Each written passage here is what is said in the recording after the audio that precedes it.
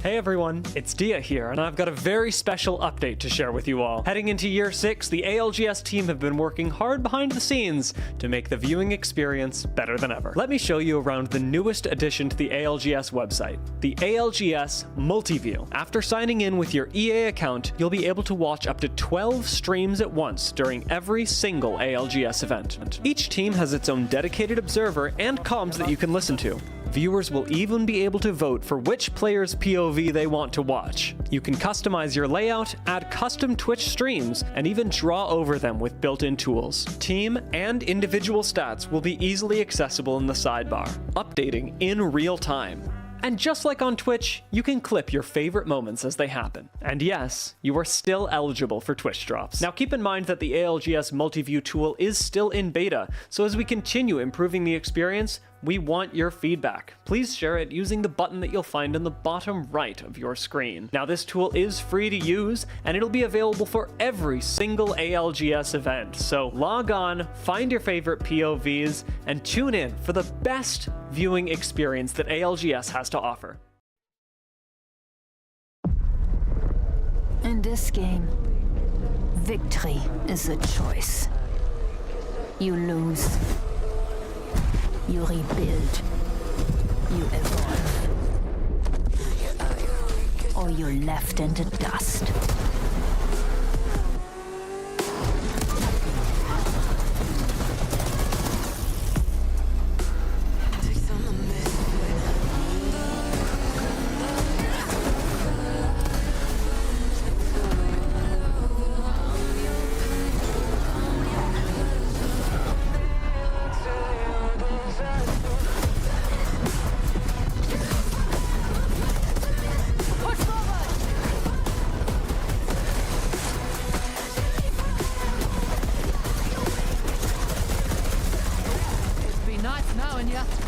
No, we are not done yet.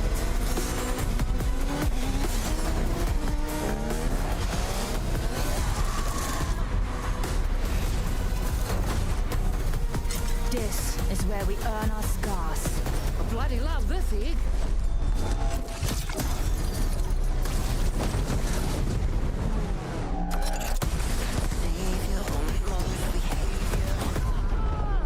Every loss takes a piece of you. Until only the strongest parts remain.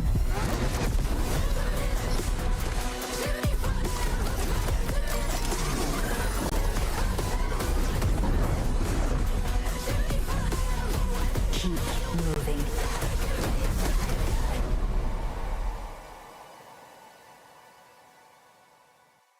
Here's everything you missed from the final week of Pro League before the regional finals weekend. Starting in the Americas, Shopify Rebellion showed up big. After a shaky start to the split, they ramped up at just the right time. With 2 first and third place finishes on the final match day, they looked like one of the strongest teams in the lobby. And now heading into match point finals, they're looking like a favorite for that title. In APAC North, Zeta Division's win streak has finally come to an end. Backed by a first and 2 second place finishes, Unlimit edged ahead by a comfortable 12 points to claim first place on the final match day. With these 2 teams at the top, the fight for the title in APAC North will be one you do not want to miss. In APAC South, the top spot in the region has been stolen away by Wolves Esports. Back-to-back wins on the final match day secured them a comfortable first place finish in the region, and the #1 seed heading into the regional finals. They're peaking at just the right time, and will have their eyes set on the title. And finally, in EMEA, it was a massive day for HM. The unsigned squad showed up when it mattered, putting together a first, second, and third place finishes to claim the top spot on the day. More importantly, they've put themselves in a strong position to qualify for the Split 1 playoffs in Paris. The question now is, will they be able to lock that spot in during the regional finals? With the top 20 teams in each region locked in, here are the teams we'll be seeing compete in the match point finals. Who will lock in their spot at the Split 1 playoffs in Paris, and who will be watching from the sidelines? Tune in this weekend to find out. What's up, everybody? I'm Tank, and this is your ALGS Top 5 Plays of the Week. Kicking off your top 5, we're going to Elite Sports Zone, Dig Vibes. On the Bangalore, with some elite play. Fields back for his squad. I can't see you. Smokes out. They're holding outside a circle here, trying to pick up some extra kills. You can play life if you want. And just a laser beam attached to my man's head. 1, 2, easy peasy. I mean, one of the smoothest team wipes you're gonna see. At number 4, we're gonna head over to Sleep Theory. On the Octane, with the jump pad, to the sky. Sentinel kick flip connects. Wingman cracks. Back to the Sentinel up top. Yes! Tuck him in and put him to bed. Your number 3 play of the week, it's Timmy. Sliding into a fight. Edge of circle. Gonna have to peel back, getting tagged up pretty heavily here, but he's got a Kraber. I might be the worst player to ever. 2 pushing, naked 1. Flip to the alternator. Slides back out to regroup, and that's a clean double from one of the best in the business. At number 2, we head over to Jaren, who's in a bit of a pinch. Team's down, 1v3. Looking for the dub. Can he take his team to the promised land? Through the portal, here they come. The push is on. He hits his first knock.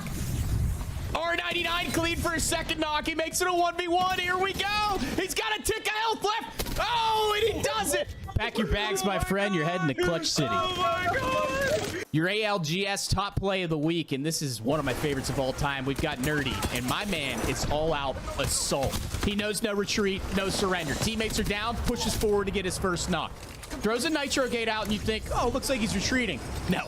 My man's setting a trap. Pulls not only himself back, but his teammates back, and he laid down the ult. Pops one up to the sky, second knock. Nerdy taking these kids to school, and now he's just got a 1v1 left. And no, he's not going anywhere. No hesitation like the attack titan. Power slides through the ult to pick up the team wipe. Bonus clip, honorable mention from a good friend of the show, Caution. On the Pathfinder. Right off the zipline, Sentinel kick flip. Styling on him in a 1v1. That'll wrap up your top 5. I hope you enjoyed, and thank you for submitting your clips all split long. But don't stop. No, we'll be back next split, so please keep sending in your clips, all of them. Your best, your funniest, your goofiest, your quirkiest clips. Send them all. Send everything. And you might find yourself on an ALGS Top 5 Plays of the Week. Remember, I'm Tank, and to check out more of me, head over to @TheTankTV on all socials. And we will see you next split with some more ALGS Top 5 Plays of the Week.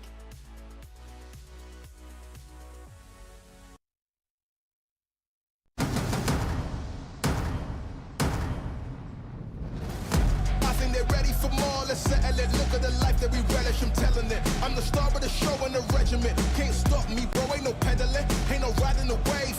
Staring right in your face. You know where I'm getting it. This ain't back in the days. Get ready for more and more. Ain't no meddling. No.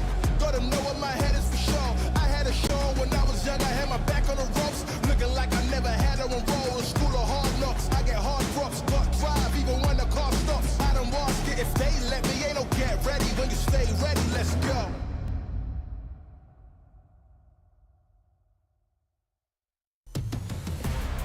The ALGS is back for our final day of Split 1 in Year 6. And boy, oh boy, you know what that means. Match point finals. You got to get 50, and then you've got to win to become the champion. And it means more than you think, because a trip to EWC in Paris is on the line. So the teams in the top 20, but who aren't qualified, have one last chance, one last Hail Mary to create that franchise story for their org and for themselves as players. It's so exciting to be here. Welcome back. My name's Rain Day, and I'm joined by my two buds, Onset and Gaskin, to kick off what will be a tremendous day. We'll have Vicky and Genome, Obi-Wan Genome, joining us a little bit later as well. So we'll have a full crew here to call all the action. Mark, I mean, there's really not much to say. Everyone who's been a part of Apex Legends Esports knows Match Point Finals. That's where it's at. Oh, it's good, isn't it? It's good to be back. A bit of match point finals to get us going on a beautiful Sunday here in over in Europe. I'm excited, man. I think we've all been waiting for match point to come back, because when match point comes back, it means we're getting closer and closer to LAN. We're getting closer to EWC. We're getting closer to this Split 1 playoffs, and that's where we all come alive. That's where the community comes alive. That's where these players come alive. But today we've got that lovely task of making some dreams come true, and unfortunately making some people wait a little bit longer for those dreams to come true to make LAN. So very excited. Can't wait to get into this. And speaking of waiting longer, Arsenal waited 22 years to win the Premier League, and they finally won this year. Worth the wait. Thank you for bringing it up. Thank you for bringing it up. And as 3 Arsenal fans here, I'll give you guys the lead, though, in the Arsenal fandom, just hailing from Europe. I will say, Dan, there are some teams who are going to need to end the drought today in match point finals. They're going to need a win if they even want a chance to be at EWC.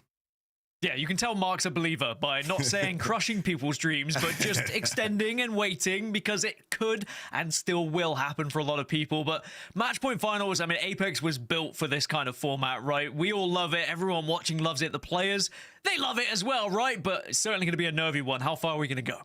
What's there not to love? I mean, let's break down why this is so important, because Match Point Finals, not only is there 1.4 times the overall points that are given to teams more than normal, so this counts for your overall standing in the league as well, not just if you win. So let's take Mega, for example. If they get second, they're moving 29 points up. That might let them, if VP have a bad day, closer to third or fourth. Alliance with a major win might even be able to surpass Aurora if they have a bad day. But all of that remains to be seen. The top 20 teams are the teams that will be competing today. From 21st to 30th, well, they will wait. They'll try to get back into Pro League for next split. And obviously, they will be on the bystander side for this event. But, you know, when you look at this, I mean, there are 3 teams who have already qualified, Mark. And while they will be playing today, they have been outstanding performers across our entire 9 days before this. Yeah, they certainly have indeed. And I think the most important thing to highlight for people watching right now is the gold writing under our big header there, Pro League standings. Top 8 teams will advance to EWC. That is the LAN event that everyone's looking forward to. Alliance, by the way, I will say, mathematically not qualified, but the math is like, it could not be like less of like an influence. It's like it just exists today at Alliance and you're going to qualify. But for the teams that are on that edge, I mean, look at it. 85, 82, 82, 82, 80. There's only 8 spots available plus the winner of today's competition, today's tournament, that is going to go through. So someone is going to miss out, and it is going to be a heartbreaking moment for that team. Whether I look at Alliance, Aurora, HM, Virtus.pro, Forfun Esports, Gaiming, Gladiators, almost every single team I just said there, likely potential winners. Dan, but when you go into a Match Point Finals like this, it is not the same as playing a 6-game series and coming out on top. It's a completely different mentality that you need, because you're not just chasing the 50 points, you're chasing a win after 50 points. And normally that's not the desired goal. You want as many points as possible. And the crazy thing is, what we've seen develop throughout Apex Legends history with Matchpoint, when these teams reach the threshold, their gameplay changes an incredible amount, whether that is just pressure, whether it is trying to play a more slow and methodical style to try and secure that win. But suddenly, if you do play that way and you drop and you don't get as many points, people start to catch you up. If you don't win the whole thing, then you might end up finishing lower down those leaderboards, less prize money, maybe you don't get the chance to qualify for EWC as well. There's so many different things that these teams have to think about with Matchpoint. I want to keep you in conversation here, Dan, as we take a look at some of the teams, as you are going to kind of guide us with these points. That's your specialty on these days. On the bubble as well, we got 6 teams that, hey, big names across the board. You got Zidane, a former champion. You got Hardeki, the Grim Reaper, back with the Horde. Who's kind of standing out for you here with our on the bubble teams, just from a bird's eye view? I think if you've been watching scrims, you can't not look at Gaiming Gladiators. I mean, there's multiple reasons. They're a fantastic Matchpoint team. They won 3 matches in that Matchpoint scrim that happened on Friday and basically won the whole thing. Like, 3 in a row is not something that many teams can do even in scrim, so they definitely have to be a highlight for us here. I'm also going to keep an eye on the Horde, because personally, I love their POI draft. I'll go into that a little bit more later, but all these teams, the pressure is on here today. Well, this is very important because, guys, you know, Dan's given us some opportunities on who might be making the cut. And I told you he kind of guides us with his points and the discovery of who might have a chance to make it. But, Mark, I want you to take a look at the other side of things. Who in your crystal ball, in your magic, omniscient view, might not be making the cut? We need to go towards the omniscient Onset's POV and the guiding Gaskin as well to help us get some controversy here. Mark, who's not making it today? I mean, first of all, it's a shame that they have leaked what Dan and I will be wearing for Championship Sunday in Paris. Yep. It was a look that we put a lot of time into, but, you know, that is what it is. You look good. But apparently I am the caster cursor today. We're going to see if this science backs up the theory on who's going to make it and who's not going to make it. My outcast is going to be Elite and Citadel. Reasons for Elite, just outside of those qualification spots at the moment. And I always feel it's more difficult to chase than hold the points and hold those positions, because if you have a bad start as a team when you're chasing points, you just feel like that opportunity is getting further and further away from you. It changes how you approach fights. It makes you have to force points and fights that you may not want to do and wouldn't predictably do in another situation. And then on the other side of things, unfortunately for Citadel Gaming, I think the story here is it's a win or bust for them. They don't really have an opportunity to qualify just off of points today. And what a disappointment that is for their team that we were really hailing. And I think a lot of the community around the ALGS was hailing as maybe the next up in EMEA to be alongside the likes of Alliance and Aurora as a team that will be consistently qualifying and performing, not just at LAN, but in finals lobbies as well. Whilst Mark does find his way to try and tell us the teams aren't going to make it, I would like to believe that they can. Mainly for Elite EU, I think their POI draft is one of the better out of the 4 teams that are kind of on the bubble. I would argue probably the second out of 6 teams that are hovering there with where they're dropping at Launchpad, Blossom Drive, and Gravity Engine. Some fantastic POIs to work with. On the side of Citadel, however, we can't forget that they were the team that broke records. Zuni got that incredible record day. Can they do it again? And if it is going to happen anywhere, I think it would be somewhere like Mill, right? Mill, even though it lost its Trident, we were wondering how things would happen on Storm Point. It has actually turned out to be the 4th best POI in terms of points per game across all regions, and it's actually had the 2nd most wins since those Trident changes. It has dropped significantly in pick order, but it looks like Citadel are trusting in something they're experienced with, something they played quite a lot. And even though it's a Hail Mary, right, we need to see Citadel probably win today if they're going to make it. If anyone could do it, it's a record-breaking team. It's a team that, when they get down and dirty, they put a ton of points on the board. Maybe, just maybe, they can have that heroic day here and there. You know what? I love it. It's, you know, Omniscient Onset. He is all-knowing, right? He might be like leaning towards being evil and all-knowing, but at least he's not omnipotent and all-powerful. That's what Citadel are hoping, that they can somehow find a way. I don't know what those words mean right there, so I'm just going to take them as disrespect. That's I'm okay. sorry. That's how I see it. No, and that's fair, and that's a good strategy for life. Go ahead, and especially when you're out in public. One of the things I want to talk about really is a team that is a team I've really loved to see this split kind of find their footing yet again. They had a few years where I think that they were up and then they were down, and I feel like they're back on an up. While they haven't had a great match day 8 or match day 5, I feel like the rest of their performances have been really solid. And with the Newcastle being meta again, Mark, I gotta ask, being omniscient, even though you don't know what that means, are they gonna hit today? I mean, one really big stat here I think to look at is match wins, right? They are 2nd in the overalls for EMEA in match wins. And when you look at these statistics as well, they'll be hoping that when they're on match point, E-District is the map that's being played, because they have 3 wins across the split already on E-District. And you actually look at the other maps, they've still managed to find wins on those maps as well, which a lot of teams haven't managed to do. So all of the maps, they've found ways to win. And I think for GG, it's about slow and steady today. It's consistently put those points on the board early on, and then when you get the opportunity, this is the kind of team who on match point might only need one chance to close things out. All right, Guiding Gaskin, what about HM? I want to talk about them. What's their chances of making it today? I think a lot of it is going to come down to Olympus for HM. They have Elysium, which actually has the 2nd highest win percentage across all of the POIs on Olympus. When we look at post-Trident nerfs, or removal, should I say, it was a big nerf. I do think that they are a team that can prove to us what they're made of today. At the moment, they're holding on. Mark spoke about it. It can be a difficult position to chase, but I would also say it can be difficult to hold on to these spots. A lot of nerves for these guys, I would imagine. I completely agree with you. And if you're trying to hold on to your spot, make sure you hold on to your spot in chat, because if you're watching today, every 15 minutes and 60 minutes of regional finals, if you can hit both of those milestones, you will earn yourself up to 2 Apex Legends packs just for watching Apex Esports today. So tell your friend to throw it on their phone if they're traveling, if they're on the road with the family. It's a Sunday. It might be outside, but you can still, have Twitch on your phone. You'll earn these packs as well. When you come home, you'll be able to open them. Maybe you'll even get an heirloom. And by the way, I got a guy who's ready to open it right now. On set. I'm ready. You can open a pack for us live. I'm gonna rip this thing right now. I picked up 2 from watching APAC North a little bit earlier, so hopefully there's some good luck in this. All right, let's just go for it, right? Let's have some predictions very quickly. Do it, baby. Golds?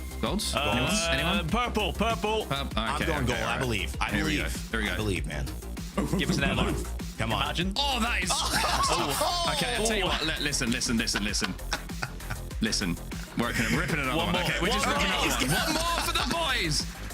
It's not good, everybody. It's not great, but we'll come back. We'll get some more packs from the Twitch drops. It'll be fine. Don't worry about it. When we come back, he'll have 0 packs left, guys. I know it. He's searching for the goal, but it could be your lucky day, because we've seen even heirlooms drop. You don't know, but kind of like rumor, kind of common knowledge is that around 500 pack opens, there's an heirloom shard that will drop. So maybe you're on your 499th. If you get a cool pack. Take a picture, tweet us at Play Apex Esports. We might even show it on the broadcast. All right, it's time to start Match Point Finals.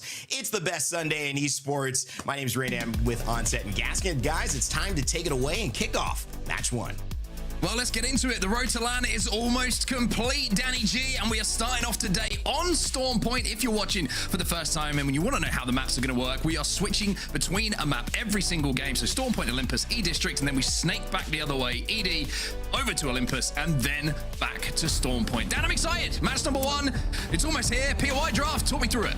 The POI draft is an interesting one. First, let's look at Alliance up at Northpad. Uncontested, obviously, because now we have no Trident. It was their last pick in terms of priority on these 3 maps, but it's still a brilliant POI for them to have. They're familiar with it, and I'm expecting good things. The standout for me, though, is going to be GG. They're dropping down at Cascade Falls. Remember, I mentioned they won 3 games in a row during scrims recently. I do think if they can play anyway like that, with Storm Point being 6 and 7 here, and they find that same success, maybe we can see GG turn up and show us what they were made of. My biggest thing on this map, and the biggest outlier statistically, has been Mountain Lift. It was a POI that was never really chosen too much, but since the changes, because it's central, you're going to see Orgless and Hungry there. We've seen so many points be scored on it recently, and I thought maybe the stats were skewed a little bit from other regions, but in APAC South, we saw Dog Red also pick Mountain Lift. They finished 2nd in the overall in terms of points, and they averaged 10.33 points across 3 Storm Point maps. Maybe Orgless and Hungary have found a sleeper POI here. Yeah, it could be a little bit of a sleeper. Those central POIs have rocketed it up in that draft. They have become priority due to the fact that the Tridents are gone, but one thing that isn't gone is the matches. This is number 1. We are ready to go, everybody. Welcome to EMEA. Welcome to the regional finals. The road to Paris. It starts now. Well, I said Citadel are going to need to have that Hail Mary, right? And dropping over at Mill, you would have thought this POI would have got worse, but it has not. It has been able to find a lot of success. Speaking of success, Zuni has found that throughout the split. Let's have a little chat with him, or we had a chat with him. Let's see what he had to say.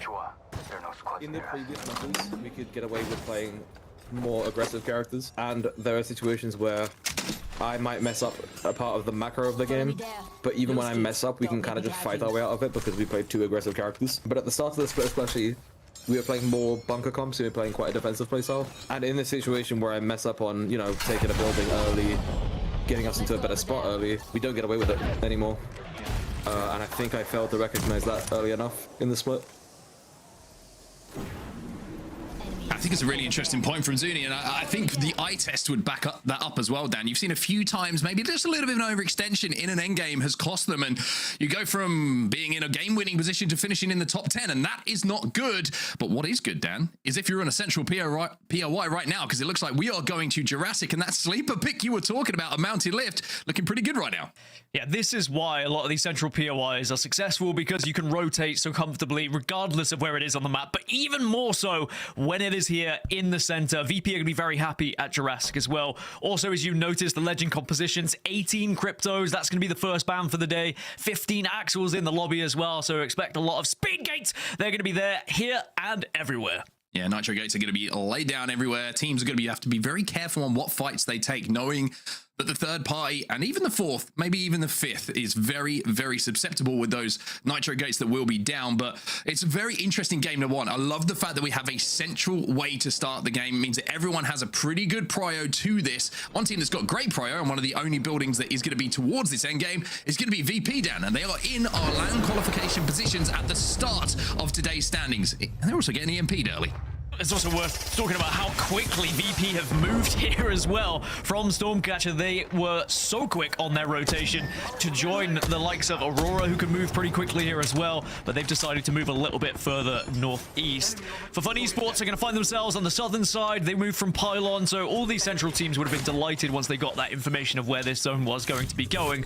But with a little bit of Valkyrie in the lobby as well, there's definitely going to be a lot of teams that are going to be able to dive in late here. This building is it's kind of half a building, to be fair with you. I wouldn't call it a full building. That broken roof makes it very difficult to actually hold. You've only got essentially a staircase that is completely covered, and you know, with a couple of grenades, that can really be a problem. Speaking of which, AURORA causing some problems here to ZZZ, and it's going to be Rain who's going to get the first knock here, and he's going to be able to get that finish as well. So AURORA, who have an early rotation, who have a great spot already in where this zone is going to be, have found themselves eliminating a couple of players. As 3 men will be the first team to fall in the lobby. That will be your Red Bull first strike of the day.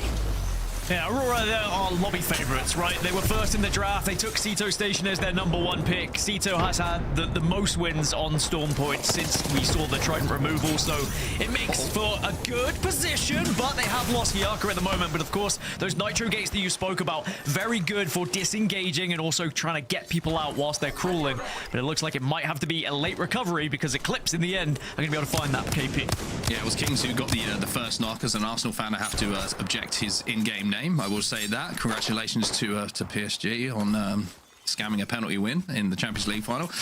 Everybody deserves to win something. Eclipse Neevepro, though, you see that Neevepro, did get that first knock, which forces Aurora to retreat, and that's a little bit frustrating for them because playing up on that high ground where that gate is can be a very good entry point to where this end zone is going to be, not only for end game position but also for potential KP if teams rotating in towards you.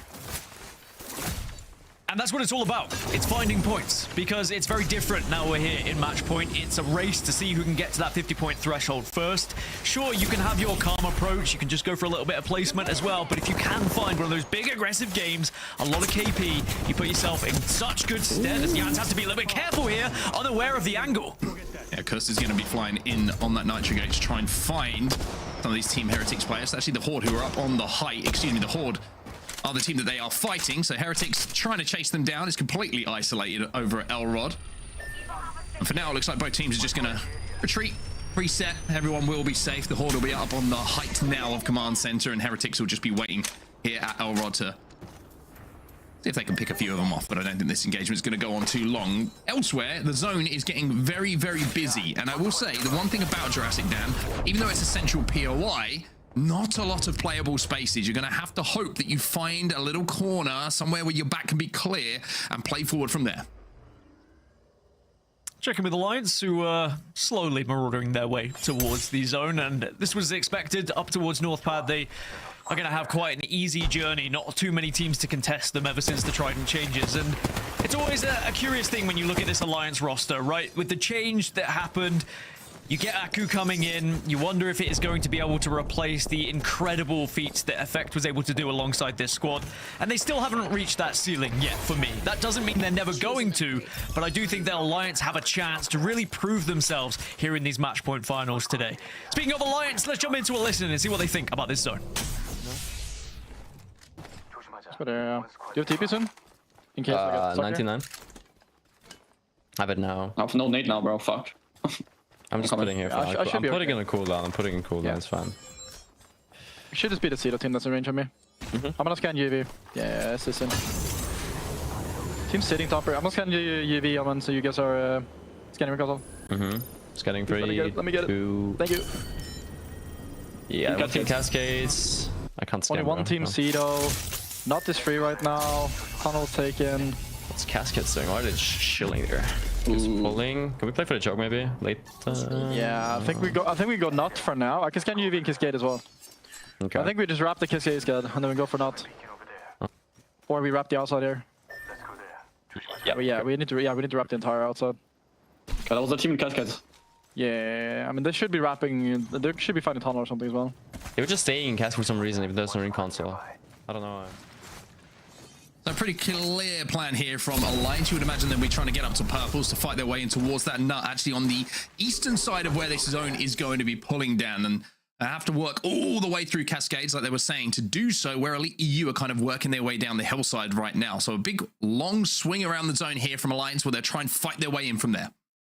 And of course, with this being the only game of the day, unless we were to see a reset in that category, is where you get so much information from Crypto here as well. Being able to use those drones to kind of scout out those areas, try and see if there are any of those nooks and crannies that you were speaking of, and then finding your way there. As we move into match 2 and onward, it is a very different and far more difficult to try and get as much info as Crypto does. And that's why we see Crypto often taken away in the early stages here. Just provides so much value for these IGLs. I'll always be surprised if I don't see a Crypto ban game 1, because that has been the pattern of play for quite some time now. Outside of the zone, though, we've got the Vicious and Elite EU having a little bit of a poke and a prod at each other. It's the Vicious who are being the aggressors here, forcing them away towards the green and whites. And already up to full purple here, the Vicious as well. So they're going to be able to fight their way in pretty confidently. and they will have to, just judging on their position they find themselves in at the moment. The Horde at the moment, they're hitting third console over at Stormcatcher. They're a long way away from this zone as well. Alliance now making their way towards HM and Elite EU, having just moved through Cascade Falls like we were talking about a few moments ago. We heard from the IGL's mouth of HUSS. And this is where a lot of that fighting is going to be taking place in just a few moments' time. You can see it on your screen. Elite EU inside of the green and whites for now, but not safe in zone. And with a little bit of an opportunity to try and get out of the pinch they find themselves in. Yeah, who blinks first here out of these three teams? Because Elite EU, they wanted to engage in this one, but I don't know how aware they were of the third team. And as soon as they do get that awareness, they should back out and they should retreat towards zone, because otherwise you get caught up in this, and there's always the chance that the Horde also join in on this fight as well. So you have to be careful here as well. Popped up into the air, but no conversion. Yeah, this is looking not good for HM at the moment. You can see they are being pinched right now. Elite actually did a really good job of getting themselves out of the pinch and becoming one of the pincers and not the meat in the middle of the sandwich. Alliance now moving in to try and find a few KP and really take advantage of this, and HM will be eliminated. Alliance do lose unlucky though, but they do have the altar portal down. They'll be able to jump back through that, or certainly be dragged, you would imagine, by HUSS, should they be able to keep those knockdown shields up. It's worth remembering this was the last pick for Alliance, the least prioritized map, which might be a surprise, but certainly look out for them to be scoring more points over towards E-District and Olympus instead. But again, it goes back to my point. They're a comfortable POI, although this hasn't necessarily been a comfortable rotation because they've had to move quite some way with a lot of teams gatekeeping at the moment. But Elite EU are able to survive all of that conflict, and finally the Horde are going to start to move down towards them. Yeah, I wonder if HUSS, I don't think, did manage to pull back through the Void Nexus both his teammates who were down there. And I think he's going to have to just collect banners and try and escape on the Crypto. Elite EU are actually chasing after. He did manage to get one player up at least, excuse me, looking at the map overhead. And the Horde is still deep in zone, hitting an evac at the moment. So Elite EU realise there's an opportunity for KP here versus Alliance, and Henchman will take down Aku. And that is a strong push to collect yet more points. And I kind of like this early from Elite EU. This is match point. Points early are vital. If you can find them early and get an opportunity to collapse onto teams that are weak, you have to take them. That being said, it is going to give advantage to the Horde to now surpass Elite EU on those rotations, and they might find themselves being gate-kept a little bit. Maybe they were unknown to that, though. You've always got to expect there's going to be teams arriving from the northeast, especially you know that Horde are going to be there at Zeus. But Elite EU, they took an opportunity for some extra KP. They said, look, if we just force ourselves into zone, we might be gate-kept anyway. Why not pick up 1 or 2 extra points here, as the zone is going to continue moving even more central here. So again, the 3 teams that were there early, Mark, Infinite, Virtus.pro, and Orgless in Hungary, are all going to be rubbing their hands together. There is a real opportunity at some big points here. Yeah, especially for Infinite as well, because you might have noticed just before it disappeared on the map overhead, they actually got a Mythic bin spawning right on top of them. So center zone, Mythic bin spawning there. That's extra Evo, extra weapons, everything you could possibly want to hold down one of the best spots that we have in that zone. Now outside of the zone, down on the outskirts of it, in and around Pylon, you've got to have Team Heretics, who were involved in a little bit of a scrap earlier, and they're going to have to pull Jans back here through the Nexus and take care of the drone flying towards them, but it doesn't look good for them. Alonzi's going to have to go huge here, not going to be able to. Team Heretics are eliminated. It's Make EU great again, who are going to get those kills. No wall to clamber onto to avoid the drone, as Alliance are going to be able to survive that fight and take down Elite EU off the back of their respawn. As now GG engaging with Kernel Node at the moment, and they've been able to connect with 1 and maybe 2. Just as simple as that, GG will absolutely slapperoo them as they continue to move from the north. Yeah, got to make their way through this tunnel, though. They're going to try and hold out many teams that are going their way. Next chance for them to get kills is going to be Alliance. HUSS just gets behind that rock in time and denies that LOS, which would have been a killer blow with that longbow from GG. But they forced them away. That's job number 1 done. Forced Alliance away from the tunnel that they hold. And now they're going to work their way in towards the zone. On the other side of the zone, though, you've got AURORA, who are back for revenge here. And Kings, who got that first knock in the AURORA fight earlier, he's going to be one of the first down. 2v2 on the map right now. Oirain trying to pop that battery. But he's going to watch Effect go down in front of them. Xako and Kashera still up, trying to play behind the knockdowns, but the zone is closing behind them. Kashera it's aggression, though. That's perfect. Oh, he gets the kills. Oirain slides on the Nitro gate and manages to get the KP. Just so good, so well thought from Oirain, and it's just one of those plays you kind of have to make if you're on an Axel. Take advantage of the speed of which you can engage in a fight and just confuse your enemy as well. But now you are a lonesome solo. Maybe there'll be opportunity to get people back, who knows? But as for Alliance, they've been able to survive their way into zone. Very impressive, considering the fact they went down previously, and they are still finding KP alongside that and finding some death boxes along the way to get a little bit of extra loot. But from this point onward, it's where do they go? They might have to use those Nitro Gates to try and surpass a couple of teams, as now it's starting to get a little bit dirty in the middle of Jurassic Park. Yeah, Citadel trying to use the caustic barrels to give themselves a little bit of cover here, but Faction's being chased. There's some weak players inside of this building, but it's going to be Citadel who will fall next. 11 squads now remain as GG look to move in and clean up the final pieces here onto Citadel and the remaining members of Infinite. They managed to do so. The lobby is half. 10 squads now remain. I tell you what, GG have claimed that building, they've claimed center zone, and maybe the form that we saw them in scrims is carrying on right here, right now, as Blast gets another one onto 9, and GG will be able to hold down and lock down one of the best positions on the map right now. RE45 in hand. Ardeki on the Gibby trying to cause a little bit of stalling so that maybe another team can come in and get involved and keep GG at bay here and keep his team alive. Aurora somehow managed a full reset, by the way. Oirain with a huge clutch on the outside of the Jurassic fence now gets his teammates back into the game. AURORA, Horde, Gaiming, Gladiators, Orgless and Hungry all still alive inside zone. But then you've got the likes of Make EU Great Again, Stay Healthy, Forfun, who still have to move in. 10 squads remain as we go closer towards our final zone here.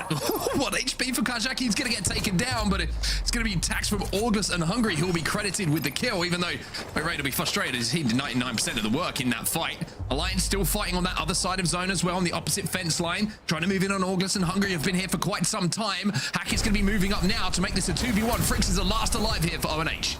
Yeah, you have to win this engagement here if you are Alliance, and the real question is whether Orgless and Hungry stick and try and win a 1v2. Actually, it's now a 2v2. They've been able to get one of them back up, because if you win this fight, you control the entirety of this eastern side, but it's certainly nervy moments. There you go. That's what you needed for Alliance, as they still manage to stay alive here. Yeah, this is classic Alliance in game number 1. We've always talked about them historically being slow starters in match point, but not looking like that is going to be the case here, as they have won fight after fight. 2 resets already in this game, and Make EU Great Again, who are maybe thinking about thirding, well, now I've got to think about surviving as Nate is last alive. Unlucky's taking a lot of damage though, and yeah, Alliance are just getting picked off at the moment because they had to move outside of the building, or at least some of them did.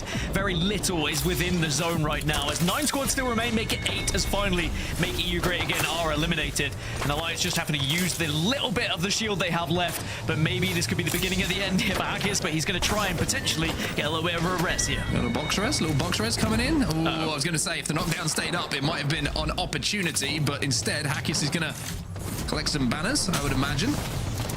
Doesn't have the crypto drone available at the moment by the looks of things, so it might be able to have to wait a few seconds for that drone to come back. And you wonder if it's going to come back in time before that zone starts to close for him to grab those banners. But Alliance are still alive, still have KP. Back over to the zone though. Aurora, I mean, you've got to give a huge amount of credit for that play from Oirain earlier down. He's the reason they are in this endgame.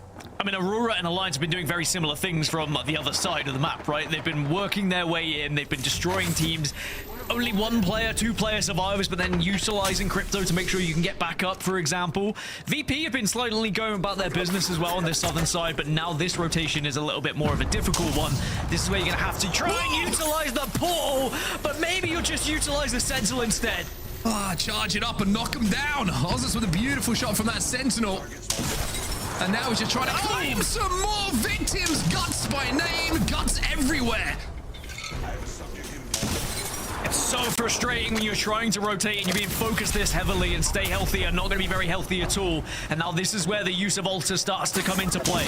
Not only can you dance between any of these buildings, but I tell you what, he's just not missing right now. Ozzus is standing and delivering, but Zane is overlooking it at the moment, and it's not looking good. They might be able to just get out of his LOS, and they do so. So VP, thanks to the shots from the Sentinel, find somewhere to play. Prestis has still got to manage to cross here, though, which is a slight worry. Alliance are out. Stay Healthy will go out as well, and we are into our top 5. GG doing very well as a duo at the moment, by the way. They've been able to solidify their spot in that building, and even though they lost 1, because the core stick's still up, they've been able to be so difficult to take down, as now you try and go for a little bit of an abduction, and you do find 1. Forfun looking to close in on the final remaining players of the Horde down on the low ground. VP were trying to portal through to see if they could get a little bit of the action themselves and collect some KP. 90 Pulse is still alive, and Aurora now make their move up onto height. GG versus Aurora. The Horde have been eliminated in the meantime as Effect looks for victims. Yeah, perhaps they just were able to sniff out it was only a duo here, and finally GG will fall, but a valiant effort. 4th place as a duo in the end, as Aurora will now reign supreme here in the middle, but VP utilizing a little bit of height here, and I really like this because you've got the opportunity to get that Sentinel up here as well. I was about to say, I thought Prestis had himself the Sentinel still in hand, and if you're serving someone up like that, after the drone hits from Axel. Oh, even better. That'll do. Yeah, we'll stick with that one instead, actually. Let's see another drone hit. Get that all back. Get it in there. Oh, Axel actually in the composition here for VP. So that was actually not a friendly one. That was a foreign drone that went in that served that player up. VP in such a good position at the moment as well. If you can just convert one of these shots, I mean, honestly, I would probably hand it over to the previous, but 7 bullets. A lot to work with here, and a good amount of time before the zone is going to touch your backside. Oh, the collat! The collat from Prestis! It was worth waiting for! 2 teammates fall to Skynades.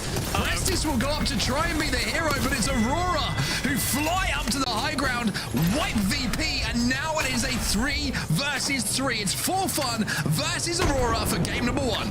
It's just Aurora's world, and we are merely living in it at this point. So much damage. Yeah, this was done. I'm sorry. I hate to call it early, but that much damage, you cannot lose this one. Tyler, good night. Aurora start off hot here in game number 1. Our number 1 team coming into regional finals, and they have proved why. Right from start to finish, they have shown so many different things as a unit, whether it is staying alive, whether it is avoiding fights, whether it is disengaging, re-engaging, keeping people up, getting people back into the game, pushing, getting aggressive, utilizing the nitro gates when they needed to. Yeah, that was from start to finish perfect. Yeah, an amazing game from Aurora. Like you say, the reset initially, the escape, and then again, you've got to give a huge amount of credit to Oirain, right? That reset, he wins a clutch 1v2 on the outside of the Jurassic fence and then gets his teammates back into the game. It is a 27-point game number 1 coming in from Aurora. 15 KP alongside the 12 for winning it. They are halfway to match point already. Funny, really, isn't it, when you look at the group stages leading into regional finals and the teams who are at the top, well, they found themselves into that final circle as well. Aurora and Forfun, VP were there, Alliance were there a little bit earlier. You know, we have our clear leaders, I feel, in EMEA. Yeah. And with that performance from Aurora, is this going to be a quick day?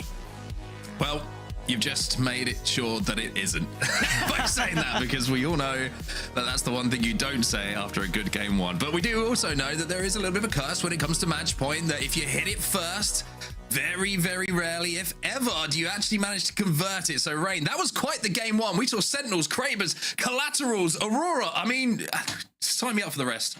My goodness. The collat had me speechless. I usually can talk about anything for however long you want me to, but the collat had me speechless.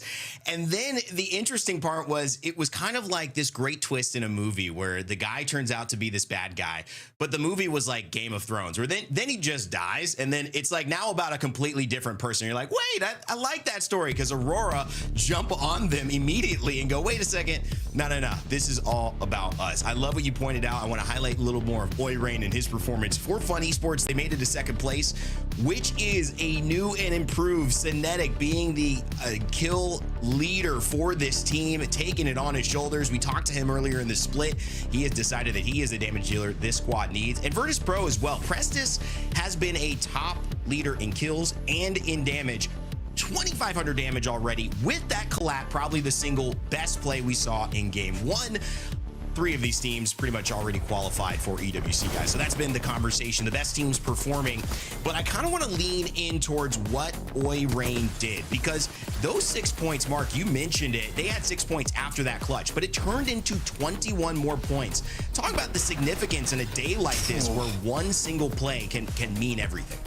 I mean, usually the great thing to highlight to someone, if you're watching, like, if you haven't watched much Apex Legends competitive, 10 points a game, you're happy. You're like, good game, everyone. Great game. 6 points is like not a bad game.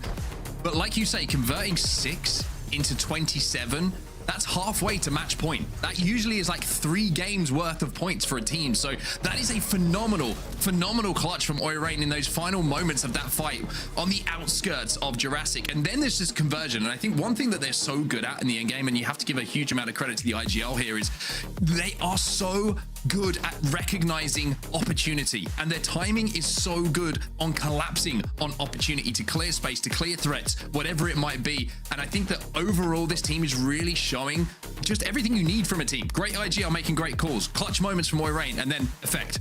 That's what, just effect. Yeah, you know, just unbelievable. Just put him in front of people to shoot. I know these guys. I mean, if they hit this level, it's going to be very hard to stop them. That also changes things for teams like Horde and Orgless in Hungary, who are trying to jump into that top 10. Because Dan, one of the things we know is when a team takes all these points and maybe finishes a day early, it kind of throws off the standings. HM currently in 18th place. They're a team that's currently in top 7. The Horde finding themselves in 5th. That's a good sign for a team that needs to maintain or climb in order to make regional, in order to make EWC.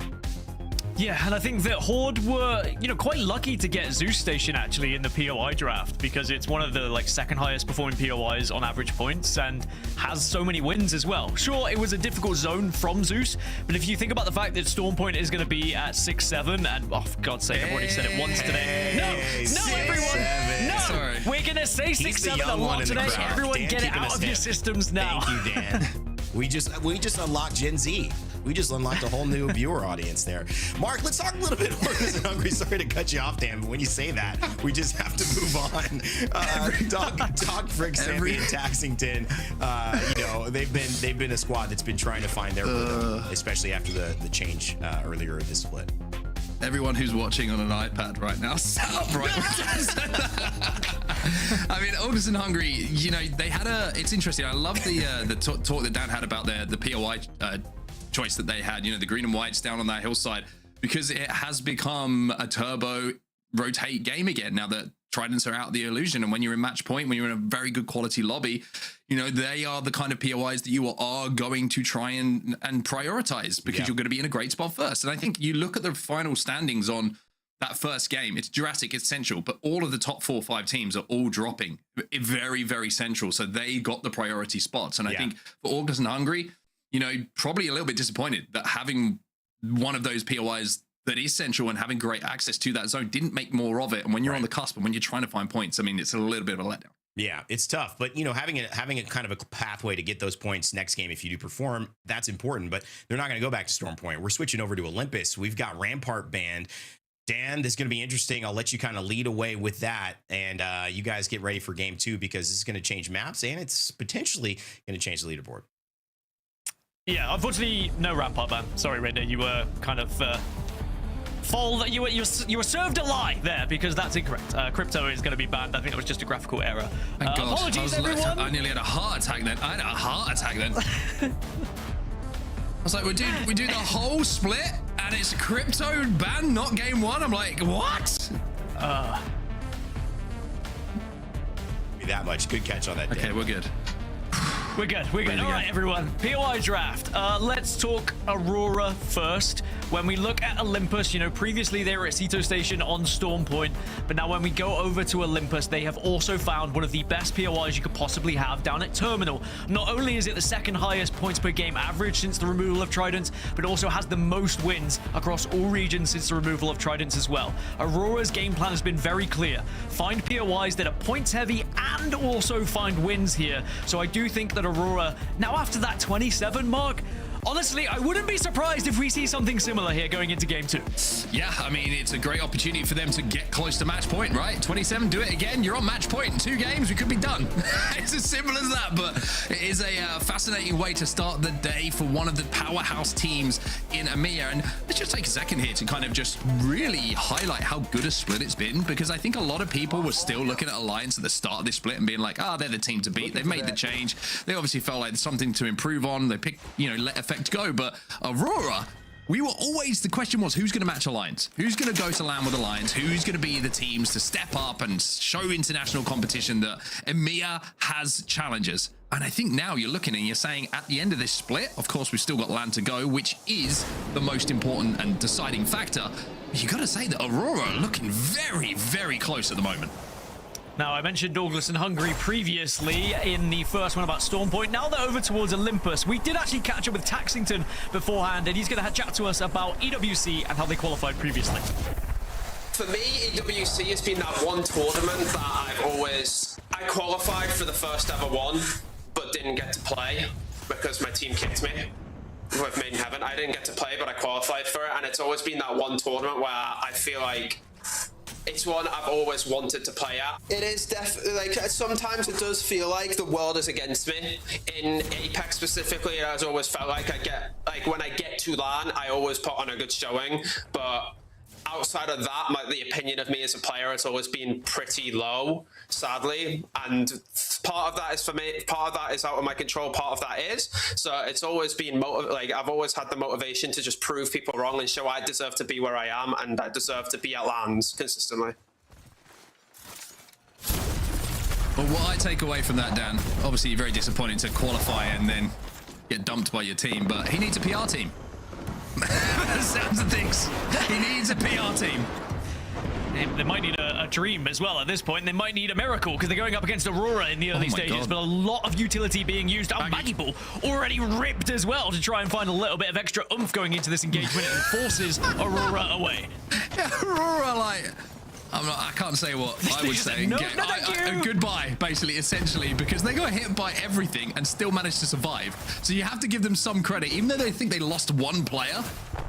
And they still get out. Effect has just gone down, though, to Mucci and Sheila. I mean, AURORA are in hell right now. Game one's great. This is how quickly things can change, though. Hyaka's got a clutch. He's got a chance here. He's got a Newcastle flying at him, and he can't make it happen. AURORA from Cloud9 down to the depths of hell. It is not good game two for them. It's a 27 followed by a 0.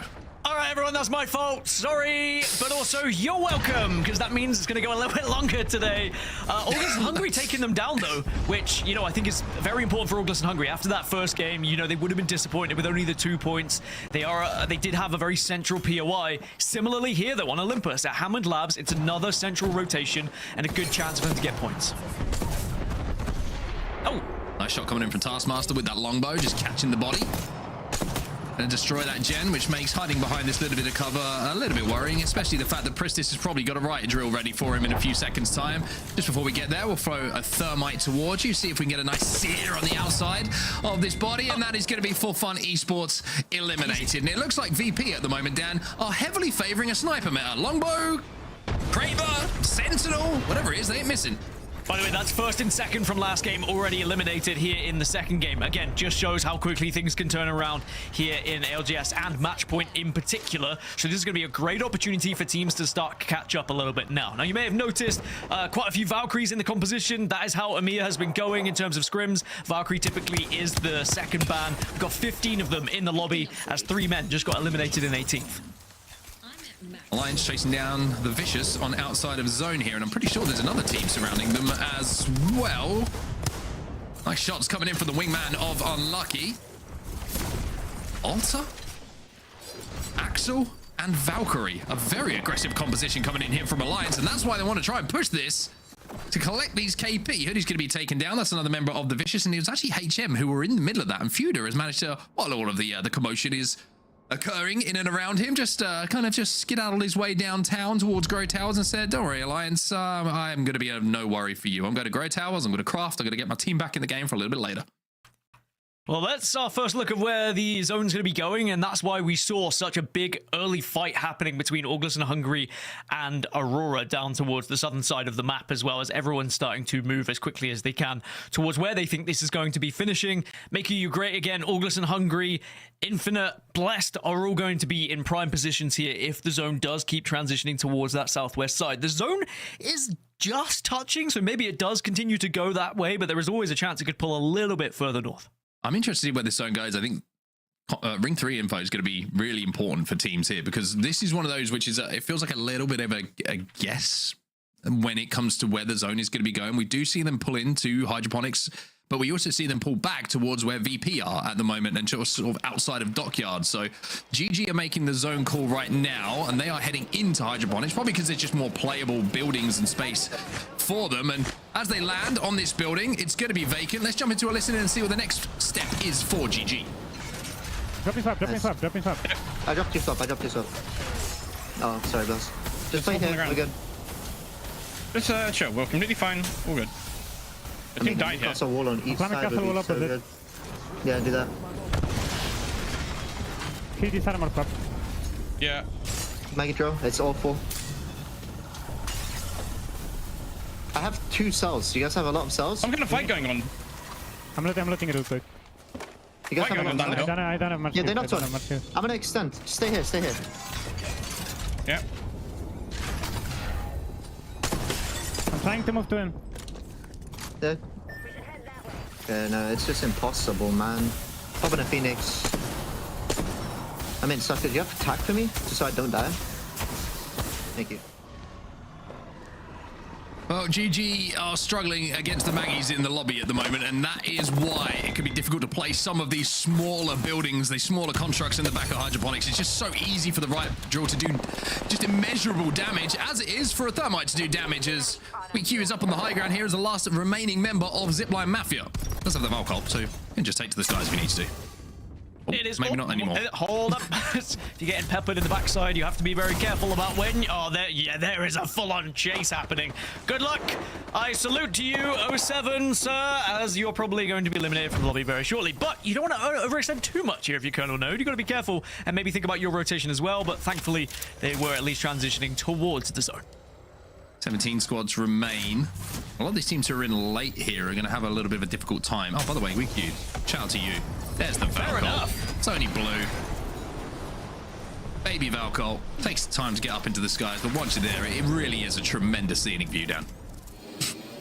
Beautiful as we take to the skies and we look across Olympus here and see it has now Alliance cross by the famous team of Alliance. Speaking of Alliance, I mean, with the comp that they currently are running, by the way, they are looking for engagements that you were talking about. If you suddenly see Alliance flying at you, you're going to have very little time to react here. Oh, they've also just found out there's a team just portaling underneath them, returning, and they're going to get swung on. They have to be careful they don't get hit by the fences, but unlucky at the moment. It's looking so deadly with that wingman in his hand. Kernel node get turned into pancakes, Dan. That was brutal.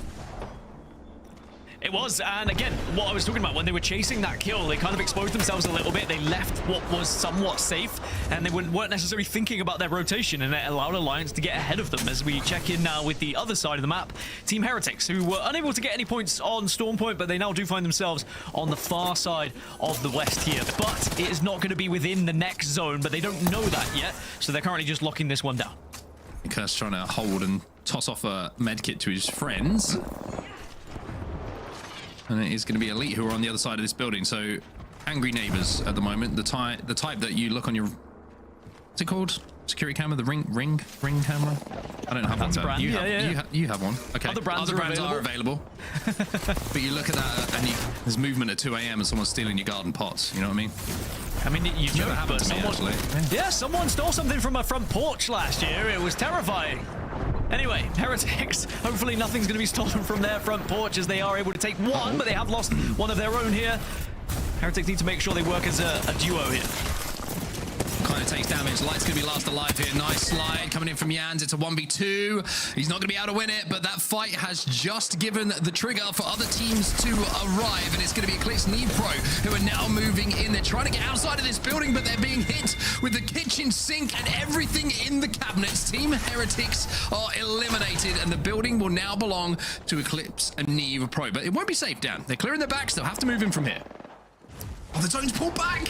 Yeah, I was about to say, when we get a look at the zone, because it wasn't quite touching on that southwest side, I was a little bit worried it wasn't going to pull all that way, and it has moved up towards the likes of HM. You can see there in the top left-hand of your screen, thank you so much, production. Orgless and Hungary are also going to be in a good position for that one, but all those teams who committed to the far southwest side of this map now, they will eventually learn they're going to have to all move north together. Well, Alliance have got the first knock here again. AJ's going to be down. The spray is so good from Aku. The follow-up is impressive as well. The breach charge somehow on 10 HP. Alliance keep Aku alive. And when you do that, the man just spits damage. Stay healthy, are eliminated. Is what he said. He was able to take down them very easily indeed. And Alliance continue to look extremely impressive. Even though they didn't get to the true end game of game one, the way they were able to find their way towards like the second to last zone, I think we're in for a good day when we look at the teams and how they are fighting at the moment. Well, HM just trying to remain anonymous at the moment. They have found themselves a little spot in zone. They are right in the center of it. The Horde and the other team who are in zone at the moment, and we saw Eclipse, Neevepro, they're going to be on the outside of it. They'll have to walk their way in, but their back is clear. So those three teams are in really good positions alongside Orgless and Hungary to see out this end game. Another team who's arriving, who've reset, by the way, we saw them a little bit earlier, is going to be the Vicious, but Chaotic, he's going to have to hope that his teammates can do it once more. But in this end game, pretty unlikely they'll be able to get back up to 3.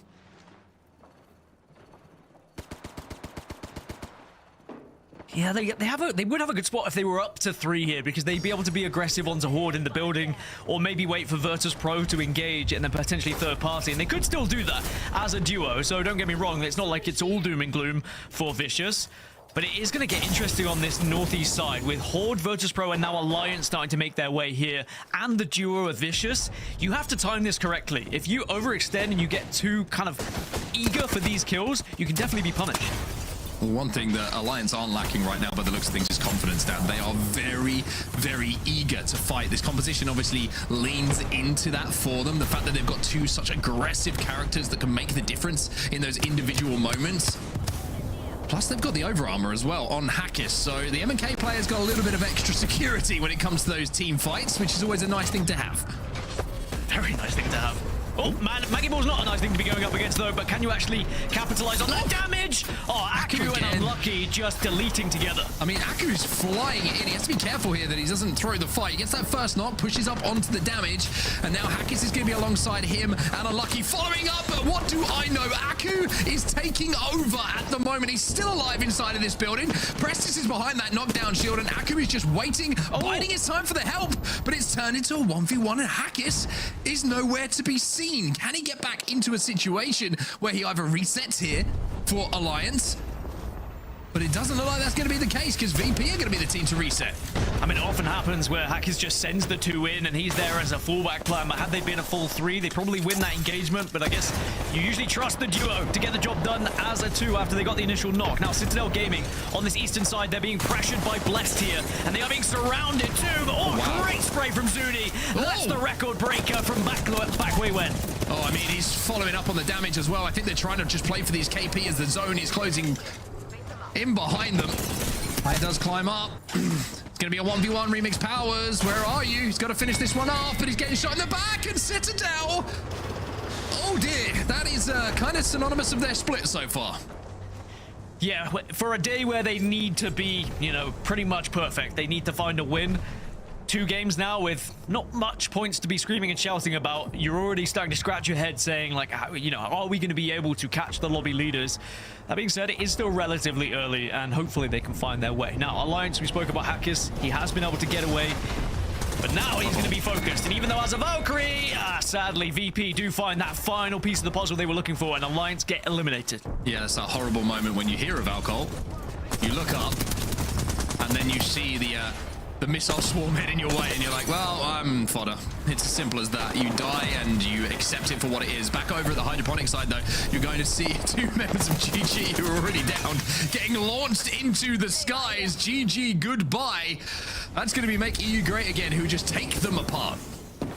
Yeah, the expression is kick them while they're down, but instead it's shoot them while they're up when it comes to kickstart them while they're down.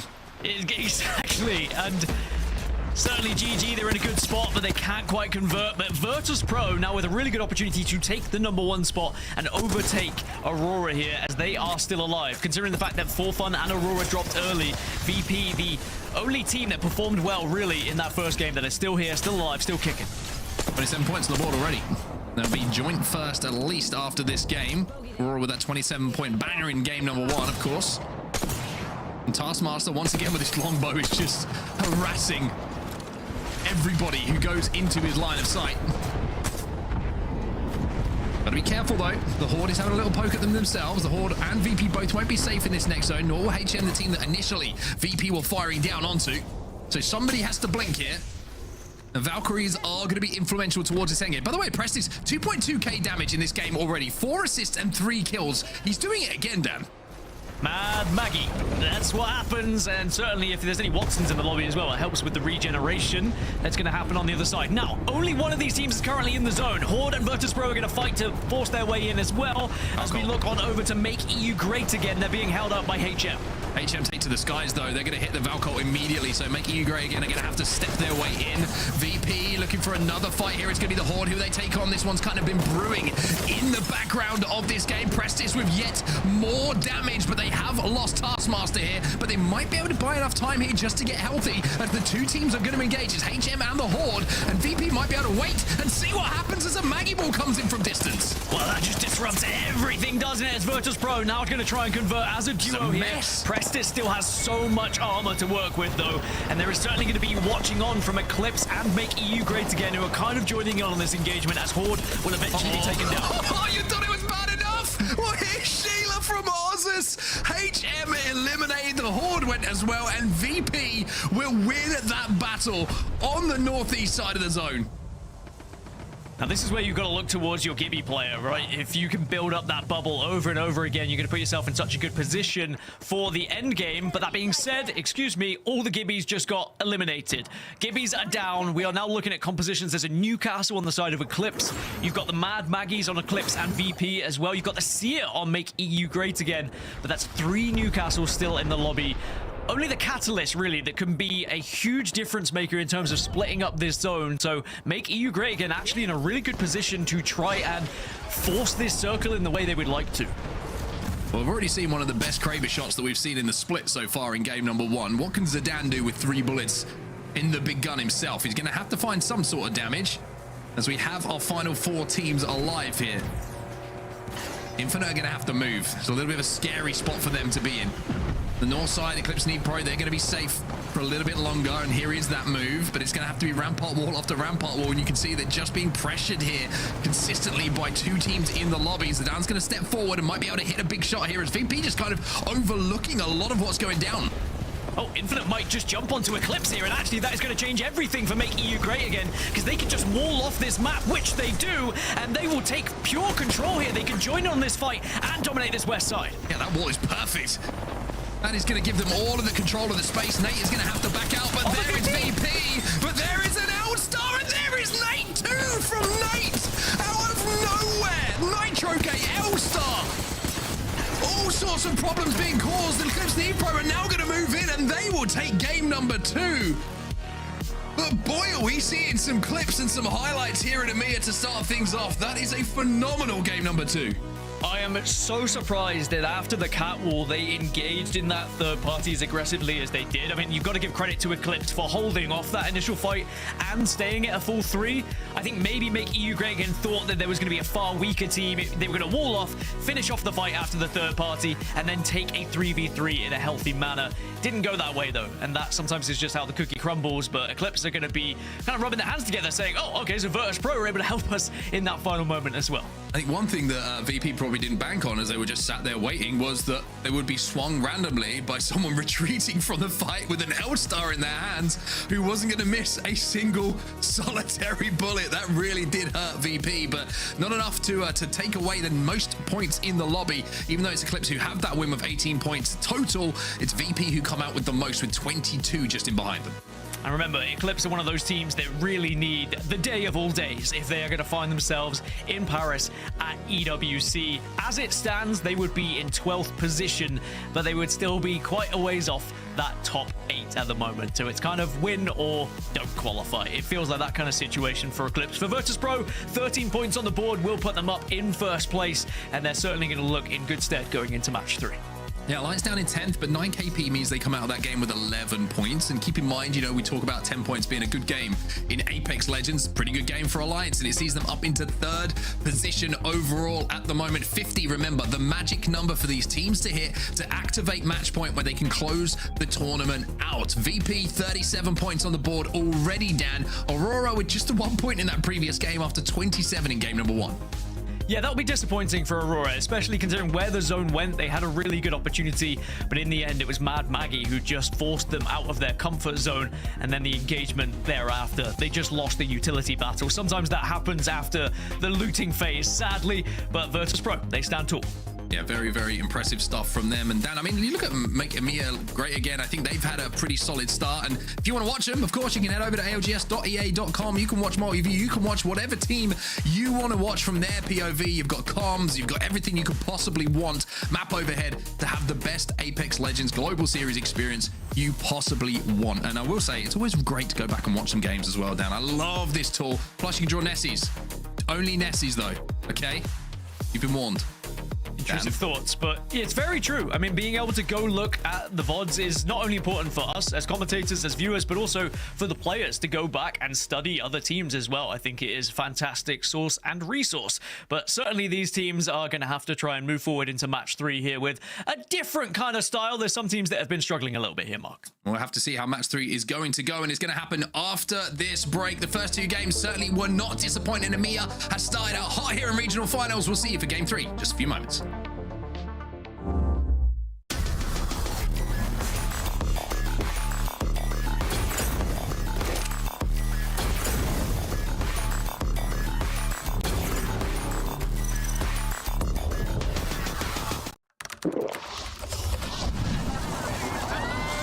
Red Bull gives you wings.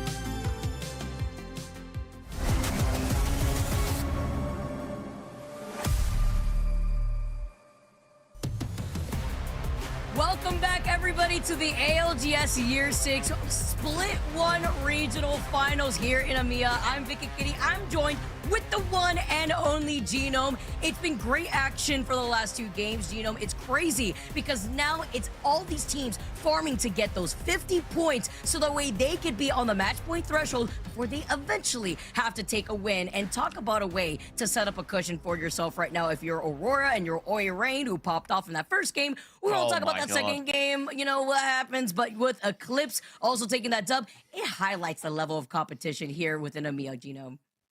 I mean, please, like, with that, it was like a cinematic moment watching Rain get that 1v2, get the reset, and like, you think of those sliding doors moments, man, of like him coming back and then winning the whole entire game with whatever, like 15 KP or whatever it was, something insane.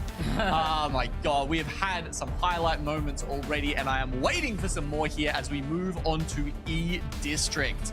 Of course, we can see the teams, a lot of them actually prioing E District here, as we can see on the draft. And part of that is because we have this double up here, Vicky, right? We're going to play it in Game 3 and Game 4, and it gives you that big boost to try and get over that match point threshold and then give yourself the chance to win in maybe a Game 5 or a Game 6. Let's see if they get to take advantage of this, because I love how you bring that up, right? I was actually, when I was studying, you know, how scrims have been going overall and the teams that wanted to prioritize E-District, it goes hand in hand with not only Game 3 and 4 being a lot of those big point soakers, but then you kind of dwell back on how some of these teams also feel on Storm Point. And, you know, one thing that I have to know, the fact that nobody else has wanted to contest Alliance over by NorthPad as they get that for free on like a 40 to something pick, is just crazy to me. That's just straight aura here, as we're going to be able to see HM now moving forward. I believe we were able to talk to Fuda a little bit here, getting started, and what this means here for Fuda and HM. As a team, we're confident getting to match point. Like, we're not worried at all of getting to match point. So the one worry we might have is actually closing it out on match point. We haven't been the best at closing games. So, I mean, I think the entire pro split, we've only won a single game, and that was last week. Yeah, still gonna be the same attitude. Probably still playing like Maggie comps to start like killing people around us. I love it. Being able to talk about like how confident they are into getting to match point and the different compositions that you may expect here as we do get situated on E-District. Remember, Dino, we've already seen too much of Crypto and Valkyrie. They're back in Legend Band jail, and we get to take a look at where this zone's pulling to, because Eclipse, coming off that dub, they want to get the back-to-back, already making their rotation out of City Hall here and making You Great Again's already trying to engage, while VP take a roundabout rotation here where a lot of these teams are going to collapse coming out of that southern side north of Draft Point. Yeah, you can see a couple of them already moving through Energy Bank. A lot of people, of course, yeah, ending up somewhere at the south of City Hall near Eclipse. Now, we've got 19 alters, Vicky. This is to be expected. If we looked at the bans and how they were going in scrims, the first 3 brands were always the same, and we've seen that Crypto, then Valkyrie, and now Altar in Game 3. After this, it's going to start getting a little spicy. Mega, will notice they were the only team, and here we are right into them, who are not picking that Altar. They've gone for Maggie, Wraith, Caustic, a very interesting composition with a lot of very aggressive options. And frankly, you know, we've been talking about how like the death of Edge, right, as a play style recently, but my lord, it felt like all of the teams who were the most aggressive were using that aggression to get a lot of the points that we saw come out of those first 2 games. Aurora, Alliance, you know, Forfun, they were really just fragging out and using those aggressive characters like Crypto to enable it. It's crazy, too, when you have the insurance policy of the Alter TP to reset, while Eclipse, you know, we saw them going in for an early rotate, are going to be able to get the res. Evo Harvester in the pocket of 3 men, but it's going to be non-stop fighting. You talk about the Alter place here and what that also means looking into game number 4, because it's been quite a mix-up, right? We have the Watson, the Axel, the Wraith here to help try to close in the gap, while Gaiming Gladiators, UTP right through the wall into a Watson fence. Quite unfortunate, and that's going to be the end of Gaiming Gladiators, as they are your first team to go with our Red Bull first strike. Down and most definitely out already, unfortunately. Orgless and Hungary, they start off in Energy Bank, of course, as the other lads have already talked about. These central POIs have gone up in priority quite a lot with the recent changes we've had, you know, particularly on the maps with Tridents, but even here on E-District, it does feel like we have been seeing perhaps a little bit of a shift towards the center of the map when teams are looking at these picks. Going further to the west here, we've got teams like, I mean, Eclipse have actually moved all the way out, back up to Resort.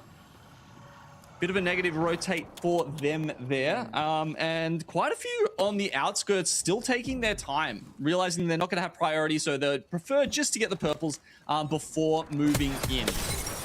That's good for Eclipse, at least after they got that reset. Since they are coming from Resort, as you mentioned, they could at least get the information from Boardwalk since they had rotated earlier from City Hall before they had to get that res. So they could get that ring console. There's no team contesting them on that northwestern side of the zone. So a lot of these teams are already finding that free real estate, just trying to get some poke pressure in to boost up those Evo shields. And if you're elite, it's a little scary because you ended up going in for an early rotate. You're still on white Evo shields while a lot of these other teams are taking advantage of the Evo harvesters on their rotate.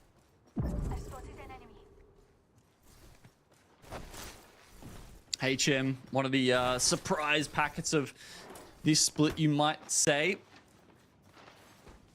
Not everyone had them on their list to be making it all the way towards LAN, and certainly they haven't been able to secure that just yet. They will need a good placement today to make sure of that. With only 7 points in the bank so far, I have to hope that they can get some back-to-back decent placements here on E-District to boost themselves further up. We have been seeing these match point series go quite a distance in both EMEA and NA so far. Even if we look across the other regions, APAC South and APAC North, you know, we just had APAC North finish with 10 games, right? It is feeling relatively even in these top 20 lobbies. It feels like there's a lot of good teams and it's hard to close the series out. And I think that goes hand in hand with the flexibility of like the legend bands that you could expect, the rotations of having 3 of our maps being here on regional finals, going back and forth kind of like a snake before you see the double E district into the Olympus play, into the double Storm Point as well. A Zipline Mafia eating about, trying to see if they could catch a team coming right here alongside them, seeing if they could get the jump here too. Skis is going to be able to just wait alongside, as Babylons and Takio is also going to be able to wait on the other side before they jump. Oh, they got him! They got him! Not a chance. Not a chance. That's unfortunate. And that's hasta la vista in a quick 3-2-1 fashion, getting the jump on Takio as well. So ZZZ now having to see if they could get the reset here before Aurora. They heard the fighting and they want an invite to the action. WeQ is going to be able to get right back over to the other side, needs to get some help, and there's the insurance policy with the Ultra Portal actually managing to get away while being one-shot. In Aurora, they understand the situation. They would just rather look behind them, make sure they can try to gatekeep if they have to, and to try to prioritize the rotation into zone. I mean, the crazy part for 3men is it looks like they were literally on the Void Nexus. As soon as the Maggie got knocked, they were trying to pull them back at the recall, but they were just so quick with the knock and then the finish. Aurora obviously had a little bit of time in the lobby to think about their mistakes last game, so they're going to be a little happier. They start off with a KP or 2 there. Still in second spot overall. Nothing to worry about for them right now, but the thing I liked about that first game, Vicky, was that it was like vintage Oi Raid, right? And it was like, you know, this guy who has been maybe a little bit worried that he's going to be in Effect's shadow, now that Effect is the big name coming into the team and all the talk was about him. And it feels like Oi Raid's, maybe that's lit a fire under him to say, no, I can be the star player here too if I really bring out that full potential. I love it. Being able to see a lot of our fraggers now stepping up to the plate, especially when it matters. 3 men, by the way, they just can't catch a break because now they're facing off against Team Heretics over on the high ground here, or rather the north side here of E-District, where HM taking their time over by Galleria. Also having some information with those Sparrow arrows here before now trying to rotate through Energy Bank, but a lot more of these teams are starting to collapse on one another while other squads are taking their time, like VP, who are controlling the entirety of Neon Square, where there is a ring console that other teams may want to get that information. And another squad's kind of forced to congregate over onto that north side, exiting out of City Hall. Is Alliance looking for a little bit of damage onto Kishira? Oh my god, there are so many Void passages here. The bullets just seem to be disappearing into the Void. I'm trying to follow them. It's almost like taking a scene out of the Matrix right now before having to navigate right back over to the portal if you want to get a free reset. Before Alliance now, trying to make sure that they do not get susceptible to getting third party. I do like their positioning because they're making sure their backs are cleared on the edge of this side of zone where there was also that ring console that we did see Eclipse get the scan on originally over by Boardwalk. Before they're going to be able to try to contest on this, it's going to be Eclipse still over onto the other side after they did get that res. And Alliance holding that northern side to make sure that Elite EU nor Mega can walk up behind them. Yeah, smart macro play for them. Playing the potential gatekeep there. Zipline, Mafia, the zone is chasing them in right now, and it's going to be HM chasing right behind it. Of course, they are going to be taking the zone damage. It'll be a little bit harder for them if they do end up running through... What is this? The big fan? The wind tunnel? The hurricane fan, I guess? I mean, like, I call it the don't pull up zone because it leads hurricane fan. That is such a Florida answer, Mickey. It goes hand in hand when I'm with my favorite Aussie. You know how it goes. We got our own fair share of Jurassic Park creatures there, but you know what? Right. We already saw that Jurassic Park end zone in that first game, and right now it's looking like it's going to be a showcase with the way that HM is going to have to force their way out of this zone because Bless are trying to gatekeep them, but one thing that's important, Gino, there is a ring console on the outskirts of Draft Point. So while Bless and HM are taking their time in the zone here, it's going to be even more difficult for HM to make this rotate because not only are they going to get denied that information, they're going to have to take a roundabout rotate out on the outskirts of Street Market to avoid getting gatekept by Bless. So a lot of these teams just waiting to pounce on a team who is desperately trying to get out of this zone because there's still 19 teams left. When we see the Craver in play in the feed, HM is going to be able to pick up some of that KP. Other teams like Vicious, who have nobody around them. It's really only Kernel who have looked at them from the outskirts of Blossom Drive like we saw in that earlier fight, but no teams are coming out of Neon Square towards them, while HM, once again, having that struggle and dealing with this rotate against Blessed. I mean, this has just been going on for such a silly amount of time now that, yeah, you turn up and see the other team at the wrong point in time. It's like, oh, I don't even have a time to pop my syringe now. I'm just going to get knocked immediately, right? Like, it's a bit of a weird way to fight this fight in the zone. And Zipline Mafia, who were the sort of the smarter ones, made their rotation a little bit quicker. Maybe it was just the POI, who knows. Either way, they're on the right side of things, and they are waiting for this. They can hear the shots in the zone, and surely this is just going to be an easy couple of KP for them. I mean, that was like Bless who rotated from Uptown, right? Just as Uptown girls making their way through Draft Point, but except they were able to just find some easy KP here, and that's what happens when you're on match point. This is what I love about regional finals. Do you know Kashea is going to be able to send out that wrecking ball, gets the Babier, gets the stun, is one shot though, having to be careful as Zuni does need to get res. The reset too, as Remix not popping the medkit, just going to be able to help suppress him. They do not want to allow them to get this free reset too, as they're going to be able to continuously put on this pressure. I mean, you can just see, you have to be like on a hair trigger with all these void passages around. He pops the shield back, but you can see him just keeping his eyes directly on that because he knows he might have to cancel it at a moment's notice if the team decides to push back out at them. It's so hard here, and now they're going to get pressured out in the corner of this zone, clinging on for dear life. We went from 19 squads, by the way, to 15 within the last, 15 seconds before coming in from the other side of the wall, just for repositioning, playing on top of the parking garage. It's going to be a quick little 3v3, but Zuni still hasn't been able to fully reset here. Zip playing off the fence line. AURORA also going to be able to pick up some KP in the feed before diving down. They drop them from high ground. You get the trade-off, though. Zuni and Remix still struggling here, taking their time before diving down. They do not want to allow this reset, especially against a Watson team, to prevent any sort of entry from these Alter TPs, but great timing on that to get the effort to go around it, to find Zipline Mafia, keep up this pressure, and get the reset off the portal play. Beautiful play here, too, while we take a look at where these teams are going on to, as well as the zone pool. Yeah, look, we've had so many teams that were actually in this southern part here, and as the zone pulled up towards the north, we've had to see them all think about going through. There's only a couple of chokes that they can go through here, right? It's a little rough for these guys, but we're going to see Orgless and Hungry moving up. You can see they're even split holding that choke right now, going for both of these. So potential for Citadel Gaming and Virtus.pro to push through. you know, I'm trying to work out, are these walls thick enough for Alter? I can't remember now that we've zoomed in this far, because that's going to make a big difference to how easy it is to push into this next zone. Yeah, there's certain walls here on E District where you can get cheeky with it on some of these rotations, and it comes in clutch too when obviously Valkyrie's banned. Alliance, by the way, do get eliminated. Love being able to see these examples on the Telestrator, by the way. Shout out to Dia and of course Genome here for being able to bring that to the table here in ALGS. But a lot of these teams with Alter being out and playing so many Alters in general, it's a lot of reset potential, and a lot of these teams also trying to force their way into taking these buildings, as Kernel Node are the next team to get eliminated. Yep, so they lose that fight to the Vicious, and now the Vicious are actually going to go all the way back around. We're going to have a listen in with Orgless and Hungry as they try and gatekeep these teams. We're getting shot by two teams. Yeah, they can't climb yet, I think. Below? They have space now, we have space now, okay? Yes. You play close, just play close. And get ready to... Yeah, they're gonna fight each other now. Yeah, I'm thinking hard. Two guys. Okay. I got scanned. My pick here. Can we peek? Walk up, hold the stairs. Queue up.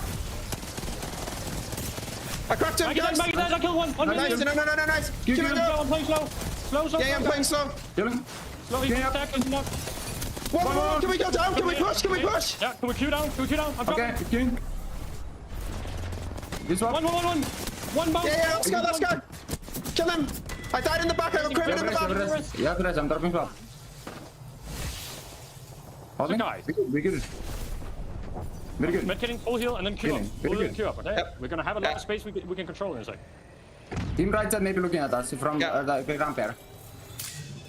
Quick fight, and I love the communication that we hear from Orgless and Hungry right there, where they needed to capitalize off of getting that crack. They had the health advantage, and they move up, and they do not get 3P'd, because I was worried a little bit about Vicious, but based off their composition, they're sitting pretty, and they're looking at Forfun specifically. But this also means, Genome, after you highlighted this choke that Orgless was holding, that they're going to go uncontested on the southern zone, really making you gray again, just holding on for dear life, stacked up one on top of each other on that bottom right side of the map.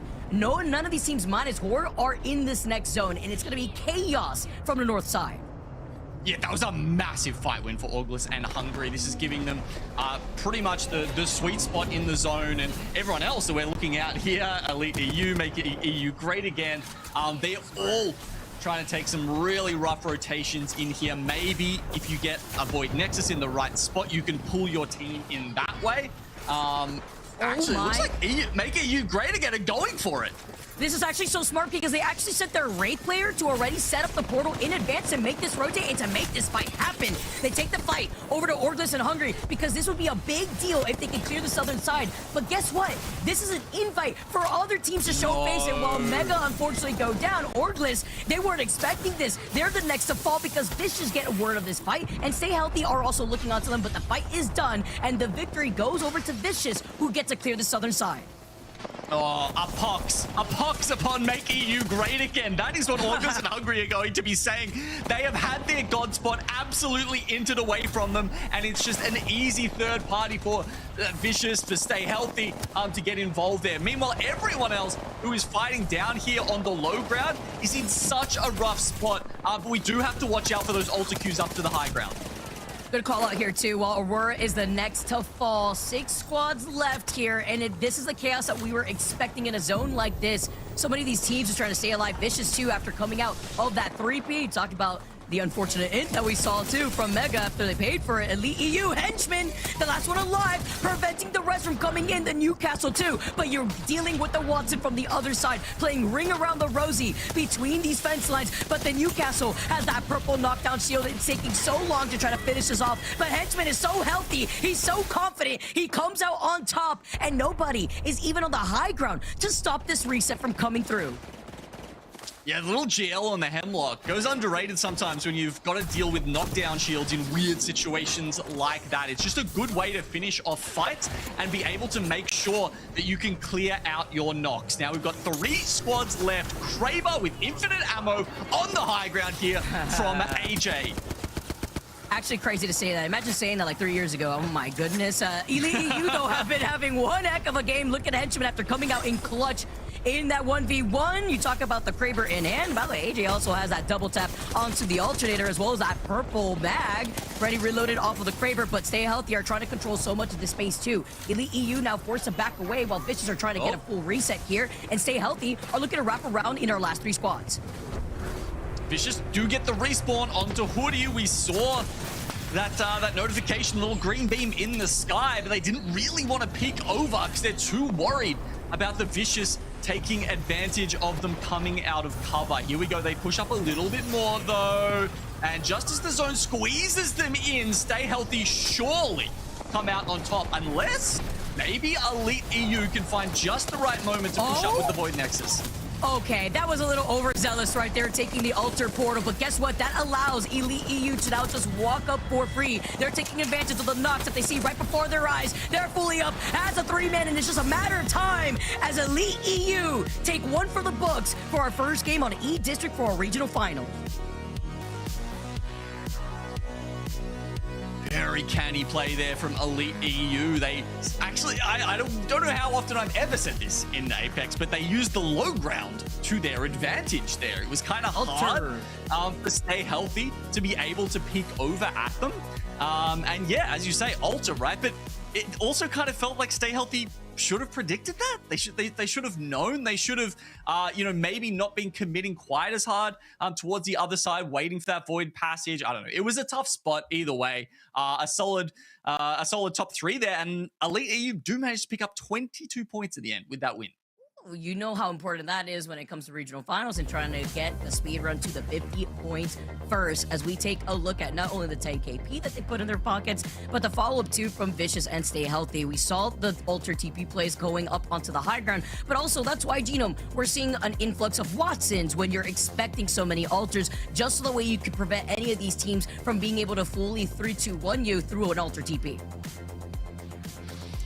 Indeed, and look, Watson's could be in next game, Vicky. We'll have to wait and see what's the next one banned out. Of course, it is Alter here, and this is basically where things get fun, where they get interesting, where we're not exactly sure what's going to happen next as far as the bans go.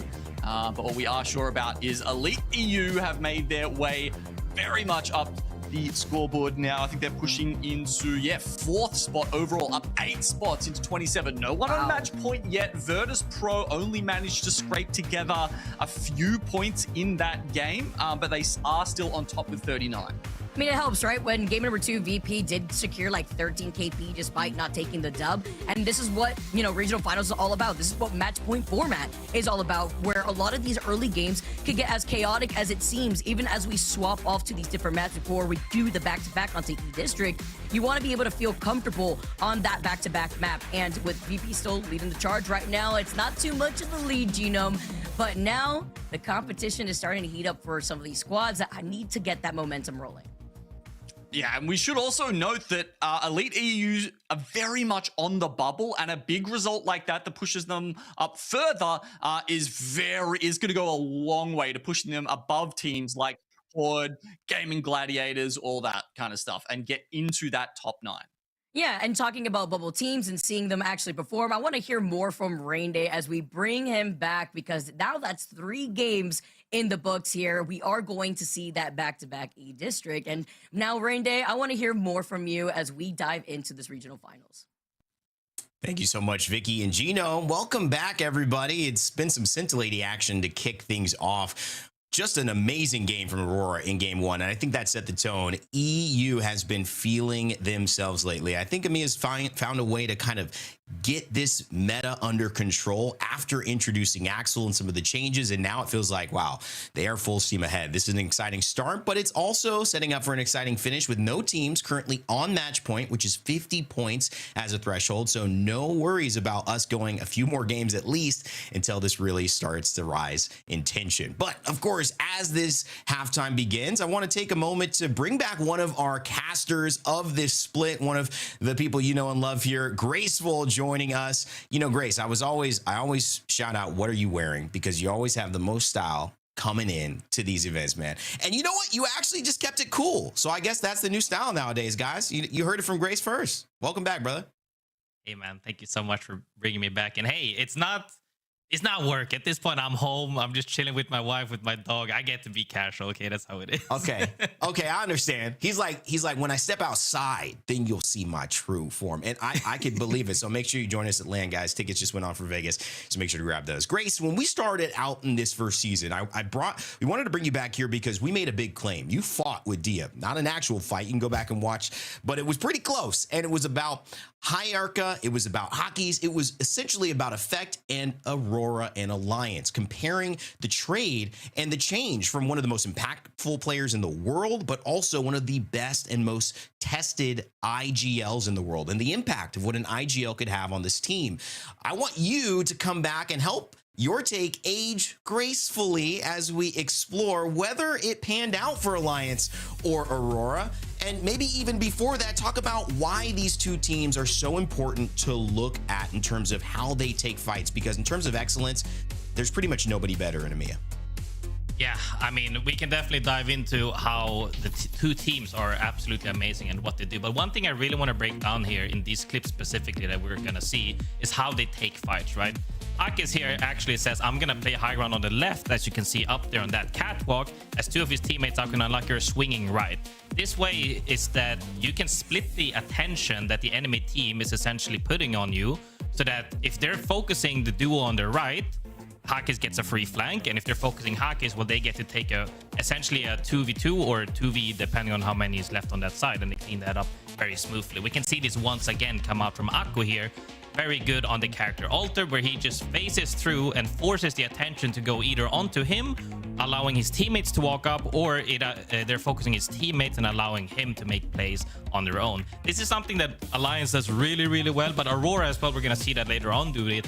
But this just keeps coming up on repeat over and over, especially with the likes of the teams that fight really strongly at the higher end.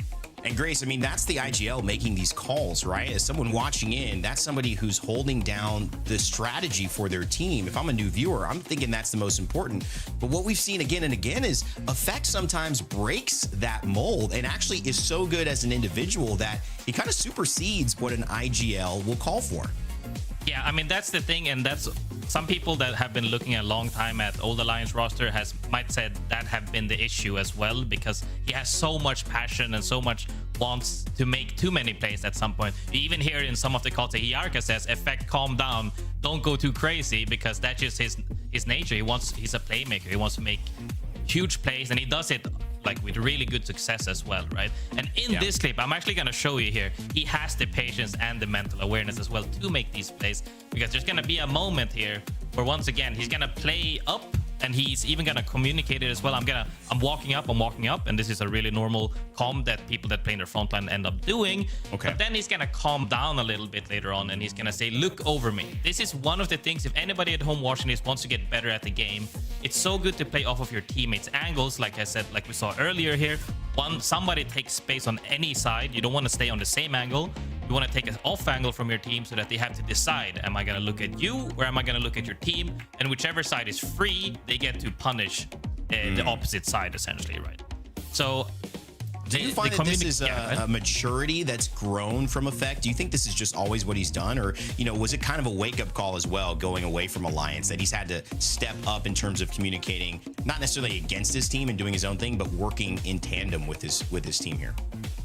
I think that it's definitely maturity, because, you know, I've talked to him a lot over time, and I can see how he's matured over time throughout the tournaments over and over.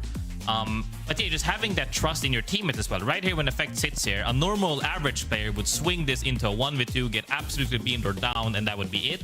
Effect calls look at me, and Oirain here, or OJ, immediately beams the guy above him, allowing Effect to swing and clean up that damage, which is something that you have to trust in your teammate to do that, but the only way for it to even happen at all is for you to rely on your teammates. So I think maybe like, it's not that he didn't trust in his teammates on Alliance. They're both world-class players, unlike in HUSS, but now maybe he has some more confidence in Oirain that he didn't have in his former teammates, that he just found now on this team, which is a super good thing. And even here, you know, didn't you just mention maturity? Did you mention maturity? I mean, okay, the rivalry is still hot. We talked about this earlier on. You know, he said, I only want to place better than Alliance. He doesn't care about anything else. And obviously, you gotta send it with a few bags on there as well to make it good. One of the things, though, I want to say here, look at those stats there. he's still absolutely crazy in terms of playmaking.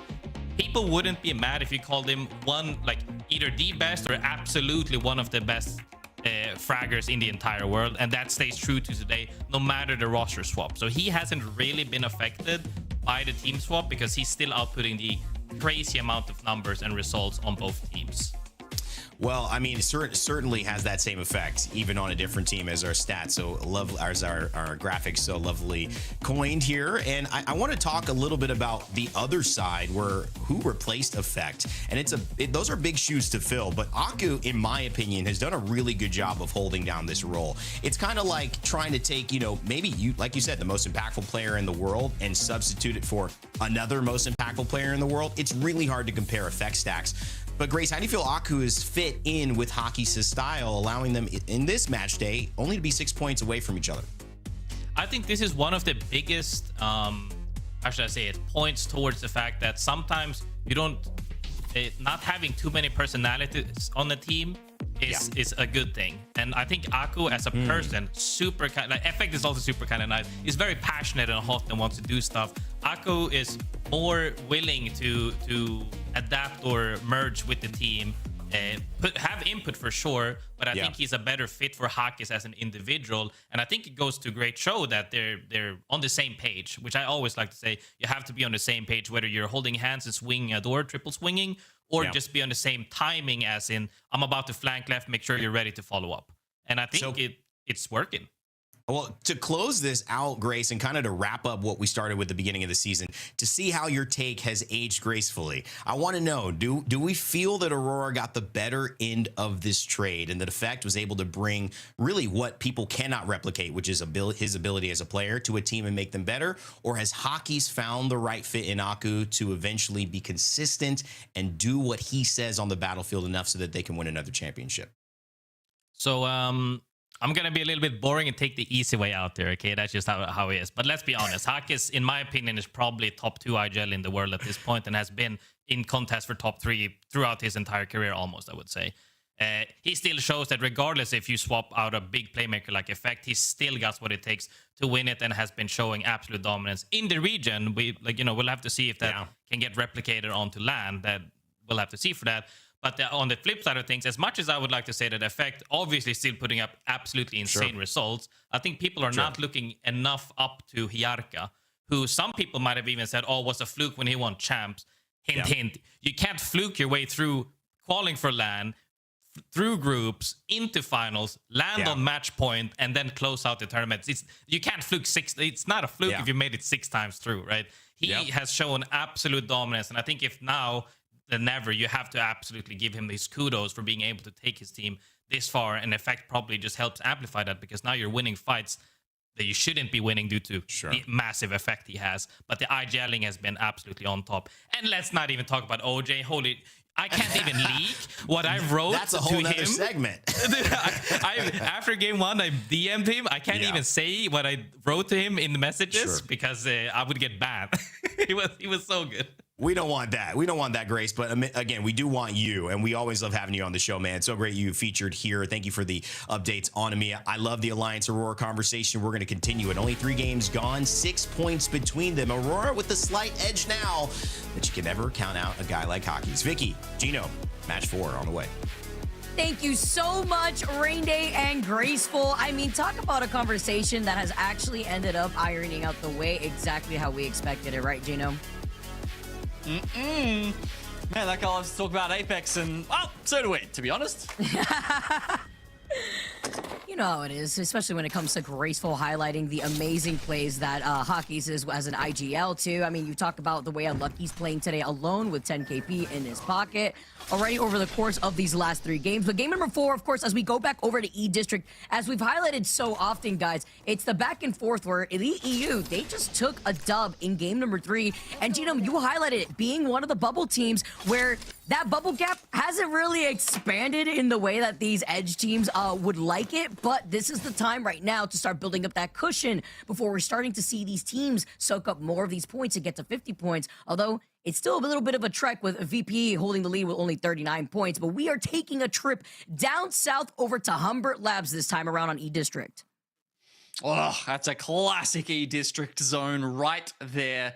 Teams love this one. Lots of space to play in and around Humbert. I mean, even, you know, I put out a tweet the other day about an APAC South game where we had 19 teams going into Zone 5, which is just almost unheard of, especially down south where people like to get into it. Now, Humbert Labs has certainly got a lot of places to play. You often see this sort of left-right where a lot of teams will play in the labs themselves. A lot of teams will play past that small wall around like the little, I don't know, what do you call them? Like they look like little fins, I guess. There's like a cylinder in the middle with the little fins on either side. But there's not a lot of teams playing like, you know, Gibraltar, Newcastle yet, because there's so many Maggies. And this is interesting, Vicky, because throughout scrims, all throughout the week, we didn't have a Maggie ban in Game 4.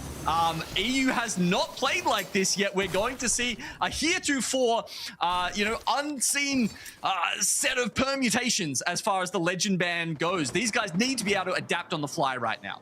Oh my goodness, presses, by the way, I just have to highlight, because it's a very good point here. While the fact that we highlighted like Watson, Axel, Wraith possibly for the rotations, Presses has just been on fire for today. He's been fragging out thus far for VP, and I believe the top three right now in terms of kill leaders. He secured already 9 KP over the course of those last 3 games, and he just secures another one here in game number 4. Teleportation now coming in as the Wraith port comes well out, and VP just up to go right behind him because they do not want to get gate kept by any of the other squads that are within the vicinity. Absolutely not. Not with, you know, people like Forfun roaming around who have been doing a decent job so far. But it was a good first game. Have dropped off a little bit, actually, now that I look at the series standings. Sitting at 10th with 15 points so far. Infinite kind of in a similar spot, I guess. And you can see them just pulling into, this is sort of a little bit maybe north of the area I was talking about. So this is kind of like a secondary gatekeeping position here where they can look at teams like Forfun, Kernel, Node, maybe even Eclipse, who will come through from the west eventually. I was kind of scared though when it comes to like Humbert lab zones of pulling down over to the southeastern side and then having to come at a draft point, but it's also the fight for the Eagle Harvester there. There's usually a survey beacon on the right side of, we called it the Hurricane Tunnel, as well as that circle beacon too. Gaiming Gladiators though, a team that has also been able to secure so many dubs within scrims across so many different maps. Literally, we had Storm Point, E-District, Olympus, now looking to try to put a point on the board for themselves.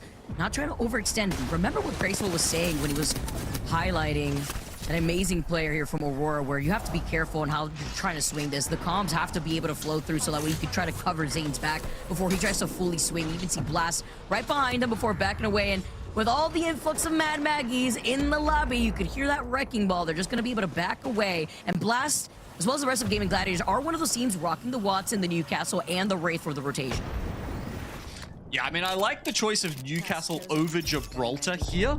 If you're going to choose one of those sort of heavy defensive legends, Gibraltar just gets absolutely wrecked by Maggie. There's almost just no point playing him if there's a reasonable number of Maggie teams in the lobby. So yeah, look, props to Yiku here for going to Newcastle over the Gibby. Not gonna have to worry about that wrecking ball when you have the electrified shield that you just come bursting down. Beamsy is gonna get finished off here by Guts before the rotation comes in together with the Wraith portal. And oh, right on time, by the way. And Block Missile just coming out of nowhere. Gonna be able to take this fight because we've also been seeing a lot of Seers as these series have gone on in scrims too.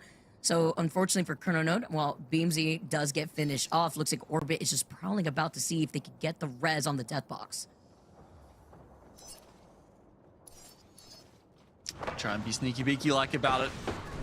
Orgless and Hungry go down. That's our Red Bull first strike there. CTG also in a spot of bother here. You can see Zane right on top of them here. Does get the double finish there with the wingman.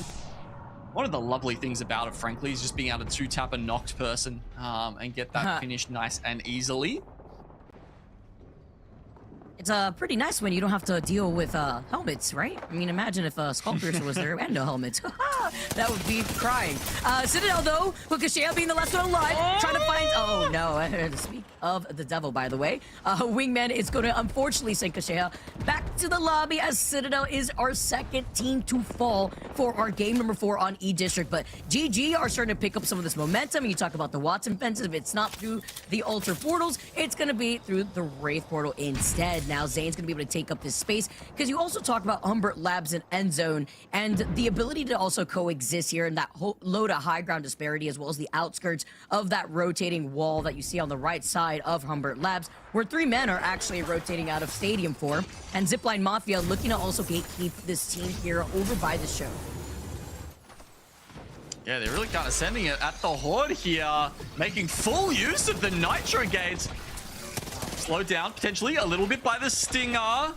RE shots go wide. Wow, the Horde are really gapping it. If you can get away from Excuse using, you know, Nitro Gate after Nitro Gate, honestly, props to you. And in the end, they'll actually pop the phase bubble there just to get through the Wraith Paw. This is a really smart way for them to pull out. Wait, there's still 1 member of Horde behind Zipline Mafia. They haven't called them out yet, and 2 members of Horde are on the other side of that choke. But while we take a look at Alliance now versus Kernel Node, Alliance get eliminated super early. Very unorthodox here for Alliance to lose that out. Orbit had taken just a little bit of that shield pressure, but that could have been a clutch moment for Alliance and a really good rotation for them, because now it's even better for Kernel Node, because nobody here is over by draft point. We talked about the early rotations when you come out of getting that ring console, the Evil Harvester, as well as a survey beacon, and they have time now to fully reset onto what could have been Alliance's rotate after they fell early this game. I mean, you want to talk about unorthodox, Vicky? We just saw Hackers playing Vantage in match 4. That's unorthodox. The hell? Yep. Wait, but you know what? We've actually, to be fair, Mirage too, by the way. Yeah, I was gonna say Mirage and Vantage have not been strangers in scrims either, though. So this could also be a hand-in-hand influence to what the pick and ban phase is looking like as well. When it comes to trying to make sure that if you want the Mad Maggie off the table, you don't add in that extra point, because Wraith is at 11 picks versus Mad Maggie at 12, right? So that tiebreaker could have met everything before we transition over until Olympus, where some of these teams may struggle on rotating. Yeah, I mean, if you're scratching your head about it, usually the rationale behind it is that she has access to both survey beacons and the ring consoles as well. So if you're playing Edge like Alliance likes to, you obviously can get those man scans to try and plan your next hunt, you know, get some easy knocks, sometimes some completely free knocks with her ultimate, and then also have the option to get those ring console scans and, you know, find a nice way into the zone later on. So there's definitely some theory behind it. It's just that in practice, I'm not sold on it yet. Vantage buffs go burr. I know G-Dolphin was pretty happy about that one. As we go over to Kernel Node, the team winner that just took out Alliance out of this lobby with 17 squads left, and they are creeping right behind Horde, by the way, which, remember that their rotation was stalled out just a bit. We saw them having to go in for a slow rotate through Energy Bank, and now are forced to go all the way on the outskirts of Stadium. VP, all the way over to the other side, though, are kind of directly in the middle and on the edge of where this next zone pool is looking like, and Kernel Node and Horde will eventually wrap up from right behind them, while Heretics are looking to take out another one. Oh, this spot the Team Heretics are playing in is so rough to play in. I mean, yeah, look, honestly, having a caustic to try and, you know, just throw some barrels up might make it a little bit possible to try and just, you know, eke out a tiny bit of space for yourself. But I'm telling you, I've seen people try and play, even with like baby comp, try and play in this situation, and still, especially as we get into later and later zones, it's extremely hard to hold that spot. Thank God they've managed to get up here and push those other teams out and away. Yeah, there's so many different windows that another team could kind of try to take some sneaky shots on you, and as they are going to be able to bunker down where they just evicted the Watson team originally, it's still 17 squads left in this lobby for in the next 35 seconds. This ring 3 will start closing in behind a lot of these teams, which Genome, look at the amount of squads that are still outside of the next zone over on the north side. Yeah, I don't mind Eclipse Neevepro. You can see over here, they've got sight lines to both Zipline, Mafia, and Forfun here. I think that's going to be okay as far as a gatekeeping position goes. Virtus.pro sort of doing the same out here as well, looking for Kernel No, potentially even the Horde having to come through from Stadium. But then as the zone goes down further south there, you are going to see some teams on the north side here probably be a little sad when it shifts away from them and they have to make their way down south. But certainly the teams sitting towards the very southern side here, I think, are going to be quite happy at the end. That's actually my favorite spot to hold over by Old Town when you see a Humbert lab zone, because you get to guarantee that your backs are cleared and take a lot more of a safer fight. Even if the zone ends up pulling slightly more towards the north side, you could work off of the natural cover of the fence line. But it is going to be difficult if more teams are pretty safe over on the northeastern side of Humbert. But I'm not expecting that with the amount of squads that still have to rotate outside of zone while stay healthy. Aren't really staying healthy here, because Synetic is going to be able to find that one player and now already break down the shield of AJ. Yep, Heretics looking directly at them here. Stay healthy. These are the things I was talking about. I would call them like rocket fins. You know, it looks like the bottom stage of a rocket. If you plop something on top of it, I feel like you could fire it off into space. You know, that's a lot better than what I just say in my comment. I'm like the middle console. It's like that could be anything, honestly, when you try to deal with that here. But while VP are holding first place right now and still finding even more KP, let's jump into a listening with VP to see how they rotate into the next zone. Мы по правой части играем, пацаны. Подними еще склад, если что, аккуратней. Еще убила. Горит еще. Подними склад, тут играет, да? И одна осталась, да. И ватна внутри одна осталась. Ага, убьем ватна быстренько, 10 секунд. А там не один, походу. Вот тут другой, один, ватна внутри. Не тикаем, 3 секунды, мы... Да. Сейчас дам дрил, пацаны. Убивать надо его. И подо мной склад играет еще. Да, вот тут. Это 100. Ага. Под нами склад, пацаны, никто не надо. Я убил его, 1 хп. А ты где? Где? Ты не подошел? Нет, где он? 1 хп у него. Внутри так же стоит. Побил. Далее. Я буду. Я путал. Бра. Саня! Ты один. Держу. Нашел, чел. Найс. Нок. Живи. Я попал тебя щитом. Я дабл слова. Я думал, ты с 3 фурел дал, раз дрила подошел. А чё, парни? Вован, помолчи. I don't know what they were saying, but it was a lot of passion and very calm, honestly, with the way they took that fight. But that was so unfortunate to lose out on that player. Literally one shot here, and that was just the open invite for these teams to come in for the 3P over on the Bridge of Death, it looks like, because Team Heretics are looking to clean up Kernel Node, kind of stuck in the chaos, while Team Heretics try to sneak up to sandwich Kernel Node, now leaving them down as a solo. But the fighting has not stopped, as Elite EU are looking to get another dub on the board. And love another one, sitting at 31 points right now. There you go. They'll take out Infinite there. I think the comms was something like, I don't want to take the bus to work today. Can we please get an Uber next time? 5-star rating to whoever manages to get me there to work, because right now it looks like I'm going to have to call it in. My dog's sick. Back in the lobby they go. But nothing could be said for Team Heretics, because they're still here, putting up a showcase and holding on to their presence now. Synetic literally on the low ground, stuck in the middle of 2 different teams and their line of sight.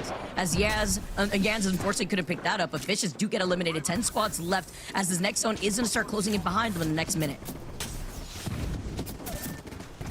It's quite a few teams they've got to get through first, and Koost is also going to have to get a revive as well. Maybe a well-thrown Nitro Gate can get him to his teammates. Sometimes you actually see them get them to their enemies as well, though. You hit that the wrong, just a tiny bit, a wrong angle when you are down, and it can send you just scooting straight to your death sometimes.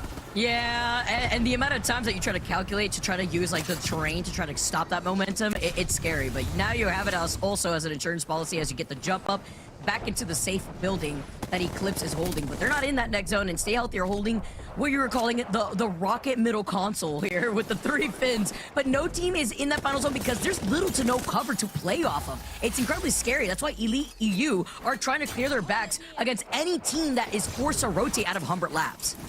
Yeah, 0 teams in the zone right now. Very well called out. Everyone is essentially going to have to collapse in upon it very soon.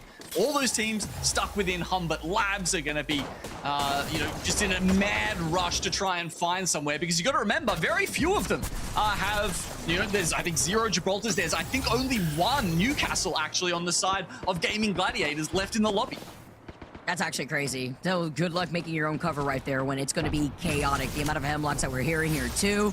Longzy taking a good chunk of that damage. I mean, also imagine the influx of Seer too, being able to have that information. But Gans is going to be able to find that follow-up here. He goes in, gets the 2-piece. But for following up Team Heretics, they do lose out on Longzy while he was trying to fully slide in, but you take up that Nitro boost. You're going to be able to try to get the follow-up here. Jans, now it's only up to him, but he's in the line of sight of 2 players. Can he get the finishing blow? He gets the jump. He plays ring around the Rosie, around the cart. He needs to use this knockdown as some extra cover, but even with Kashale up on the high ground, it was just too much to ask for. Now, this is the zone that we're expecting. The Catalyst too, by the way. The wall was used up. That's some extra makeshift cover for one of our squads here. Now, it's up to Elite EU, who wanted to clear their backs, looking to get this res.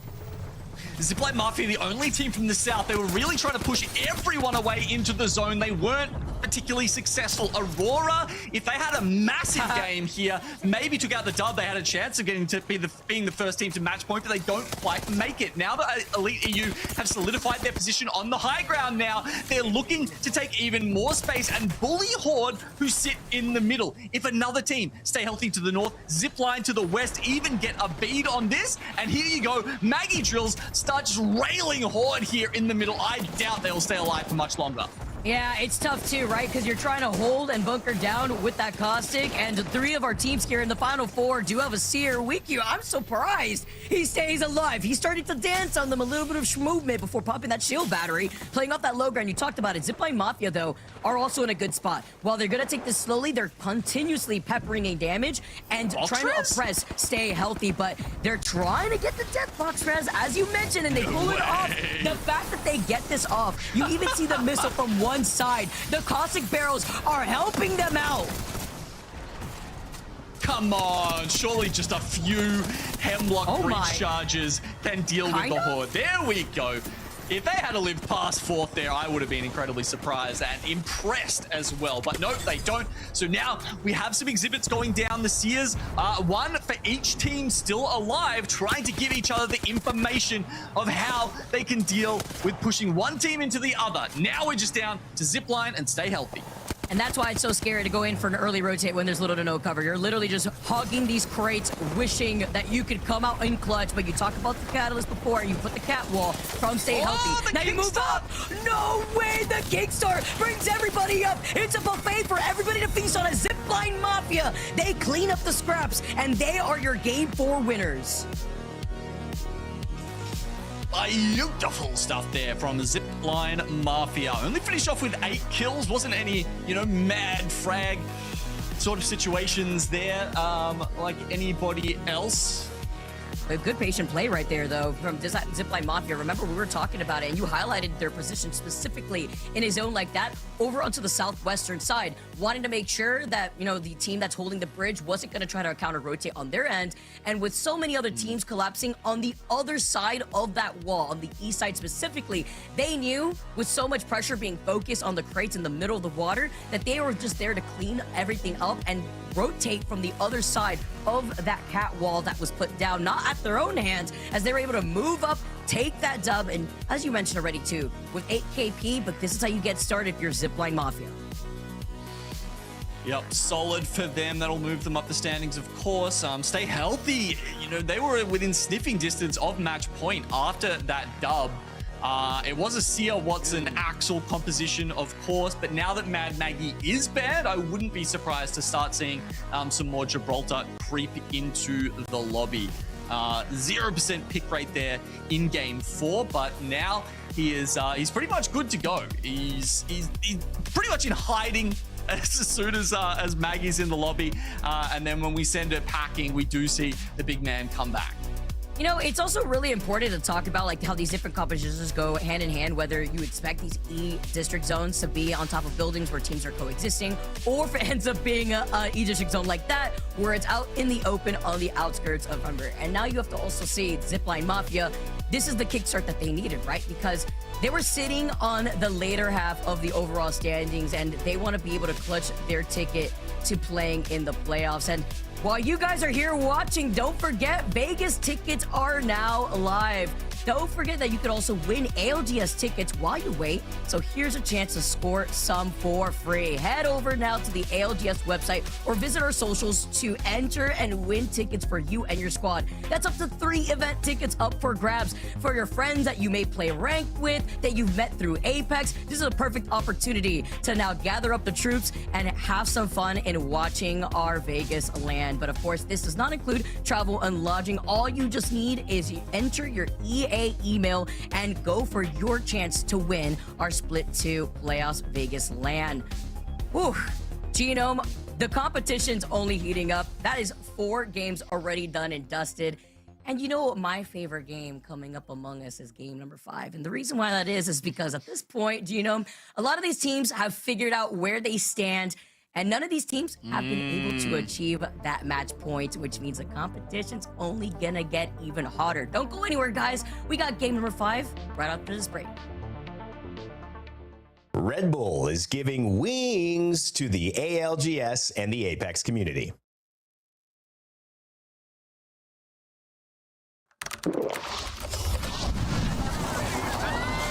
Red Bull gives you wings.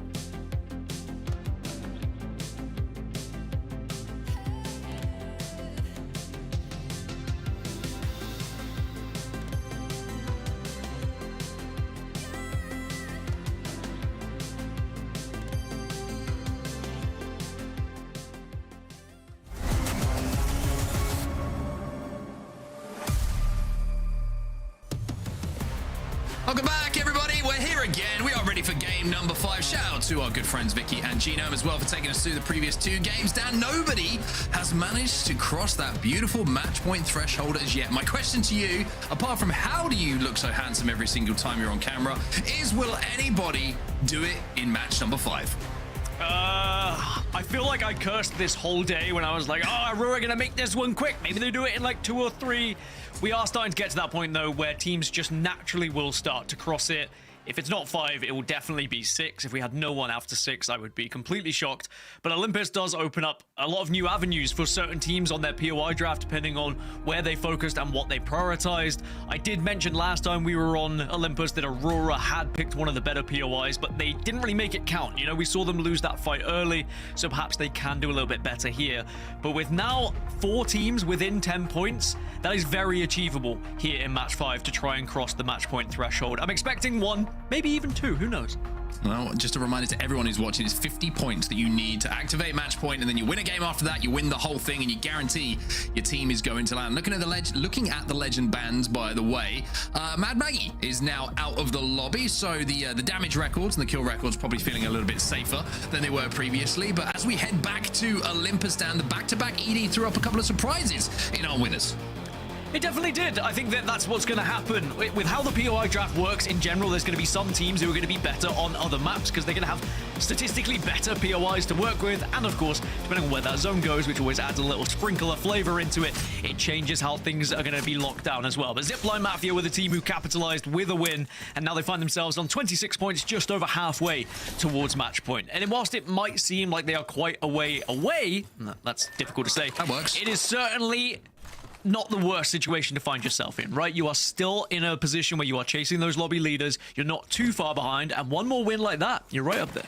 Well, the zone itself is an interesting one. It is south of Terminal, kind of in the open fields by the looks of things, and for AURORA, pretty good zone, you would have to say. The only issue for them is they don't have a ring console, so they're going to have to head over to the middle map to find a ring console to get that zone information, and might be giving up a little bit of a prio position that Orgless and Hungry may have found themselves in. That little compound just on the eastern side of the zone that you can see, that secondary zone, that's where Orgless and Hungry are sat up right now, and that's where we see quite a lot of endgames taking place, and also where there's some of the only buildings that are actually within where this zone is going to be pulling.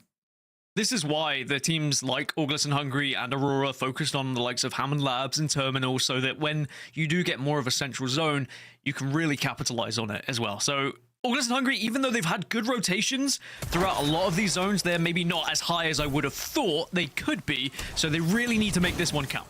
Well, for Fun Esports, having a little bit of a battle at the moment early on. Nice shots coming out of the 30-30. Beautiful shots coming out of the 30-30 from Tyler. I stand corrected.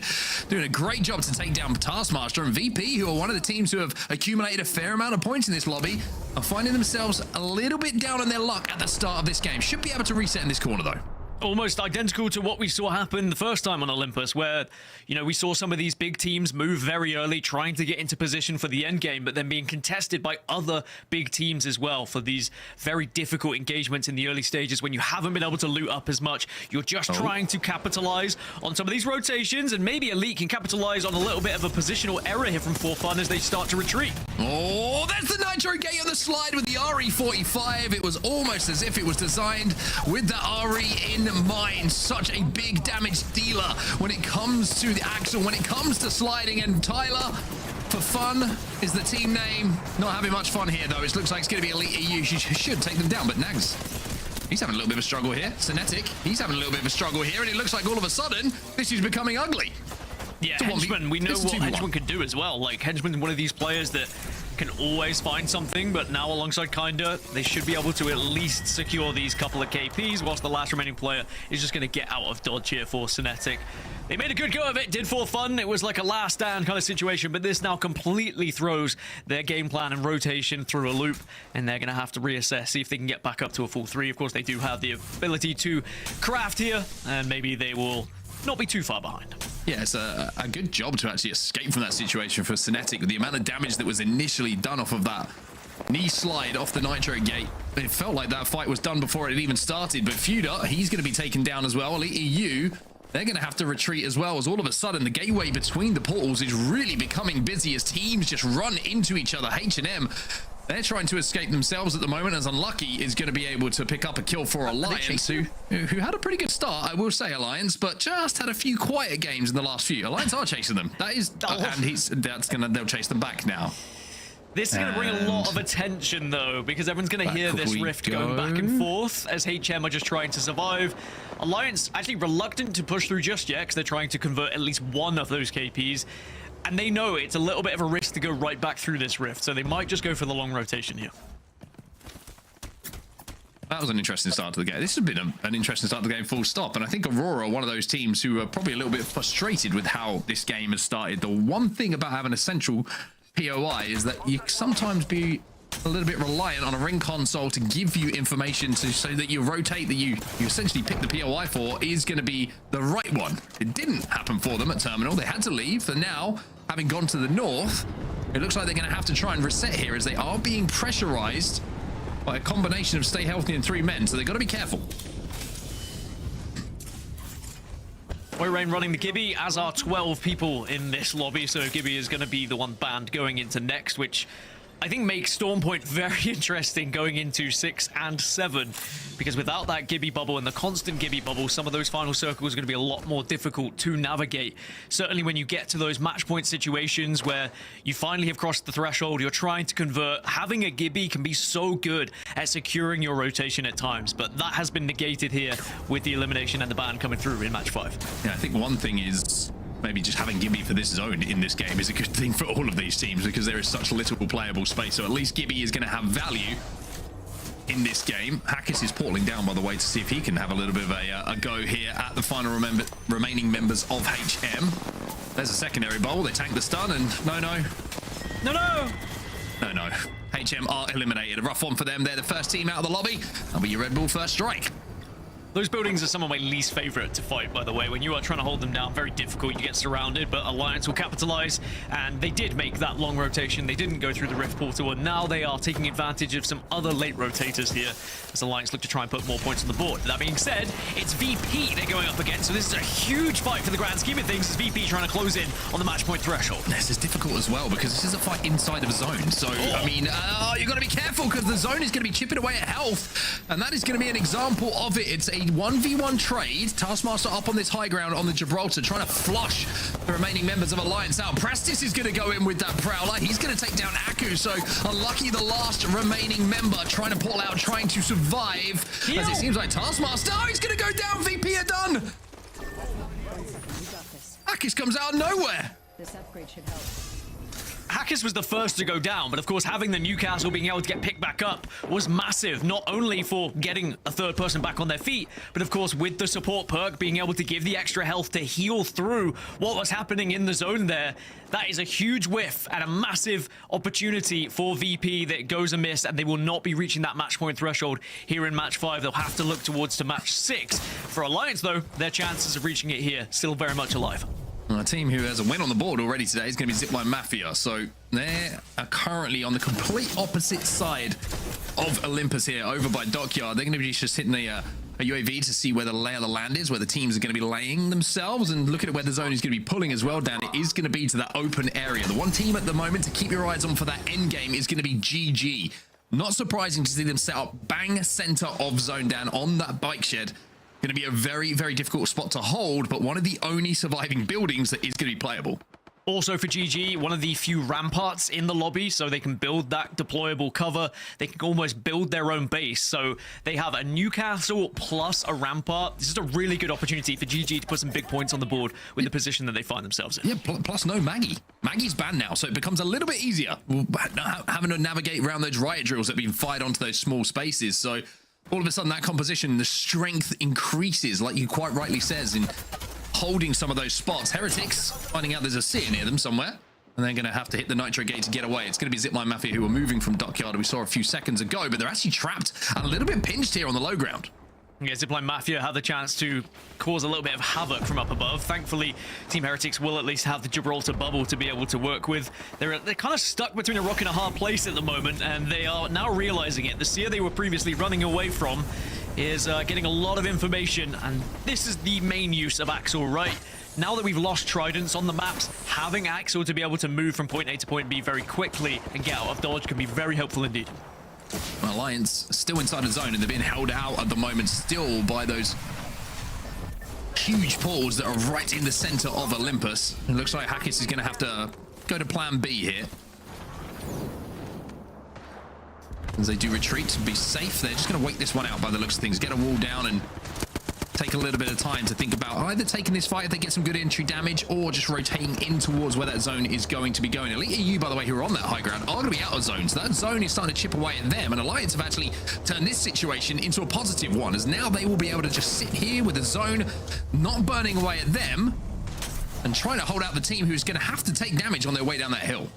I think this was really important from Alliance. Some teams might be reluctant to pop the wall down because they're like, well, what if we need it later? But this is why building up on those ultimate accelerants, very important indeed. And it looks like Alliance have got a boatload of them at the moment. They're all rebuilding those ultimates, not only so you get the Newcastle wall back, but also Alliance are going to have the Wraith portal to be able to get out of that position. So good work from Alliance at the moment, but it's about whether they can actually convert it, because there are teams that are going to be waiting to potentially stop them. Well, Elite EU, they've got to take this fight, essentially, by the looks of things. They're going to be running out of meds. They do have an evac that they can play with. You can see that in the backpack of Kinda here, but when you've got Aku unlucky and Hack is staring at you, going up an evac feels like a death sentence at this point, and they're going to have to retreat and think about a different rotation around the Hammond's Labs side of the map here. So Alliance, having cleared their back, can now look to focus onto Orgless and Hungry. The zone is pulled towards that building that we talked about earlier, that Orgless and Hungry did manage to get into, and maybe at the detriment of Aurora not having that ring console, who certainly were the closest to it off drop. But Alliance now can just focus forward, and if they can win this fight down, they will be in God spot. And they will be in such a good position, but it is about winning this fight first. Elsewhere, you're going to see Elite EU more than happy to take this engagement against Forfun. Drone goes out, does its job, and Forfun, it's not going to be much fun after this one, because they will be wiped quite comfortably here by Elite EU, who now move up to 46 points. First place right now, and the closest team to crossing that match point threshold. Well, the Horde are right behind them as well. This is the issue. They're probably thinking, we've cleared our backs now, we can hit this big balloon, we can get up the map. But look at the position of the Horde. They might be able to take one out and take one down if they can see and time this perfectly. Keep an eye on those shields. Henchman is the last to go up, and look at this. It's zipline after zipline. The Pathfinder zip up to the balloon. No bullets are going to be fired. Both teams have a little bit of a neutral standoff and decide we've both got to rotate. We might as well make it work. Have to get these barrels out very quickly. There's a lot of responsibility as a caustic player to just try and create as much space as possible. 3 men get eliminated as well in the kill feed. 15 squads now remain. Make it 14, excuse me. As Alliance will go down, so they will not have the chance to get into that spot we were talking about. Orgless and Hungry now find themselves in prime position as Aurora push it. Oh, they have to fight here. The bubble will be down. They should be just about safe on the very edge of this bubble, but no, they won't be safe on the edge of this bubble. It's going to be up to Oirain to do something massive, but it's now just Hiaka left on his own trying to survive, and Aurora will look back at this game, think about the fact they didn't have console, and will be extremely frustrated. They may have let a big opportunity slip through their fingers. Hiaka's doing what he can, but 2 knockdowns is only going to last so long. Aurora, unfortunately for you, your time is up. And Hiaka just a bullet away from sending his team to the lobby. Did he manage to queue out? He's still alive somewhere. He definitely queued out on the Wraith, but... What? There he is. Do they know he's there? I mean, it's not really going to be a Cinderella story from this point. Even if Hiaka was able to get alive, he's going to be spotted eventually. But, you know, any extra couple of points you might be able to find from placement could be huge for their chances, and certainly has done his job. Great effort, to be honest. These are the kind of plays that can make the difference. Zipline Mafia have a seer. Oh. So they should be able to find where he is, but they're too involved at the moment with Team Heretics and Infinite overlooking it. So Hiaka is just going, you know, weak Q, just keep looking forward, keep looking at that team. They are a massive threat to your game. You're the most important one. Don't worry about me. I'm waiting for my Q to come back, and if I can, I'm just going to skip past you. Aurora have finally been eliminated, so it seems like they did sniff out Hiaka, as Elite EU, having won that fight and rotated all the way over from that huge balloon at Hammond, and now moving in towards where this end zone is going to be. And an L-Star in the hands of your Axel is usually a good sign for you winning fights. And remember, Elite EU are one of those teams who are on the bubble. They were around 10th position. As it stands, if it ended like this, of course, they would win because they're in first place. But even if they finish second place, they would be comfortably moving through to EWC. This has been a really solid performance from them so far, and they might just be our first team to cross the threshold, especially when you look in the position they find themselves in right now. A lot of teams outside this circle are naturally going to fall as they make their way in. Elite EU just need to make sure they survive at this point. A little bit of path action here as Stay Healthy trying to find a corner to play. They're not going to be safe, but they're going to be safer. Team Heretics will be the next team out of the lobby. They just died trying to fight through that commotion that was happening in the center of Terminal. Infinite are now closing in behind Zipline Mafia on that side. As Stay Healthy keep trying to walk up, keep trying to inch up a little bit closer towards that zone. Yeah, inching is all you can kind of do at this point. Otherwise, if you overcommit, you might just find yourself too exposed. As Infinite, sadly, they go down and Stay Healthy are going to be able to take this position. Look at them. They're on 43 points. Another team who might be able to cross that threshold. I said at least one, maybe two, but we're certainly heading that way with how everyone's playing at the moment, but still points to be gathered. Vicious eliminated as well. Orgless and Hungry onto 22 points. They were the team who made the quick rotate to what was essentially God spot early on when this zone popped. But look at Elite EU. The bubble is going to be forced here as the Gen will work at getting those shields back here for Kinder as he pops the med kit. The time has been bought, but can they find an opening here? Because everybody is staring at them. They will have to make a play in the next few moments. They just need the 2 points as well. This is such a frustrating position for them to find themselves in. It was all about survival previously, and here is the risk. Can you get the reward? And that is perfect. From point A to point B flawlessly. No one even looking at them. They timed it correctly, and now they are going to be able to wait, potentially pick up KP, and surely get across the 50 here. Yeah, like with a good defensive bombardment as well. The ultimate from Gibraltar being thrown out to try and make sure that the one area that they can be angled out from is he's kind of just preoccupied with that ultimate going down. Also, he has the power booster on Gibraltar as well. The Gen also goes down. That's going to protect them from the Gibby ults. So all of a sudden, Elite and the Gibraltar on Light have played this one perfectly. The rotate was beautiful, and now they're going to have that bubble back every 8 seconds. And you think back to the aggression we saw earlier on as Citadel do get eliminated. Elite were pushing for KP. They weren't scared. They weren't just trying to only play rotation. They also capitalized on other people making a few small mistakes here or there. Now, Eclipse, they're on 37 points as well as Blessed do get eliminated, but Eclipse have to move from the south here. They are the furthest point away from this zone. 37 points here for Eclipse. Top 7. As Elite EU hit match point, 51 points on the board. They are the first team to cross that threshold and could win regional finals in this next game. A massive moment for a team who, coming into it, were right on the precipice of not making it to Paris. The Horde eliminated next, 6 squads remain. And for a team that needs it even more, Stay Healthy. 44 points. They really need to find a win today if they're going to go to EWC, and in the moment they are putting themselves in contention as they're only 5 points away from match point. A big fight here though. You need to rely on that Gibby to get the bubble down, which they do. Holds the bubble for as long as possible and just about does it well enough for them to get healthy and then re-engage with that team up on the high ground. 5 squads now remain, and Stay Healthy would do anything for 5 more points here to get onto match point. They have GG below them. They also have Elite EU in front of them. It's a really tight spot for them, but they are surviving and they are making it work. Stay healthy by name, stay healthy by nature, but keeping an eye on Elite, their position they found themselves in, not only is it a great cubby in general, but the protection on the pylon is so big here because it negates any of those ultimates that might come through a little bit later. So they can just hold this spot, they can play it patient, and they are pretty close to where the zone is going to be as Stay Healthy look down towards GG, again trying to engage. Zane's gonna get the clear.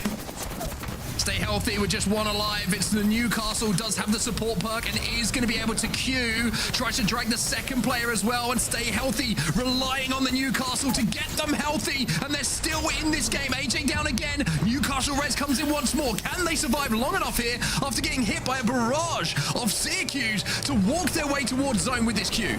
Doing such a good job, and now the bubble's back up as well, and you get the wall down, but the big push from GG. Drone comes out and blows everyone up into the air, but Stay Healthy are still surviving. What? And Newcastle gets the job done, and GG go down. 2 points is all they need. GG will be out next. AJ with the defensive bombardment, hoping that maybe it can do enough to get the points, but Stay Healthy come up too short as Elite, Orgless and Hungry, and Zipline Mafia will be your final 3 teams. Stay Healthy are so close, but yet so far.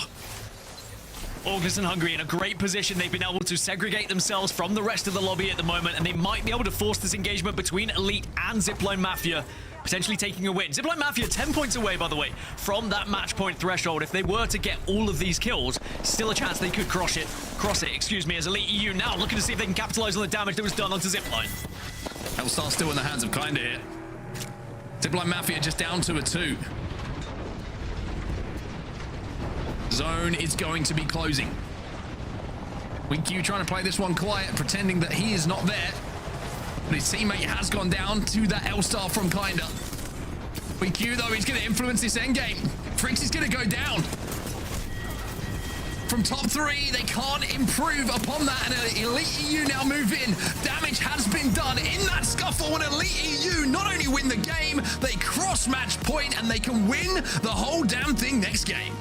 And they will be the only team on match point going into match 6 as well. The confidence going into that 6th game, not only crossing the threshold, but getting the win, that is huge for them. But now, can they go back-to-back here to try and win the EMEA regional finals? A team that was on the bubble, a team that may have struggled to even get to EWC if they did not have a good day today. Well, boy, are they having a good day.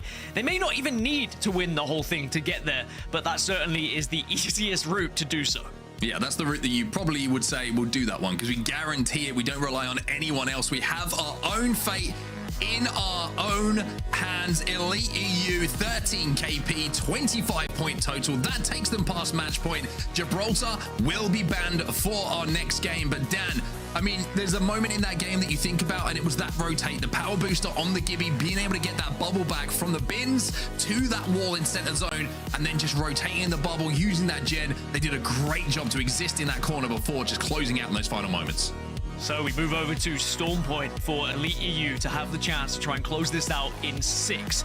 They are dropping at Launchpad, and we've not seen a win at Launchpad since we had the Trident removals, so we'll have to see whether they can go against the stats in that way. But that was a beautiful gameplay from Elite EU. As I said, the aggression at the start, Rain Day, to be able to convert some KP, but then also being brave enough to put themselves in that corner, hunkering down and getting that gen out.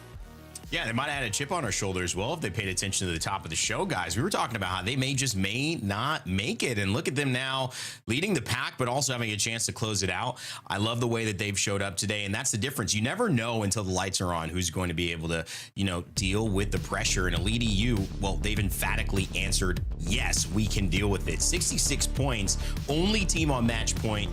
Man, you got to be feeling for Stay Healthy, though. They're probably the team, Mark, that really need it, because that win for them, if they had a chance to close it out now, they would be going from potentially 58 points, kind of looking at a shot in the dark to have enough points to qualify just off points, to, hey, we're here. We win one game and we actually make it. And that would have thrown this leaderboard out of whack. Yeah, I mean, that would have been quite the story for Stay Healthy. And as strange as it sounds, I think Elite EU wouldn't have been mad if Stay Healthy made it to match point as well, because now every single team who is in this lobby is going to be going, is that Elite EU? We cannot let them win. If it's 2 teams, it becomes a little bit more difficult to manage for the rest of the lobby, but only one team being on match point. I don't think we've seen it before. I could be completely wrong in this, but first team that hits match point to win it next game would be a surprise for many who have watched Apex for quite a number of years now. So Elite EU, they're up against it, but they've got across that threshold first.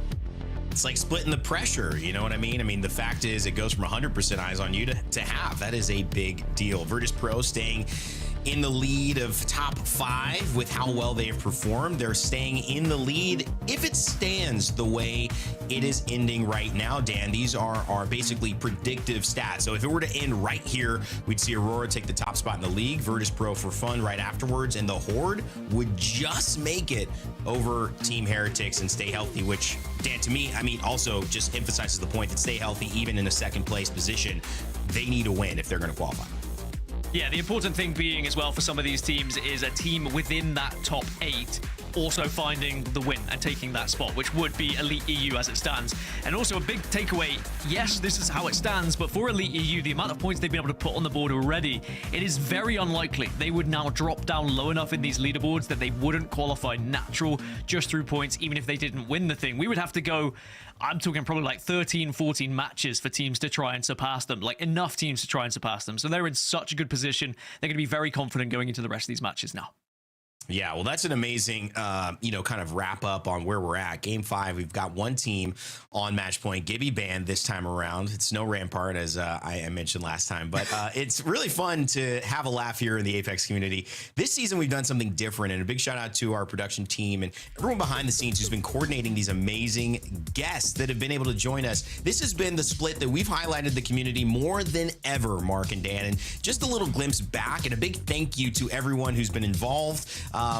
What a time it has been, guys. It brought some electricity here into our halftime shows and just the shows in general. Yeah, I mean, one thing that I think anyone who's attended a LAN event will come out of it at the end of it was saying, like, amazing community, great people. I had a great time meeting so many creators, so many fans, so many people who, you know, maybe are sharing a love for a game that I didn't realize people loved as much as I do. And I think this has been a great example of it. You know, great creators, very unique ones. Dan actually casts like that in real life, by the way. Like that's another reason that you should come to LAN. Dan actually does handstands. It's pretty cool. Note it, Dan, you are standing, so he might be right. You have a unicycle. I might be on a unicycle. You never really. Wait, hold up. Here we go. There we are. There it is. I'm on one too, guys, by the way. Mavs and Jacob Kaplan, they were awesome. Got a little bit of a chance to try-cast as well, Dan, and that was pretty cool. You guys have brought a couple people in to try-cast and try their hand here in the Pro League. That's also a fun opportunity for people.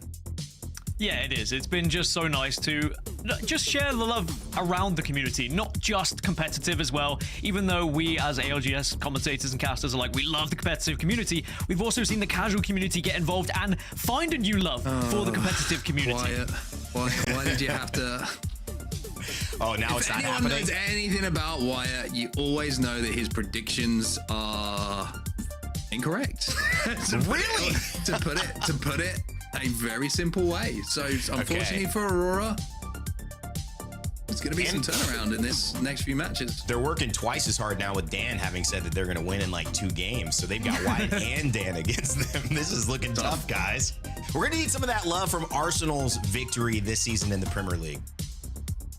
Say again. Sorry, I didn't hear that range. Sorry. One more time. I was saying we're going to need some of the luck that Arsenal had because of winning the Premier League after 22 years. Winning it by 7 points. Well, you know, sometimes the ball bounced the right way. I mean, we don't need to get into this. The World Cup is on the way, and we're going to be talking lots of sports as well. But it's you know, just saying, we need some favorable bounces. We need a good corner kick here and there. Luck. I'm not hearing. Clearly, I have touched a sore point. Let's see if Mark and Dan can recover and also stay healthy, can finally join Elite EU on match point. One team can close it out here in Game 6, so do not leave. It could all end here.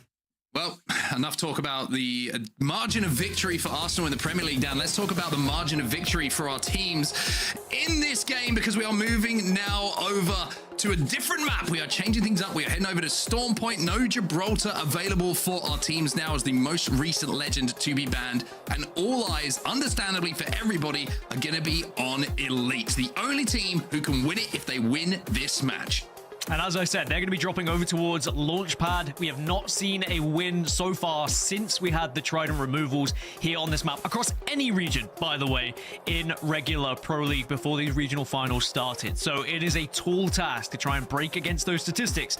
But of course, you've got to bear in mind that when you're playing in Pro League, you're not always looking for the win. Sometimes you're just looking to try and put points on the board. Sure, a win would be nice, but now going into match 6, you are playing only to win the game. It doesn't matter if you get 0 kills here. If you can finally get there to that final circle, you give yourself the chance to call yourself the EMEA regional champions and guarantee your ticket to EWC 2026 in Paris. Well, the pressure on the shoulders of Elite EU, the only team who can do it right here, right now. Well, I also need to make a little bit of a correction. I was completely incorrect when I said I don't think a team has won it back-to-back, because Dan, we casted one. Yes, Em have done it. Moist have done it.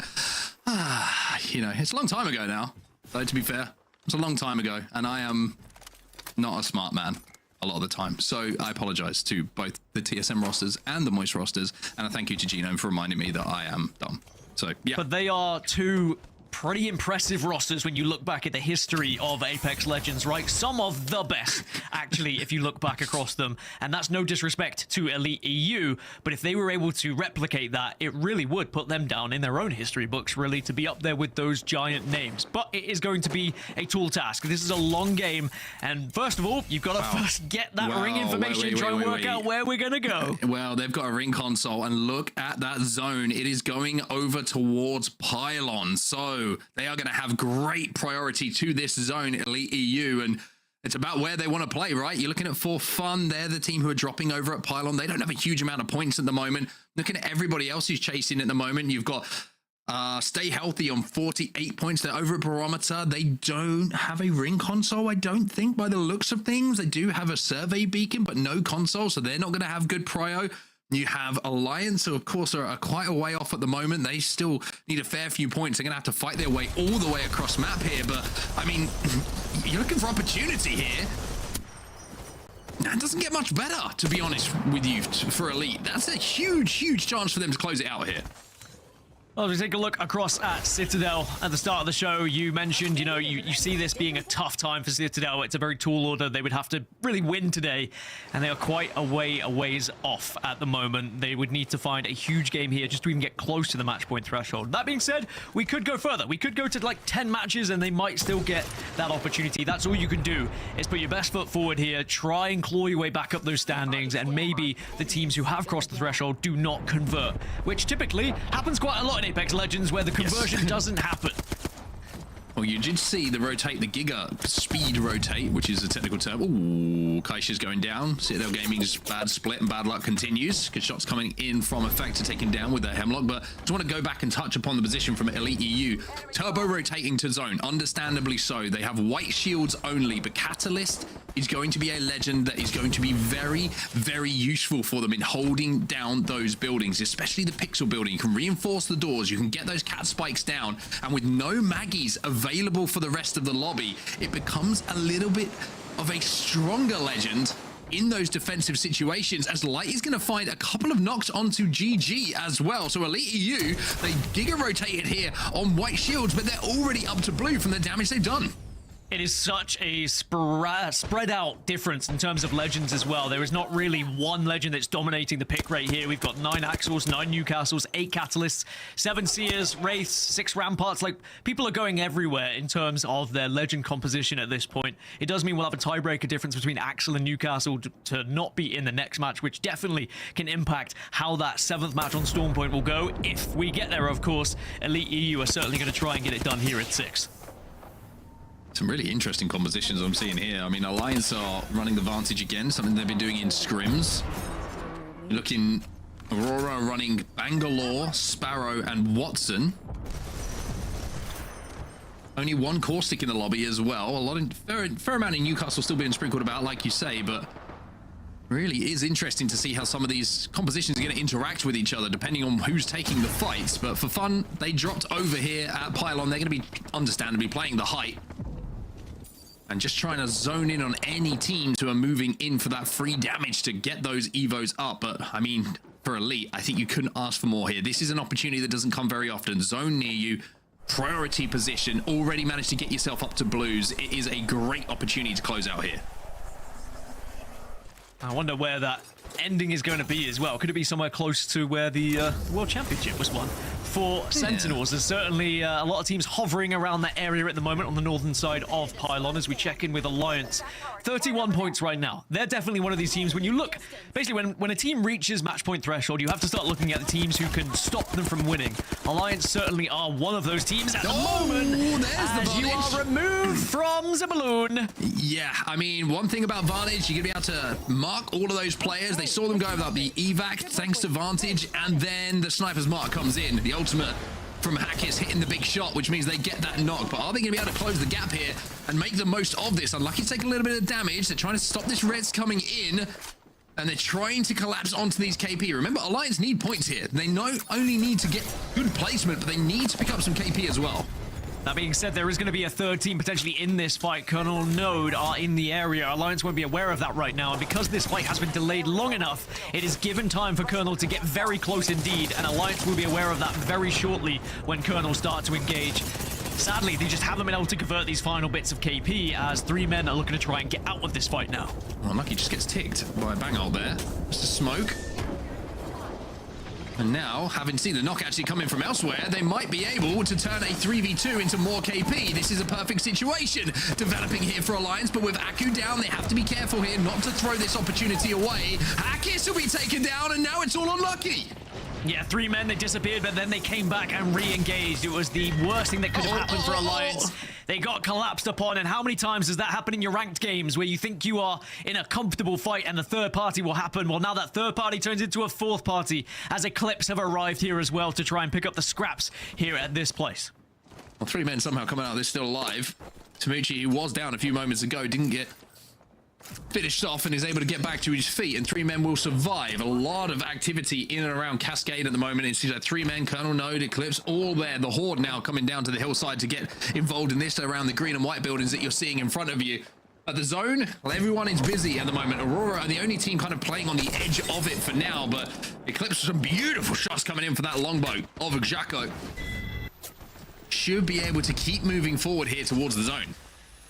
The Horde are now arriving as well. Everyone who hasn't rotated early, basically trying to capitalize on potential easy KP, as Xako should be able to get around the corner by the skin of his teeth. It's going to be Hardeki just from up above at the moment, just raining down hell. 29 points for the Horde, so they're still a little ways off match point threshold, but again, another team that did have some quite advantageous POI situations across the three, so if they can slowly find themselves there and get onto that threshold, they do have some POIs that could certainly convert into wins. Also want to give congratulations to Kings as well. Every time I read his name, it tilts me. Just going to say that out loud. Varashgalia, poor man's reached Nelson, in my personal opinion, but Yaka and Aurora just playing the edge of zone like we kind of highlighted a little bit earlier. Seeing if they can find the damage onto the players trying to respawn here. It's going to be Citadel who are looking for that respawn. I will say the sniper play has been very impressive today from some of the M&K players that we've seen on our screens here in EMEA. Not a lot of shots being misplaced with that longbow or the Sentinel. And the other thing, I mean, with now one team on match point, those who are around the bubble, you start to panic a little bit. Have we done enough? Are we close enough? They'll be looking at those overall live standings saying, okay, we need to be doing a little bit more. Perhaps we have to deny this team, or maybe it's a good thing if this team wins regional finals because then we get our LAN placement as well. It's a very difficult mentality to be in as a player because you want to be the very best. You want to be the one that's winning the thing. But you also have your goals set on LAN. I mean, we've seen it historically throughout Apex Legends history, the very famous jump off the building on World's Edge when we saw a team just committing to try and secure their spot at LAN, essentially. We'll have to see whether we see any sort of crazy plays that happen like this. Well, Stay Healthy only need 2 points to hit match point. That's their only job in this game. But with 18 squads remaining, a long way to go to do it through placement for now. Citadel do get the respawn. But a long way and a very treacherous route for them to go towards this zone for now. Zuni's going to have to make some very strong calls for his team to get anywhere near where this zone is going to be going. Kernel Node have also managed to get the respawn onto orbit, so they'll be back up to a stronger complement of players as the Horde take to the skies themselves. 9 Impulse trying to get a little bit of info, and he's going to find out there is a team in front of them. Yeah, you've mentioned like 4 teams that are outside of this zone, by the way. And it is not going to be easy getting into said zone as well. This is where you really have to rely on your IGL to be able to spot from the sky, gain information, and try and work out if you can play anywhere, or if you're just going to be falling victim to everyone who's already found themselves in a spot. There was 4% left on that evac, by the way, so I think that's why some players maybe haven't been able to get on it, and that's, you heard it explode in the background, so the Horde maybe just trying to drive a bit of attention away before they take this fight, and it is going to be a fight that they look like they have a huge amount of the advantage in. The Horde find 2. Everybody's still healthy. Even though there's 1 player alive and they don't have the read on exactly where he is, that's free KP for them. I do think the Horde's probably best POI is here on Storm Point, and it's probably going to be a bit frustrating for them if they are able to pick up points, because when they get to match point, or if they get to match point, we move over away from Storm Point for quite a little while now, but their focus is just going to be putting points on the board to try and reach said threshold themselves, and holding this western side certainly can result in a little bit of KP with the likes of Citadel, Eclipse, and Aurora all behind them, and probably going to try and take the same game. The Horde not safe. 1 minute 25 to decide what the next plan is going to be. Dan, tell me what you're seeing.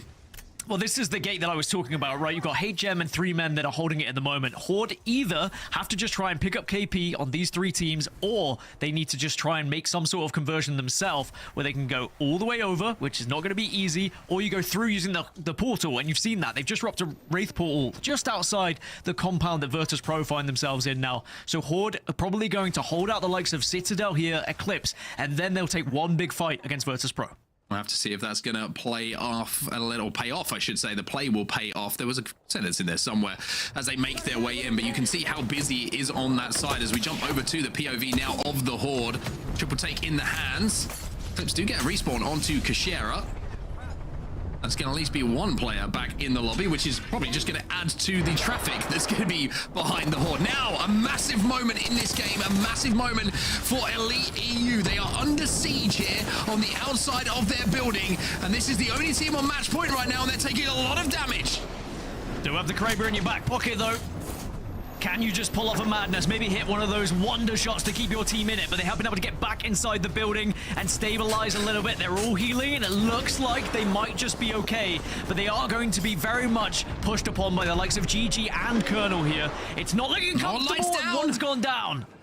But do GG want to play off of this? You can see there's 3 teams in the vicinity. Light may be able to just about crawl inside if they can allow him to come in here.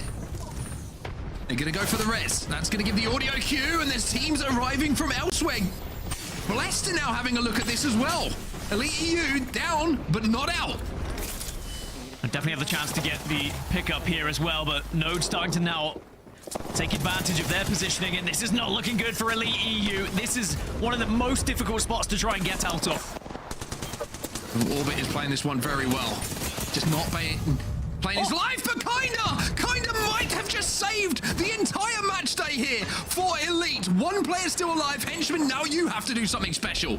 Yeah, Node reluctant to push in purely because of that knock. And remember, Node also want to be putting their best foot forward. They don't know it's Elite EU, so they're not going to overcommit onto the fight. And now Elite EU going to get the reset here. But they still have to move in. Even though if they stay alive here right now, they're not within the next zone, and they are certainly going to struggle to get there. The Vicious eliminated. Kinda might have just made the play of the day as the Aurora train keeps on rolling. Eclipse will be out of the lobby. Aurora on 45 points. They have to get Oirain back onto his feet though. OJ still not healthy. As Elite still under pressure here continually from the team across from them. Kernel Node will not let Elite EU rest for a second here, and maybe this is one step too far. Aurora have been eliminated in the meantime. Orbit goes down. It's a 2v2. Henchman now left on his own. 1v1. Henchman with a lot to do, and the zone's coming in as well. I mean, you can stay alive, but where do you go afterwards? Great spike!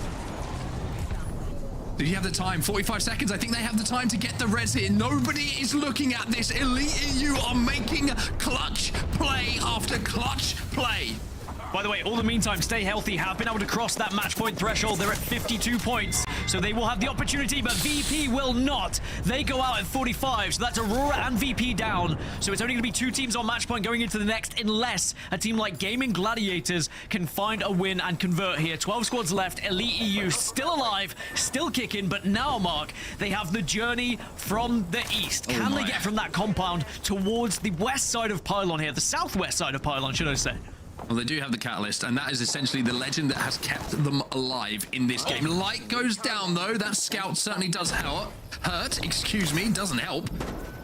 When there's a team staring at you from height. Let's see what the plan is here. 70 points on the board, but a win is all they need. The comms are going to be vital. Let's jump into a listening with Elite. Okay, that's good. Go low ground. Chill a bit. Chill here. I think we have to commit to low ground. Yeah, I think you have to kill anyone there? Hold on, in a second. Wait, I'm selling one and we go. There is, I think. Okay, we have to go to that small room then. They don't know. Okay. Come. Breathe. I can't. I'm breaching. I'm dead, bro. Okay, chill. Yeah. They're gonna swing room. Oh.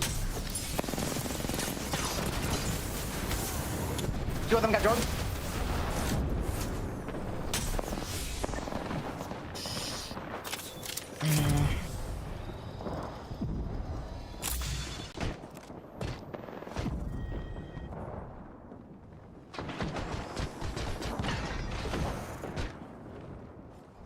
Well, the catwalk got them somewhere, Dan, but the reinforced door did not allow them to enter. They couldn't take that fight, and Light, even though he has escaped, might be thinking about the next game being the one for Elite, because this is a tough situation.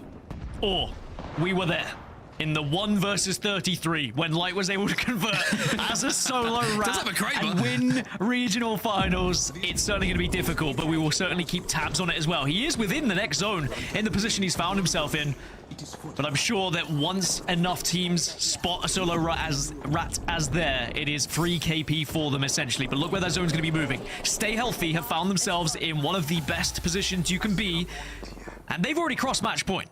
But that is in this game. They cannot win it here. They would have to win in the next. All they have to do is find Light. Just kill Light. Job done. Have a little bit of fun. Of course, the overall standings are still going to be the most important thing for them. A little bit more prize money every step that you take up that ladder when it comes to the ending as well. So got that to play for. GG, 8 points required for them. They aren't safe and will have to move. The Horde have been eliminated in the meantime. Top 11. The math's starting to fall in the favor of Elite EU a little bit more. I mean, Gaiming Gladiators 8 points away from crossing that threshold as well, Mark. But at the moment, they're on the north side of Pylon. Three men are kind of holding them out here, so they're going to have to bully their way through, and Sheila certainly helps do that. 25 seconds until zone closes. They're going to look for some KP here. Zayn going to have to probably look for a portal in this situation, and yeah, he jumps into the void to try and get that portal down. We'll be safe in this corner. There is a fight happening next to them, so GG. It wasn't a long rotate for them to make, but it's an effective one. They are set up here. Yeah, this has worked out. They've just been able to get far enough in so they're not going to be eaten away by that zone. But oh my god, if you look at what's happening on the east side, Blessed will go down. But there's about 4 or 5 teams that are all just culminating in the same place. As No will go down. HM eliminated. Oh my god, Zayn! The damage output unmatched. But he does go down. He's going to have to be dragged to his feet here by Lufka, who jumps out behind that Newcastle wall to stick the res. Blast trying to chip away, looks to convert some KP. That'll do. There's another one for him. That's 2 dead. And they inch closer and closer to match point. 3 points is all they need now. It should be achievable, especially with how they're fighting at the moment. They're working well together. By the way, though, yeah, you have to keep eyes on Elite EU here, because Light, he could go through the tunnel, but it's just about avoiding everyone as much as you can. If you can somehow, some way, find yourself into a position where it's like 3 or 4 teams alive, it's still achievable, even if unlikely. Especially with the Kraber, you never know. Couple of teams fight. Kraber 1, comes to 2v2, if things start to add up, the math will be mathing.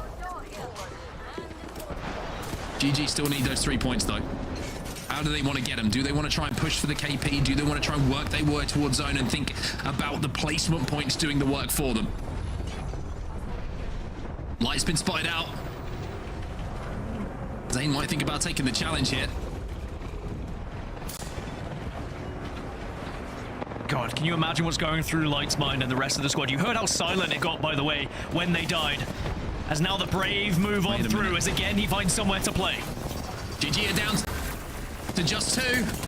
The kickstart is going to hurt as well. Blast has to hit some big shots, and he manages to do so himself. To make him EU great again. Light's still alive, by the way. He's still doing work. Making EU great again are dead. Elite EU are dead. Amazing effort coming in from Light, though, as the attention turns to GG, who now hit match point. And GG, remember, they are the match point team. Think about what happened in scrims. They were finding wins left, right, and center, and they'll get the chance in the next. And maybe, who knows, they might even win this game. They win that engagement. They've got 8 KP on one single player, 11 across the team. They're having one heck of a game right now as Team Heretics also trying to put more points on the board. Yeah, Heretics need these for the overall standings as well. Just remember, at the start of the day, they were in one of the qualification spots, but as it stands, they would be outside of them. So Heretics desperate for a good game here, and Alonzi and crew are going to have to find their way to some KP and some good placements to give themselves the confidence for this game and this series to continue going a little bit longer. Where do you go with that bubble? Are you able to find anywhere with the portal? Excuse me, the bubble portal. It doesn't really matter as GG are going back and forth, but now they are being very much aggressed upon as Forfun get eliminated. Heretics need this, and they have the high ground. GG are gone, Forfun are gone. 2 squads now remain. Down on the low ground, it's Stay Healthy, who have been in the middle of the zone, and Heretics, oh my god, they get queued out into the zone. Stay Healthy, hit match point, win the game as well, and they will be a team alongside GG and Elite in the next game who could win the whole thing. Wow, we have 3 teams on match point going into match 7, which statistically is where it has ended across the board. If you look back at a lot of the history throughout Apex Legends, but Stay Healthy in a game where they only needed a few points to be able to convert, Mark. Similarly to what happened in the previous game for Elite EU, they still find the win on the board. And again, it gives them so much confidence and that chance to maybe, just maybe, get that win on the board to push themselves towards EWC.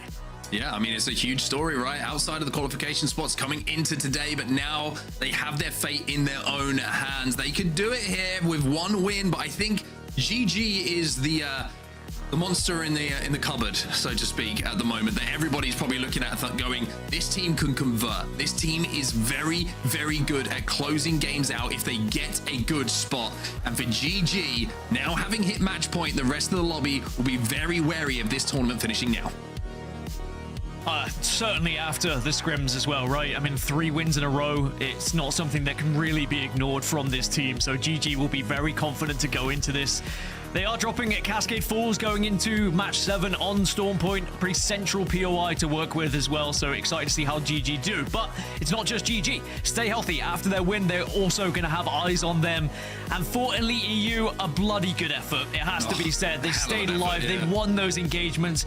Sure, when you're a solo, you're very unlikely to be able to win from that point. But if all 3 of them had survived, got onto those Nitro gates, been able to get in the same position, who knows?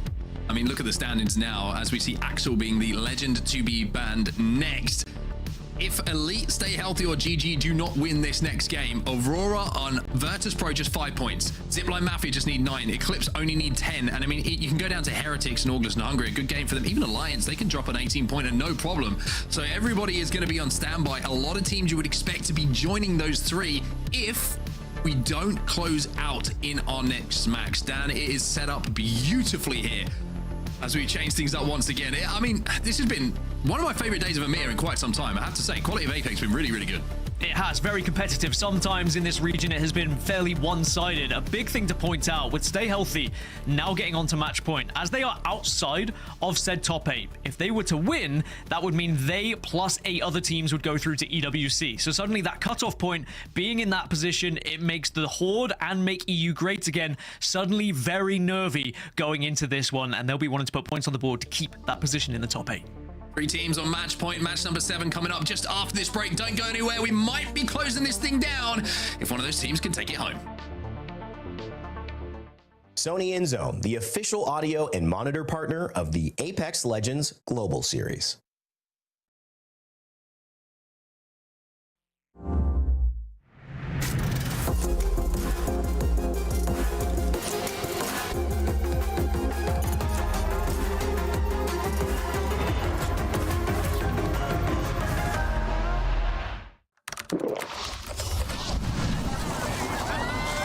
Red Bull gives you wings.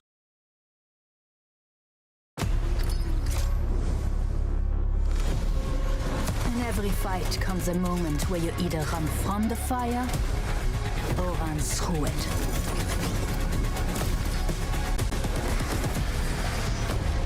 You will find me on the other side. Rise to the podium or from the ashes tomorrow. Gebt Vollgas! I'll push, you punish.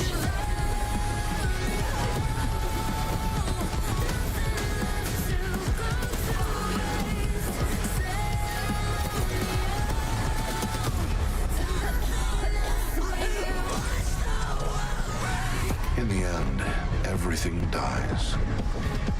Agreed.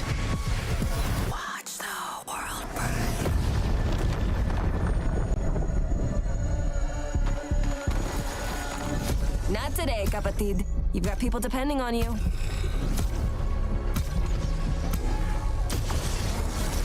Failure is an opportunity if you use it. I love the hunt, no matter the game.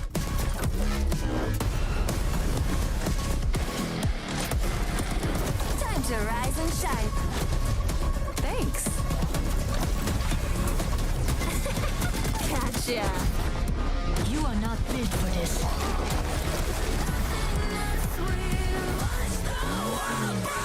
I'm even better face to face. 9.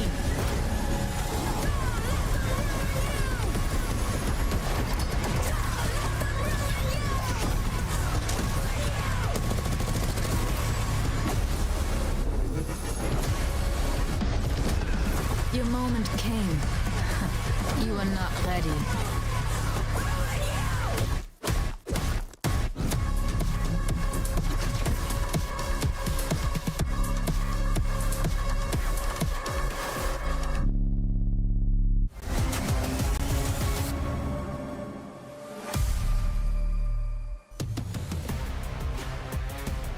6 games gone, turning into 7. But before we do that, we got to bring back Vicky and Genome here on the cast to break down what we've just seen. 3 more games go by. We've got 3 teams now on match point. I'm your host, Ray Day. And Vicky, let's start off with maybe some of the bigger conversations. Stay healthy, jump into the lead. They not only make match point, they get the win. That is a massive performance from a team who desperately needed it if they were going to qualify.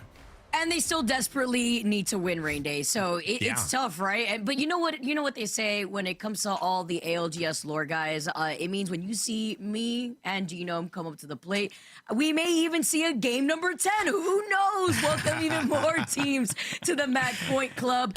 But I think the team that we definitely need to highlight and ramp up on is Elite EU, because Elite, I believe, before going into today, they were sitting in 10th place at 80 points, so they were one of those bubble teams. But with one heck of a performance, I gotta give a shout out to Henchman. This guy, I don't know what he ate for breakfast this morning. He's got a total of like 15 KP over the course of these last few games, and now they're sitting pretty cozy.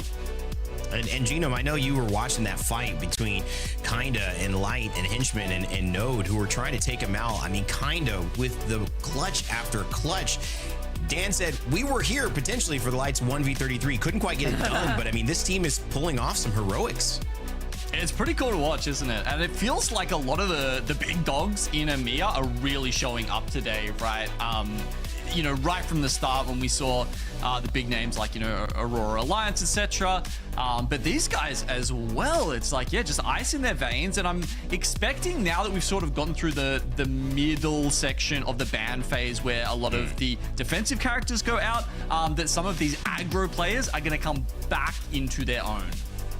Vicky, are you surprised that coming into this regional finals, we're talking about Elite EU, we're talking about Stay Healthy, we're talking about Gaiming Gladiators on match point, and we're not even mentioning Alliance and AURORA? Would you have ever had that at the top of your list heading into today after 6? Stay Healthy, no, because they were like on the bottom end of the AURORA standing, so I'm really happy to see them like pop off now where it matters in the regional finals. But when it came to like those bubble teams that we keep highlighting, Horde, Gaiming Gladiators, Elite, we all know that they have the capability to do it. It was just so tight in the middle of the pack to finally get that breakthrough. And, you know, with the way that scrims have been shaping up, Elite Esports right now are showing where it matters. Listen, I gotta point out Blast and Zane both in the top 5. Blast with 13 kills. That is really good for an anchor style player, and Zane as well.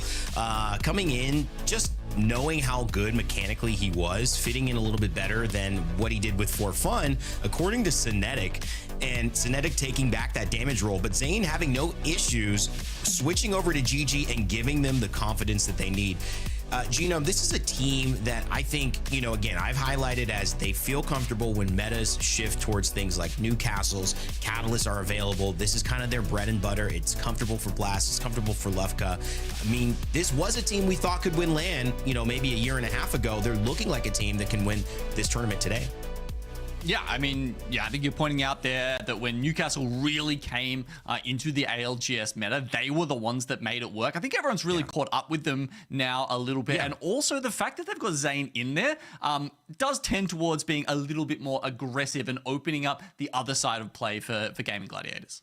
And it can honestly, as an argument, be that maybe that's what they were missing. I mean, maybe Blast and Lefka as a style benefit from being a little bit more aggressive and being pulled by Zane's actions. Either way, though, we've had some action here today after 6. 7th game is coming up soon, but we also finished our other regions around the world, which is why it's time for geography with Obi-Wan Genome. Genome, talk to us about some of our APAC regions. Of course, we're going to go down under, back to my old home. And yeah, look, it's 5:50 a.m. right at the moment in Australia. And that means, of course, yesterday we had the APAC South. So look, the regional finals are finished. It's going to be Wolves actually on top here. These guys have been going from strength to strength. SAUL just behind them.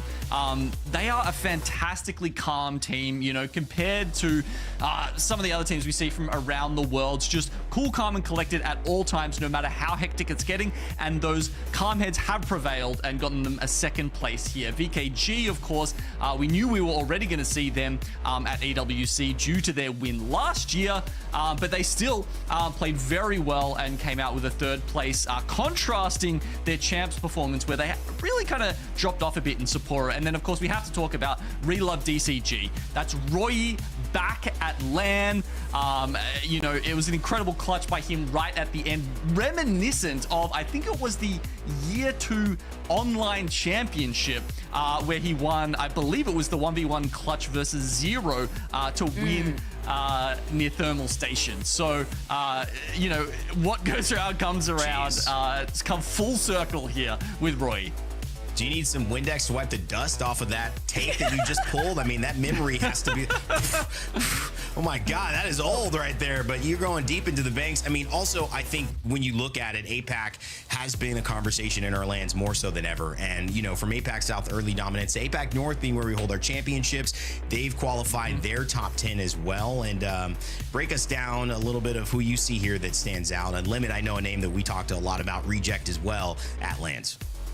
Yeah, look, all right, I'll put the beta max away, but it was Zeta Division who were really point maxing out here in APAC North. They finished with 145. They were actually struggling a bit at the start of the regional finals, but luckily for them, APAC North regional finals always go forever. So we had 10 games, and right at the end, they actually, I think it was like 19 KP they picked up in the final game, and almost took it out to keep it going to an 11th, but finally, we do see Ty, who actually won that final game. And this was, I believe, the first time a team has won regional finals from outside those, you know, top X, like 8, 10, whatever it is, qualification spots, and essentially grabbed the golden ticket.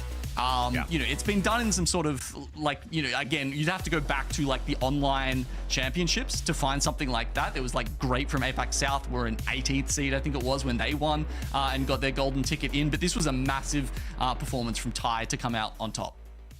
And, you know, we're not too far away from maybe seeing it again, Vicky, because, I mean, I know I keep hitting you with the stay healthy conversation. They're outside. There's pretty much no way for them to win or qualify to land without winning. And they are actually in a position to do it. So we could have two kind of record days here when it comes to our regional finals happening in both EMEA and in APAC North. I have to say, the other team that I maybe just wanted to touch on here before we jump in, guys, HM. This is a team that's currently coming into this sitting in 7th place. They were qualified. They had to maintain that.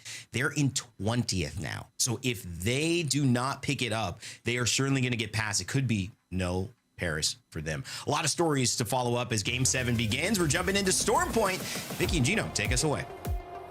Alrighty, Genome, and I like how Rain Day brings up HM2 because, you know, when we talk about the stay healthy conversation, can we talk about the fact that they were sitting at 58 points in 13th place tied with 3 men before going into today, and here they are at match points. That's why they desperately have to win. And also, just to retract back to your statement, Genome, we have been doing this for quite some time, man. Isn't that crazy? The history of the ALGS going way back and talking about the accolades for so many of our teams here, and very similar Cinderella stories that we may have on our plate within EMEA. Strap in, everybody. We got game number 7 moving right back over to Storm Point, where Stay Healthy just won with 7 KP. I saw, you know, one of those players that they were fighting off against zoom off into the zone off of their own Axel pad. So that was just quite unfortunate. But you know what? That's something to Stay Healthy will absolutely take those to win. And now we're going to take a look at what they're going to be able to do and to convert this match point sitting that their situation that they're sitting in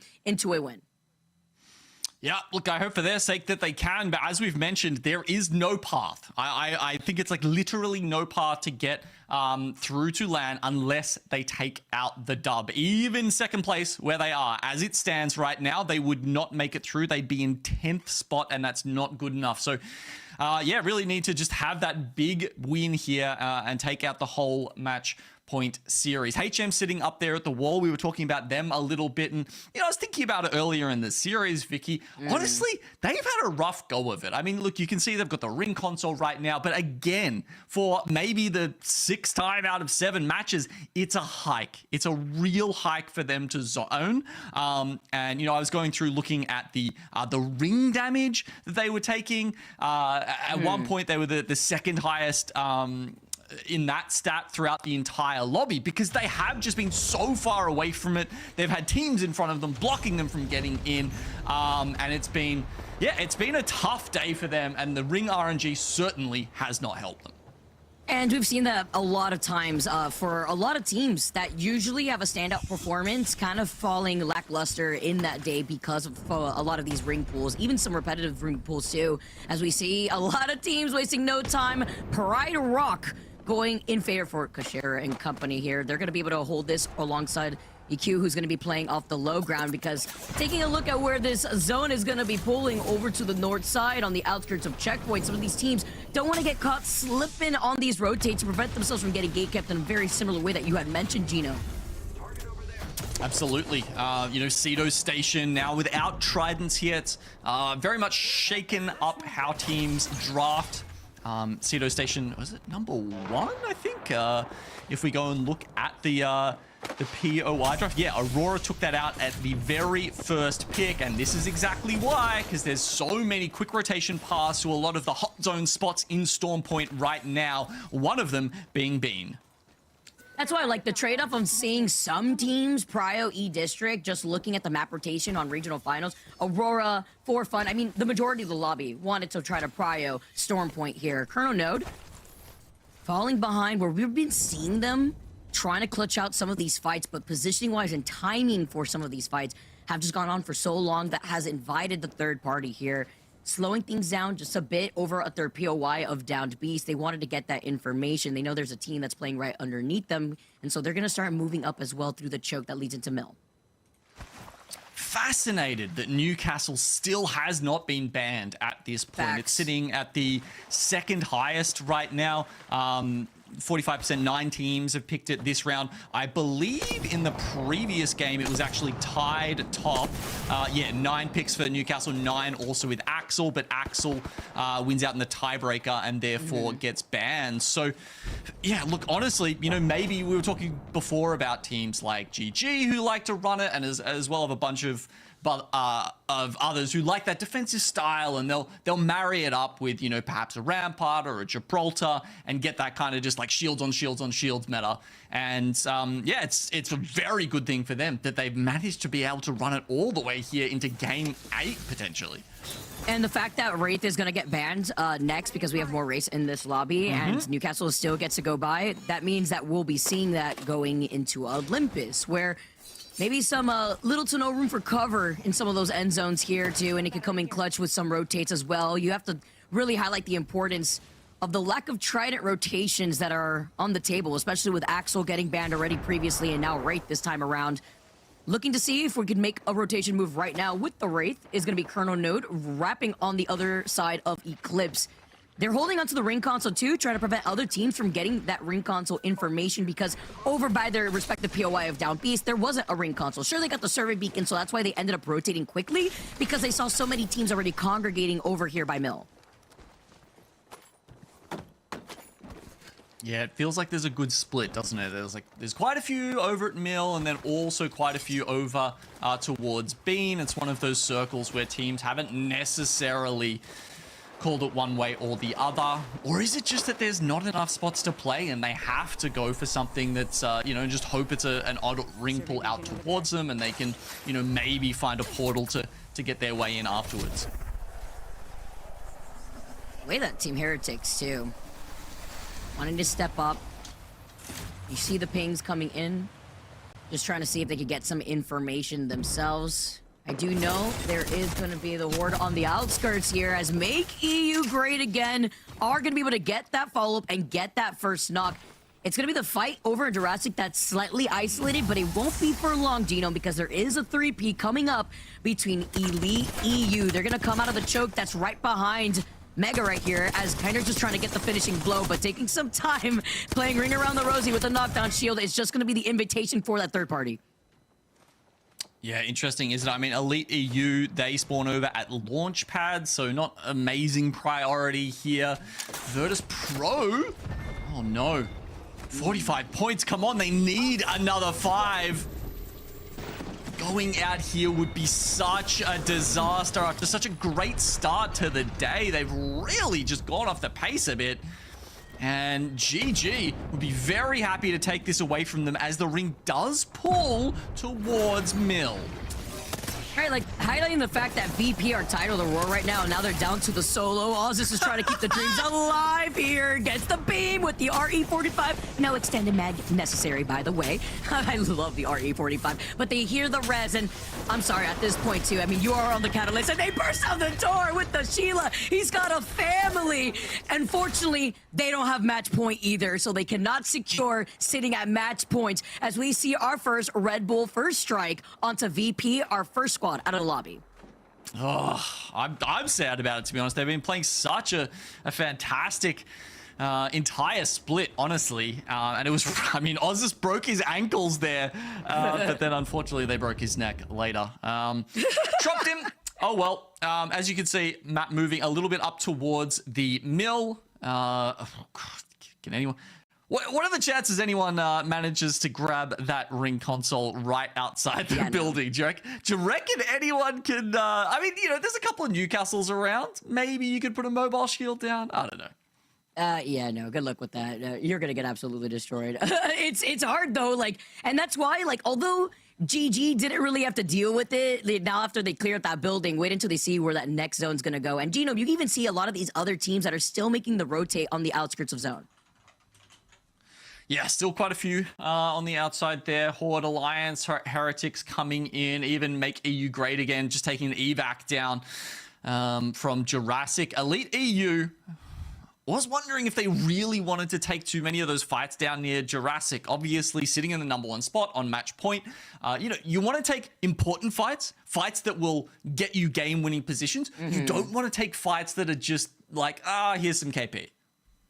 Yeah, especially when it comes to some of these teams already sitting at match point and having to predict, like, based off their POI, how are they going to try to utilize their rotation? What do they want to prioritize in terms of information? Obviously, teams already at match point want to secure a final end zone safe building where they can clear their backs. But in a zone like this, man, like you mentioned about the Newcastles, imagine how great the Newcastle teams are going to feel, especially since he's not banned, you know, going into the next game, looking at a zone like this, try to bunker down. And now looking at some of the teams already making their rotate, coming in from the skies. It's going to be Hardeki and company now just trying to find their spot to land.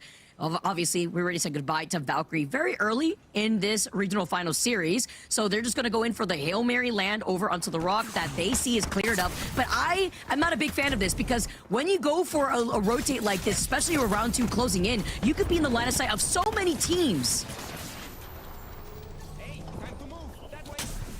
So many, because there's a bunch in mill, but there's also people chasing you from behind, like Zipline Mafia, Citadel sitting in the buildings right there, or also pinging out shots at them right now. So you can see even Citadel, another team currently in 16th, who need that dub to get to Paris. There is no other opportunity. There is no other pathway. They must get the #1 and the win if they want to make their way on the plane.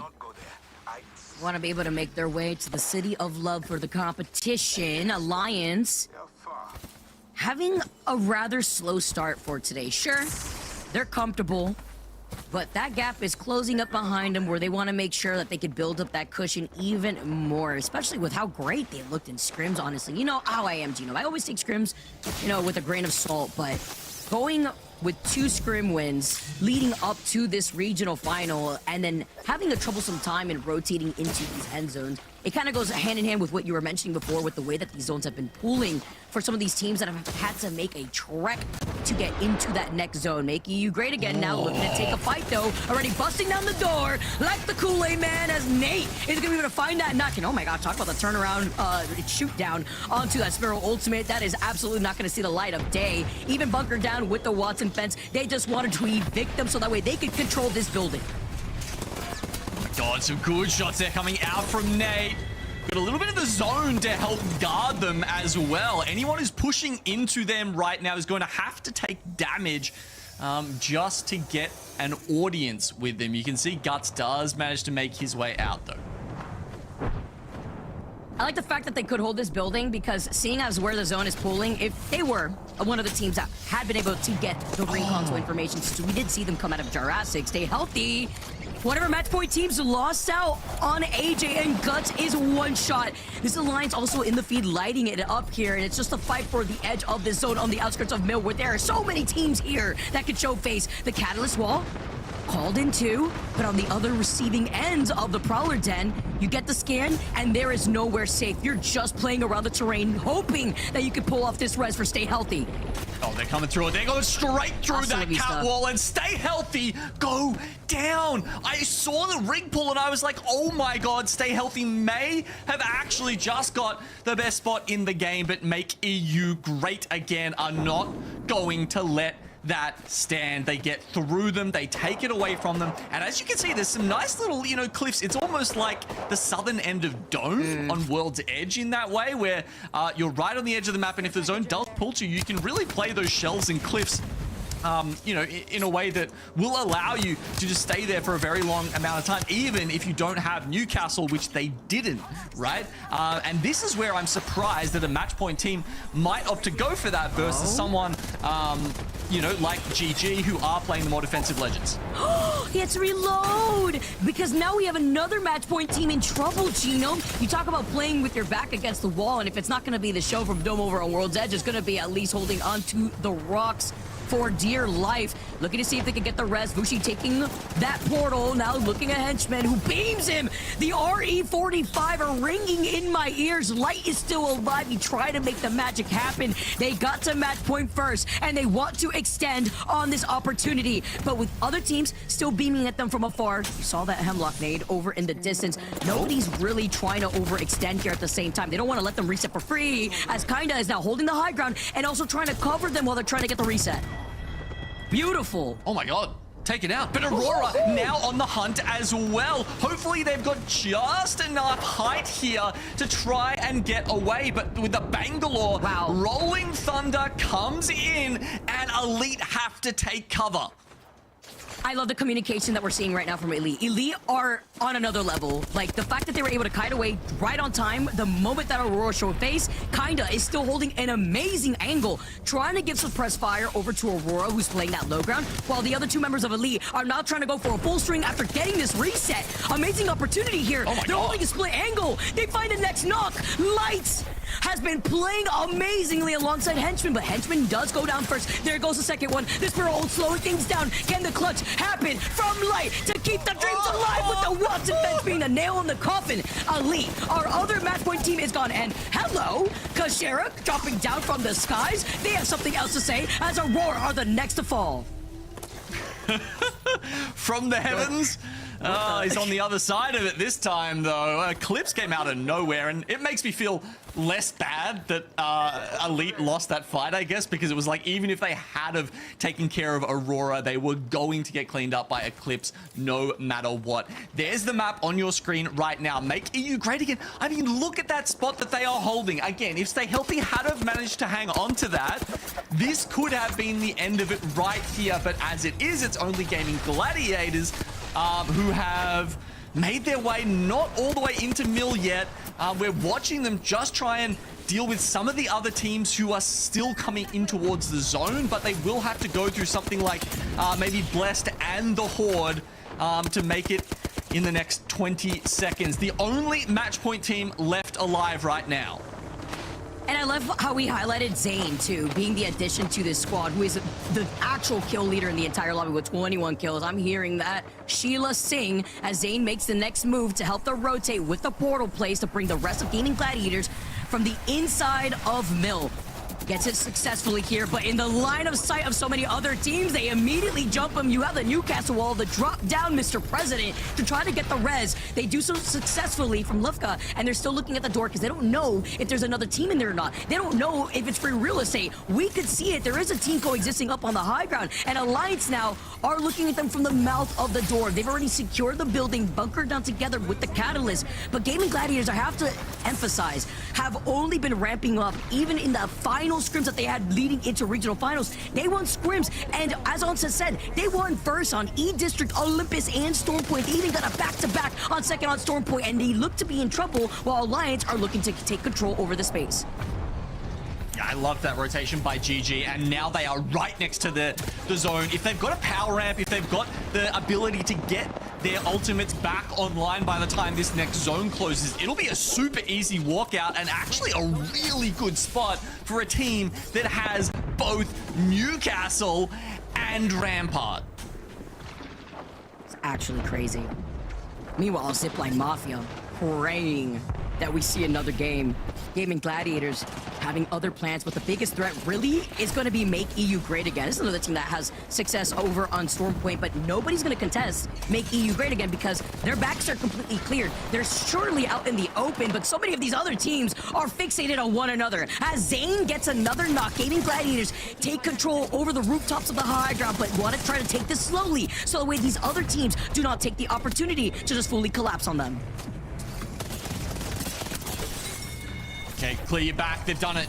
Eclipse not going to be the thorn in another match point team's side. They're taken down, and GG are doing this one the hard way. You can see already, what was that, 10 plus kills for this team?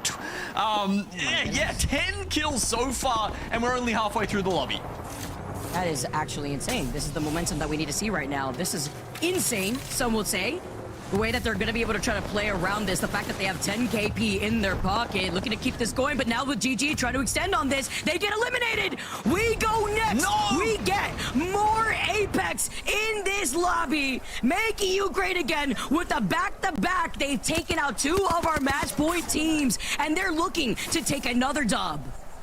Oh, the Reapers over here on our bottom side of the map here. Everyone else is just scrunched together within these buildings, or perhaps on top of them. Alliance, as you can see, are desperately trying to live within the Catalyst spikes here, hoping that'll be enough to deter the other teams around them. And now the Unlucky's back up, he can start reinforcing the door. The REs come out, but 3 men in HM are just too much for Alliance to handle, and they will further slip down the standings, still 13 points away from match point. Yeah, and if you're looking at the chaos that's happening all in Mill and you're making you great again, you're just like, yeah, take a load of this. Look at everything happening over here. I don't want any business of this, but they do need to get some KP still to be comfortable here as they're looking for the dub. They're sitting at 38 total points. The closest team really is going to be Zipline Mafia to getting at match point, which they haven't secured yet because they were down that one member, and I believe the Catalyst is knocked earlier too. So with 46 points, they just desperately are trying to cling on for the opportunity to get those 50 points over to that finish line. As you see more teams now moving up, the Catalyst coming in clutch in a final zone like this. Love this, having the series standings right here to highlight what's at stake. The fact that AURORA missed out, by the way, by a single point in that building is next level. But that's why, Genome, you talked about Mega being the Grim Reapers. Zipline Mafia just went out as well. They were on 46. Another team fails to clinch match point, and now it's really looking at make EU great again. They've been picking up so many kills, and a win, I think that actually could get them across the line here. Yeah, I believe so here, Genome. It's just looking at everybody in front of them, and it's like shooting ducks as they're all forced in their line of sight. Aim practice for the rest of this squad. And as everybody's forced to collapse to one another, they're gonna just strive in this chaos. They're looking at Hardeki, though, who wants to take a full swing on them. They were playing with the Rampart. They're trying to play around the Rampart barrier, but the Hemlock breaks right through it. They swing on Zidane, who is out in the open, playing incredibly wide, and this actually could put a dent as Mega do not get match point. Citadel Gaiming, when we asked where they were at, they came in to shine and take game number 7. Killer stuff there from Citadel. Only 6 kills. They really bided their time. They let a lot of the other teams do the work there. You know, we saw so many other teams. We saw make EU great again. We saw Gaiming Gladiators also racking up quite a few of those kills. And for Citadel, it was really just a matter of cleaning up at the end.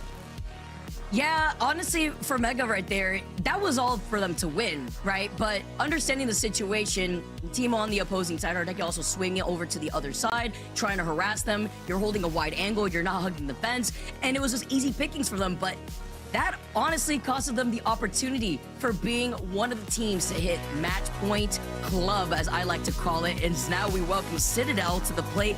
6KP, you know, but at least you get the dub here. You prevent our match point teams from ending it right here for our regionals finals, and we get some more Apex. Yeah, I mean, I didn't get to see where they used their catalyst wall at the end, but that really was probably the difference between them being able to win that game or not. Make it EU great again, that is, of course. You know, they had so much of the zone to themselves. They really just needed to hold on to that until a time at which the other teams had no option but to fight each other without being able to see through it. Yeah, it's really hard too, and that's why I was talking about how crazy a Catalyst would go into a zone like this. As we welcome back Rain Day in a very intense final zone, we saw Mega being the Grim Reapers against our match point teams, Rain Day, and we don't really welcome any other team into the famous 50-point club. Yeah, it's interesting to see it kind of stall out there. And AURORA, maybe the biggest name that still hasn't reached match point, the leader in this league, and suddenly finding themselves at the doorstep and then just stumbling a little bit. So they'll get themselves back up. I'm sure next game you would expect it, but you have a couple of those and it really starts to feel like wasted effort because my goodness, 49 and 50, that's all the difference in the world. But another game where you sit back, watch the lobby and you can't get it done, that will sting. In the same way though, we've got Elite EU, Gaiming Gladiators and Stay Healthy extending their lead in a big way. Gaiming Gladiators, Elite EU, the teams that can benefit from that, Stay Healthy, still have to get a win if they are going to qualify. Make EU great again, a team that is in 6th place but jumped 7 points, 7 positions in that final game. They played spoiler to AURORA, and they're also allowing teams like the Horde to move up slightly. And this is also balancing things out, guys, because Eclipse, Neevepro, who have jumped up really high, they're in the same position as Stay Healthy. They've got to win. They started out really high, but as they've slowed down later on in this afternoon as it's extended, they've dropped positions. Now they're in 9th place. So again, a lot of teams that are very, very close.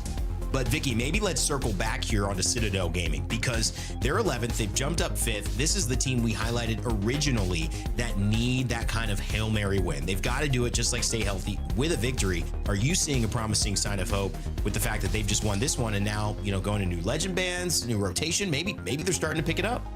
I want to be positive. You know how I am, Randy. When it comes to seeing a team now start to ramp up, but like realistically, this is good. I mean, at least there isn't an extra team in the match point club, but they're gonna have to go even harder than just taking that dub with the 6KP because they were evened with Stay Healthy with 58 points before going into today. So yeah, they are another team that absolutely needs to win this regional finals if they want to have their opportunity to get a plane ticket to fly over to Paris and compete in the playoffs. And Rainday, just like quickly looking at Citadel's performance over the entire split, they were the only one basically in the bottom half who won a match day. So we know they've got those high highs.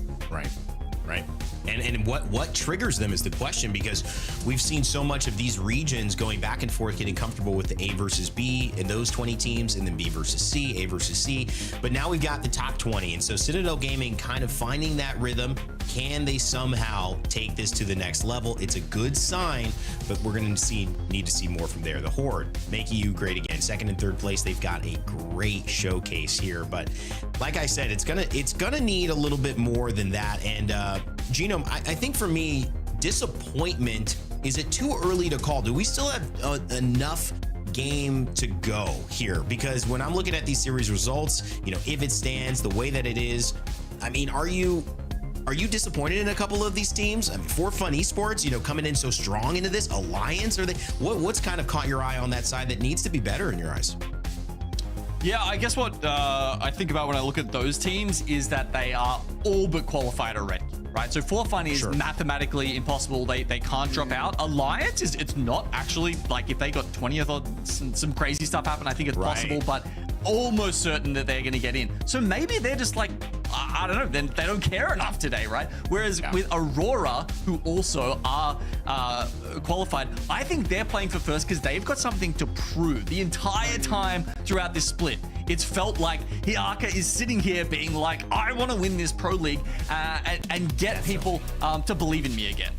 Oh my God. I completely agree with you. Vicky, you echo those same sentiments. I mean, you look at it here, Alliance, if they were to finish where they are now, they'd be 6th in Pro League. AURORA would be 1st of the table. I'm scared, and I say I'm scared because like look how close when you see Team Heretics and Horde and the way that HM and Stay Healthy are playing right now. Let's not forget that the points are a little bit more sponged up when you go into a regional finals, and with Alliance taking their time to try to ramp up very similarly to what we've seen from Aurora. The only difference is Aurora has already built such a gap over the course of Pro League where, let's say they don't end up winning, right? But they at least are guaranteed to be in that first place spot, just looking at how well they've done throughout the course of Pro League. You're looking at Alliance, who are still waking up a little bit, making you great again, still racking up points. Like, they're at 105. They 5 points away from overtaking Alliance. They'll drop down to the 7th place spot. We welcome 8 teams here in EMEA into our playoffs, including the regional final winner. And I don't know, it's just a little too tight for my liking, Rain Day, but with the way that the second half of this lobby has been doing, waking up where it matters, that could shake things up looking at the top later half. It's kind of like when you're tired, you're staying up, and you guys are like, should we just go to bed? But then you get your second wind, and something happens, and you're like, you know what, I'm back. Like, I've got a few more hours in me. That is what we could be seeing in this match point. 3 of the same teams who have made it on match point still remain as we head into game 8. And will it finally be the end of our EMEA match point finals? Or will we go again and see some new narratives start to pop up? I guess we're going to find out, Rain Day. Let's get this going, Genome. Game number 8. We're going the distance, my friend, and I wouldn't have it any other way, as now we take a nice little flyby of Fight Night with my favorite Pathy going through as well, and it's going to be the winners of game number 7 from Citadel, who once again have to make quite a miracle run if they also want to qualify. To be the last game Citadel get to run that Newcastle in conjunction with the Rampart. That's right, finally we've got rid of him. 70% of teams have picked him here, especially on Olympus with all of your long sight lines, open spaces. You really need him more than ever, and that's partly why we've seen an uptick here to finally get him out of the lobby. But who knows, maybe that one last chance is the opportunity that Elite, the GG, that Stay Healthy need to take out the dub. Still only 3 teams on match point, and as opposed to on Storm Point, more of them have picked up that defensive support legend here, as Orgless and Hungry is going down to affect Aurora. Interesting. Okay, we're speedrunning our way to trying to get some points here, but this is also where some teams start playing desperate, though, Genome. The teams that are at match point are going to play a lot more slower and to play around objectives, so that way they could get the information that they need, so that way they could sit comfortably in a very good spot in those end zones. It's even scarier, though, when you're a team that has nothing to lose, who wants to be able to start sponging up even more KP, who wants to run it down in the lobby here, as we see 3 men already taking evac tower to rotate over to the north side of Summers. But I love zones like this. I've seen this end zone so many times in my own game, but I say I love it because there's so much space to play in a zone like this. The bottom basement side of University in those 3 triangular buildings, it may not look like the bottom end of the rocket that you were mentioning over by Hammond Labs, but it's going to be just insane at how many squads could actually coexist here. Yeah, I quite enjoy the ones that end down near some of like the smaller bike sheds, and that like sort of the rock arch is kind of fun as well. And of course, we would be remiss not to mention there that one kill has actually got Aurora 2 match points. So a smart little incursion into Hammond Labs from Terminal does put them on 50, as Elite EU are trying to clean up some kills over here in Gravity Engine. And that's the importance, too, when a team understands what's at stake here and knows that they need to be able to scoop up anything that they need to at least secure them in that match point format. Well, Aurora have been able to do just that. Elite EU were able to pick up that KP, as you had mentioned already, gets the 10 bucks and just as quickly as he may have seen the light of day, he is absolutely taken out. Now it's up to Tackington to keep the dream alive, as Orgless and Hungry, with only 34 points, are looking to take the fight before they are wiped out of this lobby. That's going to be one of our teams out first, and now it's going to be 19 squads still left here. The catwalk called in as a third party comes in. Yeah, it'll be Team Heretics, I think it was. Moving back up now, though, we've got HM sitting right at the bottom of the standings here. Very close to it anyway, and they're the ones looking to take out one of the match point teams in Elite EU. That'll be a big scalp for them and put them one step closer to moving their way back up, though. My lord, if it's a mountain that they need to climb, it's Everest this time. That's a rough one here. But Elite EU are looking to keep the dreams alive after making this rotate, just getting the scans here too.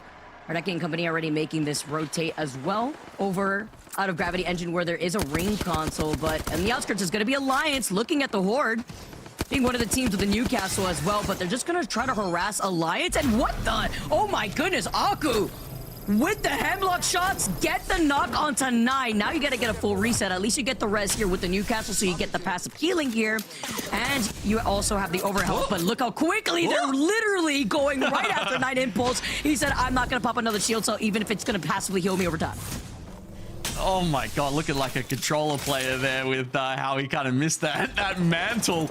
Almost going down. And look, even after the recoil nerf there on the hemlock, it's still pretty good, right? Like even those long range shots, you can really line a couple of them up and take someone down, as you see there. But look, the Horde, they make it, and they're happy about that, because again, on 45 points, you really don't want an early exit to the game when you can just play safe and eke out a couple to grab that match point eligibility.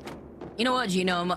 If you told me like 4 years ago that the hemlock was going to be automatic, I would not have believed you. I used to say that as a joke, and like now it's come true. And you know what they say? Be careful what you wish for out here, because now I hear the hemlock in my nightmares.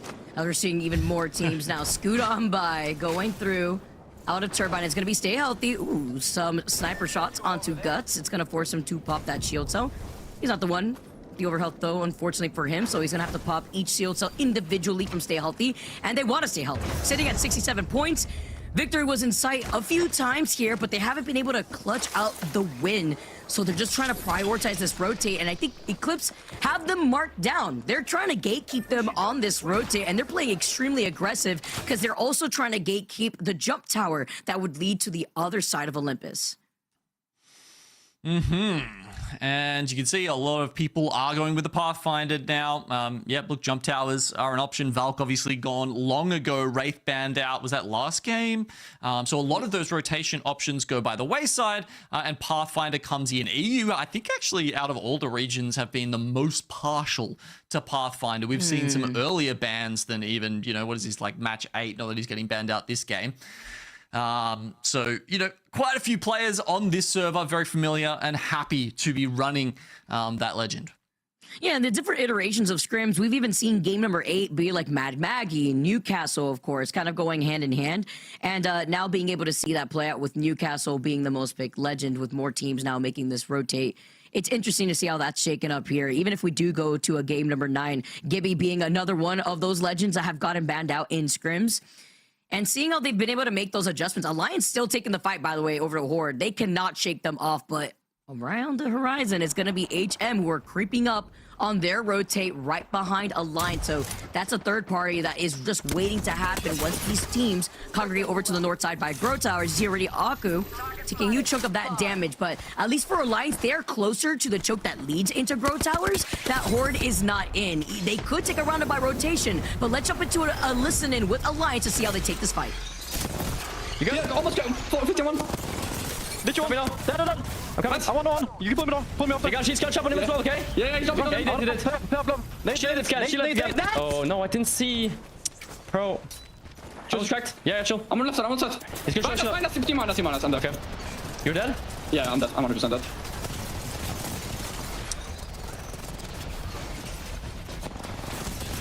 Come on. Nice. Team behind. No, jump over. Fuck out, bro.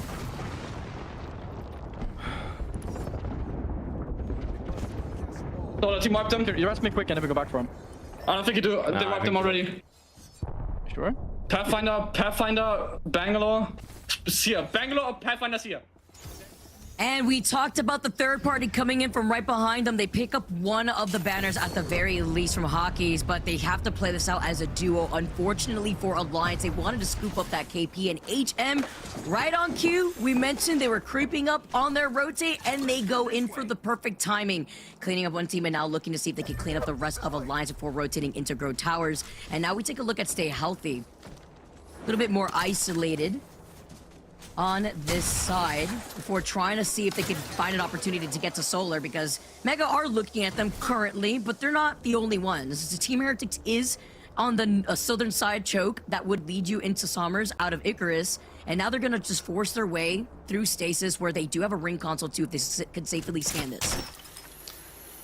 Yeah, Team Heretics right on the bubble now. Them and Horde are desperately hoping that a team lower than them doesn't win match finals, because it could push one, maybe even both of them out, depending on how they slip down the standings. They're kind of the two teams, you know, the least locked in to land right now. They're currently making it, but it definitely could go the other way, depending on how many games we see play out here. Nice little mythic pickup for Stay Healthy. And they also get the beacon scan as well on Solar Array. So nice little double pickup, double, you know, buffer to their chances of winning this game right now. But that said, Vicky, they're very far away. They've got to run the gauntlet to make this one. Somebody who's got to run the gauntlet out of zone 2 is Alliance, because they actually end up picking up Aku into the zone and wrapped on the back end of HM, taking that southern choke rotation from the clinic side just to pick up that banner and probably get the death box res. So now they're going to be rotating on the outskirts through Grow Towers right behind HM. Maybe get a little bit of revenge here if they have the opportunity, because Forfun are looking to engage on the collapse of teams that have predicted this zone to commit over to Sommers. Whereas it's actually pulling down to the south side, where we sometimes see those raw buildings that are kind of left out in the open, where Bless and Kernel Node predicted that rotation perfectly. Yeah, I think there have been recent movers there. Upon seeing this next zone pull, they seem to have made that distinction, yes. But not really. I don't think there was pretty much anyone playing down this side earlier on. Team Heretics have swung around, actually, from up on Icarus, where we saw them a little bit earlier. And if they can take down Blessed and or Kernel Node, all of a sudden it's a great spot for them. And again, we mentioned this is actually quite important. Any points for them going up the leaderboard here, incredibly important if they want a little overseas trip for themselves. Yeah, it is. And now with Max Strafen now being able to pick up that next KP, Heretics, who had made that move, looking like they're in some trouble. I like the fact that they get the trade-off, though, so it's going to be an even fight for both of them. Man, these RE45 shots have just been crazy all day long in this entire lobby. Looking to be able to get that ultimate quickly, though, and it's going to be necessary. This round 3 is closing in. They are safely in the next zone, but they want to be able to have that wall just so they could be ready for a third party or to help them rotate outside when they have little to no cover. Oh, there's that rock arch I was talking about before. I love how this plays in endgames, honestly. It's a nice little feature to work around, especially if you've got Pathfinders involved, and you can set up zips, as you can see has already happened. Maybe a little Pathfinder rat will be able to grapple up there later. Either way, none of these teams making headway. All of them still just pick it at each other on the southern side of the zone, as the ones on the north. Here's that revenge match we were talking about with Alliance versus HM, but now Stay Healthy is getting involved in it. Again, you gotta remember, match point team, can they resist all of this pressure? They're dancing a little bit. They cannot. And Alliance wanted to capitalize, maybe get some revenge, but HM barely took any damage here. You can already see the medkit getting popped, the seer that they have getting information, and they get sandwiched because VP are right behind them. Alliance got booted out in 16th place. Unfortunate for Hockey's. He couldn't catch a break, but that's what happens in a regional final lobby like this, while VP wanting to scoop up extra points to set themselves up.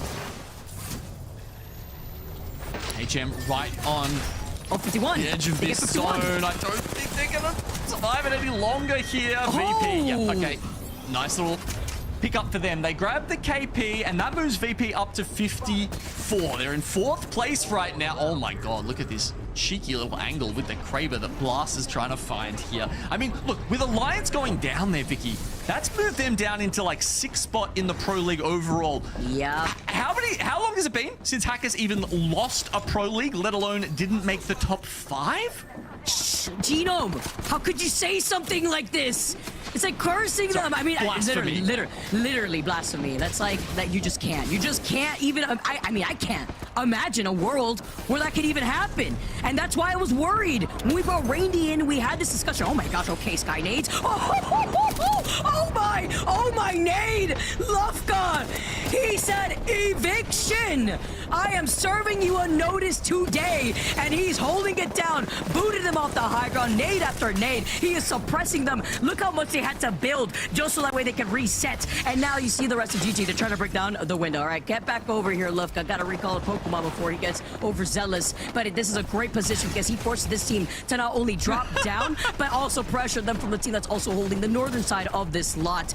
It is crazy to think as VP finally get eliminated, but the job is done for VP Genome. As you've already mentioned how many points they have, they joined the match point club, getting ready if we go to a game 9. If Vicky, there's only 2 teams left alive. It's still Elite EU and Gaiming Gladiators on match point here. And as you can see, Kernel, Node, and Blessed, they've signed a truce. It's a treaty between the teams down the bottom. Not willing to take each other on, but also, you know, there's enough, variation in the geography here that they are able to stay alive without having to fight each other. Team Heretics, unfortunately, the zone doesn't favor them. They will have to fight in if they want. Meanwhile, there is 5, maybe 6 teams in just that tiny corner of Summer's main building. It's pretty rough here in a zone like this. Now, pulling over to the south side, Kernel holding it down. A little scary being up on this high ground here, but at least you got the Watson Gen to help you out with any sort of nature gains, but call him Legolas.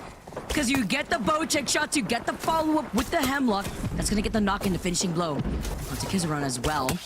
And they're just trying to desperately move into that next zone. But does he even miss? Okay, following up. 1 by 1, he wants to get the finisher onto Light, who didn't even know what hit him from behind with these arrows. For moving up, Zipline Mafia are now a single point away from getting a match point. That's why they wanted to finish Light in the feed, and Gaiming Gladiators are holding on to Pride Rock.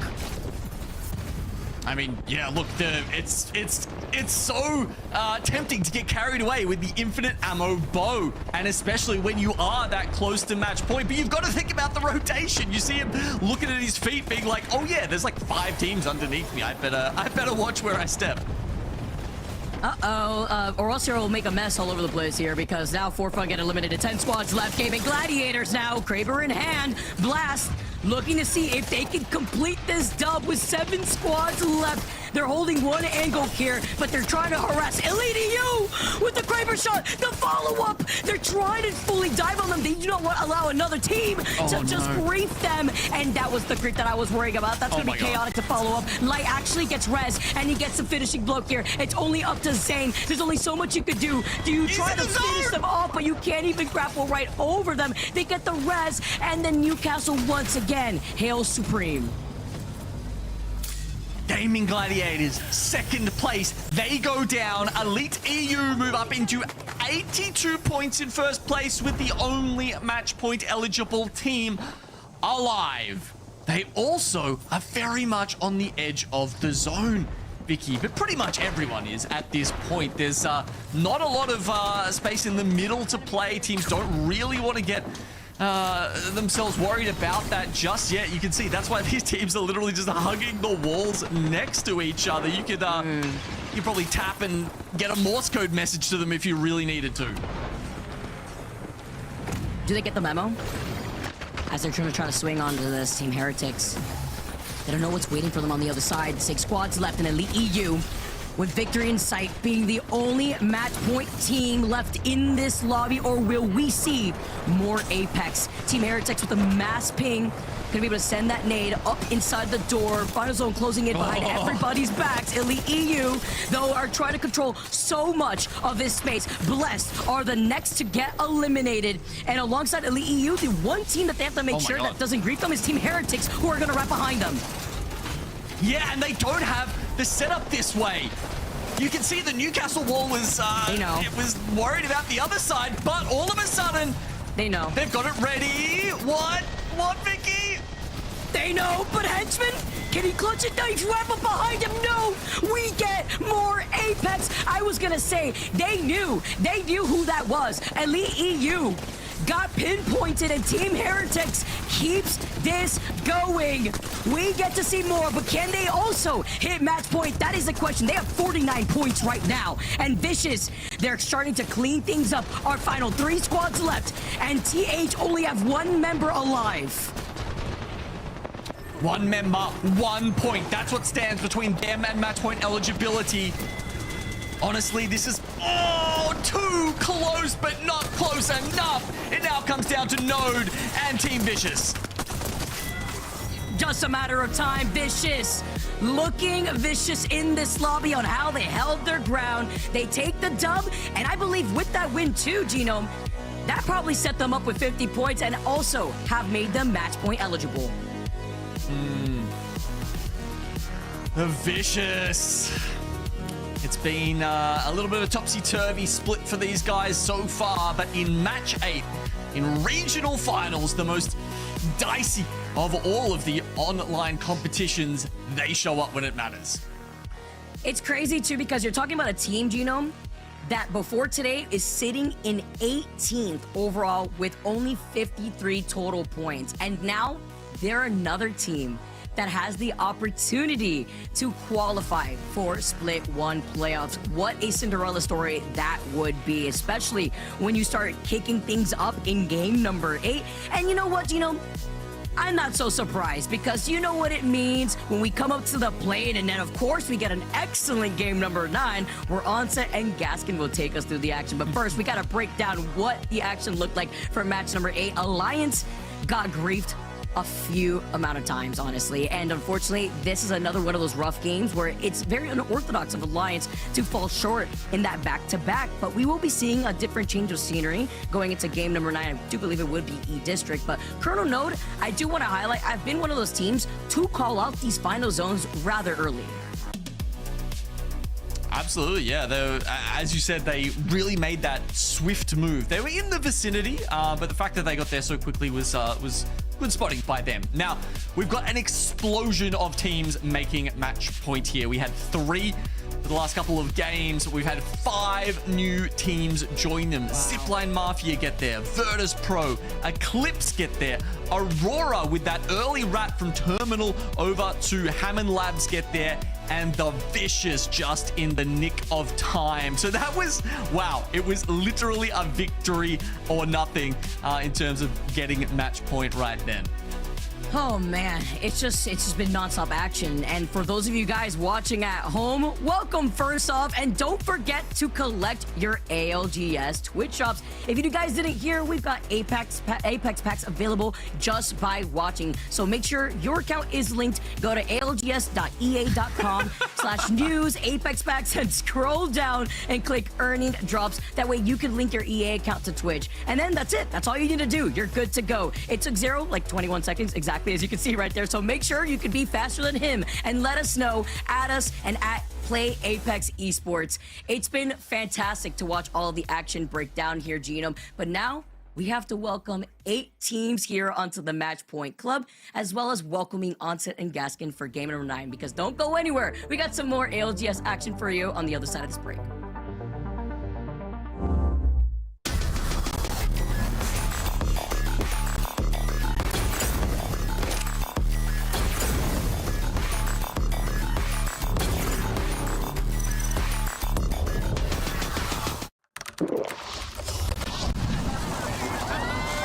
Red Bull gives you wings.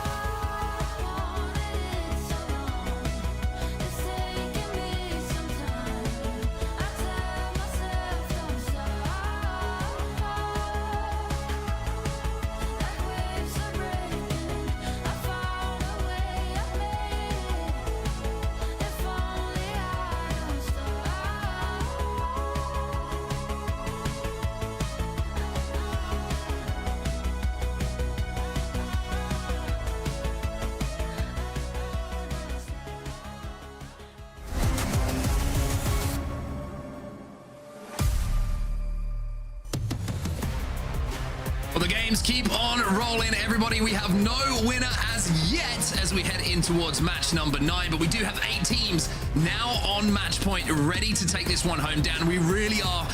It feels like we're entering the final moments of the EMEA regional finals. Yeah, you'd think so at 8, but you look at the teams who have not yet reached match point, there are definitely a lot who can still play party poopers, right? They can still keep this one going. Maybe then they're not the party poopers. Maybe for people watching, that's exactly what we need. Team Heretics just 1 point away. Make EU great again 3 points away. You've got the likes of Citadel, Horde, Alliance. There are so many teams who are not within this top 8 right now. They could definitely play spoiler to those who are trying to find that victory. The good thing for a team like Elite EU, for example, I mentioned it earlier, when they hit match point, they are so far ahead of a lot of other teams now. They should be good for EWC, but that being said, they will still want to secure it themselves, not only to try and get that elusive win in regional finals, but also make sure they secure a little bit of extra prize moolah. And interesting to look at the legend bans as well. Newcastle now gone, and we're starting to get into the unknowns, the depths of what compositions are going to be put together by these teams, because even in match point scrims, usually we're not going 9, 10, 11. Even if we get to that point, it feels like people are like, do you know what, I think I played enough Apex today. But now you've got to start thinking about the compositions. With Newcastle finally being banned, we head to E-District once again here, Dan. You would say probably Newcastle being banned on E-District not as influential as other maps, but with some teams, they rely so much on that reset ability that Newcastle gives. We're going to have to see who comes into those compositions to make up for it. Yeah, how many times have we seen fights won or lost because of the ability to be able to pick your person up, right? To pick your teammate up, get back into the fight, and then the health is restored from the Newcastle as well. How creative will people get around the situation as we head into E-District? Now, we've got to look at the favorites going into this, because there are some teams who have struggled on E-District, some who haven't. The most winningest team on E-District throughout the entire season in this region has been Gaiming Gladiators. 3 of their wins that they have found, they have been able to secure. They're dropping over towards Settlement, which isn't necessarily the best POI when we look at E-District. That being said, they are just comfortable on this map because they're one of the teams who likes to rotate quickly, kind of bunker down, find a spot, and secure a victory.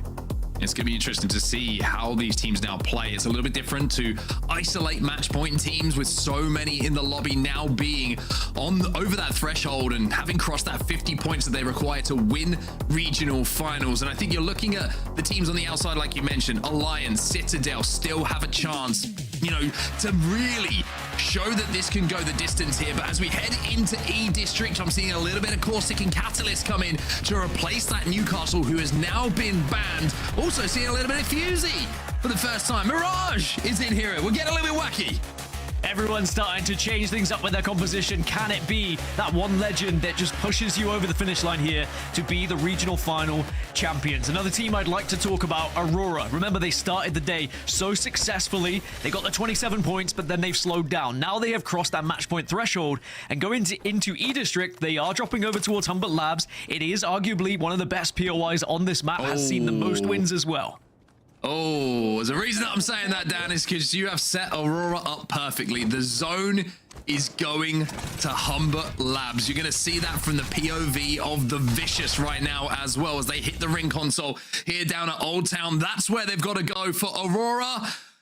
The chance is here for you. The chance is here to close it out, as it is pulling right towards your POI where you have ring console and you know that teams are going to be arriving. Yeah, we've seen 7 wins from Humbert Labs so far across all of the regions in the ALGS. It is a fantastic POI for many a reason, but even better when it comes your way. That being said, the Vicious also on match point. Gaiming Gladiators also on match point, and they've already found their way to the little compound where AURORA are currently surrounding at the moment as well. Though the Horde are also nearby, and remember, the Horde are one of those teams that could play spoiler here and potentially win this one to keep us going into match 10.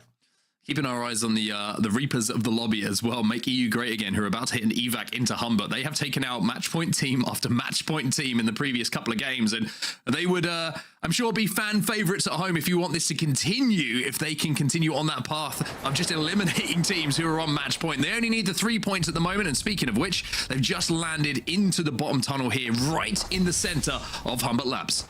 And it's starting to get very nervy for a team like the Horde as well, because at the moment they sit in 9th spot in the overalls. And again, if someone from outside of the top 8 were to win, it would force them out of an EWC qualification spot.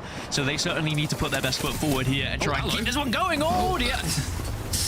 That is a rough landing, to say the least. That is how you get to blue armor. That is how you secure the 3 points that you need. Blessed. Have just blessed to make EU great again. That is the most gifted 3 KP you'll ever see in your life, is the Red Bull first strike, but most importantly, it's make EU great again. On to match point. The Reapers start off well. Perfect timing as well, because they are the team that are just ahead of the Horde when it comes to those overalls. And actually, just with that KP alone, it technically pushes Make EU Great Again above Heretics now. That is how tight it is, around 7, 8, 9 at the moment. But of course, we'll revisit that when things actually fully conclude with our match point winner here in regional finals.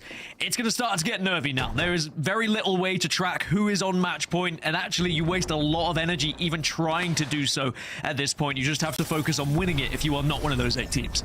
It's even more difficult now with legend bans as well, especially deep into a series. Previously, you know, many moons ago, it feels like previously, you'd be like, this is the comp they're running, this is the skins they're running. Now we're into a territory of nobody even knows what comps they're going to play themselves, let alone what other teams are playing and what skins they're going to be wearing. So anonymity is at a premium for the first time here in the ALGS when it comes to match point. And for Fun Esports, they are one of the teams who needs a lot of points in this game if they want to keep this one going, but they are a team who can play spoiler. Yeah, they definitely are. I mean, even though they've already secured their spot at EWC, before even regional finals started here today, they were so excellent throughout the regular season that they'll be kind of left scratching their heads a little bit saying, why are we struggling so much? We just need one to get us going and get us right back into this thing. It's never over until it is over here. Now, Team Heretics, they are 1 point away from reaching the match point threshold themselves. So close for securing it in the previous. Can they get a win on the board to keep it going? Now, sometimes 1 point feels like 20 points in these situations as well. We've seen it so many times. I mean, I think back to Oblivion, you know, at Champs in Japan, but they only needed that 1 point to hit match point. Now, they didn't get it in that game, and it worked out all right for them in the end, as they managed to take it home the entire tournament. But it just feels so nervy. You're just like, we just need 1 kill. But with so many teams on match point now, you can't just play for that 1 kill. You have to play for the win. And with so many seers in the lobby now, if you do lose a player or two and you're trying to rat out, very unlikely you're going to be able to escape. There's 15 seers here.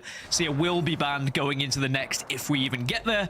But for now, everyone is just avoiding gunfights as best as they can, trying to get as close as they can to the southeast side of this map right now. No one taking too many risks, because at this point, you can't really afford to, unless you are one of those teams where it's kind of do or die, right? If you are down in the very bottom of the leaderboard and you absolutely need a huge win, maybe now is the time that you start taking those risks. Yeah, looking at you, HM, who at the start of the day were in LAN qualification positions, but right now are second, I think, joint second bottom when it comes to total points that have accumulated throughout the day. So, speaking of which, it's not looking good because No-No's down.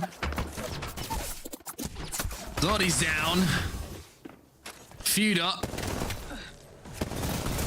Might be out himself in a few moments' time as well. He's trying to secure a KP, but it's just not looking good for them at the moment.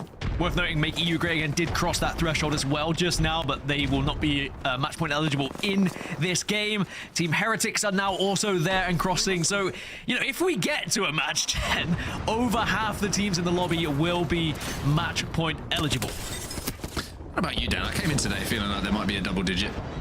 Yeah, I thought it would be in Americas, though. I'm going to be honest. I thought it was. I'm going to be honest. I thought it'd be APAC North, and it was. But still, what we love to see, HM will not like to see that, though. It's Team Heretics who come in and do finish that off. So HM eliminated once again, and this could be a really difficult, heartbreaking day for them. I had a lot of hope for them as well. I know that, you know, in the build-up to the season, they had some really good scrim results. They had a really good previous match day as well, and you know, young IGL in No-No as well. Just in these situations, it's something that you have to learn, I think, through experiences. Match point plays very different. I think teams will play very differently. And I think the pressure is something you have to get used to as well. Yeah, it's so different going from scrims to actual tournament lobbies as well, because people play in a very different way in scrims. We always highlight that. It's very evident, especially with match point replication. It is almost impossible to try and replicate the feeling of playing in match point and the pressure that it puts on you to try and qualify, especially when you're trying to qualify for a LAN as well. But Elite EU, they have had the most chances. They've been match point eligible for now 3 matches in a row. Can they do it? Full time of asking. Had some moments, had some opportunities, but it never felt like they were in a position to win a game. The previous one, probably an opportunity they look back on where it was just a moment of indecision on a fight, what direction they wanted to take the fight. Ended up getting pinched themselves just on the edge of zone. But for now, they're playing top of Humbert and probably hoping for a little bit of a pullback here. A lot of teams are situated here, and where this next zone actually goes, there's so many end zones in and around Humbert Labs that it's difficult to actually judge which side it's going to pull to. It could pull hard to the north, it could pull hard to the south, and I think if you're someone like Alliance, you're probably looking for a late ring console here, maybe over at Settlement outside or Stadium for Team Heretics, where you're going to get that information and hopefully get the map overlay as well and be able to see where teams are set up. It's going to be a brutal kind of zone 3 into 4 as well, as those teams, when they get that eventual realization of which way it's going to be pulling, because there's just so much teams that are going to be in your surrounding area that with the lack of legends that are available to try and move from point A to point B, like what are you relying on here? You've got Bangalore with smokes, you've got a few Ashes in the lobby as well. Catalyst is going to be very prominent. Yeah, you've got all these different tools, but again, everyone's going to be doing it in a different way, and you've just got to try and do it better. Whether that is faster, whether that is safer, sometimes whether that is just a little bit more patient, you can only make that decision in that moment depending on what the situation is. One thing Alliance do have is Sparrow, so they can hit a survey beacon from some distance if they need to. They don't have to physically walk up to it and take that second of potential vulnerability to teams on the outside looking in at you as you do try and hit that beacon, so they can collect that on their way forward. But at the moment, they've got some good damage, and it looks like Unlucky wants to try and force this fight to get them inside a zone. A good opportunity to do so, and they're trying to seize the moment here. Yeah, Kashira's going to get taken down. Couple of caustic barrels just going down for good measure, as well as Alliance looking to be aggressive and take advantage of this isolated fight on the southwest side of the map right now. Alliance need some points to get up to match point eligibility themselves, and it looks like they've at least found 1, if not 2 KP here. Well, good news for them is they do have Caustic in the composition as well as Catalyst, so when they get a place to play, they will be able to bunker down extremely effectively. A complete change around from compositions we saw a little bit earlier. We saw them running Axel and Altar in a composition, very, very aggressive. But for now, they're just relying on what would be a far more defensive-looking composition as Hackers goes for the lineup here to try and hit the survey beacon, and will be able to do so. So there's an example of what we were talking about, finding that information from distance, not having to commit in order to do so. You do say when, though. You say when Alliance get into position. I think it might be an if. That's the only issue with this comp, right? They're going to struggle to maybe get from point A to point B.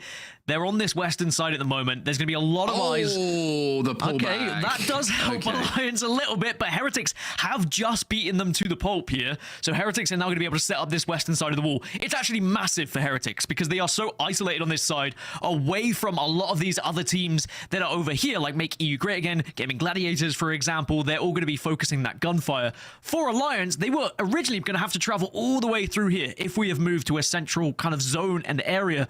But now with this shift, it opens up and makes this fight one of the most important fights in the lobby right now. Winner of it could actually convert a W.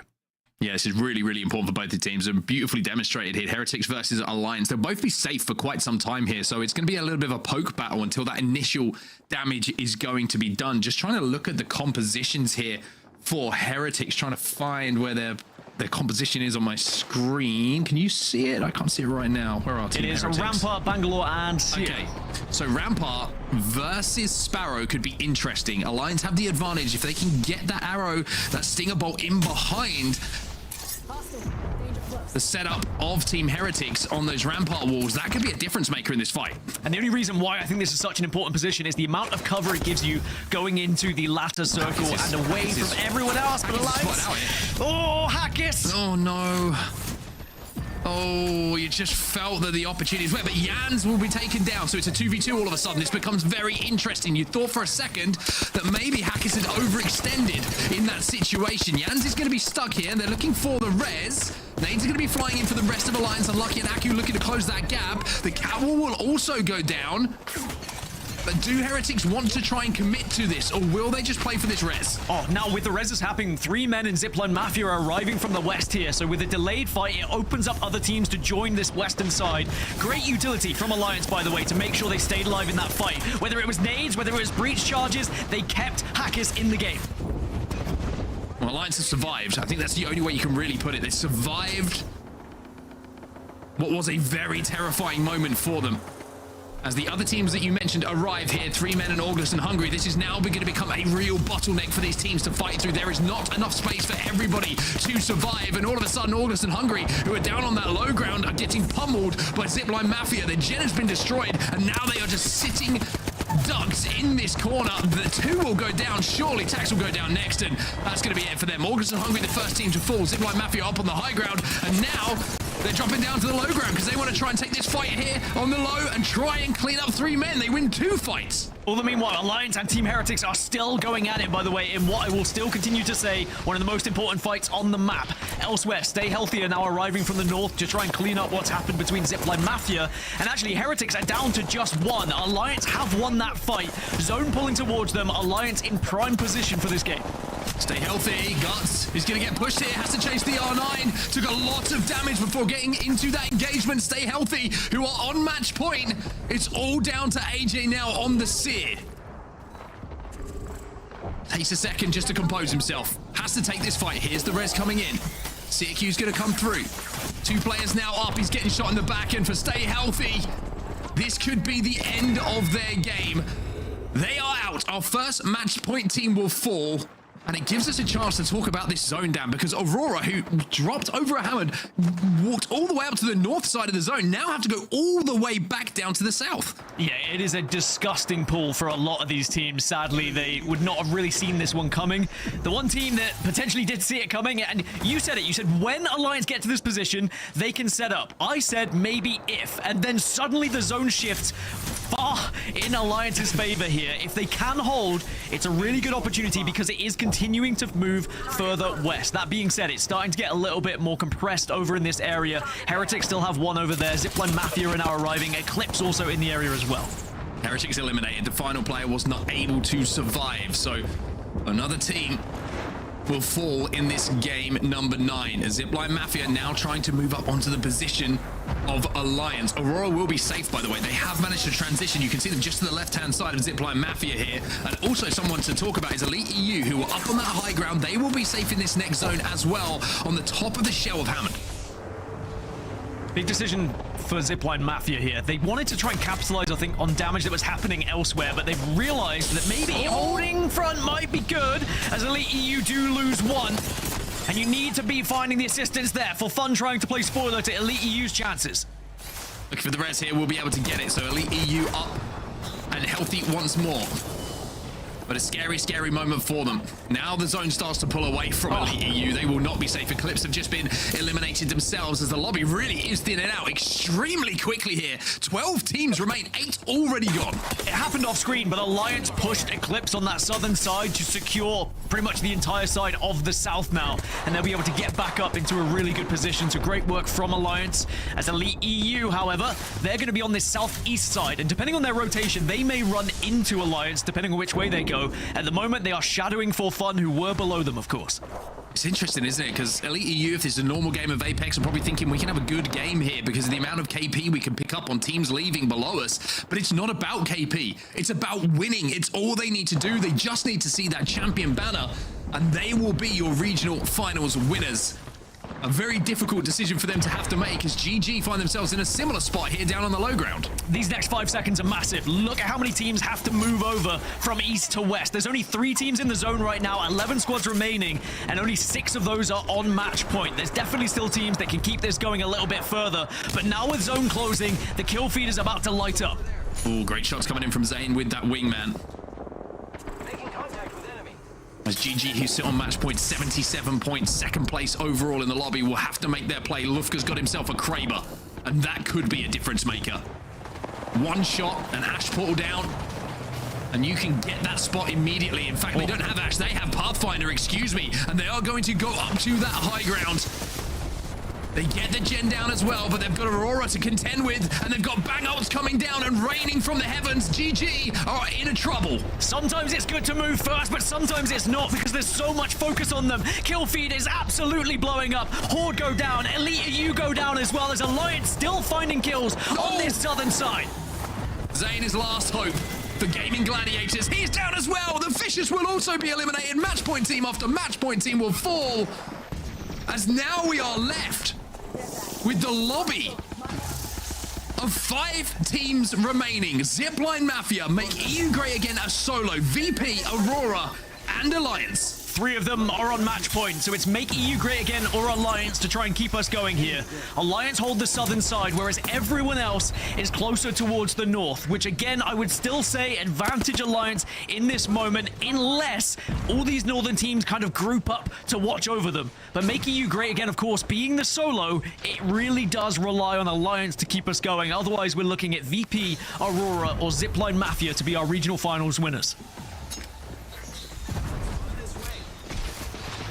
A moment of calm here as the zone will close in 10 seconds. Make EU great again will be eliminated, so it's all up to you, Alliance. If you want to give us some more Apex and you want to keep this tournament going. Zone will start to close now as VP on this low ground will have to move pretty soon with Aurora in front of them. It's going to force Zipline Mafia in first. Alliance might have to move second, but they do have the low ground to work with. It's just whether Virtus.pro will take the angle around them. You can see Alliance are hovering at the moment, trying to find a little bit of a nook and a cranny to work with near the center of the zone. But also, you have to create your own space as a team here. You have to look big. As Virtus.pro, they take a couple of shots, and that might create an engagement. Precious is going to get sent as well. Ozus and Precious, the last 2 alive here for VP. Alliance are trying to take them down. Precious does get the shield swap. Unlucky gets absolutely beamed himself. Alliance, they will keep themselves alive. Aku gets the shield swap, but now Aurora on the high ground have to deal with Aku. That beam will be remembered. That could be massive for their chances, but Zipline Mafia have taken control of the high ground. Can Alliance reset at all here? No, they're eliminated. Zipline Mafia might be about to close this one out. Aurora down on the low ground. Oirain, the final victim, and Zipline Mafia will be your champions. I mean, unbelievable that we've just seen this. Zipline Mafia, they take full advantage of Aurora getting distracted by the play from Alliance. And even though a valiant effort from Alliance to try and keep us going here, Mark, Zipline Mafia. Who would have called that one coming into today? Yeah, certainly not me. I'll be honest with you. And if you did, you're a better man for sure. And that is an incredible performance from them to qualify for Split 1 playoffs at the Esports World Cup in Paris.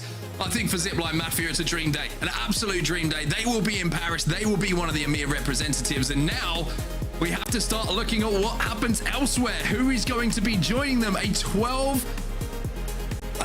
9-kill win with 21 points. An incredible performance from them. Alliance tried to keep it going with a 20-point game. Aurora was 16 just in behind them. But it's Zipline Mafia who will claim the title of the EMEA regional champions. They came into this in 20th place, Mark, and they have just pulled off an absolute madness to push themselves into the EWC. But of course, with them gaining first place, it now technically removes a spot away from a team who may have got there had one of the top 8 previously qualified. That team, we will get confirmation shortly, but it was very closely contested down in 8th and 9th there, Reindeer. I mean, it must have just struck midnight because this is a Cinderella story if I've ever seen one. What a performance. And this is history in Apex. We've seen people, at least today, come in from 10th in APAC North all the way to qualifying a little bit out of their region. Never have we seen a 20th place team come in and take a first place win in regional finals. I'm willing to be corrected on that. I'm standing on that side. I don't believe there has ever been this big of a jump in terms of making it to land. What a moment. And we said the Hail Mary was still in motion. It looked possible. We just didn't know which team it was for. All day we were talking about stay healthy. A lot of us started switching to, well, the Vicious, can they make it? Eclipse Neevepro got that early win as well. And we kept battling between Heretics and Horde. Can they get past the bump? Citadel fell out early, but it would turn out to be all Zipline Mafia as they will take the first place position with a win here. Mark, it doesn't get better than this. I mean, there's a lot of irony in the name, right? I mean, Mafia, they've come in and they've stolen the show. And then you look at Zipline, there was a lot of Pathfinders in that lobby, and I wonder if they were running it themselves. So maybe it was the Pathfinder heist of the century from Zipline Mafia to come out on top here as your regional finals champions. What a performance. And I think it's, again, a testament to staying in it, right? You're looking at the teams who maybe have more points than them, only 2 in the lobby, but when it matters, that's when you have to perform. And Zipline Mafia in those final moments controlled the game as well as they could. I think huge congratulations to all of them, and see you in Paris. It's chills, Dan. I mean, when you think about how they must be reacting right now, they've said, we've got to come into this not having performed all split long. 49 points only, when the top team coming into this had 119 points, nearly 3 times the amount of points that they had across the entire season. And yet they still best AURORA. They best everyone else, and they are going to Paris. It has got to feel like a dream. And when you look across their season, they didn't have too many wins. They weren't a super standout team. But where they did find a win was E-District throughout the season, and they've replicated it here. They prioritized E-District with their POI draft. They trusted in it getting this far so that they could maybe get E-District. But to be honest, at this point, it could have been anyone, and it's whoever takes that moment. And when you watch that final circle unravel, there was a lot that was happening. Alliance took that fight. They had maybe done enough. But AURORA, just for a second, took their eyes off of Zipline Mafia, tried to finish up the pieces, and it allowed Zipline Mafia to capitalize. But it was a very planned situation from them. They were constantly aware of their surroundings. A very impressive game. And isn't this the perfect kind of metaphor for what we've seen this season in EMEA, where Alliance and AURORA split? And they take some of the best and some of the worst pieces about the split, and they make it an even battle, which allows teams to kind of seep through the cracks and find new narratives that weren't available when one of these teams, the top dogs in Europe, were just clearly dominating everyone. It's that split of the dominant powers, so to speak, that has given Zipline a chance. And even in this final game, Alliance and AURORA are fighting each other just so Zipline can sneak through and grab the win. Yeah, it's interesting, right? I mean, you're looking at the compositions as well in that end game, and I think if that's a couple of games ago, Alliance might be able to get a player up, you know, a Newcastle res here and there, a Q down that keeps them safe, but it's different. There's no ability to do that. It's knockdowns that you've got to play behind, and even though Aku hit one of the greatest beams onto a player up on that high ground from AURORA, it wasn't enough just because they aren't able to reset in the time that they have before Zipline Mafia are able to approach onto them. And this is the scuffle, I think, that won the game. This is the game-winning moment for them. They win 2 fights on that bridge. They rotate in late from that north side, and then they just control where the zone is going to be going. The final moments for them are very simple. Alliance eliminated, 1 or 2 players still alive on that low ground, and then as a 3-man, you're going to swing. It's only AURORA, even though he's had some hero moments today. Not even he can stop that swing, and it's just a fantastic performance. There's nothing else to say about it. Dan, look at these numbers here. Kill differential. Anything, I mean, everything is just basically positive for them. It's not just this final game. This entire series, they really did a great job to stay in it and give themselves a chance to be here. Yeah, I think there was a lot of moments when we would check in with Zipline Mafia where, like, WeQ was doing unbelievable things to stay alive for the rest of the team. Like, they were all playing their part, and at the end of the day, they kept up with the pace, and that's all you can do. When you see some of these huge teams that are finding massive wins, and you think, oh, you know, how are we going to catch up with the likes of AURORA after that first 27? You just have to stay with a level head, focus on the task at hand, slowly put those points together, make sure you get match point eligible, and you will always have a chance. Like you said, it's the Cinderella story here for Zipline Mafia, and I couldn't be more happy for them to find their spot at EWC.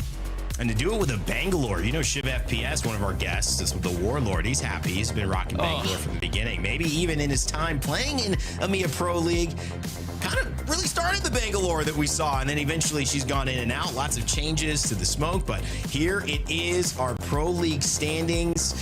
Guys, reactions, obviously, AURORA, VP, Forfun, Esports, Alliance, Elite EU, GG, Mega, the Horde, they make it, and Zipline Mafia as well, but everyone else will not be attending Paris. I mean, you're looking at the representatives, Dan, and I have to say, it's a pretty strong representation, I think, for EMEA. The best teams, I think, are pretty much there. I think consistency throughout the split, all of these teams have won big games. I think it's probably what you would expect to see outside of the Cinderella story of Zipline Mafia. But would you agree? I'm heartbroken for the Horde. You know, in 9th place, 93 points. If anyone above them had won today, they would be going to Paris. And it just gets snatched away in that final moment. But their task was to try and do more than Team Heretics, to try and do more than make EU great again. They were the bubble teams we were talking about coming into this. Sadly, they didn't quite do enough. And even though they were just behind Team Heretics here, with that place being removed by Zipline Mafia, I'm sure it's going to be heartbreaking for them, but that is how things go down here. When there is a limited amount of spots, we have to say goodbye to some teams, and even though they are some historic names in Apex Legends, they won't be at EWC. Yeah, great. Thank you for that correction. Team Heretics stands for TH, which you would think is the Horde, but Orda is actually how we are saying the Horde in terms of those standings. So Team Heretics make it, guys. That is again, you know, what I would love to see if you were watching any of their streams or if you had a chance to speak with them. I got to, and maybe we'll have to do it at LAN. I'm sure we'll be able to talk to them at LAN. But these guys, man, what a moment! And they get themselves on, I believe, to the Sony in zone kill leaderboard. There's Weak right there, number 4, but still wrapping it up. It's Zane, Nate, Unlucky, Weak, and Henchman with the top 5. Mark, I mean, going from, you know, this top 10 and looking at everybody in Europe, you said we had the right representatives. These are 10 players who have proven that they can change games. They can make a major impact. And Zane, you know, again, he's in that conversation against Effect as one of the most influential damage dealers in all of Europe, maybe even all of the world. He's certainly having a good chance to prove that himself here with Gaming Gladiators, also having a great day. Yeah, I mean, just consistent damage output from him. Interesting to see, actually. You know, the most deadly weapon today was the Hemlock. I mean, it's obviously usually up there, but you would expect the likes of a RE45 and the R99 to be the difference makers. But imagine a lot of breach charges, just dealing with people down behind knockdowns and, you know, causing those kills to be picked up, and just showing, you know, the Hemlock still has a huge amount of value in this meta, even with the likes of Axel, Wingman, those kind of things being around. The Hemlock just has so much utility to it. Look at that final game too. 8 kills. Boy, oh boy. Man was popping off. Sony in zone kill leader Zane from Gaming Gladiators obviously still has the FaZe jersey. We're gonna have to get some new photos of him heading into LAN, which Gaming Gladiators will be in. Mark, Dan, to wrap up today, it's been a great one. We still have so much more action. Vicky, Kitty, and Genome were here with us as well, so a big shout out to them. But final thoughts before we wrap up EMEA and we head into a break before we head to North America. Mark? Very exciting I'm just looking forward. I keep thinking about Paris. I keep thinking about, you know, the LAN itself. I keep thinking about who is going to be making that finals lobby. And I think for EMEA, the good news for them is it seems like there is a strong representation at the top there. All teams who I think individually can hang with some of the best in the world in those team fights. I think it's going to be interesting to see how AURORA obviously are going to play. I think a lot of eyes are going to be on them. But then you look at the likes of VP, Forfun, Elite, very, very strong teams. GG have done it on LAN. Mega, I think, are going to be one of those teams as well, who I think could cause some upsets on LAN. So keep your eyes on them as well. But I think it's set us up great. 10 games. Again, we get into double digits. We've had 10 games in APAC North. What has America's got for us? That's what I'm wondering. Surely we've got to have double digits again, right? Dan, at this point, America's just has to keep pace. Everybody's popping off here. Yeah, I think, you know, for a while we've been saying the average of match point finishes around 7 for a while, but I think we're starting to get to the point where that is getting even higher every single time. Like, how many times now have we gone to 8, 9, 10, if not even further? These teams are getting far more competitive. People are learning how difficult match point is, how you have to play it safe sometimes, take risks sometimes, and we get games like that with 8 teams on match point. You don't know who's going to win, and it could have been more. You know, we could have very easily gone into the situation where we had 10 or 11 going into the next one, but EMEA, they really proved that they are a very competitive region here today. It was brilliant to watch. It's a beautiful, beautiful day in the neighborhood, as Mr. Rogers would have said. Well, I'm certainly sure that some people are going to be relaxing and enjoying the rest of their afternoon or evening, and that's the team members of Zipline Mafia, Weak Q, Excuse, and SS11. All right, Mark, Dan, Vicky, Genome, thanks, guys. I'll take it over from here. Everybody who has been joining us for EMEA, don't worry, we've still got more Match Point finals coming up. Everybody I just mentioned is going to take a break alongside myself and our lovely production crew, and we will be back at 3 p.m. Pacific time. According to my clock, that's about 35 minutes from now. We may adjust it, we may not, I don't know, but we are going to be having a lot of fun. North America right around the corner. It's Match Point finals. It's Sunday. What else do you have to do but enjoy some time with some Play Apex Esports on your screen? So sit back, relax, enjoy, go grab some food, maybe a little bit of water, and remember to never give up, never stop gaming, and we will see you all in just a few for North America.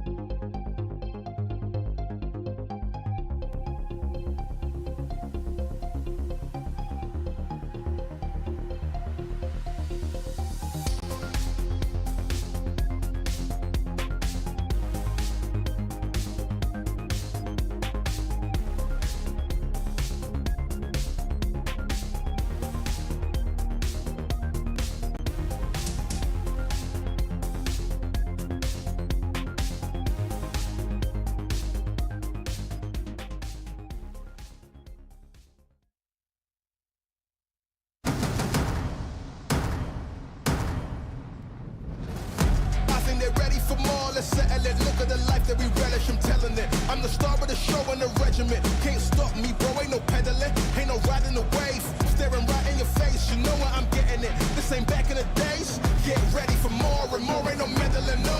Gotta know what my head is for sure. I had a show when I was young, I had my back on the ropes. Looking like I never had her on roll. In school of hard knocks, I get hard drops. Got drive even when the car stops. I don't ask it if they let me, ain't no get ready. When you stay ready, let's go.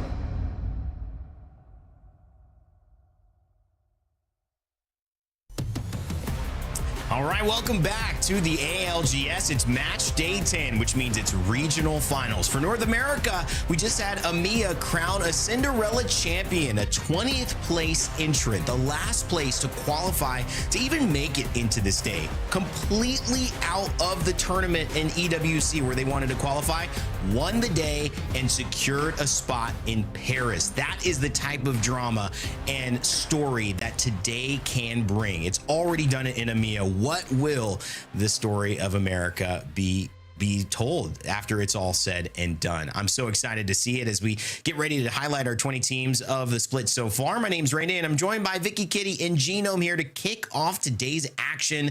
Vicky, this is a great one. And again, APAC North and EMEA, they've already showed us that big moments are liable to happen this Sunday. Yeah, it makes you wonder, are we going to have one of those Cinderella stories be told here in Americas? Because, you know what, as somebody who's avidly been following scrims here and keeping up to date, it's been great to see a lot of teams stepping up. So, of course, when it comes to regional finals, Randy, if you want to get your flight over into Paris, these teams now need to step up if they are not within the top 12. And Genome, there is a bit of an emotional aspect of watching EMEA, watching the other regions, and see that it's possible. Some of these bubble teams are going, that could be us. Yeah, I mean, we always talk about it, you know, like you're struggling to make it into regional finals. You've got to give yourself that chance. And here we go. We've got the first two teams to actually do that and make it to LAN in the same weekend. That is honestly pretty nuts. I think it's also a testament as we look at these games of how Apex is maturing as an esport and how the players and the strategy is getting even better and harder to separate yourself. We're seeing match points go longer, which will be fun for all of our fans here. As a reminder, here's how the Pro League standings look so far. Two teams, JDG and NIP, qualified for Paris. Everybody else going to be trying to make it into that top 12. Where currently HUSS sit in the final spot with 70 points, right ahead of Nemesis. Alberlelian squad at 69. We're going to be trying to move in alongside every other team in the 20 to your middle and left of your screen that are playing today. 21st to 30th, they're going to try to get back into Pro League, and we'll see some of their stories a little later. But a reminder, we do have 1.4 times the points that are actually available for your wins today. So everybody, Genome, is going to be earning a lot more no matter where they place. Yeah, and I think that's a great rule change that we've had, and it really reflects how much harder these regional finals lobbies are. You see it time and time again. Some teams that maybe struggle because men of culture are running at them, because free thinkers have come up with a completely unseen composition and just headed straight for you. That's not going to happen in regional finals, and we see the best teams doing the best. You know, I didn't want to bring this up quite yet, but I feel like why not? Full 11, they had such an interesting story. They started this split as a challenger circuit team, then they won day 1, and then they lost and came in 20th day 2, and now they're actually sitting in 20th, which would be the place that Zipline Mafia of EMEA actually won Pro League this regional finals in EMEA just a few minutes ago and qualified. So could they have another kind of back and forth day? We'll keep that, I don't know, in the air as well as we take a look at just how match point will work for those just joining us.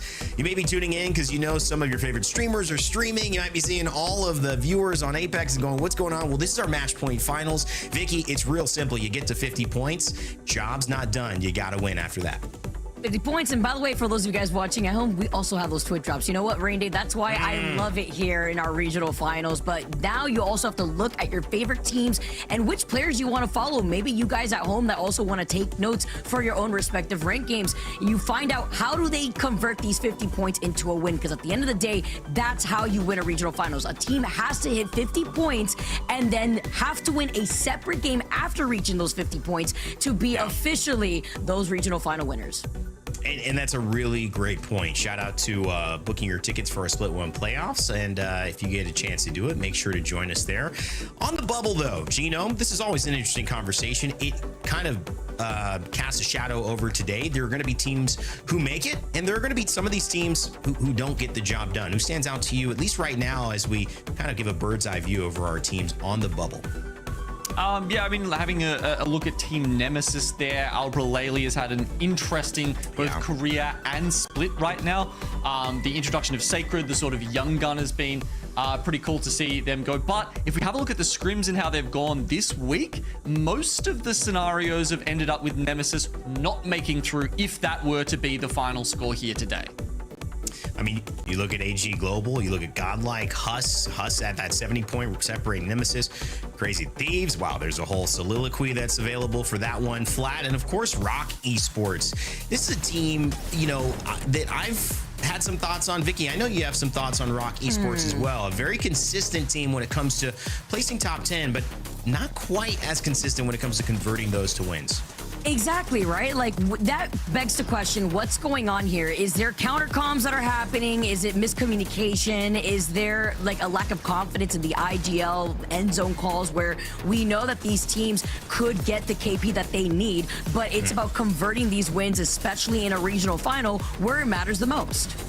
And there's two questions that, you know, I've always run with, and we've argued a little bit about this ourselves as talent. Is it because they're not making the right comms? Some of you guys think that. For me, I also thought maybe they didn't settle into the meta. I thought they were very good at zone calling, but I think with Axel and everyone kind of paying attention, how much or how little will she have an impact? She's had more of an impact in North America. It's thrown off timings. It's given a team that likes to play zone and likes to stay consistent the choice to also push and be very aggressive. And so how do you navigate Genome, some of those conversations where now you have more opportunity to push, but you know your bread and butter is to hold? That's a conversation that you're having every other game now because of maybe some of the more aggressive legends that have taken over this meta. No, I think you're right. And it's interesting. It's somehow more aggressive, but also at the same time, Edge is harder than ever. So they really are competing with just so many teams on those turbo fast rotations. And I think that has definitely hurt them. Look, I mean, they've got Winnie backing them up as coach there. And the thing that I really worry about is her phenomenal record at LAN as a coach. So my plea here is, if you're not going to absolutely slay it at LAN, you know what? Maybe it is better if they miss out today. Yeah, that's true. And, you know, the other thing that is really important is to note that there is a different way to play this day than there is all the other days. You've got to find a way to get to top 10s, but it's not going to matter until you can convert. So that is a unique skill that we need in match point finals. And it kind of brings me to Crazy Thief, and that's, you know, Crazy Thieves and Genome. You know, I really want to hear your thoughts on Crazy Thieves, because I think that's just an important, you know, you're kind of, you got a lot to say about them, you know, and I just really want to set you up for your opportunity to just let us know how you've been feeling about kind of what they've been going through. Yeah, I mean, it's interesting, right? The first half of the split, they played with Stunny, and he actually got a higher amount of average points if you look at their games versus when Jen Burton came in and played at the end. Supposedly, you know, the star fragger, the best player in the team, or at least in my eyes. So that was a little bit surprising to me, as they have really struggled to get through there, you know, to the end of that bubble. Everything okay, Vicky? No, okay? no. We gotta, Rain Day, we gotta kick into this conversation, because Crazy Thieves, what are we doing? What have we been doing in Pro League? It took Big Boss Wig to get a belt, smack him up a little bit, take him over here to the 100 Thieves boot camp, and looking at them, it's like, you guys are in 16th overall. And now they're playing in the same facility. They're finally like ramping up here. They're looking fantastic in scrims. This is the Crazy Thieves that I was waiting for. It's like, where we having a lot of fun in Pro League, that's great. But now that you're in person, you can't rage quit, mute comms. You can't just find yourself trying to talk to somebody. No. Okay. Wait, all right. So much. Namaste. Oh, few seconds of silence there. And welcome and thank you for our first episode of Vicky Vents, a new segment we'll be introducing on the broadcast. Vicky, take a break. We can see you're very passionate about this topic, so we'll let you vent a little bit more. But right now, there's some other people who are passionate about this topic, including Jen Burton himself. He's got his dad at every single LAN. It would be crazy to see Jen Burton, Papa and Mama Jen Burton, but not Jen Burton at LAN. He knows he's got to make it. Well, the expectation, at least for this weekend, is a top 5, but that would like give us a 90% chance to qual for LAN. But I don't want to leave it to chance, so I want to really win this weekend. So we've been really working hard as a team. We've been coming to boot camp, so we're at the LA facility right now, 100 Thieves. So we're working really hard right now to qualify for this LAN. Honestly, we're not missing out on playoffs. I'm not happy. I've never missed a LAN in my life. This will be the first time ever, and I'm not letting that happen. That's never going to happen in my life. Otherwise, your parents going to be taking a nice vacation to Paris, man, and you're going to be watching. You're going to be asking for pictures. I don't think you want it to go down like that. Vicky, welcome back. Hey, listen, I had to like polish off. Yeah, I chilled out. You know why, though? Yeah. You know why? Because it's always so nice to see Jen's dad at these events giving him his full support. I had to polish off the koala that he actually gave me a few LANs ago, you know, just to wish for some good luck. Because when you got to leave your chances of making to LAN just out of your control, when you cannot have that control over your own destiny, it gets even scarier, especially when we all know how great of a team this is. I mean, you know, Genome, this is for them throughout the entire split here, getting Jim Burton back comfortable, getting his visa sorted out. Now they're playing together. Now they're playing in the same facility. You know, Vicky had mentioned it here, although she mentioned a lot of things. Is this what they finally needed to kick it into gear? I mean, interesting what you brought up about Rock before. I feel like the same actually kind of applies to CRT. You hear Jen being very vocal, and I do wonder if that's because there's not full confidence in Phony's calls right now. Oh, man. Wow. What a great start to this day. We've got a lot of stories that are brewing. We'll see which ones start to bubble and pop here as we kick off America's. It's regional finals, baby. Match point finals, day 10, closing out the split. And it's Vicky and Genome to lead us into game 1. Here we go again. Let's get into it, everybody. What you've all been waiting for, our Split 1 regional finals. I feel like time has just flown by, but it always flies by when you're having fun, right, Genome? As we start off our series on Storm Point for game number 1 before we transition over to Olympus. So we're getting a little bit of that back and forth stake draft before we get the double E district maps, where a lot of these teams want to start getting some of these points going on, because again, you need to get 50 points first before you win a game next. So having a look at our draft here, going a little bit more in depth with it, Vicky, we see JDG picking up Sito Station at the first pick there. Obviously their first overall. That's why they get that first draft pick, and Sito's been performing exceptionally well. Then you go to some other teams who perhaps are going a little bit more, you know, for the comfort picks. Liquid going for Barrow, Falcons up at Elrod, which actually hasn't been performing that well since they removed the Trident that spawns to the east of that POI. And that's been a big conversation to talk about the teams who've been struggling to convert into these final zone situations, especially when they've been getting their rotation cut off, right? Getting right into the action and seeing which of our legends we're going to say goodbye to first. A lot on the line for our bubble squads and a lot to prove for our teams that are coming from the later half of this lobby here. Crypto, by the way, no surprise, is going to be the first legend banned, as we have been seeing very consistently across multiple regions. But of course, essentially the only times he was getting not first picked was perhaps if their E district was the first map, then you're getting a lot more altar, and even then, usually it was a tiebreak, right? So it comes down to potentially who's got the highest amount of kills in that first game. Look, let's hear a little bit more from Jen about the boot camp that CRT have been on this game. Well, going into match point finals, we've kind of prepared like a lot for this weekend, at least. So we've been working on our like roles and our communication, because that's like our main issue. Ever since our team got together last year, we've always had this issue on online. Like being in online tournaments, we've been terrible. Like we've always just performed terrible online. But when it comes to actual LAN, being together, playing together, we've been really good. And hopefully this weekend it showcases that. Well, being good at LAN is great, Jen, but you have to make it there. And CRT, that is not a given today. It's not. And I'm really happy that we got to hear that, because this kind of goes to like what we were talking about before, where maybe, you know, there's a miscommunication going on. The vibes aren't there. Someone gets upset because the call may not have been right and they end up muting instead of talking about it. You're here in person. Now you get to have, you know, that synergy built up together. You know what you could do. And I think everybody needs to understand the importance of how a lot of esports needs to bring their players together. Not only not play on ping, but being able to build up that synergy and boot camp with one another. As we see where our first zone's taking us over here by Launchpad, that is going to be quite a trek for Northpad Crazy Thieves to come out of, because once again, no tridents. They're going to have to play side quests with the Prowler Den before then wrapping up on the edge of zone. Yeah, I think that's a great point, Vicky. I'm interested to see whether this zone does go back to Launchpad proper.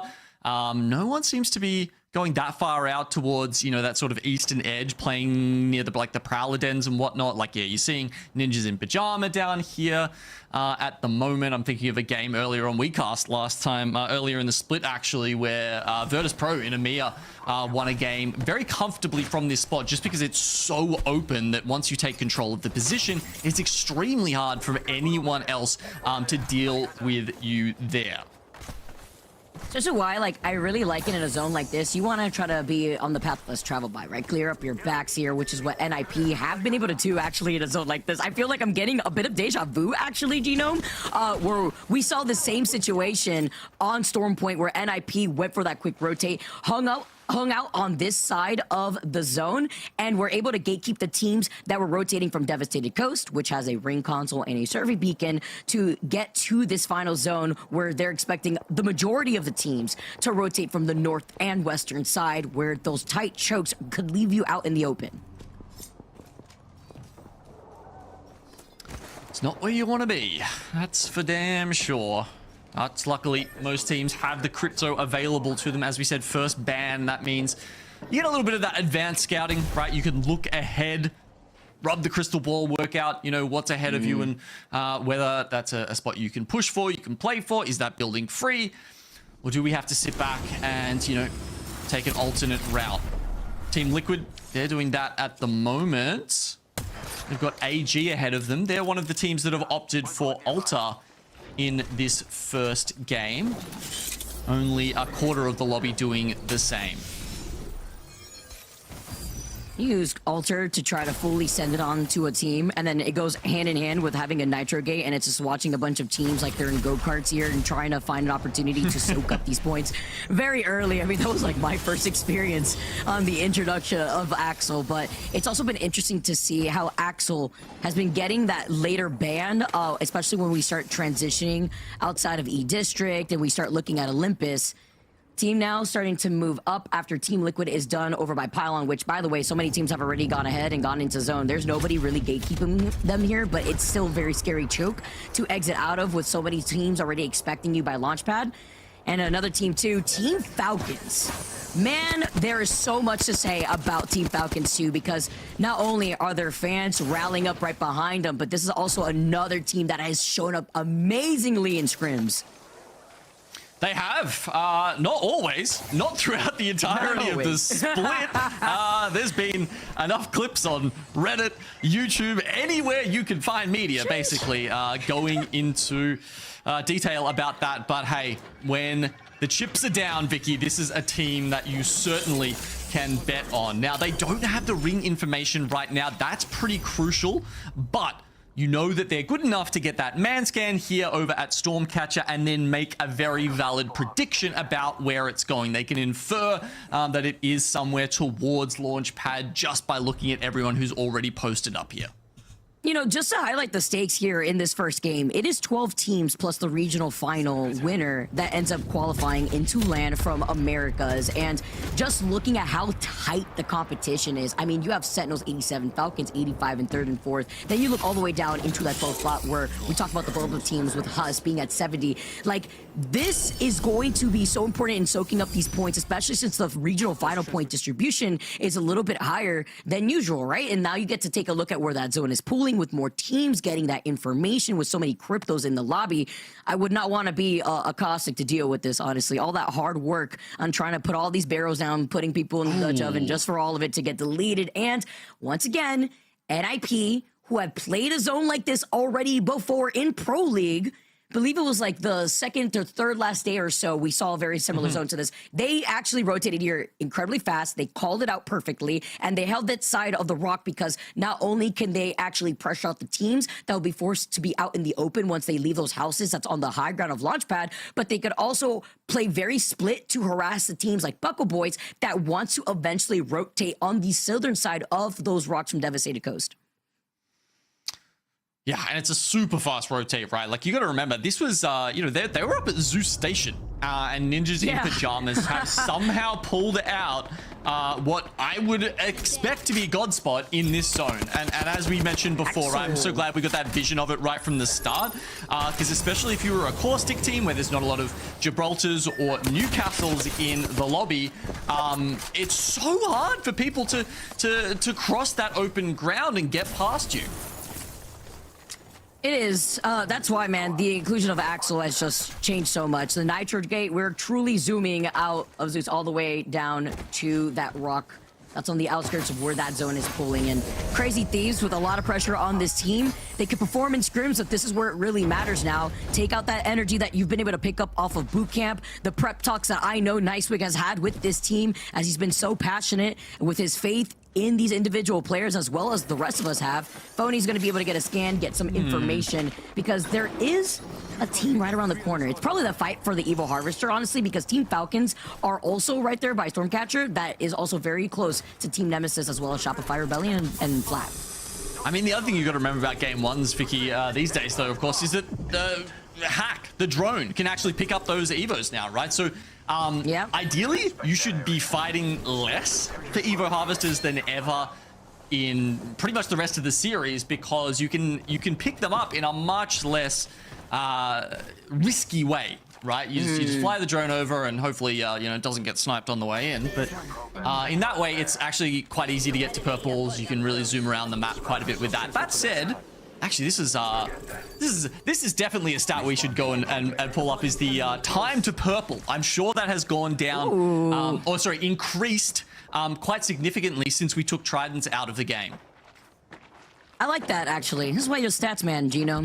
And now talking about, like, not only just numbers here too, but with the inclusion of Caustic, aside from how crypto could not really overextend when you have that drone to pick up those evil harvesters, but it's also just the fact that you get information for the other teams that are within the surrounding area who are trying to do basically the same thing, kind of having like a drone battle before navigating away. But yeah, I bring up Caustic here too, because being able to get to that next zone procs that passive as well, so you get to have even more armor. It gets even better if you have the over armor perk too. So Verhos and the rest of Crazy Thieves, noting how many teams are coming out of Stormcatcher that may want to take a roundabout position into rotating from their end of zone, are also going to be looking at their backs to make sure that they can try to gatekeep this if it's free when they rotate.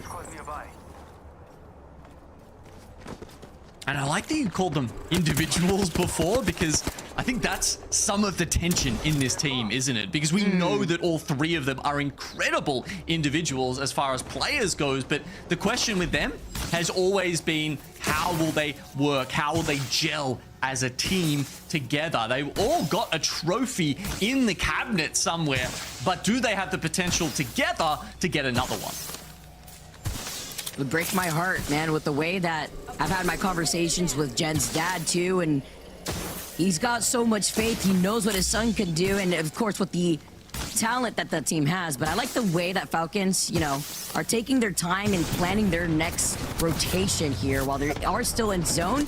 They knew that Crazy Thieves was around them, and they hear the fight as AG Global get eliminated. Our first team out of this lobby with our Red Bull first strike. You talk about holding it down and how you want to be able to hold this bottom side of things. Now we get to see Buckle Boys and Full 11 also looking at this fight. Yeah, no, I love that actually. This is probably the sort of second best staging ground as we do see Crazy Thieves going in. Drone does get eliminated. Let's have a listen in with Crazy Thieves. Never keep behind him, okay? I'm dead. Stay slow. Yeah, I'm dead. Right, walking for the wall. Cut him. Yeah, so on top rock. Cut him. Oh my gosh. Go squeak. One tap in you. And then. Get the kills. On your bottom, bully. Oh, that takes a rough start. Oh, good. It's all good. What happened? Oh no, you hear them What like happened? the side. What I love that's what you hear from Phony too, because it's like how do we fumble this? You know what is even more important to highlight though?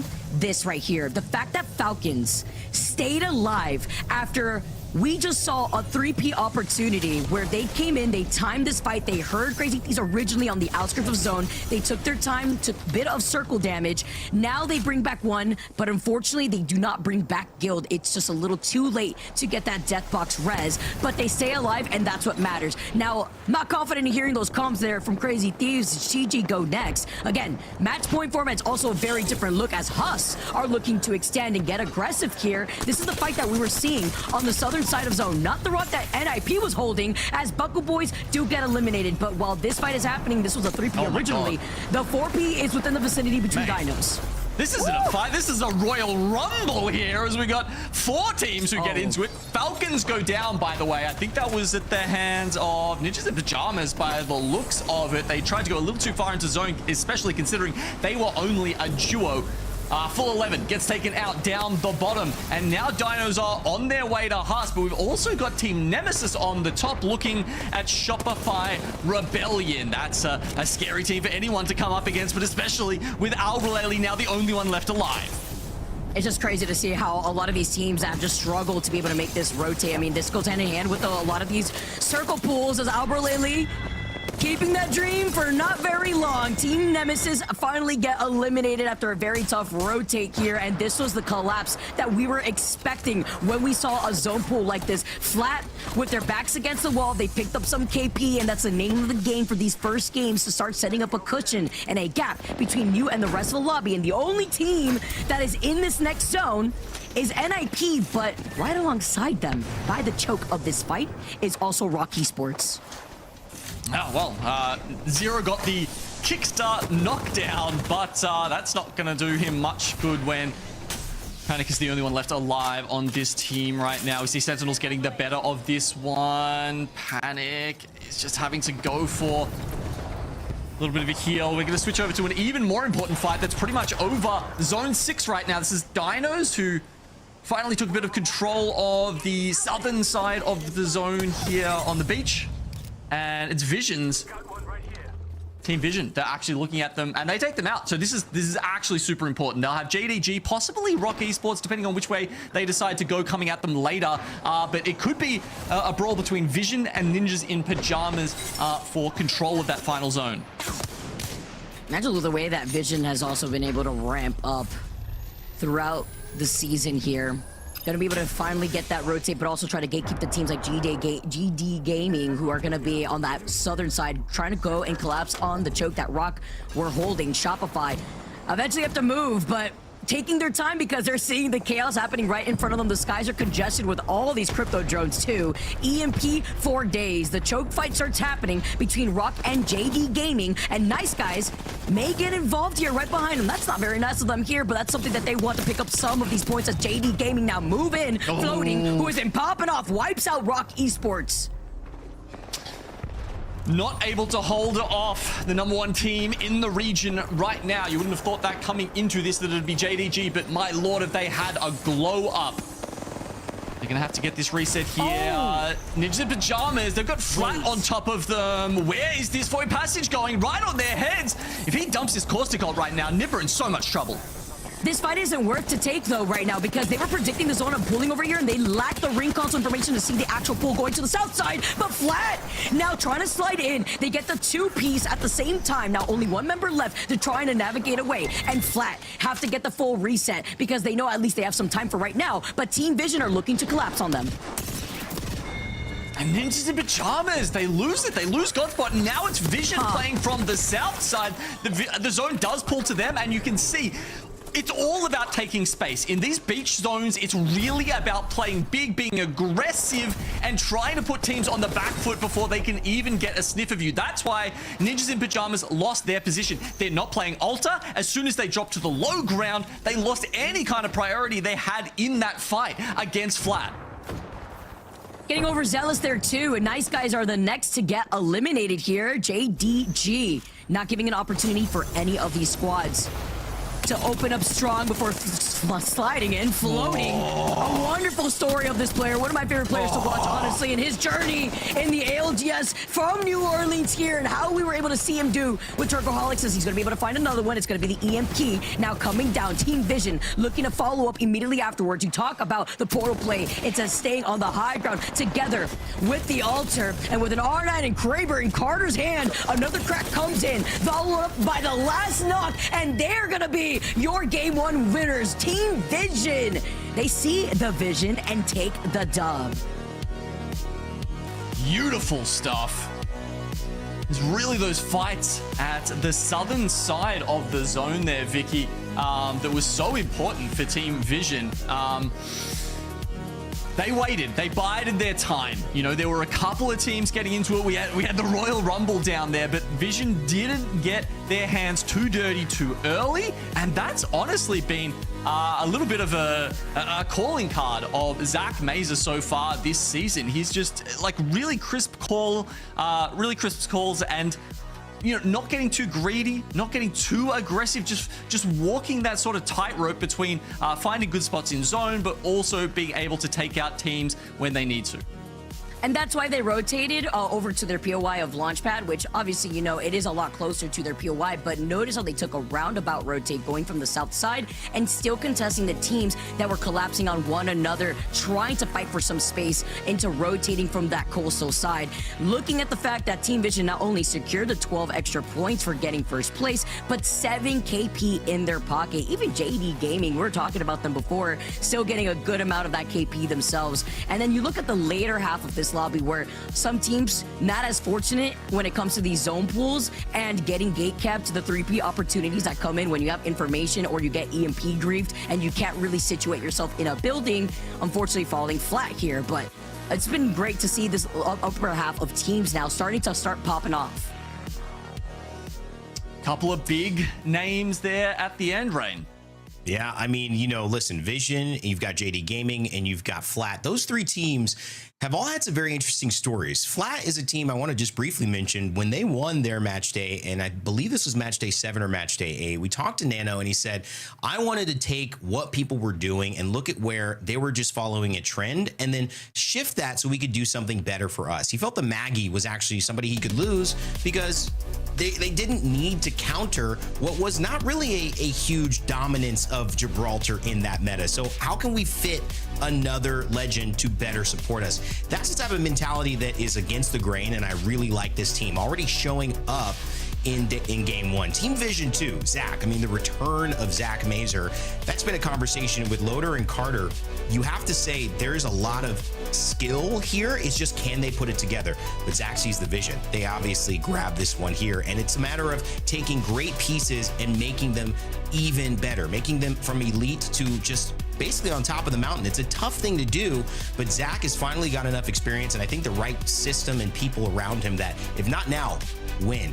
But really the team, Vicky, I kind of want to dive a little bit more into is JD Gaming, because for me, this is a team that when you break down what they've done, you mentioned the story of floating. Staynati and Shubi have been here for a long time, but floating coming in and having this level of impact, showing he's not only able to get to this level, but stay here and perform well, it's very rare to see. This is a team to keep your eye on today. It's why I really loved the circuit that we had available for us in New Orleans. It gave the opportunity for a lot of these up-and-coming players that may not have had their time in the spotlight to showcase what they got. And who knows, Ray Day, you know what this makes me always think about, because you know how I am when it comes to bridging the community and the competitive scene together, is how many hidden demons do we have waiting in the shadows to come in and shine some light here in the Pro League, shake things up like the way Floating has on JD Gaming. You know, that's a great point. I mean, the Open, for what it was in our history of the ALGS, and it was a new and unique take, it certainly gave us these little moments that now clearly had an impact. And maybe if it's just one or two stories from it, we still keep talking about it and the opportunity there. And there's a lot of esports that do opens, you know, an EA cousin in Madden. They've done an open every year for their championship series and had a couple of good years hosting. That's been a lot of fun to see who can come out in terms of talent. Floating, though, certainly fitting in with Stay Naughty and Shuby. We talked a little bit about Stay Naughty. You know, I asked him about his family. He really didn't say, he's like, nothing really, I'm just doing my job. It's really no big, you know, heavy thing. But he's like, I would like to get my mom and my sister out to Vegas. So we're hoping that they can keep this up, not only in Paris, but keep the energy rolling that way. Gino, I mean, if they can do it, this is going to be kind of a new era for Stay Naughty and Shuby too, albeit at a different level than Floating. They've been here before. But they're kind of fighting for this different level of excellence where it's like, yeah, we're pros, but can we be winning pros? Can we be the pros that people are looking at like, we're behind you, we need to catch up to you? Yeah, have you ever really gone into a LAN and been, you know, looking at them as the trendsetters, as the team to beat? No, not really. And, you know, as well, you were talking about Floating back there, and we've seen a lot of up-and-coming players, right? You know, like Cersei, Sacred. We've already talked about them today, but I don't put Floating in the same conversation as them. I genuinely think he has like solidified himself as a top player. He looks more complete than some of those other players, in my opinion. And one of the things is taking direction and learning. Naughty did comment on the fact that Floating is able to kind of mesh really well and really easily. And you're right, there are these other elements besides just raw aim and shooting and having tons of potential. It's can you fit, and can you fit right now to get the job done? JD Gaming off to a great start, but Team Vision take the win in game number 1. Guys, it's time to get to game 2 and see if it continues. Alrighty, thank you, Rain Day. Already going over to Olympus. Once again, like I blink and Storm Point is over for our first game, Genome. I really like the way that a lot of our teams fought to try to play into that end zone. It was a little volatile for the squads that didn't get that early rotate. But now as we go onto Olympus, we say goodbye to Crypto. And I'm interested to see if we're going to keep up the trend and say goodbye to Valkyrie next, perhaps. Yeah, look, the air traffic controllers are breathing a sigh of relief. Or maybe they're not. Maybe now they have to deal with the supersonic Valkyries instead of, you know, just the drones flying around. Yeah, something like that. Either way, we are, of course, going map to map. We've got 3 here in the regional finals today. Started off in Storm Point. Now it is Olympus, and next we will be going to E District and then all the way back around. So having a look at our map over here, I do like obviously central POIs all the more now that we're going without tridents. So, you know, things like Terminal have had a massive pickup in points per game. That's interesting too, right? Because we also saw the problem with some teams that have had to make those rough rotations, whether it be utilizing, like, without having to overextend with the crypto drone to pick up the Evo Harvester and to get these safer rotations, but with no more crypto in the mix. You got to talk about the top legend compositions that we have been able to see once some of these legends are out of this rotation and being able to actually utilize the mobility that Axel brings together with bunkering down with the caustic. But this is after just match number 1 alone. Yeah, we've only had 1 match. And of course, yeah, as we generally see in the Americas region, people don't branch out all that much. So we can see only 4 different compositions between all 20 teams.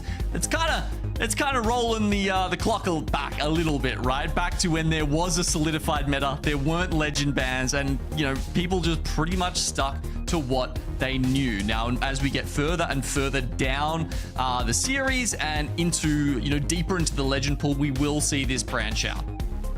Yeah, and you know what? While we take a look at the different legend compositions and we transition over onto Olympus, I'm being told that Jayhawk actually had some words here for Crazy Thieves, making a tweet. I'm thinking Thieves in 7. He added the phony. That is a throwback, by the way. Hold up. Yeah. You cannot show me that picture.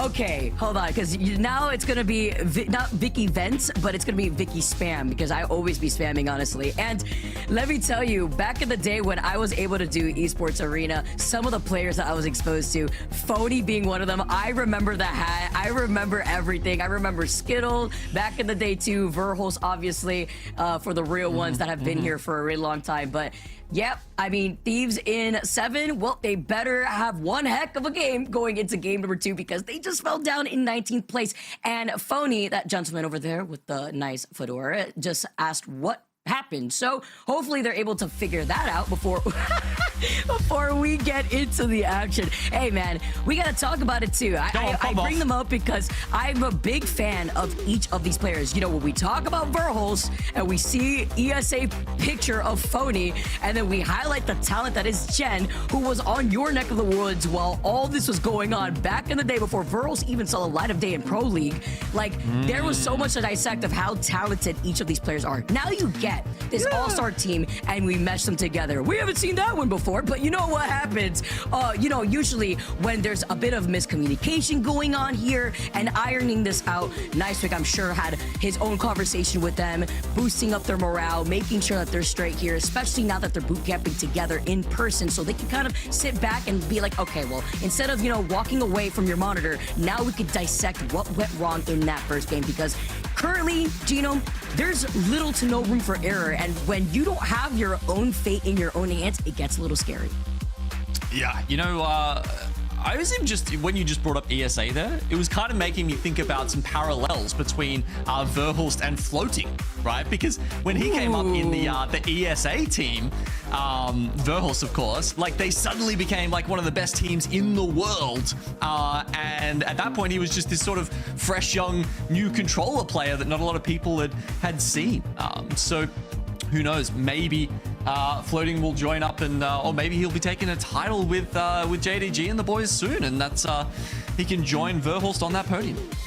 You know who else I have to bring up here too? We got to talk about Nice Guys, another team that needs to have a Cinderella story of a pop-off moment, who are currently sitting at 47 points before diving into today, because some familiar faces, if you want to talk about OG names, you know what? We got to talk about Nocturnal, who is coming back up to the plate and trying to slot in together with Sang and Cody. Hold up. Isn't he a coach these days?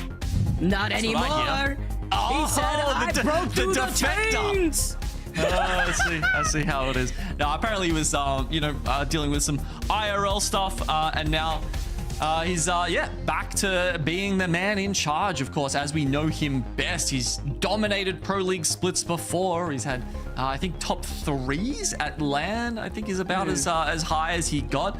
And certainly in some of them even went into the LAN being like, you know, maybe these guys are the strongest team in the world. Never quite panned out that way, but Nocturnal certainly has the pedigree.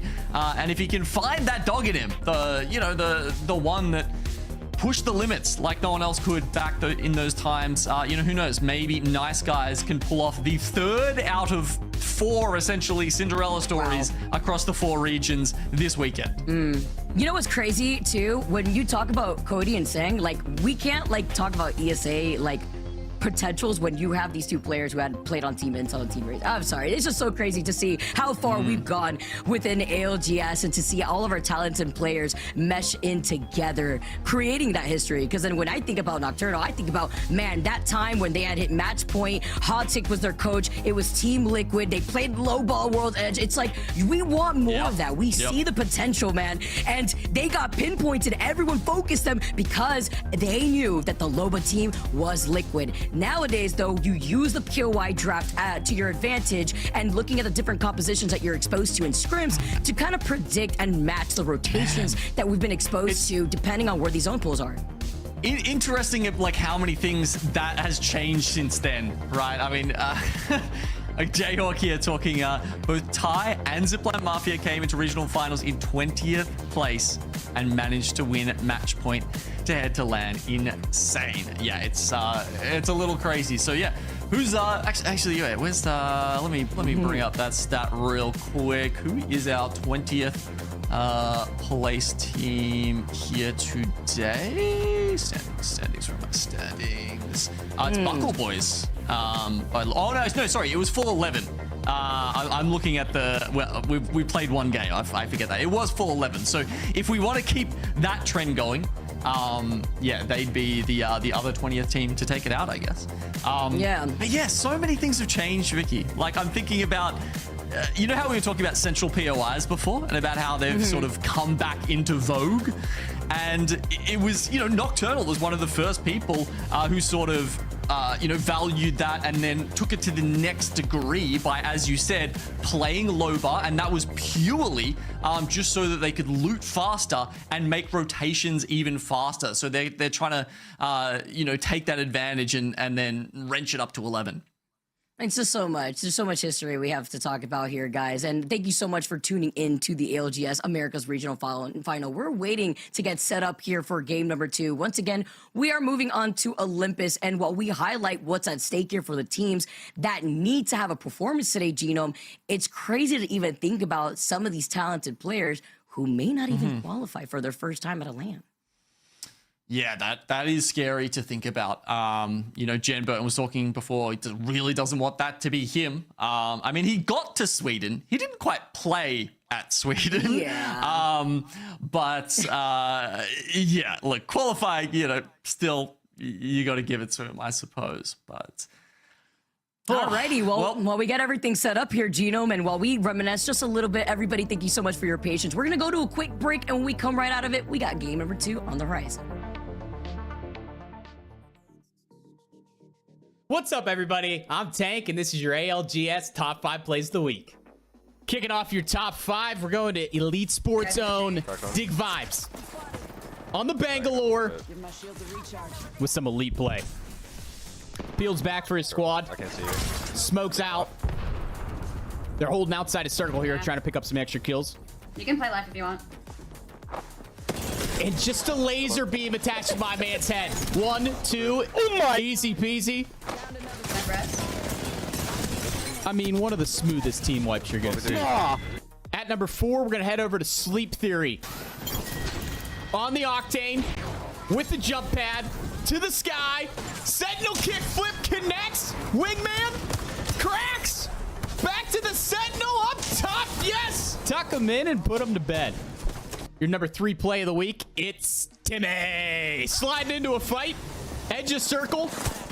Gonna have to peel back, getting tagged up pretty heavily here, but he's got a Kraber. I might be the worst player ever. 2 pushing, naked 1, flip to the alternator. The 2. Slides back out to regroup, and that's a clean double from one of the best in the business. At number 2, we head over to Jaren, who's in a bit of a pinch. Team's down, 1v3, looking for the dub. Can he take his team to the promised land? Through the portal, here they come, the push is on. He hits his first knock.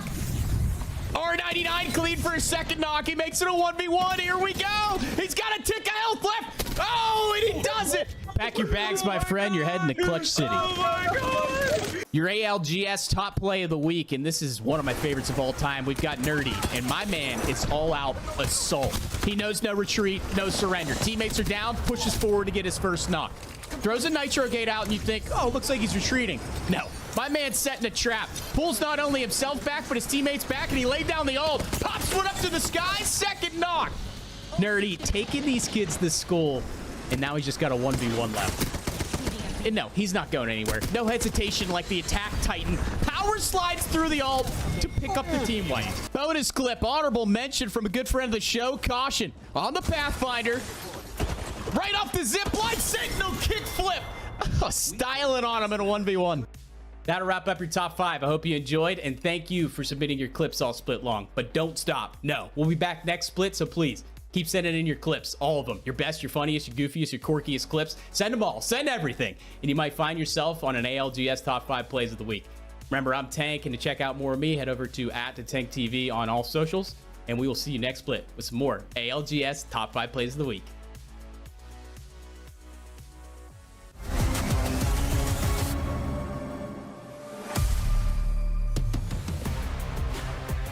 Welcome back, everyone. We missed you. Hope you guys missed us, and we're missing out on wanting the second game to get over here, Gino, because as everything gets set up, regional finals, man, I mean, time has just been flying by. I miss being alongside you and the rest of the crew to watch all the great action that we have here for Apex.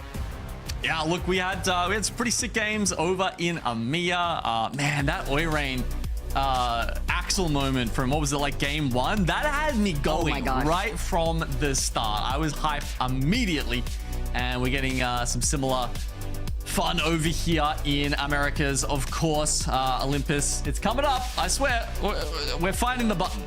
Just give me a sec. Yeah, Castro, start the game. We're TSM, we're Falcons, and we're starting the button now. All right, we got Olympus coming up on the other side of this, guys. And of course, it's important for us to highlight the double E district going into match 3 and 4, which is why we even saw some EMEA teams prioritize their POI draft on E district, so that way they could try to capitalize and convert it into sponging up more points before we see more teams hit match point. But it's been very tight of a competition after only one game alone, Dino, as we reiterate and watch back on the POI draft that went down for Olympus.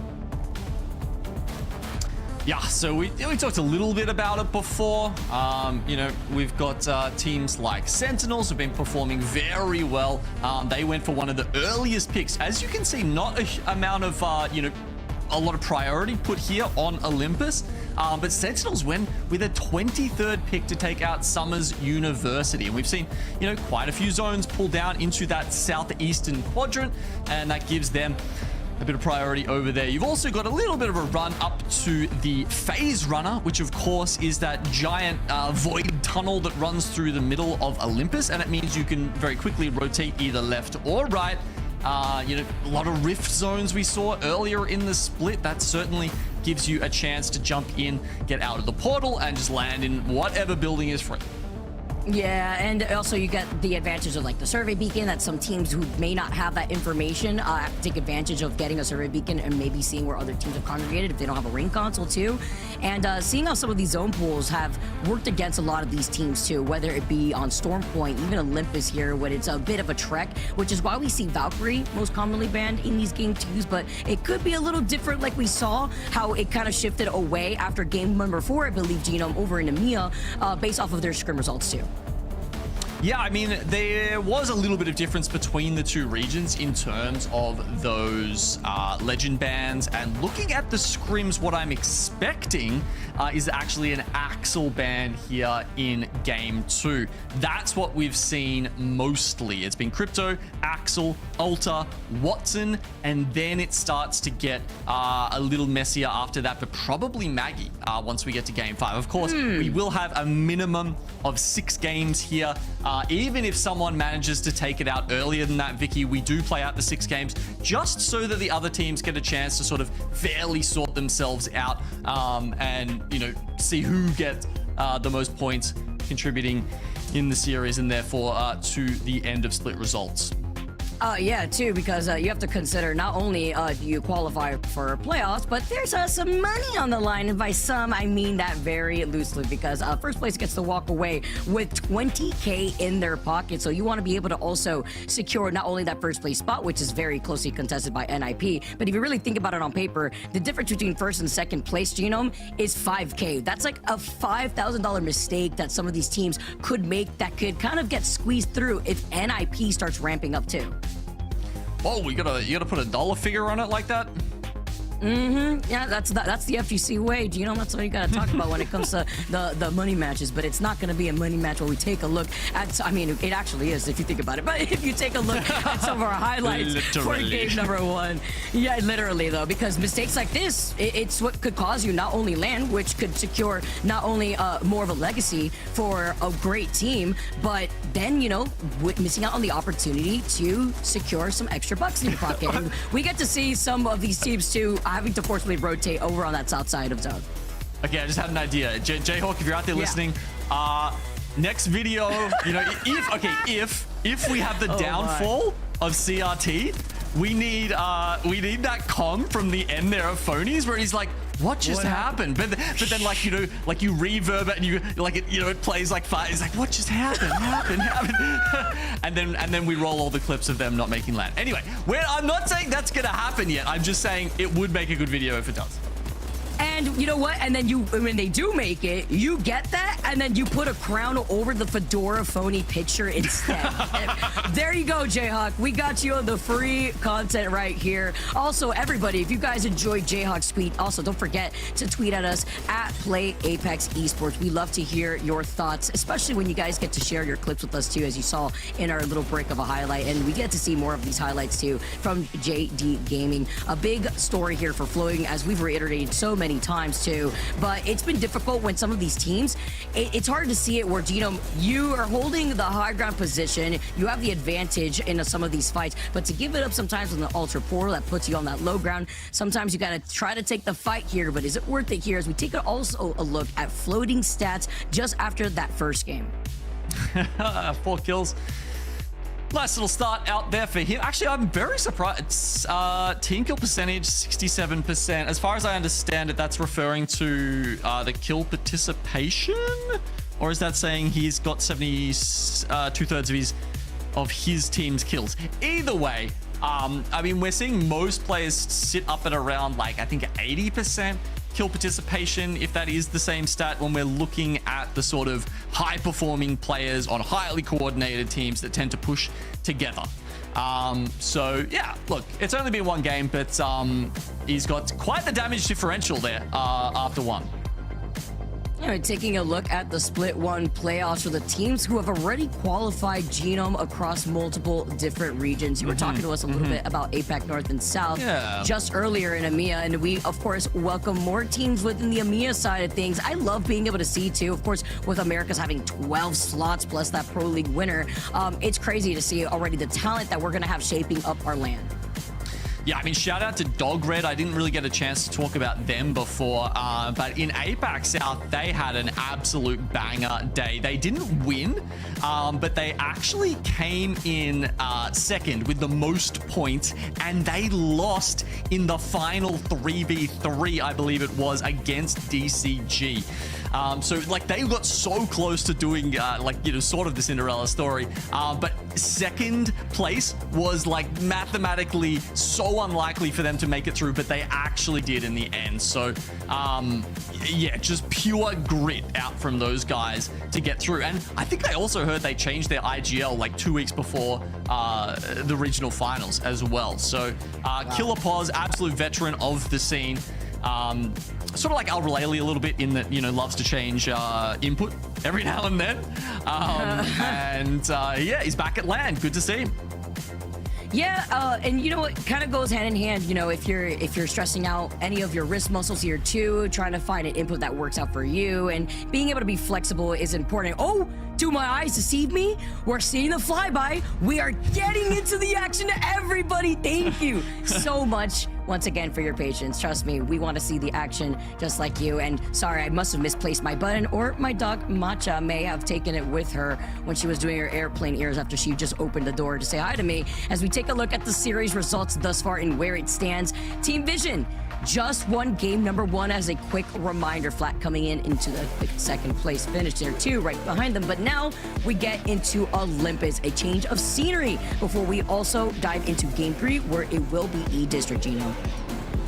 Yeah, don't make me go bring up that find my tweet from, like, you know, I think before the first day of play, where I was going big. I said I am buying in big on Team Vision this split. Zach Mazer, I love how he's playing so far this split. I feel like he's ironed out some of the kinks that, you know, led to some of those Mazer moments in times of old. It's great comms too, and trying to find these rotates as well. But you know, while we also take a look at Dinos and a player that I've actually had within my own games, we talked a little bit about it in the interview. I want to throw it over to Jay Future, where he actually talks about their recent poor performance from the team and how it could go hand in hand with some difficult scrims and a poor mindset. We got a little bit too egotistical, and we kind of stopped trying in scrims. A lot of, like, hope going on when scrim plays happen, you know. And I'm trying to get my team to, like, more focus on, like, it doesn't matter what the scrim quality is. It doesn't matter what stupid plays that people are making. As long as we just got to be focused on winning the game and getting better every scrim day. So once we can do that, once we can have, like, that Imperial Hal mentality, you just, like, know where to go but up.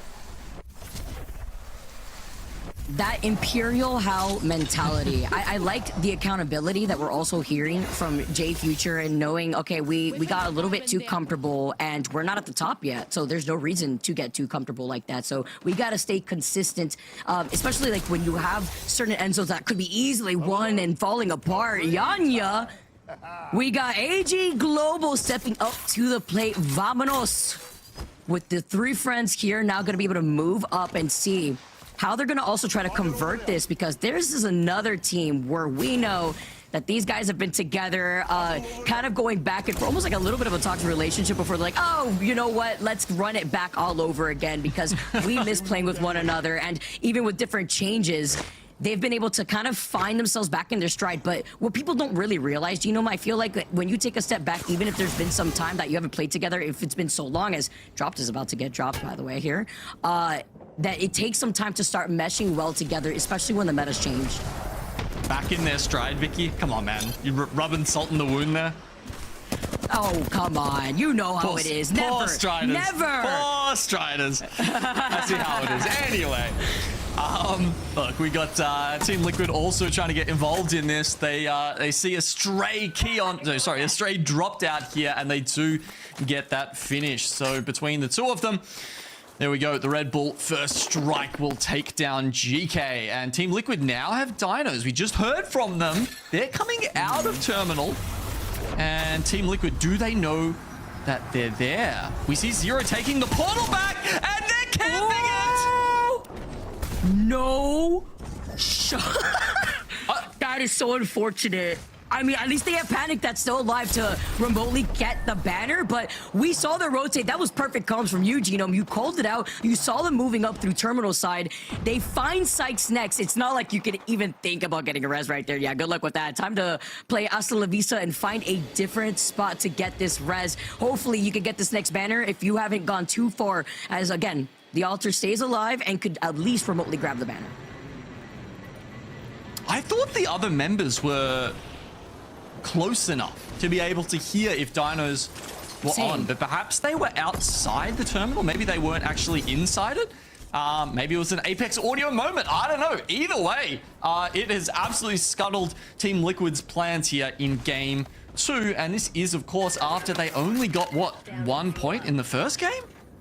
Yeah, it was a pretty rough first game for them, too. They were one of the teams that ended up falling in the second half. They got 1 point, and they fell in 12th place with no KP on Storm Point. So, once again, a double donut, it looks like here, as we're getting set up with more teams making this rotate. I just have to pinpoint another similar zone that we literally just saw in EMEA on Olympus, and it was over by Somers, where most of the teams were congregated inside the buildings where you could play like the 3-story high to low ground buildings, but a lot of teams not really predicting it pulling on the outskirts of Icarus, where we have seen it shift over to that south western side, where Sentinels are kind of treading on that border where they could clear out that rotate if AG Global as well as Nice Guys and Dinos don't probably rotate in that direction. Yeah, I guess the question is, do we see a zone similar to the one we just saw in the EMEA region? Or is it, yeah, as you say, something maybe even a little more westerly than that?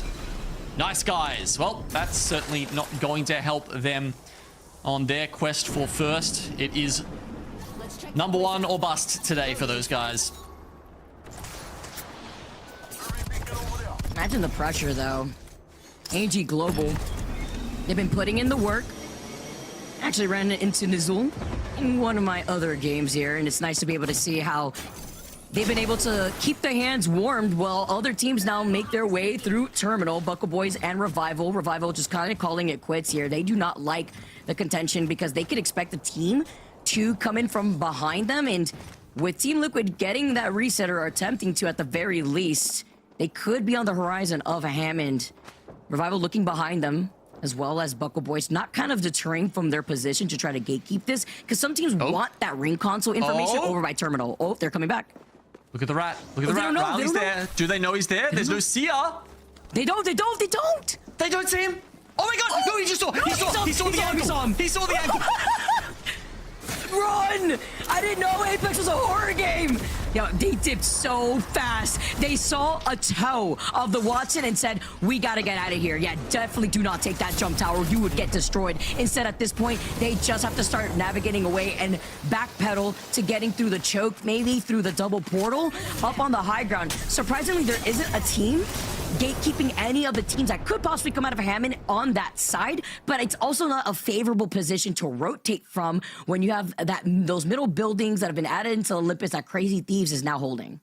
Oh my god, I mean, Team Liquid, they just want to make it to zone, man. Please, someone let them through, and now they're going to Gravity Edge, and they're probably going to run into JD Gaming. Oh god. And you know, I'll tell you something else, Vicky. One thing I have noticed about JDG and why they've done so well this split is particularly because of these isolated 3v3 fights, right? They'll be in these positions where they're getting a late ring console, trying to get that zone 3, zone 4 information. Someone else will run into them there, and they're just very clean at taking these, largely off the back of floating and how much damage he is able to put out if you, you know, don't rein him in. Yeah, it's scary, right? Because it's like, it goes in again too with why we were expecting the Valkyrie from getting banned, and she's not, because it's actually a tie between Watson and Axel, who are the two most picked legends in this game. And that could also mean that a lot of teams taking note of this want to utilize the Valkyrie later on as we move on to these different maps, especially how important it could be on E-District. We called her the human UAV for a reason. Once you get that perk and you get the scan through the walls to see where you want to land, so that way we don't have those Hail Mary dives that we have before in some of the fights that we had in our very first game. So while they plan their next move and how they want to rotate, they may actually, yeah, I was going to say kite back. They see Revival actually still on the choke side. Let's jump into a listening with Team Liquid. Yep. Yeah, they're going to have to slide down. Close your armor. No one's on that south. I'm getting from south. Can I pick with you? Can I pick him in? We'll choke here. Okay. You can inside them. Yes, You're coming with you. I hear them close. Look what doing? Yeah, I'm getting pings. They blew armor down that choke. I'm getting pings on this. Inside the room. We have to hard proud the team behind us. See where they go. Yeah, Get out! They're front of there, guys. I'm going for you. Come rope. Yeah, I'll have one Q, okay? I gotta take Cool, one Q. I'm gonna cover you the best I can. Standing to the first 20 on 120 on the altar. I thought you meant the altar portal. Okay. Are they actually fighting Evan? Yeah, I'm not. There was one knock, and I don't know if they just ran away or what. I'm backing up. One definitely got knocked on one team. Yeah. I should be behind this. No. You just check. I can't. They're literally standing on the. I felt like I was hearing voices in my head, the double comms real quick here too, of frantic comms of I believe CRT, who were I went back in time a little bit, Vicky. Yeah. I was like, oh, Jen and Zero back together, as it should be. Let's get the Aussies, man. Like, is this Nation Cup already? I thought that was later in the year. Okay, yeah, all right.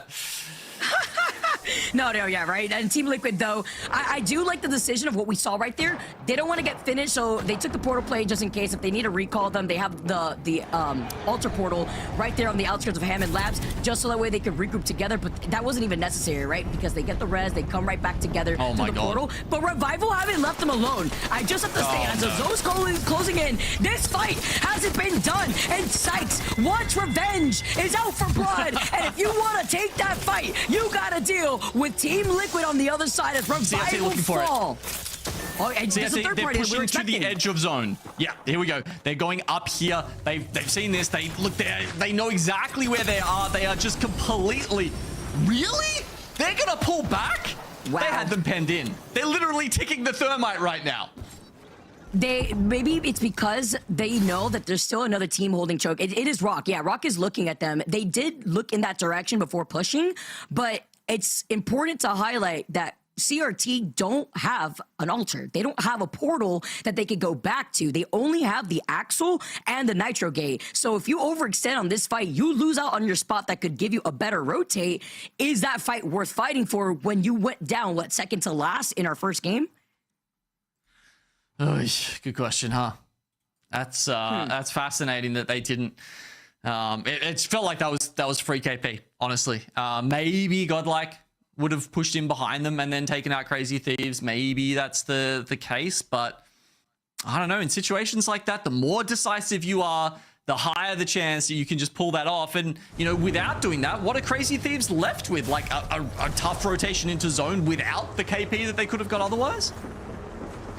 Sure, but it kind of also showcases like how safe they want to play, right? Just a little bit of fear here, sitting on the edges of their seats as they want to keep this going, where they want to build up that cushion. Maybe if they had a way better match number one, they could have afforded to take that fight here. GodLike get eliminated in your feed, and this is the fight that we were expecting to pile up, because Crazy Thieves now wrap up on the other side of Rock, but Rock do hold the choke. Easily NIP and JD Gaming could harass them, and Liquid are now in their line of sight. They're stuck on the outskirts of zone. They're getting pinged from the left as well. You see drills for drills. There's that snipe, as we were calling it. Curve was going to be the one picking that up with the wingman for free. Oh my God. In this economy, we absolutely take those. Team Liquid get eliminated, but this was the hell rotate that we were expecting once we saw the zone closing in. Unfortunately for Liquid, Revival were just keeping them there hostage. That's why CRT didn't want to try to overextend, and now their backs are kind of against the wall safely, at the very least, on this side of the choke. And if they want to backtrack, they can take a bit of zone damage and go in from the other side of the wrap. But other teams have now made their place inside that final zone, and teams that could look in this direction after hearing that fight are Buckle Boys. Yeah, they're definitely the gatekeepers right now between all of those teams that were, you know, just sort of struggling to make it in. Crazy Thieves, Rock. Team Falcons is sitting up there with the NIP. It's a pretty heavy-hitting north side of the zone right now. JDG as well. That's Nemesis that gets stuck in the middle here in the building. 14 squads left, and a lot of these teams now just trying to fight for picking up not only this KP genome, but also for them to have that advantage. Sentinels even playing on the edge, a knock, the recall here from the altar portals. Rock playing off that low ground after surprisingly coming out of a very tough choke where NIP were looking at them. Again, we saw it in the feed with Curve having that wingman. Rock, Cersei's gonna pick up Curve immediately right after I said this. Jen Burton also gets taken out. Bang Bang now is wanting to try to extend here and force it back away from the kickstart. Oh my God, somehow doesn't get taken down after that. Dodges it well, but no.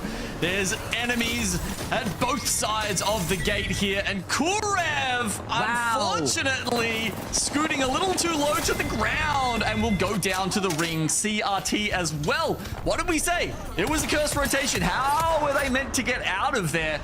Maybe should have played for the KP in the end, but Team Vision always in the smart spot. They're the ones in zone right now, putting the pressure down and doing some damage. Surely this kickstart nets them some kills. And Rock get eliminated too. They at least did pick up 4 KP in all that chaos, so it was definitely worth it for them, but they do fall in 12th place.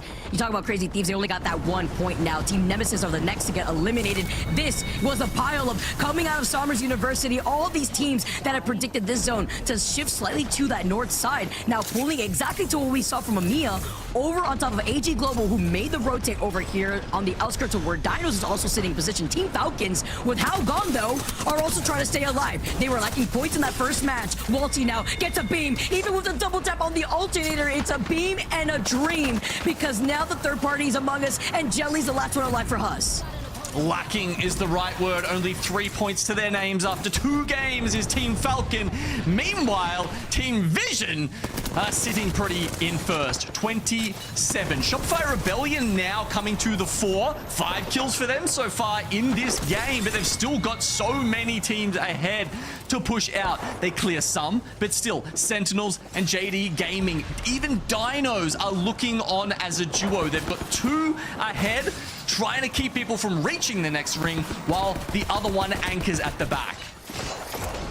And look at this positioning when you have the Gibby available. While there's so many of these teammates now trying to hold that split positioning, as you mentioned, Team Vision looking in 2 different directions as well, looking at Shopify, Sentinels, and JD Gaming right underneath them. JD Gaming finding themselves in quite a pinch. If Team Vision gets overzealous, though, they can find themselves getting wrapped up from behind. Shopify, though, fully send it now as an opportunity when this is just game 2. You want to soak up all these points. It's not just about winning. It's about getting the KP. Shopify Rebellion are the next to go out, and Vision are looking to extend their lead. Your match 1 winners that are currently sitting at 30 points. But super importantly, the team goes down first. They manage and make sure that they finish their kills before they die and they end up with 9 kills. Could be important when it comes time to get above that 50-point threshold. The closest to it right now is Team Vision, and they are looking to go even further. They won the first game. Could they do it again here and go back to back? That would be insane. Crazy story as they find Sentinels next. They're farming, but it's only up to Zach. He gets slowed down and he cannot get to cover in time. They shut him down, but a 3rd place finish is nothing to scoff at, especially when you are so close to match point. We have to tally everything here, and it's our final 2 squads here. AG versus Dino, full 3-on-3. AG Global, they were the fast movers. They got into this bike shed way before everyone else took to the southern part of the zone. It has paid massive dividends, you can see, not in terms of kills, but damn sure in terms of placement points. But now, with purple armor at least, you know, they didn't do so little damage there down to blues. They're gonna run it at Dinos. Oh, Yanya. Oh, that looks a little funky right there. J Future just immediately turned on to him, but it's a trade-up from both sides. Even Finezo looking behind him, now flying through the tree. You won't get those health bars anymore to try to get them once you get out of line of sight. And then you get the reset for free as they scoop up the dub. AG Global coming out of Bonsai with that quick rotate onto Somers University for game number 2 win. And you just see in those sketchy end games there how good a Newcastle can be. You can be in the thick of it, in a firefight, and you can get the res off. And not only that, but now support perk is pulling you back into, 100 health straight away. It's a really quick way to get back into the fight and put pressure on the other team. The Dinos go extinct, but hey, second's not too bad. That's how you make some fossil fuel, because they're definitely fueling up here if you're looking at the way that they're literally ramping up, Gino, because let me tell you, Nizul just went crazy there. I mean, he got 5 KP on the Valkyrie, and goes back to what we're talking about, highlighting this team, looking at their rotates, the way that they've been able to step up together, refine that synergy. First place, 7 KP, but you also mentioned teams like Shopify that got a good amount of KP themselves, because once you get to those 50 points, that is the first goal. The next one in a separate game has to be the win. And if you could showcase, like, you could at least convert a lot of these zone pools into a game win, you could easily be contested as that regional final winner. As we mentioned, SR picking up the 9 kills is a pretty good effort from them. Pushed them up into 6th spot. Of course, I think they won their last match day, right? And that put them into a position where it was looking a little bit shakier early in the split, but now they've worked things out, and we know they've got what it takes. They won the Split 2 regional finals last year. Yeah, and after 2 games alone, here are your current series results. It's been great action to jump from Storm Point over into Olympus, but we have even more to go when it comes to E-District. And if you guys want more control over how you watch the ALGS, well, guess what? We're excited to announce our new multi-view experience. Make sure you guys follow multiple player POVs alongside the main broadcast while you get dedicated HUD overlays. You can even draw on them too, get some information, listen to the comms of these players, and take some notes for your own gameplay. So make sure to check it out at algs.ea.com and log in using your EA account and watch the fight all customized your way. All right.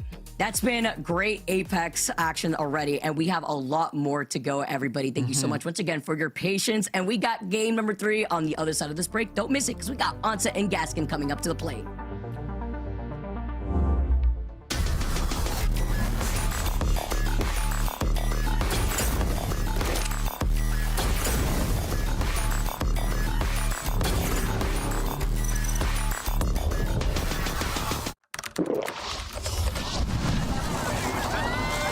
Red Bull gives you wings.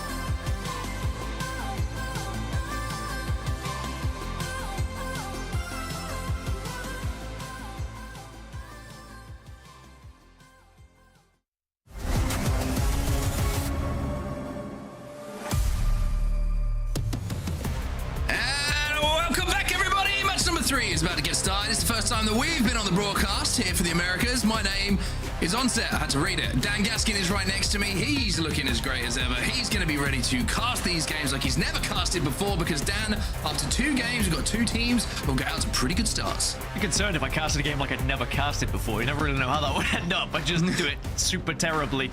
Yeah, I'm excited though because match 3, you know, we've been able to see a couple of teams start to step up to the plate a little bit here. Some teams we expected to. All Gamers Global, we saw how successful they were in scrim, so I'm glad that has carried over. But now as we move into E-District, it's the back-to-back on E-District. This is a very definitive point in the map rotation because if you have prioritized E-District, this is a fantastic chance to either catch up or take the lead. And bans seem to be following similar to what we saw in scrims as well here for the Americas. So we had Crypto banned in game number 1. Hey, shock, surprise, surprise. You wouldn't have won any money if you were betting against that. And then Axel banned in game number 2. So likely that we're going to see Alta come to the fore here. We know that Alta E-District is kind of her playground when it comes to being able to traverse across some of the verticality and the buildings that we have inside of some of these end games. Take a look at the POI though, draft though, Dan. Talk me through it a little bit because you've been doing your research. Yeah, we've got to look at Revival because they were the first team that actually picked E-District here in the draft, and they picked it as 17th. 16 teams picked Stormpoint before we moved over to E-District. Heights is a pretty good POI to drop at. It's an average of 7 points per game across all regions, so I'm expecting Heights to be a good chance for Revival to get back into things. Also want to look over towards Crazy Thieves at Old Town. Old Town is not typically a POI you find a lot of success for, especially if we start to see zones transition to the northern or western side. But when it does stay on the southern side, Old Town is a little bit of a sleeper pick, and maybe it can be what Crazy Thieves need to get them right back into things. We have Dinos on our screen right now, and you're probably wondering, everybody, how did they come up with their team name? Well, our wonderful researchers, the ALGS, are asking the burning questions, and we found out for you. It was just so rad. I believe Future likes dinosaurs, and he said since it was the first animal to ever exist on Earth, I don't know, he just came up with it randomly, and now we're just dinos. I'm not a hater of it. I do like it, and it's just a unique name to see in Pro League. Just who's dinos, you know? But me personally, my favorite dinosaur would be the raptor. Big fan of the raptor. Thoughts on that, Dan? You know, pretty impressive from them to come up with a team name in such a quick way. Because, you know, actually, team names, difficult to do. At least they didn't go for the typical, put first letter, second letter, third letter. Yeah, so I like it for the Dinos. We'll have to see whether the Dinos can find success as they move through. Certainly looked good in the previous couple of games. As we now look at where that circle's going to be. What did I say? Crazy Thieves, Old Town. What happens when the zone comes this way? They've got a good chance. Well, they need something to happen because they have had 2 pretty poor first games that we've seen so far today. Game 1 and 2 did not go well for them. Crazy Thieves, I think, fell in 18th in the first game and around 13th in the second. So no points really on the board for them yet. And this is a team who really does need to perform today if they want to make it to LAN, make it to Paris. And it's a long way to go, but it's even further away at the moment with the amount of points that they have on the board. They're going to need to find something here, though. This is the opportunity to make something happen. Great prio. They don't have ring console, though, down at Old Town, which could have hurt them, but then having seen everybody flying through the skies into Humber probably gave them a pretty good indication of where everybody was going to be. It's so funny moving from EMEA to Americas, by the way. We have 16 of this exact same composition here in match 3. You wouldn't have seen that in EMEA. In fact, we only have, 7 legends selected across the board. Everyone kind of knows the meta. Everyone is transitioning in a very similar way. Only 4 teams brave enough to go against what everyone else think is the best at the moment. As we check in with Sentinels, our reigning world champions, of course, and we get to say that for quite some time this year. Will they get the chance to defend themselves is going to be the real question. Yeah, a long way to go until we get back to Japan, of course. We've got a few stops along the way. The Sentinels, for now, are going to find visions inside of this building, and Blinkster is going to have to hit some flicks and some tricks to try and escape here. They do manage to just about take the bottom floor here, but this is not looking comfortable for them, and Zach has got the first knock here onto Blinkster. This is where Monsoon really wants to try and get that res as Newcastle, but he's holding a very important angle at the moment. So Blink is just going to be having to wait, maybe see if you can crawl around and get inside. They really need to work together. He does manage to just crawl himself in, and maybe they can reset here. Well, Arbolelli actually got taken down by Kyle, so he was looking to poke and prod for Nemesis as a third party, but it's Vision who are above them, who are now coexisting with them. We're going to have to worry about what the next play is. It looks like Sentinels are out of there. A couple of quick alter cues from Blinks that takes them down into the bottom of the tunnel, so they'll be able to reset here. But that was a scary, scary moment for them.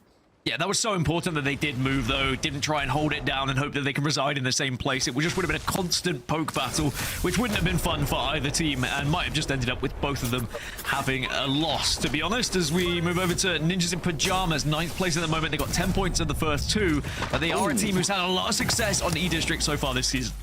Yeah, you can see that they got not just one knock, I think that's the second one as well, as they were going to take the Nexus AG, the winners of our previous game, to try and escape. Niazo and Nyanya are out of there, as unfortunately Jaguares is going to be downed. We can probably just secure this KP here, looking if they can find a second here, Ninjas in Pyjamas. But this is one interesting composition to run in a game number 2.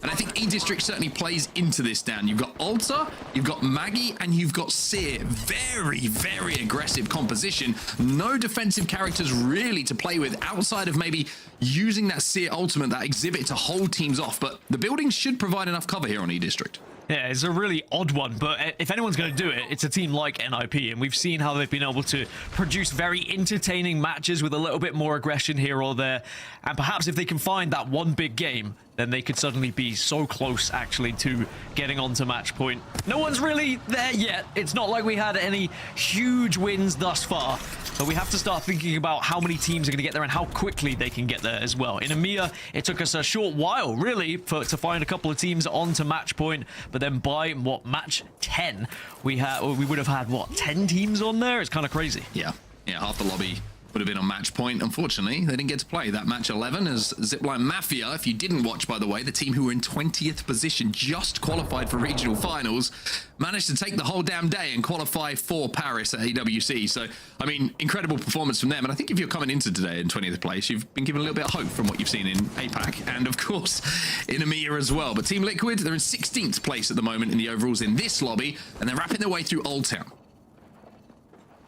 Yeah, a lot of these teams who were kind of in the area have been able to now find their position. You always get that early battle where teams are fighting for what they consider the best spot, but then you have to kind of take second best or third best depending on what's happening elsewhere. Sentinels have been able to find a position where they can get angles onto people. You can see Monsoon already in the kill feed getting a knock at the moment. Sentinels are one of those teams that when they do have those kind of positions can be a nuisance to go up against, and it looks like they might be able to convert these, and they will. So full 11 will be eliminated. And remember, when we were talking about teams moving from 20th place to win regional finals, it's full 11 who come in at 20th place. Yeah, my bad guys, just forget about that one. Sentinels do get the kills. That Peacekeeper on the Newcastle is a problem as we see the zone, and look how busy it already is. The teams who are outside of it, GodLike Esports, no surprise, they're running baby comp. That's what they do. They take their time. They'll get to purples. They'll get there when they get there. And Ninjas in Pyjamas and Falcons, Buckle Boys are the only teams outside of zone at the moment, but Buckle Boys have just snuck in. One of the important areas is here on the kind of south or east side of the map where Revival are currently holding. They are struggling to get through, and I think a lot of teams are going to find the same way. Falcons and NIP need to make a decision here, because if you try and go for a big old wrap around the side, you will struggle. You're going to get caught in a choke. So instead, you have to go for something a little bit more direct, which isn't going to be comfortable, but if you do it right, manage to force your way through, you'll actually be in a better spot to find yourself in here for the late game. Also, the Humbert zones, like we saw a little bit earlier on today, they can have some pretty violent pulls to the north or the south, which can put some teams in good positions that maybe previously thought they might not have been in the best. So waiting for that late game, waiting for that zone is going to be very interesting to see if some teams do try and do that. Teams like Nice Guys and HUSS, who are playing on that west side right now, that you're taking a look at, as we see on our POV right now. HUSS, a jelly with a wingman in his hand, having a little peek and a little wave at his neighbors. For now, it's friendly. It always feels that way when it's in the early games. It's a little bit more friendly, not as much pressure on the line, but suddenly when you're to point a gun, just to fire a drill through their curtains. But alas, you know, I've had some risky neighbors. They do some dodgy things next door. But when we get to the later games, that's when the nerves start to kick in a little bit more for some of these teams. But these early games, you have to capitalize on them when there isn't as much nerves. Get some big points totals on the board.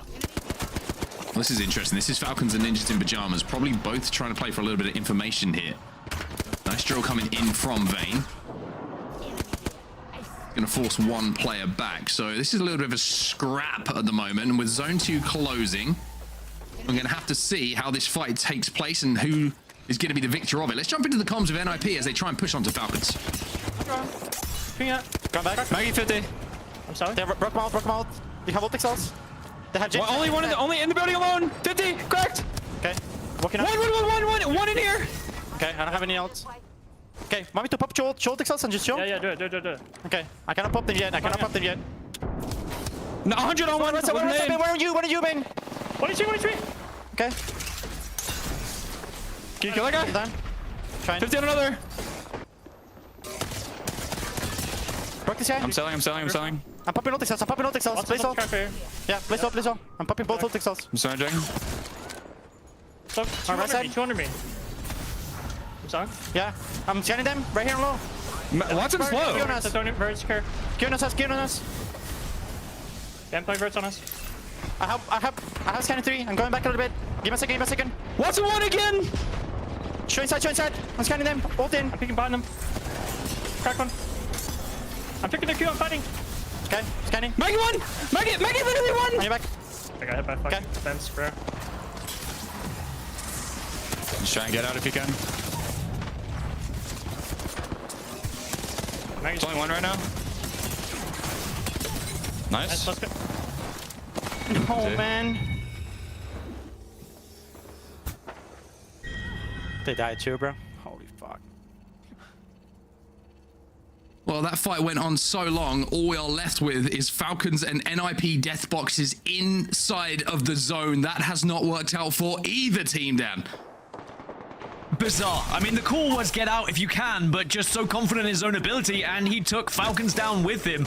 Frustrating for both sides, I'm sure, because there was an opportunity both technically could have survived. Falcons probably would have let him get away so they could stay alive and pretty. Speaking of being alive, the Dinos get extinct, and Team Liquid are going to be able to stay in this one, get back, and probably res panic back up to a 3. All right, let's take a look back at the map once more.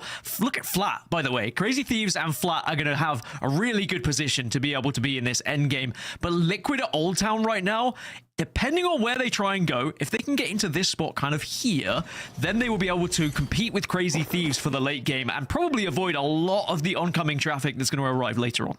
Yeah, I think Liquid will look to play that late game, and it's probably where the zone is going to be pulling. So Liquid are going to be in a very, very good position. Like you say, Crazy Thieves also going to be able to hold out a lot of the traffic coming in from the northern side of Humber. And for everyone else, it's kind of like, oh, well, how do we get through each other to get anywhere near this end game? There's a couple of baby comp teams who are in the lobby, notably GodLike. They'll probably be able to find some sort of playable space in towards the back of the Humber zone. But elsewhere, AG Global, there might be an evac plate for them from height. No Valkyrie in the composition for them. They're going to have to just try and find a more traditional route over the top of the wall in front of them. And how about the journey for this team? You know, they break up. Suddenly, they try something new, and then they go back to the tried and tested roster that you're witnessing on your screen, and it just seems like they needed that chemistry back on themselves once more. And they looked, like I said, impressive in scrims. They've looked great so far today. I think they are one of my favorites to potentially take regional finals, and it really would be just one of those situations where you have to trust in history and chemistry. Yeah, chemistry, a very underrated thing. Just how players naturally interact with each other, whether it be in team fights or communication-wise, whatever it might be. One team who does have very good chemistry, and certainly a, shall we say, a penchant for this particular composition is going to be GodLike Esports. They are showing why it's pretty good. Flying into zone. They manage to land as well. They don't get hit by any CQs, which cancel all of those abilities and make them sit in ducks, and they'll be sat up center zone, right in the middle of where they need to be. Yeah, I actually like that position from GodLike, because not only are they going to be in the next zone, but there's potential they can be gatekeepers and pick up quite a bit of KP from the teams that are going to arrive from that northwest side. That being said, they are going to continue to have to move south. Look where Liquid are. This is what I was saying earlier, what we mentioned. Liquid in one of the best positions. Now they just need to make themselves big and don't allow Crazy Thieves to be able to take that spot away from them. I wonder if it's going to be that really strange zone that we saw in EMEA a few weeks ago, where it actually pulls onto that back building, onto the shop, where essentially one team wins. I wonder if that's still in play, or if it's going to be something a little bit different. Crazy Thieves now making their rotation towards the back of the zone. This is a position which is going to be pretty good. Don't have a lot of defensive characters outside of the Watson to put up any fake cover, so it's going to be playing around the gen most likely for them. But HUSS playing a little bit split from them at the moment, just trying to see if he can scout out the rest of the lobby and what their moves are going to be. But now we're going to see Shopify Rebellion, who are forced to fight. This is the busy side of zone, and some good shots coming in from Koiful, followed up by that riot drill. That wingman is connecting in a way that it needs to for Shopify Rebellion to survive here. This is the Buckle Boys on the other side of this one, arriving from the north, and Shopify Rebellion should be in prime position to clean this one up comfortably. The real question is, can you actually get away and survive? It's an attempt at a cheeky res, but now Shopify Rebellion will punish and delete. Easy as that. Buckle Boys out in 16th, no placement point for them, as now we're down to our last 15. But just as they win this one, Shopify Rebellion, suddenly they're going to be under fire. Zone is coming in, and there's a lot of teams that are looking their way. And this is the other side of the zone, and this is the teams who, these are the teams who are now going to have to move. The pullback didn't favor them. So HUSS, JD Gaming are all going to have to move down to the south, trying to wrap around towards Team Liquid's position. Liquid, all they have to do really now is watch their wrap through Old Town. If they can do that, the rest of the lobby will be in front of them. But for HUSS, it's a much more difficult trek forward. Zach Mays is going to get a knock on 2 knocked from Geekay Esports, so an opportunity for them to at least take a little bit of space. But being on blue shields at this point in the game is very tough, as JD Gaming will be eliminated. A very good game one, but not so much here. GK will be next. Yeah, GK full vision under a little bit of fire, but they do have the high ground. Alas, it is not within this zone, so they do need to sneak around just to the other side, but Sentinels are also there and waiting. I said I liked the spot from GodLike, but Shopify Rebellion jump right on top of them here. 1v1. Inside of the knockdowns, Zainu's going to get riot drilled. He has to use his Void Passage to get back behind the last player. He wins it! But that will be the end of both teams' games. That Maggie ball, by the way, was rattling around in there.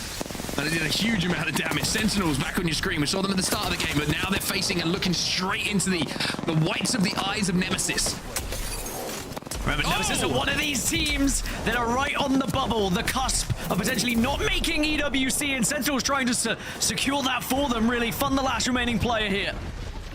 Should be able to get a res. It looks like the last remaining player from Nemesis has just dipped. Oh, and you get killed. Okay. Senna gonna survive until now. Fun's gonna go 1v3, 1v2 maybe, as Monsoon will be back up, and Mon does have that PK, but they get nuked behind that wall. That's going to be the end of them. Sentinels obliterated in the final moments. The CRT now under a little bit of pressure themselves, trying to work their way towards zone, and look at the space that is being controlled by Team Liquid. ROC will be out next. We're down to just 6 squads. This is a callback right from where we looked at it almost 5 to 10 minutes ago. Liquid have created so much space here. They've bullied any chance of Crazy Thieves wrapping in behind them, and they own the entire zone. No one is even touching this next circle right now. You are going to see AG Global, who are going to arrive from the north a little bit, so Liquid do need to be aware of that. They forced Crazy Thieves away, but now they need to group up. You don't want to get isolated. AG Global inside of zone as well. So it's a fantastic rotation from them, and now they're going to be neighbors with Team Liquid. So Liquid have had to give up a little bit of space, had to give up what might be the priority shop to be holding in this endgame. Other teams still alive, by the way. HUSS, full 3-man. Crazy Thieves managed to get back up to a 3 as well. They've got the res onto Jen Burton. And Nice Guys and Revival, they're fighting on the north side of zone to try and be the last survivors from this side. Nocturnal trying to pop the bat. He's got an L-Star in the back pocket as well as a G7 Scouts, and the man is dressed in red. And if you know anything about being dressed in red recently, you'll know that it wins your titles. Worth saying, this would be a very different final circle without Altar, by the way. There's so many walls, so many rooms that people are going to be playing. Elsewhere on the north, Nice Guys versus Revival. AG Global just looking over it. And again, that Altar allowing them to peek, to prod, and get involved before getting back into their hidey hole, as Nice Guys will be eliminated, as we're down now to our last 5 here. The circle is going to be closest to Liquid. It is worth noting that, but again, Altar changes everything here, because suddenly your safety, your security has to be protected by fences, so your Watson player, a lot of responsibility on them too. Ooh, AG Global. One player does get knocked. Liquid don't want to send this for now, though. Revival will be eliminated. That's the last remaining members of the teams on the north side, as now everybody in the lobby is a full 3-man. You have AG, you have HUSS, you have Crazy Thieves, and Liquid in our endgame. And Liquid They've done so well up to this point. They would have been licking their lips at the prospect of getting into this final circle, but now you've got to make it count from here. You've got to show why you worked so hard at creating all this space and getting into arguably the best position in the final circle. Yes, it can definitely be countered by someone if they are brave enough to try and push you, but then they probably throw their own game. So it's all about patience here at this point.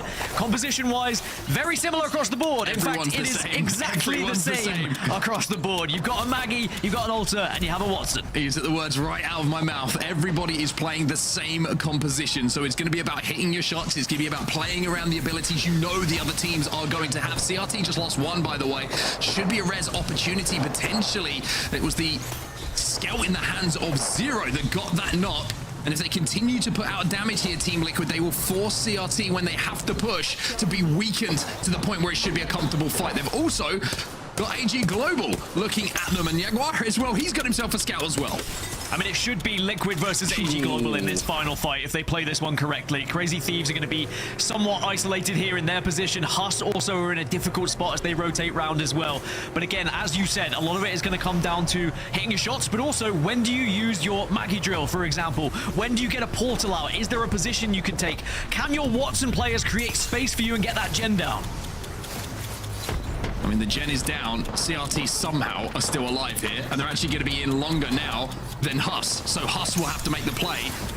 And that's a scary proposition for Team Liquid because they are closest to Team Liquid. Yanya will actually go and manage to pick up...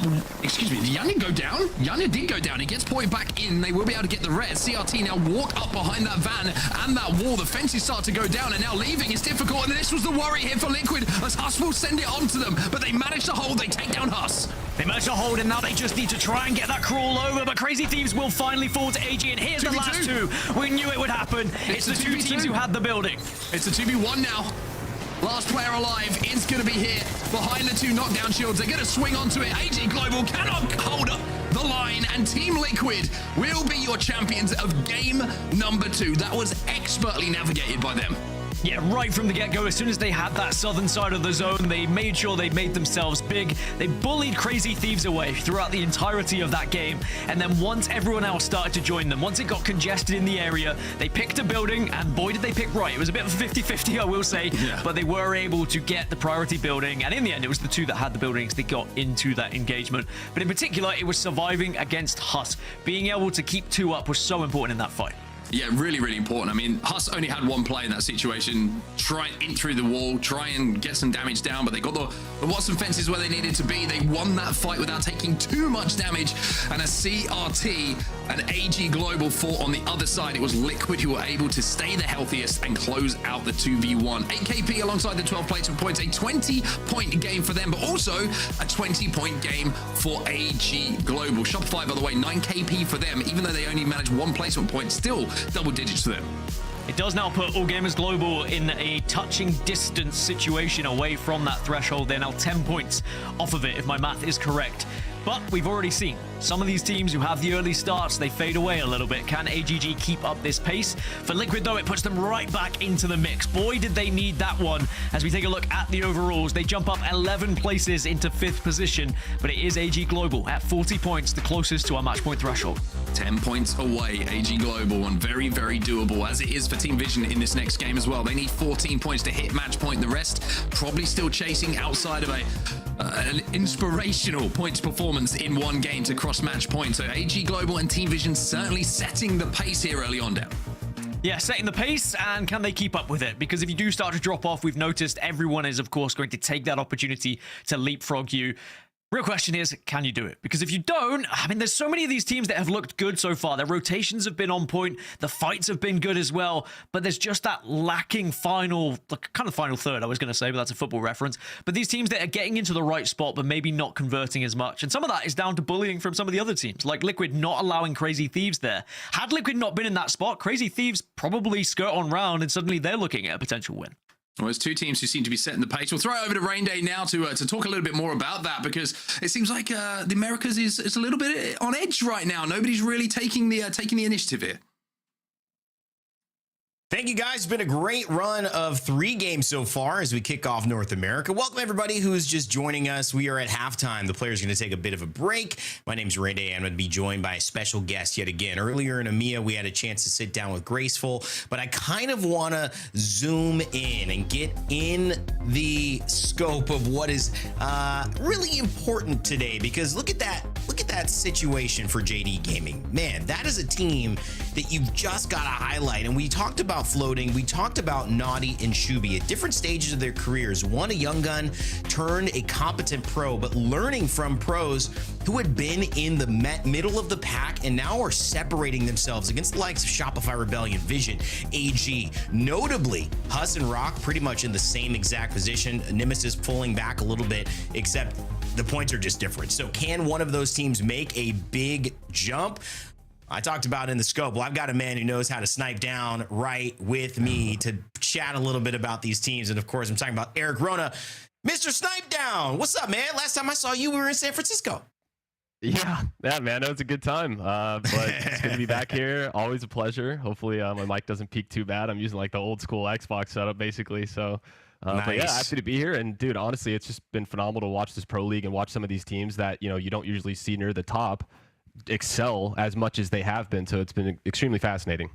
Yeah, and as someone who's been in the scene, a former pro, and is who's been in these regional finals and won, one of the things that you have a chance to do is to really narrow it down. That's why I said in the scope, it's time to go with Snipe Down. Let's get it started, baby. One thing I think I'd love your thoughts on specifically is JD Gaming and how they are pulling this off. What's working? Just give me your thoughts on how they have been making this work. Yeah, so first thing, I mean, it's just obviously Naughty has just excelled as an IGL, and I think we're going to talk a little bit about floating here and just how incredible a player he is. And this is a 1v3 from last week where we can just see how incredible of a player he is. So he throws out the Axel here. He gets one in there, and this is just target practice on one. We saw the crypto drone above originally, so we knew that there was a crypto ahead. And if we even just pause it right there, if we could just pause it right where we just were, we talk about how quick of a reaction time it was to switch to the Hemlock, break the door down to make sure that he could get the caustic after doing that much damage to him. And then not only that, he realized because they had a crypto's always so far back in like he's always the last in line to get into the fight because you saw them flying their drone originally. So he just got 2 knocks, immediately knows that crypto is going to be coming. Only thing that you can think of is I need to reposition, and you have to reposition as fast as you can. And what better way to do that than with Axel? So immediately after getting that second knock, uses that speed boost to get into the corner. Now, once again, his teammates are not out of the picture. A lot of people think that once you go down, it's like, oh, you can't do anything. It's like his teammates are calming everything, where he's at, what they're doing, if they're rezzing, if they're not rezzing, and then he's able to work his way back up here. He's able to get into what he thinks is going to be a 1v1, so he traps them inside this room right here. And Floating's IQ is just unbelievable. He gets back across this wall, starts playing this, knows that the other guy, the only way that he's going to be able to try and get this kill or get this finish is if he starts the res, baits him out, and then he just absolutely clips the guy to 1v3 HUSS in just such a phenomenal way. And that was just like, I mean, I can't believe how easy he just made that look, and the reaction time to pull that off is just incredible. You got to think so fast.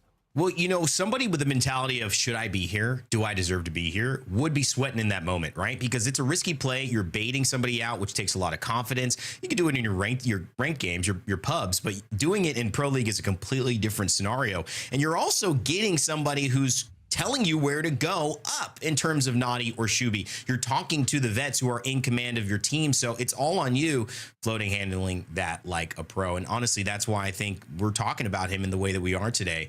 I want to flip the conversation towards already some established pros, and these guys have been at the top of the game for a long time. NIP and Falcons. We just witnessed them in this last game going head to head in maybe a disadvantaged way for both teams. Walk me through what you saw in this fight that ended up in kind of both of them being out of the lobby. Yeah, I mean, these are just, I am a huge NIP fan. I absolutely love this roster, and I wish there was a way to go even further back to where this whole fight started because this was a long, elongated fight. NIP played it very well. They were getting the damage, and it was just kind of a bit of a rat maze with Falcons. They were running in and out of the buildings, and I think one of the biggest things that I noticed was NIP had this fight won for the most part almost the entire time. They had Falcons trapped. You know, when you're in buildings, you can't see where people are at, and NIP was just playing height. Not one of them was on the ground working. They were working their way around. They were making sure that they were holding height, which is obviously the biggest advantage. And the only real mistake right here was when Vayne decides to take this alter Q, and it's the only time he went down because he went right into the Watson fence. Because if instead of taking that alter Q, he just jumped out the side of the building and tried to look through the doors, nothing would have happened. You don't know what you're kind of queuing into sometimes, and they were already up in the fight. But then you just look at Kurev, and I don't know how he salvages this to get 2 extra knocks after their teammates went down, and then they just all end up in a big bloodbath after it all. But I mean, it's impressive to watch these. You can tell that these teams have gotten so much better, and yeah, I mean, it's kind of unfortunate that he took that alter Q right into a Watson fence, because overall, in my opinion, they had played that fight flawlessly up until then. Yeah, I mean, he gets absolutely beamed when he comes out as well, but I mean, there's nothing you could do in terms of movement right then. And they did buff the damage on those Watson fences since you've been playing, man. So it's that 30 damage right now. That's quite a bit. You don't want to run into that thing. That is a controller player's doom anytime you touch anything that stuns you. So getting damage on top of it, you're gonna go down. All right, so let's get some predictions before we head back into our next game 4 and we switch up maps. I want to know who you think has it today. I mean, we saw top 20s in both regions, APAC and, of course, in EMEA, take the win. Huge, dramatic moments. You think the same is happening in Americas, or a little bit more straightforward in terms of who's taking home the dub today? I think just based off of consistency wise, we could see a Visions win. I think, you know, when Zach Mazur's hot, he continues to perform well, and I just hope that is something that can stay consistent after Pro League is over, heading into tournaments, because there's always lull and there's always a period of downtime. And if he can continue with the way that he has with that roster, a bunch of just up and comers that we've been seeing in the scene for now a couple years at this point, not really up and comers anymore, but I really do like that roster. I think he's in kind of flow state right now as an IGL. And it would be nice to see like I said, I'm just so proud of a lot of these rosters, like the Naughties and the Zacks and all these teams that you just haven't seen at the top of these leaderboards that people were writing off, or, you know, haven't even been at some of the lands. And I'm very proud of the comeback story on those teams. It's a great thing that you mentioned it too, because I know a lot of their colleagues are looking at them going, wow, I mean, these guys really kind of rewritten the story that was being told about them, and now they got a chance to really cement a new direction in history if they can go ahead and get the win. Eric, always a pleasure, man. Snipe Down joining us here for the halftime. We're gonna have to let you go and get into game 4, but we hope to see you very soon, buddy. Thank you, man. All right, Casters, take it away. Let's do it. It's always good. Whenever I think of Eric, I always think of him with a headset and a mic. You know, he's just like, takes me back to 2007. 2007, Eric.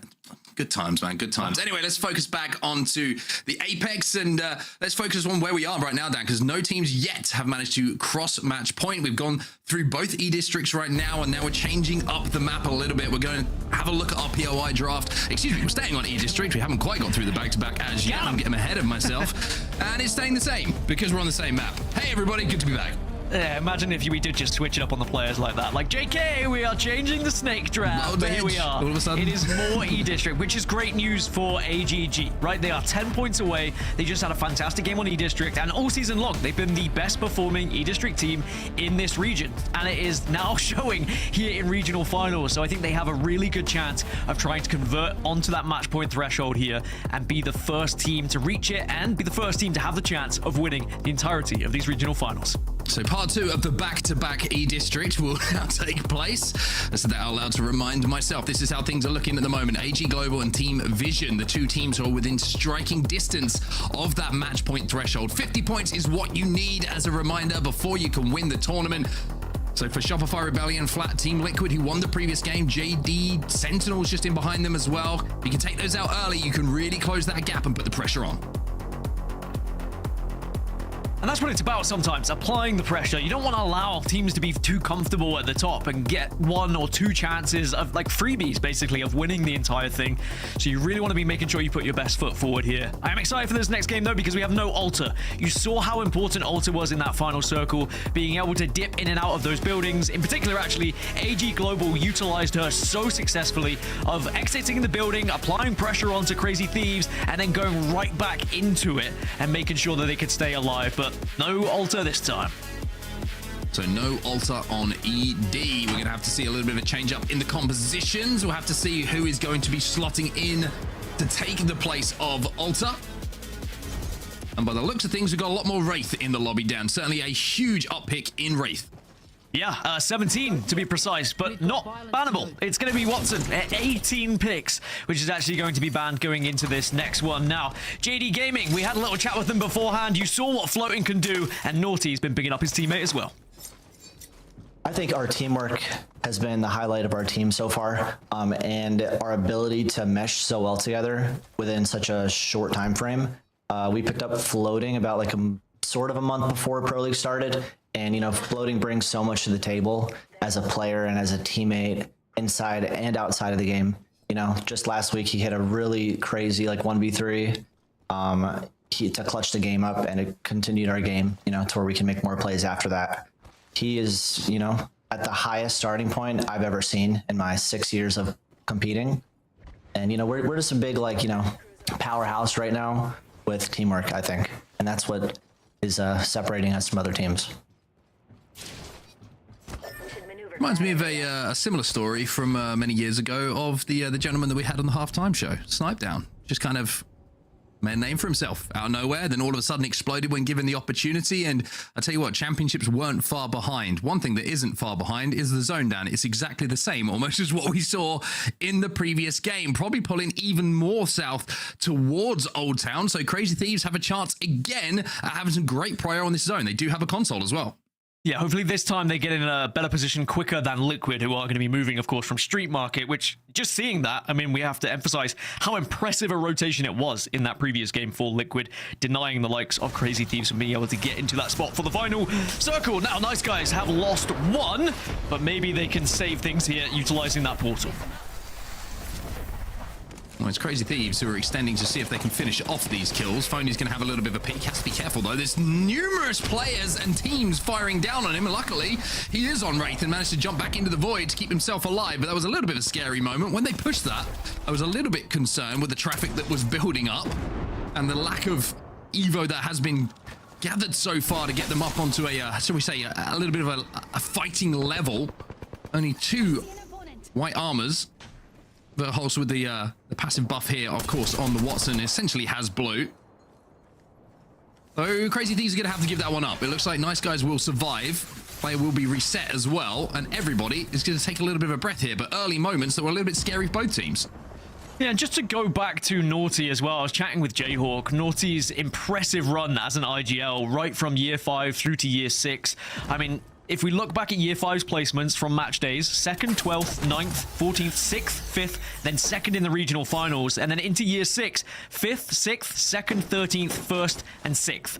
Like, that is quite a run for an IGL to be performing at that level, at the very tippy top of Apex Legends. So we'll have to see whether that carries on here into regional finals. Yeah, I mean, that's pretty elite, right? And I think it's been interesting. It's been very notable to watch his progression as well. I think that taking over an IGL role is not easy. And I think there's a lot of experience you have to gather in the moment on match days. And a lot of IGLs will be able to get you to a top 10. But it's from top 10 onwards that the IGLs really make their money, in my personal opinion. And I think the Naughty's had to put himself in some positions where they failed a few times. Oh, speaking of which, Albrelli is failing on his reposition here with the portal, as there's already a Sentinels team inside one of those shops. But you have to learn from the experiences, Dan, and I think you've got to give him credit for sticking to it as well, sticking to his guns, learning from those mistakes, and coming back stronger every time. And also just, you know, being able to rebuild and trust in new players, but then being able to build chemistry with them as well. Chemistry was the key word we were talking about previously when we were talking about AGG. Well, it's just the same for every team involved. Now, Team Liquid, they did win the previous on their rotation all the way through on the southern side. This time, they're going to have to reconsider things, but they might be caught out on their return journey to try and get Panic back into the game, because HUSS are right around this corner. Yeah, and I'm gonna maybe have to rely on a portal here from Zero, or maybe just the cannon will do it. That'll create quite a bit of distance, but HUSS are still looking at them, and that landing might be a little bit awkward for them. Should be safe by the looks of things to escape for now, though. They will be able to just reset, but not an easier game. Not as easy a game, excuse me, as we saw in the previous one for Liquid. They're gonna have to rethink this. Yeah, as a duo as well, which is the scary thing for them. I mean, maybe they can return later and do a death box res, because I don't know, it's certainly going to be tough. We'll have to follow their journey as they move through. They're out. They should be able to reset, I think, yes. You think? Yeah, they'll be able to craft somewhere. Well, the rest of the teams have been able to find a home here in this southern side. HUSS are going to be kind of in that similar position that Team Liquid found themselves in before, but because they are a little bit later than Liquid have been able to arrive last game, there's just too many teams in front of them, so they might just have to retreat and sacrifice their position a little bit and say, look, we're not going to be playing for first place right now, we're just going to wait and see what happens around us. I think zone's a little bit more predictable as well for our teams as well. The fact that all of the back of Old Town was in from the first ring scan from Ring Console will kind of give away that it's pulling right deep in towards Old Town. A lot of the teams last time you saw, you know, Crazy Thieves went into Humbert thinking it was going to be a Humbert zone and it pulled back. So I think for everybody else, you can see how busy Old Town is in comparison to Humbert in the previous game. So for Team Liquid, their rotation was probably just a lot busier than what it was in the previous game, having had the rotate would have been the same because they probably would have thought it was going into Humbert, but haven't seen the pullback. It would have worked for them. This time it's just too busy to force their way in. Yeah, and they managed to give the dipsy doodle to HUSS. HUSS said, look, we're not going to wait around for this one, and Liquid comes straight back in. But now, this move here is just going to be such an obvious one. HUSS are going to be there and waiting. There's too many teams, so Liquid might have to reconsider and go for a little bit of a wrap around this side, and then maybe hold this wall and hope that the zone transitions to the west side. If it does, then there's still an opportunity for Liquid. But with Falcons so close to them here, it's certainly not going to be comfortable for Liquid at all. And that just shows when your rotation is slowed down on set, it makes the game so difficult. Yeah, it really does. I mean, all of the teams that overtake you, you gotta think it's not just teams overtaking you. Think about gunpowder that's looking at you from zone. If you arrive late, it's not one team, it's like 6 or 7 guns, 8, 9, 10, 11, however many it might be, that can just cause so much damage, and one little misstep and the game's over. Simple as that. Team Falcons up to purples. They're going to have a tough rotate into this zone as well, having to move all the way across E District from their POI that they dropped at. So for them, I think they want to move to Shipyard, maybe look to hit the ring console and the UAV to find out where these players are going to be and where the zone is going to be going next. And if they can do that, that will at least give them a little bit more information than the rest of the lobby has. And that's the thing, is Falcons don't have that same knowledge that Liquid do of HUSS potentially being on that southwest side. So Falcons are going to use what they can to gain said information. It'll be interesting to see if they shadow Liquid here, who kind of went through that bridge area and now do find themselves on the west side. But for now, Falcons, it's been a pretty quiet day. Only the 6 points. They certainly need to have a big game if they want to give themselves a chance of winning the entirety of the regional finals. Tell you what, the zone has pulled a little bit away from Old Town. Looking like it is potentially pulling a little bit away, and all of a sudden, teams who are in Humbert might have a little bit of a smile on their face. Ninjas in Pyjamas on our screen right now. A 75 from that wingman can change the game completely, and this is isolated outside of zone. This is AG Global on the other side of this. NIP, thanks to Kurev, managed to get something out of their previous isolated fight against Falcons in the previous game. They hope for a little bit better this time around, but Yanya with a spray onto Kurev is going to give AG Global a little bit of an advantage here. Good use of the portal just to make sure you avoid that wrecking ball as well that was bouncing back towards you. There's a little bit of a scary moment shortly, but it doesn't look like NIP are going to overcommit to this one. And certainly with JD Gaming, as you say, on the other side here, NIP can't afford to overcommit. They turn around, and JD are going to be able to actually catch one. Yeah, they're going to be pinching him right now, and JDG should be able to collapse onto the remaining members as well. Vayne is down on that low ground. Yanya is there as well. Naughty just kind of scouting around, see if he can find a few KP. It looked like the portal did come down from Yanya, though, to escape at least one of his down teammates and bring them back for a potential res. But it's NIP who are essentially the ones who are struggling most in this. Kurev is down as well, and this could be the end of NIP's game with only one still on their feet. Looks like the last player has been able to portal behind AG Global, and they're not really too worried about it because they have to focus on actually getting into this zone before they're tagged up immediately. But in the end, NIP do get eliminated, so they will fall in 20th. Finally, we see a team eliminated here as we're about to get to round 2 closed. But AG, actually, they are heavily pushing towards JD, who are kind of retreating and trying to find a more solid place to hold to try and combat this one. I think AG are just going to give this one up. The fight and the rotate has been won by JDG here, who are now deep inside of zone. You can see that AG are now going to set up inside of that shop. They will be safe. On the outside of the zone at the moment, wow, look at the zone pull. This is where Crazy Thieves thought it was going in the previous game. The rest of the lobby, a little bit of recency bias, is like, this has got to be Old Town again. Well, it's not. It's pulling out towards the open ground over at Humbert.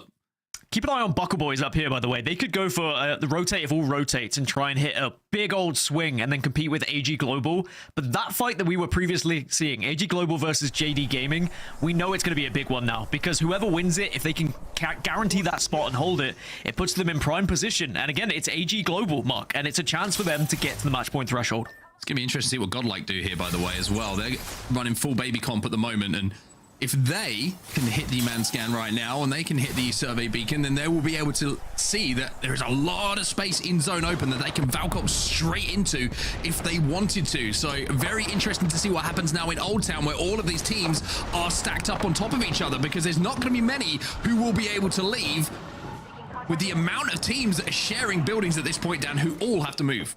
And how many times do we say it? Like, it's so important to move at the correct time, but it's almost impossible to plan for it. It's a big risk at times. If you move too early, you get focused. If you move too late, you're going to get focused as well. You have to find that perfect time right in the middle of it all, when all that carnage is unfolding, and you just silently drift past everyone. And a lot of that can come down to these Wraith portals. We're going to have 17 of them in the game, so there's a lot of portals to be had. You saw Vision there on your screen. They've managed to walk their way in towards the zone. Zero, having got his teammates back up and panic back into the game, has found himself a Kraber as well. Did see one shot in the kill feed, and he's got a Waltzy, a previous teammate in front of him, as well as Imperial Hal. Waltzy's going to peek, and Zero has to retreat here, but one shot on the infinite ammo Kraber could change everything here for Liquid. And you've got to remember, a lot of these teams don't know where this zone is going just yet. We're going to wait 15 more seconds before they get that realization, and then it's going to be panic stations and trying to work out where you're going to move instead. Anyone who was able to hit any sort of beacon a little bit earlier and hit a ring console, they do find themselves in a better spot as Revival start to arrive, and they do eliminate the last remaining pieces of flat.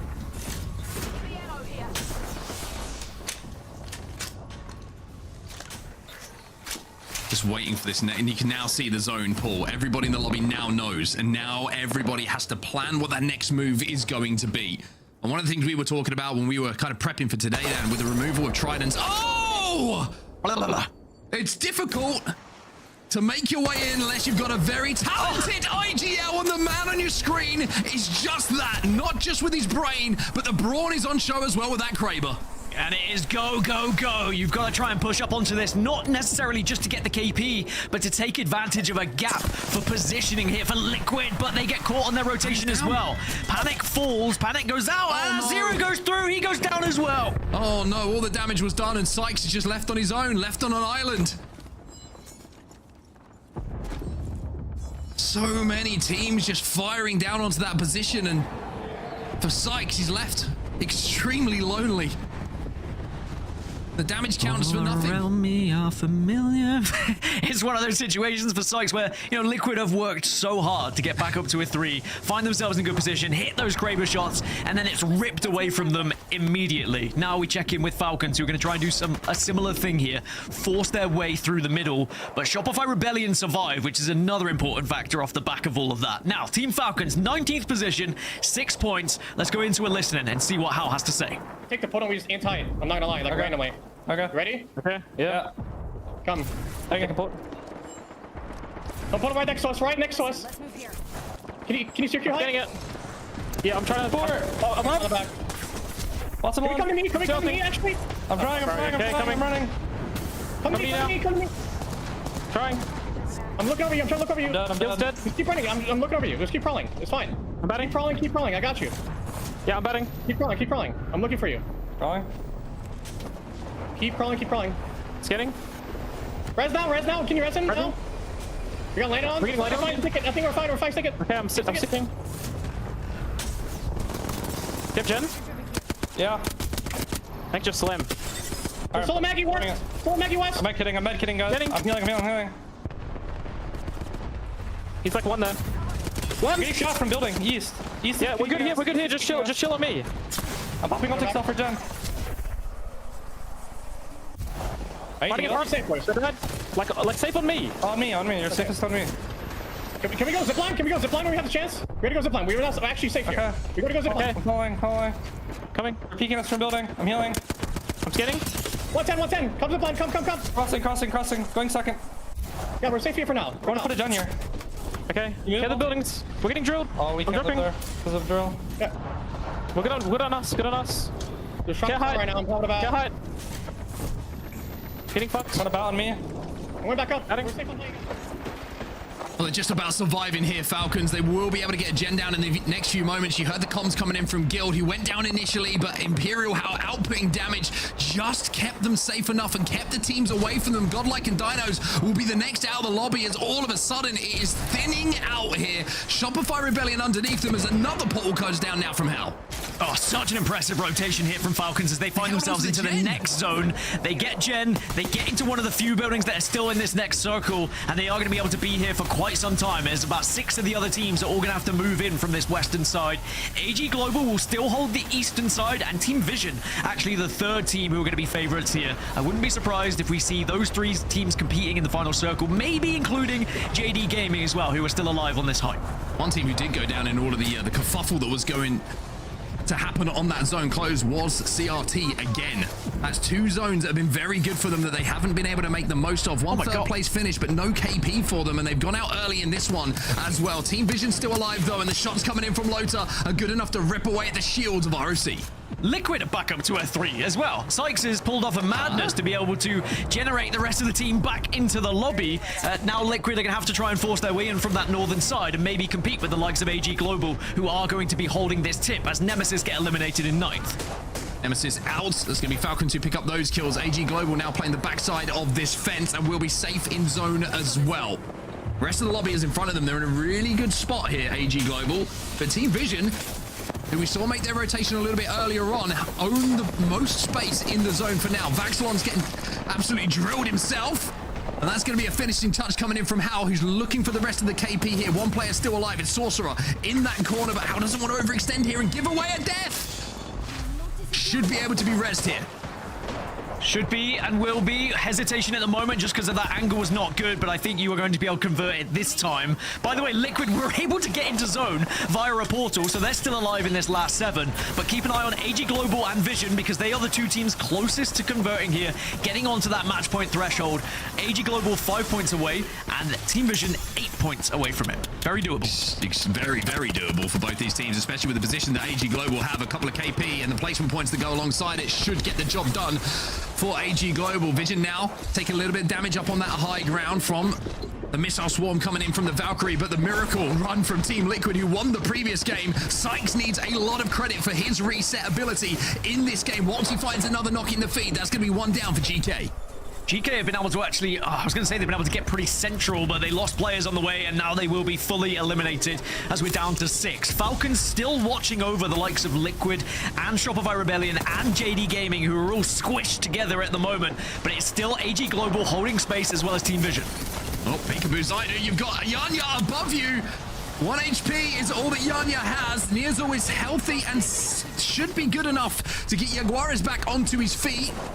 Koifel trying to get behind the knockdown shield here for Shopify Rebellion. Zap's going to be joining him as well. It's Liquid in this fight. Panic and Zero combining together. Shopify Rebellion will fall, but here comes Falcons now, moving out to clean up these final pieces as AG Global peek over the fence. Everyone trying to create space with these fences at the moment. AG Global in touching distance of that match point threshold. They just want to convert these kills. That pushes them that 1 step closer now as we're into the top 4. 2 more points is all that's required. Now they do it. 51 points for AG Global, the first team to hit match point as Liquid and Falcons will drop. And surprise, surprise, it's now Team Vision's go. They need 1 single point as Lota jumps up to the high ground and absolutely shreds the team who's up there. Vision have to win it, and they will! So Vision also crossed the match point threshold. There was a chance if they had lost that fight, they would have been so close at 49. But our two teams in that final fight both crossed the 50-point threshold. Boy, did that R9 sing for Lota in that final moment. The climb up, the hip fire, and every bullet hit a body. And Team Vision will win here in match number 4. E-District is their playground, and they are on to match point. The two teams coming is this who are closest, Dan, are the two teams who hit it. And, you know, two impressive teams as well. Two teams who could very much convert this in 5 or 6. That's what's scary for the rest of this lobby. When you look at how good they've been at IGLing throughout this entire season, the amount of wins they've been able to find as well, I'd be concerned if I was in the rest of these teams. Yeah, I think they're going to be certainly teams looking for Vision and for AG Global as we go into this next game. JD Gaiming, they all managed to put 10 points on the board. Falcons with 13, the first time we've seen some light from them. And you have to say, Liquid, for the positions they were in, not only once, but twice in that game, will be very happy to come out of it with 7 points. This is very concerning for those teams who are kind of below the bubble as well. When you think about EWC qualification, the likes of Rock, the likes of Crazy Thieves, the likes of Team Nemesis, who are just on the cusp. Now you start to see teams getting onto match point threshold. Now you start to see teams maybe ripping your chances of LAN away. This is terrifying, but we have to give credit where it is due. For both AG Global and Team Vision, they've looked phenomenal so far, and they definitely deserve to be on the match point. Yeah, no arguments from my side at all. I mean, both teams have been the standouts in the lobby so far, both with wins, both with great consistent performances, and both, I think, just playing the game a very, very simple way that is being very well executed, especially when we are getting to those end games. And I think, Dan, for me, you can't argue with anyone else being close to them at the moment. The question is now, can they convert? That is the age-old question, isn't it? And when you look at the success that both these IGLs have had throughout the season, and we can run into the stats, I'm sure Gino will run into them a little bit more as we go into 5 and 6. But yes, I do believe that both of these teams have a fantastic chance at converting here, and the rest of the lobby is now going to have to try and hunt them down. We've mentioned how difficult it can be to spot some of these teams, especially if there is more than 2 and you have to try and track them. But you really got to do something here by making sure that you don't allow these 2 incredible IGLs and teams at winning this all at 5 or 6. Yeah, it could be a very quick day, but we've said that before. And one thing that everybody here is going to enjoy, as well as the Apex Legends that's going on, is of course the Twitch drops. You can grab yourself a couple of packs just by watching the streams today with some of the co-streamers. Everybody has the opportunity to watch 15 minutes, connect your EA and Twitch account, and then you can redeem. And I tell you what, Dan, I saved one. You saved a pack! I saved one. If anybody knows me, I have absolutely zero control on these kind of things, okay? I saved 1 pack to open right now. Now, I need everybody who's in the chat, wherever you are, in your home, in your car, that you shouldn't be watching in your car unless it's stationary, wherever you're watching, everybody chant with me. Heirloom. Heirloom. Heirloom. Heirloom. Heirloom. Heirloom. Heirloom. Heirloom. Heirloom. Heirloom. Heirloom. Heirloom. That's about right. That's what I deserve.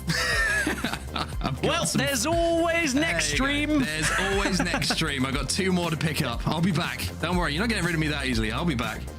I mean, my turn next, I guess, to try to open some packs. Maybe my luck is a little bit better. No, I'm going to get an heirloom by the end of the split, which we're going to see you open 500 packs in total to finally hit that pity timer. I'll get there. The problem is I've got so much stuff open on the account already. I'm not surprised I'm not getting, the craziest stuff in the world. But, I'll get there. I'll get there. I like the banner frames. I'm going to put them on. Don't worry about it.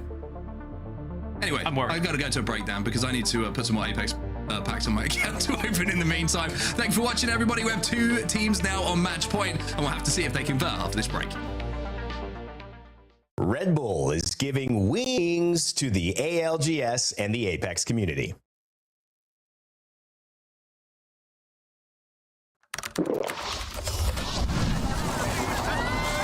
Red Bull gives you wings.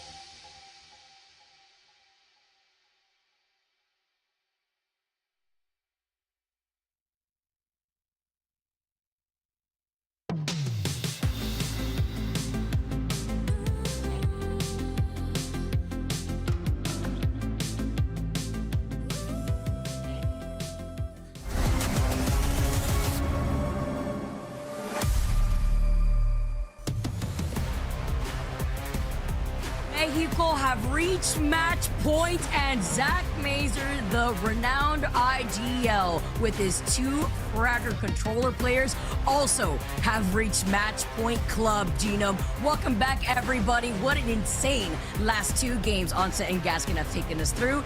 And we got some more Apex as we see our first 2 teams hit that 50-point threshold, Dino.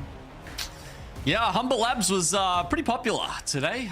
Saw a few of those zones come through, and maybe it's no surprise then that a couple of the teams picked up heavy points in both of those E-District maps. But now we change it up. We move back to Olympus, and then, of course, it will be back to Storm Point after that. And with 2 teams on match point here. I mean, we're on, what is it, match 5.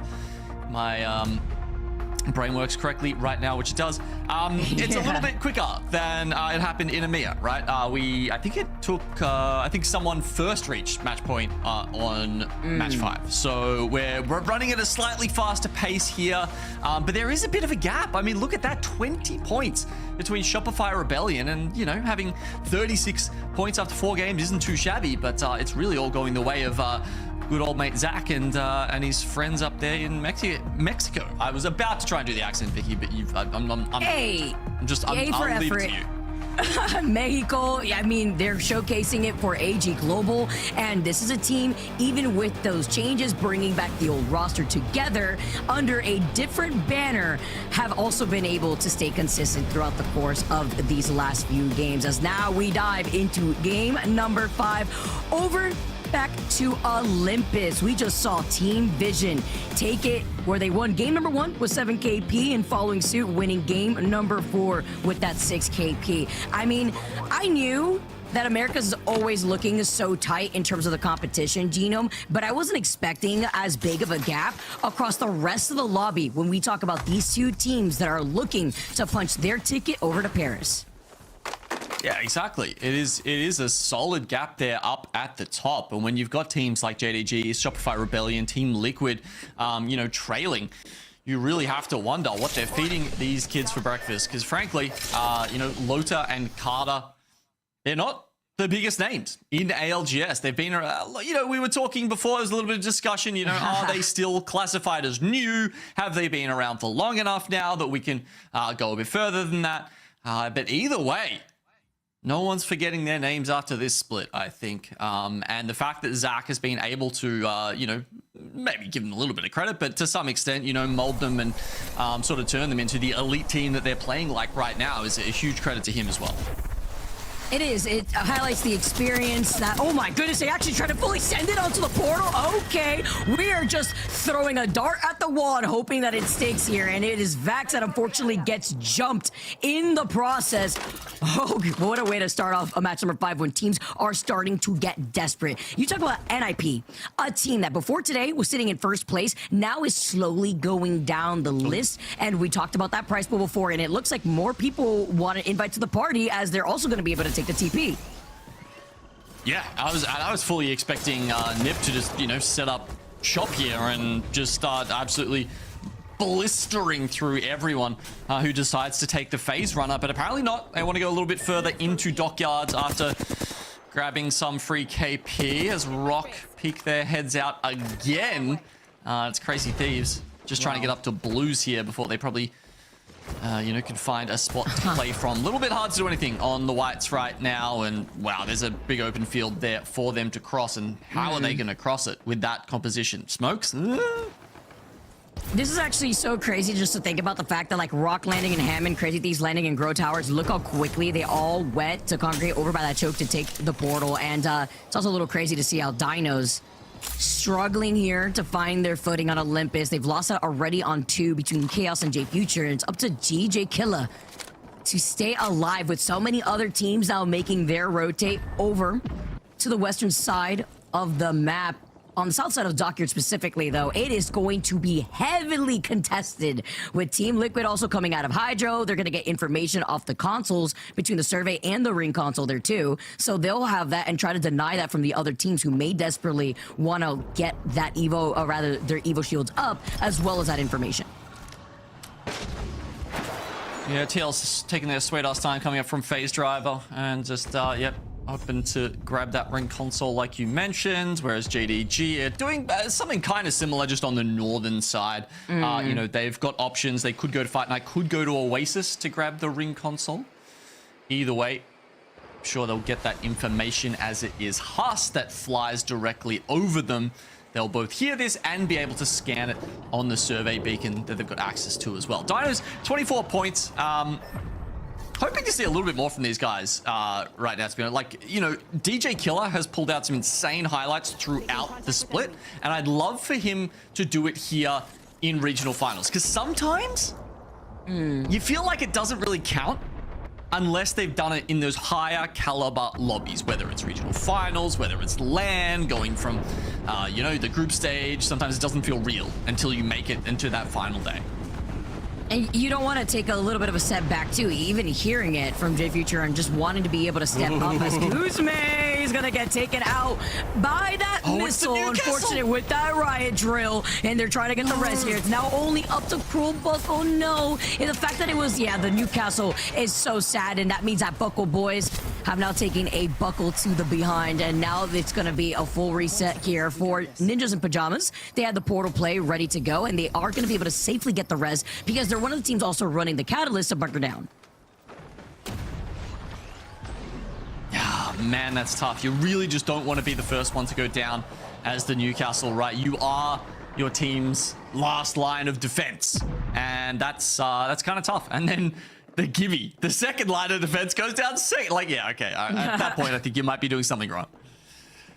And you know what happens when you're dealing with the Mad Maggie on the other side? I mean, it's also predicting which of these offensive legends you're going to see get stepped up to the plate, because we have 14 Mad Maggies in this lobby. So imagine being one of the 6 Gibbies in this lobby to deal with the Wrecking Ball on the enemy. Imagine being one of the 6 Gibbies in this lobby to deal with the Wrecking Ball on the enemy side. Even that riot drill that you saw after you saw Kuzme literally one-shot. AGG, the all-star team coming in to represent Mexico, are at match point. One of the 2 teams alongside Team Vision. This could be their opportunity right now to solidify their position and the skill that they bring after their cohesive synergy is back in full force. You can already see them trying to map out how they're going to be able to try to rotate here and playing very safely and taking their time and getting the survey beacon that could be on the outskirts here, as well as HUSS too, taking a good chunk of that ring damage, but it's going to be worth it here. It's just round 1, but after they take this roundabout rotation, on the Oasis side, there is a survey beacon as well as a ring console, and it looks like a fight over by the choke on this north side of the States. There's 5 teams in the zone right now. Like, this is kind of crazy, actually. Yeah, there's some fights going on a little bit closer in. Oh, yeah, with JDG. Team Falcons. Oh, no, they got flat behind them as well. This is not looking good for Falcons. Surely they get pinched here. JDG are on the right side of history with this one.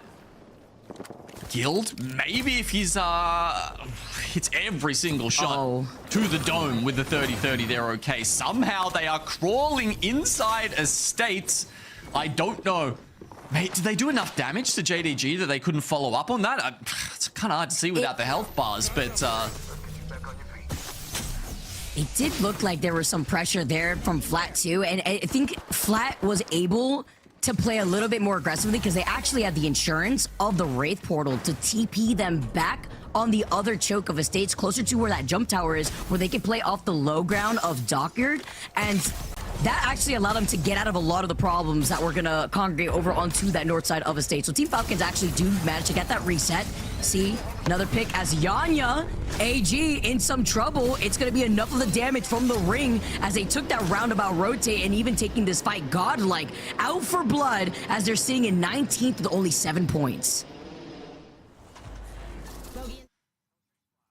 All right, so we see GodLike having a really rough day. They've just made a Valcult in over from the Gravity engine here. I mean, about not 2 seconds ago, we had 5 teams in the zone. There was one here. I think there was kind of like 2 over here and 1 over here as well. Yeah. They have made their way in now. It was just really odd to see that many teams being so hesitant to go inside. Of course, thinking about our match point teams, you've got Team Vision right center, bang in the middle. Hopefully the zone doesn't shift too far away. It doesn't look like there's really a chance for that to happen. And then where did AGG go? They were up the on the outskirts, inside of the zone, over by Turbine. Yes, right. Okay, yeah. So they're all one of the ones taking quite some time to get in there as well. And with the Valkyrie, who knows? Could be fine.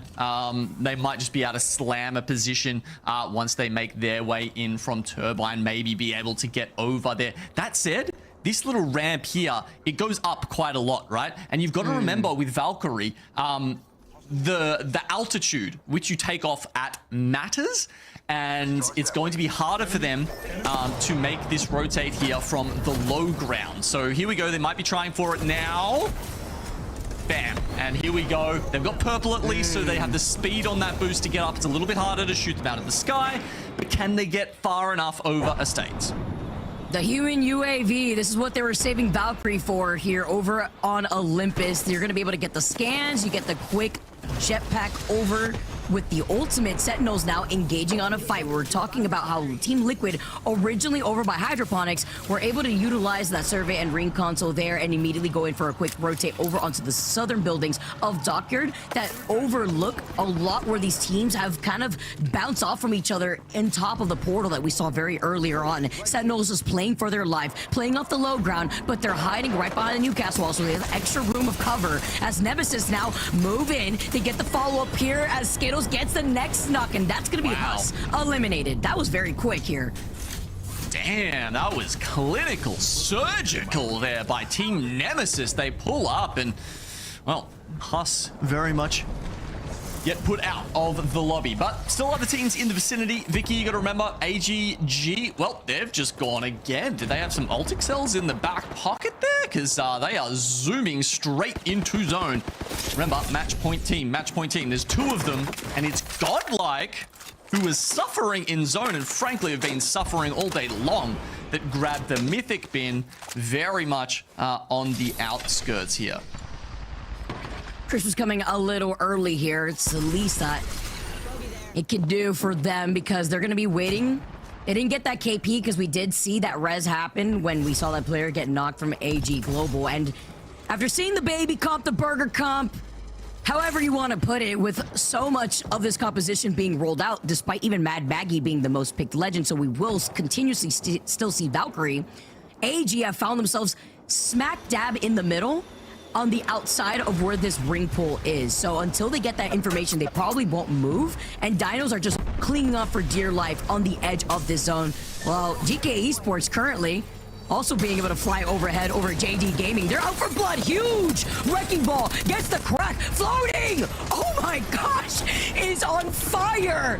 He is out here to try to make a statement. You see the Newcastle wall slam. Do they overextend on this? Because while you try to take this fight here, you're forcing yourself up, down on that low ground. Crazy Thieves are hearing this fight. They're trying to reposition here now as they're going to be able to be the ones on this low ground. Man, I just love watching Floating right now. He is a pleasure to observe. I love the Wingman R9 loadout as well. You've got the opener and you've got the finisher to follow up. It's just so versatile. Meanwhile, Falcons now clean up all the fights that were happening over by estates. Saw that from Team Nemesis, and now Falcons wiping them out in 16th place. You're the pings too from AG Global. The goal is for AG Global, for those of you guys new, to match point for our regional finals. You have to achieve 50 points, which is what AG Global already did alongside Team Vision. But they have to win this game, either of these two teams, if they want to close it out right here, be your regional final winners. But no matter what, Genome, we're still going over to 6 games. And now Rock, also in this conversation, starting to wake up here. He's got the R9 purple mag in hand of Sorcerer before he's going to be able to climb over these crates. They want to capitalize off of this. Crazy Thieves do get eliminated in your feed. Cersei gets a following. Double knock in favor for Cersei, but they're playing so well around the shield and with the ring to their backs. Geekay get eliminated. Not great for Geekay, sitting in 18th. They're right on the cusp right now. And two teams that have already been eliminated in match 5. Crazy Thieves in ranks 17. Yeah. GodLike are 19th in this lobby right now. And if that stands, Vicky, neither of those teams will make it to LAN. That's crazy. I mean, GodLike, who before today were like in 11th, and just the way that this bottom half of these teams in this lobby have stepped up. Where the regional final point distribution varies just a bit here, but it gives you enough of that oomph as Shopify get eliminated in the feed. 12 squads now left. Team Falcons, by the way, over on the north side out of the estates, are looking at Flat and JD Gaiming. But a team flying in is going to be AG Global. They got the scan. They see where that ring pull is going. And now they're going to be able to hold down and bunker, but they're in the line of sight of so many other teams. The teams that are safe and sound inside of these dome-shaped buildings will be able to poke at them, but that's why they're running that burger comp. Indeedly, keeps you safe. Team Vision, I like this spot for them. A little bit of Tetris down here, lots of cover, hard places to deal with. Carter has to phase back though. There's that DJ killer I was hoping to see. Kind of guy who puts you on notice. They see him take the portal back, and he's going to be taking that into zone 5 damage. Not great. Can't stay there for long. It's gonna feel like you're in a microwave, literally. Team Vision now staying alive. See your hell just burn before your eyes. But while they're looking at Dinos and Revival are holding the other side of the zone, it's the teams that know that the zone pool is going in this direction as AG Global clean up another squad. Nice guys now get eliminated, but look behind them. Nizel needs help. And it's the Alternator 2 with the double tap. They don't want to try to call in the bombardment just yet. It's just Cersei from Rock. You send out the wrecking ball, now your backs are trying to be cleared. You know that there's other teams fighting right around you. NIP now showing face. Dinos get eliminated and so do Rock. Whoa, whoa, whoa, whoa. All of a sudden, we've got 7 teams left, and both of our match point teams are still alive and in good positions. As you said, Team Vision back over near the Tetris outside of Dockyards, and AG in this nice little cozy underground. Well, actually, they've decided they're safe enough to start moving out and causing trouble for other teams. And right now, they know that they have to clear their backs against the teams that are fighting at this moment on this side of zone. This is a great call from AG. They have the high ground. They have the high ground advantage. Really, the teams that are on the high ground alongside them are busy focusing on one another. NIP, Vision, and Revival. So AG Global looking to clear this out as Falcons scoop up more KP from JDG. No one's going for them right now, though. AG are just having free reign up here. Ninjas in Pyjamas are apparently just too happy with their current position to put pressure on Team Vision or AG. They have the opportunity to do both, but they are not. They are letting these match point teams run free. And of course, look, they can't necessarily be sure which team is which, but they have the power to change this and keep this game going. Wait, but this is a scary situation because then you put yourself here on the low ground. Yanya does find fun, but this fight needs to wrap up even faster. JD Gaiming clinging on for dear life as a solo over onto the north side of this zone. AG are looking at this player. Did you not want to get it on? That is what I was worried about. Naughty, he takes out Yanya. Sentinels are still looking at this fight here too, up by the high ground, while these zones are next to go down. There is no way that Naughty almost took out all the members of AG Global right there. They put down the dome on the perfect amount of time, and now they have to scout ahead to make sure that they can get up on the lip of this high ground. If it's cleared, as Sentinels are the next to go. Wow. AG Global have now cleared the entire northeastern side of the zone while being at match point. Oh my god, I mean, I was not sure about that drop down. I thought, why don't they just stay up the top, keep playing, you know, maybe make that push for a position where Ninjas in Pyjamas were, but they don't. It's like they wanted to stay low and then probably do a late Valk ult into the zone, and somehow they survive all of that. That's where the baby comp comes in to its own. All right, time to Valk ult. Hope there was enough, you know, ult excels and whatnot down the bottom there. Revival, they've been playing very passively at the top. We see them just trading blows with Team Vision. Both of them have been biding their time. It's the Zipline up that AG managed to take, but as soon as they do, the other team is on them. It makes me wonder here, you know, are you going to commit to this with NIP looking at them? But now this fight is actually taking their attention. Team Vision, your other match point team are looking to stay alive. Revival get eliminated. They actually managed to do it. Loader cannot clutch it on his own. Last 2 squads, and it's AG Global versus NIP. Can NIP give us more Apex for this regional finals? You see the triple take, and you see the catwall in front of you. They're going to use this to their advantage. They call down the Gibby bubble, and they want to be able to wrap up around NIP. They have the awareness, but Nizol's now out of the fight, popping a shield bat. I love this bubble. They take space away from NIP and put a timer on them. The zone's coming in. AG Global gets the bubble down. Can they get this final fight and win?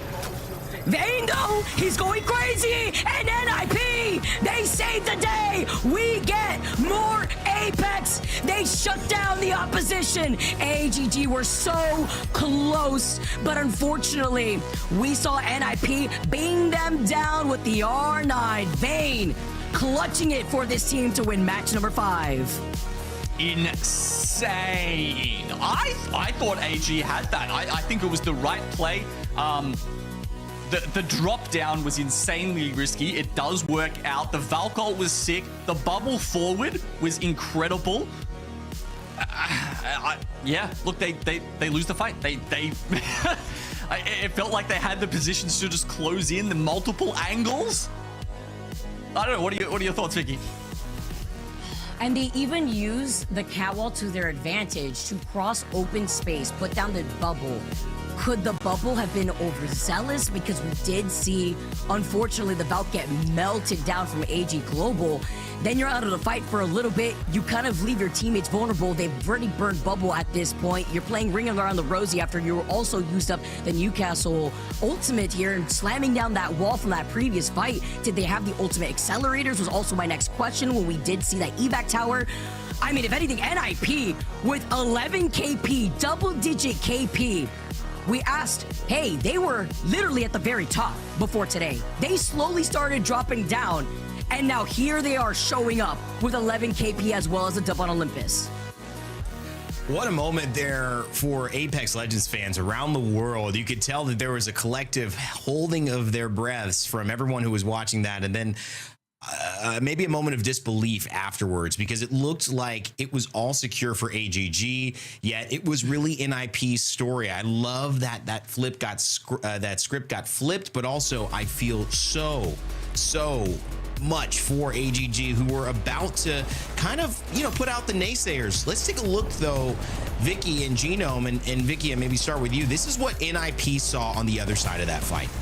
Yeah, I like that we have this replay too, because you even see that they get the first knock, but Vayne right here got a back-to-back knock. Nobody stared at him. Nobody even looked at him. No one expected him to go in for a flank. That is the MVP play from Vayne. That was insane. Oh my goodness. As we take a look at the scoreboard, but Rain Day, also you have to imagine like the mental fortitude you need if you're AGG to just reset and go next despite how close you were.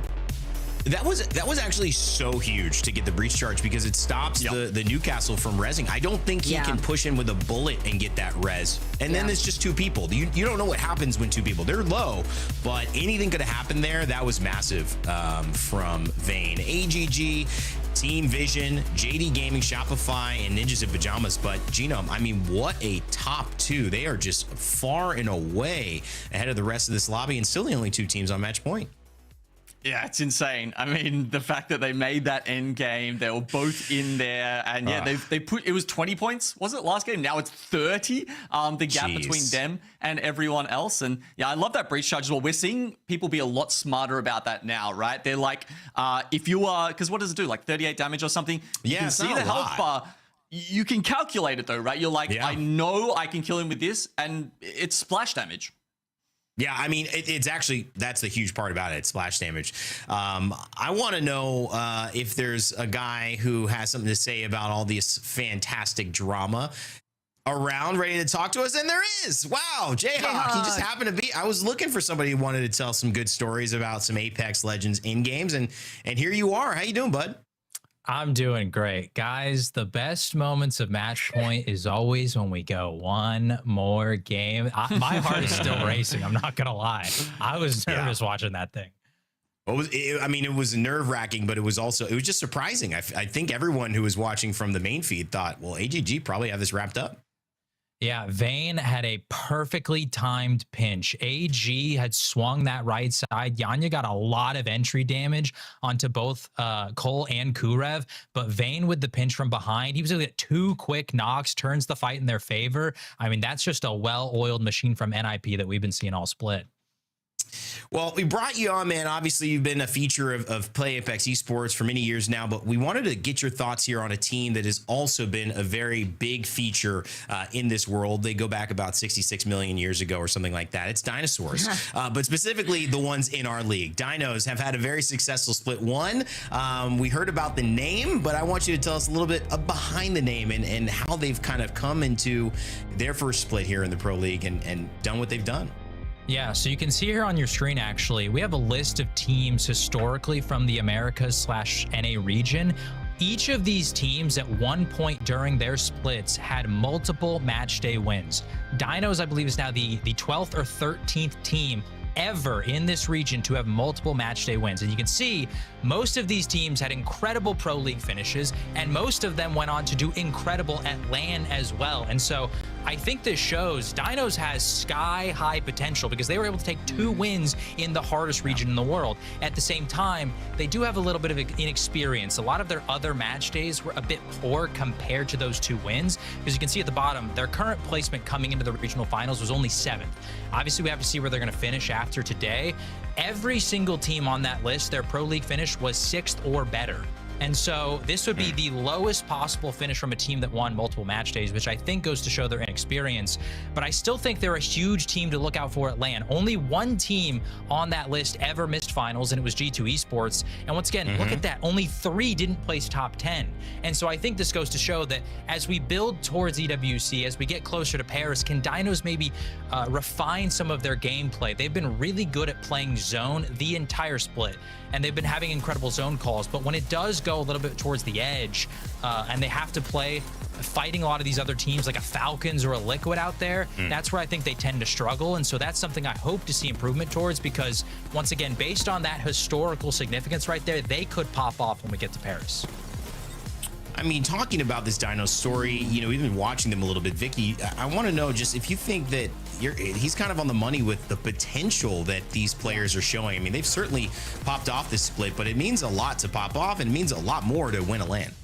I think we all could recall back to the end zone that they fumbled. That was an easy win for them when they had Pathfinder grappled into a Newcastle wall and then just got obliterated. Like, they had the high ground and everything, but I think that does go hand in hand with what Jayhawk is saying, right? The inexperience, when we know that these individual players, though, that have been brought up to Pro League have been so crazy and individually talented in their own way, but it's about not taking that lax feeling that we heard from Jay Future talk about in his own personal interview and really stepping up. You can't just sleep on the competition. You can't autopilot, because they're here for a reason and we know they got it. Gentlemen, Dinos. Yeah, go ahead. Well, sorry, I was just gonna. We're talking about the stats with these guys, especially DJ Killer there, and I was just looking up. I mean, he's got the 4th most kills in the entire split right now, Rain Day. Wow. Yeah. Yeah, I mean, that's a successful player. I mean, you know, when you look at floating coming in and being just like a guaranteed star, do you feel like Jayhawk, Dinos still have something to prove? Is this some type of like evidence based on an opinion you think is not necessarily held by most of the colleagues here, or do you think people are already on the Dinos train? I think a lot of people believe that, like I said, they have that potential, but I really do think that the other match days are red flags. And although, like you talked about, DJ is super high up on the total kill leaderboard, we saw with floating at the ALGS Open, he was going crazy. And the whole year, he still wasn't picked up by a Pro League team. He had to go fight through Challenger Circuit and then make it through LCQs to get to champs. And then finally, somebody gave him a chance. And so obviously, the Dinos are not really in that position because they're going to be going to LAN. They're already in Pro League. They don't have to fight through CCs. But in terms of being considered amongst the elite players, I think you have to prove it on that LAN stage. And so once again, I think they have the talent to do so. It's just, can they maintain the consistency throughout the tournament? It's going to be exciting to see as we, of course, head to Paris and all eyes turn towards EWC after today, but still a lot of games to play. Who knows? Maybe Dinos could have a big comeback as well and shift things in this lobby. Jayhawk, before I let you go, predictions on your winner today? Okay, well, I tweeted, I said Thieves were going to win it in 7. I was hoping to speak it into existence. These guys are 3 LAN champions. I wanted to see them do it. I don't think in 7's possible, but you know what? I'm going to stick by it. It may be Cope. Thieves are still taking the dub. All right. I love it, man. Jayhawk, thank you so much. Make sure to check him out on YouTube. You'll see him at many more of our events, but now it's time, Vicky and Genome, to kick off our next game. Game number 6. Let's get right into it. We get some more Apex. You heard it from Jayhawk. It's my favorite line to say, especially when we got our regional finals here, Genome. And maybe the Dinos, you know, can they step up to the plate? I like this conversation too. You know, the lack of experience, but obviously showcasing that they deserve to be here as one of the greats. And maybe be the Devil Dinos within this lobby as we take a look at Team Nemesis now.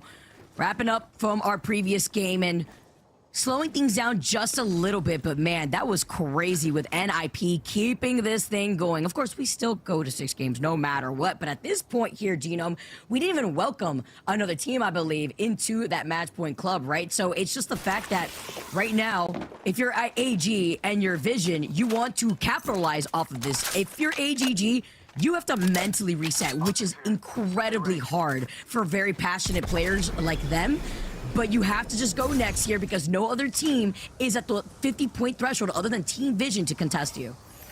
Yeah, I mean, I don't know if you're thinking what I'm thinking, Vicky, but I'm remembering a certain look, a certain expression on the Falcons' face after Game 7 in Sapporo. That look of that was our one chance, and we missed it. I don't know if that's the kind of mentality that AG run with, but damn if that wasn't so close to being their opportunity to walk away with it. Now as we take a look at where the zone is pulling, my goodness, a lot of these eastern zones, they may not be pulling all the way to the coastal side where we could take a dip. Instead, it's going to be pulling all the way towards Launchpad. And what do you know when we highlight Dinos who come out of bottom? They got the Ring Console Survey Beacon already quick on their rotation. We also said goodbye as Man Mackie joins the jail of legend bans, and Gibby being the most picked legend in this lobby, which is no surprise since we wouldn't have had that Mad Maggie here. Yeah, that's why we're seeing a 65% pick rate on the baby comp there. Gibraltar, Newcastle, Valkyrie, it's everywhere. As soon as Maggie goes away, the big boy comes back. And we're going to be seeing a lot of bubbles out here, that is for damn sure. So still, as you said, 2 teams on match point. Here's one of them. It's AGG, and they're running through the middle of the map right now through Cascade Falls. They won't be too late to this launch pad zone. It's also not as far to the east as our previous one, so I don't think it'll be ending in that sort of beach prowler area. It probably will be ending a bit more in launch pad proper. Nah, usually if it's like the hill going up to Stormcatcher, I feel like Stormcatcher's in the second zone. Usually, we've been having a little bit of whiplash here with how our teams have been predicting these zone pools, but I do agree. I feel like it's going to be pulling mostly towards Launchpad with a lot of these other teams now making the trek into getting into the next zone. Evac Tower galore, as well as all the Valkyries taking to the skies. You mentioned all the bubbles with the amount of gibbies that we have in this lobby. It's going to be a bubble party. Maybe a different look from the Thug Tug, but instead it's going to be here over on Storm Point with the way that some of these teams have to play safe. I mean, even looking at Vision, the way that they're already here over on this building, just want to make sure that their backs are cleared, and they're just going to be farming with snipers to try to boost up those Evo shields. They're pretty good at it, to be honest, and it's not as hard as it used to be. Like resources, if you can get your hands on the amps, even the fact that you can fit 6 cells in a slot now. It used to be 4, right? There's so many changes that we've had that make it a lot easier to survive on that turbo rotate kind of thing. Even actually, I chucked a tweet out the other day about regen, sources of regen. When this game launched, there was 0. You could not regen your health or your shields in any way. And now there's something like 15 between, you know, the most common, which is like the controller regen, when you see teams swapping shields from one another so that your Watson, your Catalyst can just passively regen those shields. But there's so many of them around now that it is a little bit more possible to sit center zone without many shields to your name. Isn't that funny? And then you look at like the heal overflow amp as well. All right. Well, now look at how quickly you see how Apex has just evolved when you dwell on it, man. It's crazy. Buckle Boys also having a pretty rough start to the regional finals. I say rough start. We're already in game number 6. I mean, the momentum's kind of been dictated by these heavy leaning teams between AGG and even Vision, but Now taking this the distance with AGG already over on the high ground of the catwalk of Launchpad.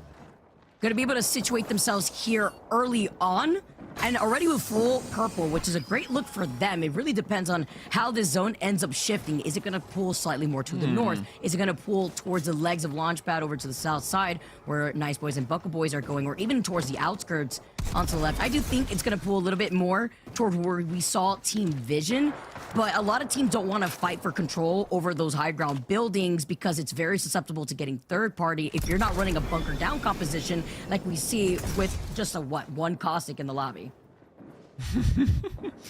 Just a little caustic. There are 4 fuses, by the way, which is a little bit interesting. All going for the same comp with Catalyst, Fuse, and Gibraltar. Yeah, look, even just talking about the purple shields that we're seeing out, Crazy Thieves have just ticked over to that now. Our stats guy, Hugo, ran the numbers just before, and the removal of Tridents from the game has had a significant impact on how quickly you're able to get that. On average, 20 seconds slower, which might not sound like that much, but you got to remember that's averaged out across all of the teams. So yeah, not having access to zip around and grab those Evos quite as easily has slowed down how teams are able to access those extra perks. Like on paper, 20 seconds is a very long time on how you could try to take advantage of getting ahead of another team on rotate. And not only that, but then the utility of getting to a survey beacon, like you mentioned, as well as the Evo Harvester. Rock Esports also going to be able to fly by to get over to the pylon to get the survey beacon scan, ring console 2 to see where it's going to be pulling. To no surprise there, after getting that survey beacon scan, they see a lot of these teams already congregated over onto the north side of Launchpad, whereas teams like GodLike, Team Liquid, Full 11, Crazy Thieves, Falcons, who are playing on the outskirts of Stormcatcher, who are also going to be able to get a scan to see which of these teams may be within the vicinity, may try to hold this to try to gatekeep some squads because they're also one of the teams that only have 29 points. Like, if you take a look at the major gap of everybody else in this lobby, like JDG would be like the closest team sitting in third place with 40 points. The difference between third and second is 70 points, with Vision having 70 points in general. So that's just crazy, with JD Gaming now backing away, understanding that they don't want to get overzealous, with a lot of other teams getting a little bit more desperate on trying to get this KP. 20 squads still left in this lobby before, in the next 35 seconds, Ring 2 will be closing in. Yeah, they're facing off against Ninjas in Pyjamas, but they do back off. It'd be a disaster if they went down and allowed NIP a chance to get to match point before they do. And they're actually going to swing all the way around onto that sort of northern strip down near the rocks outside of launch pads. The zone has pulled a little bit towards the north, so Team Vision sitting in that back building feeling super happy right now. Yeah, that's why they quickly rotated, and that's why their weapon composition looked like they had snipers in their hand, because they got there already with white Evo shields. They wasted no time to sit in that building. They got the ring console scan, and Zach already told everybody else, all right, we're going to be hanging out right here to see how we're going to be able to play from this building, together with the fact that we're going to be poking to get these Evo shield charges up. And we know that there's going to be teams over on top of our heads, up on the cliff where NIP and HUSS are currently situated. Yeah, so Falcons are almost up to full purples now. We're seeing them push into the same position that JDG decided not to hold, and that's with Ninjas in Pyjamas looking on from the buildings ahead of them. Can I just say, how weird is it that we've barely seen Falcons today? Right? I mean, I'm sure there's people in chat being like, are Falcons in this lobby? Like, where are they? Why aren't we looking at Falcons? And it's because they just sort of haven't been here, right? They've been dying very quickly. We haven't seen a lot of points out of them. Up to 8th spot, so, you know, have come back a little bit from the first couple of games where they barely managed to scrape anything together, but it's just been such a strangely quiet day from the team who usually shines in on the big stage. And you could even apply that to GodLike as well, right? And perfect timing, yeah, from our observers as we see another late rotate in from them, especially because MT is known as the kind of IGL that thrives under high pressure, high quality lobbies.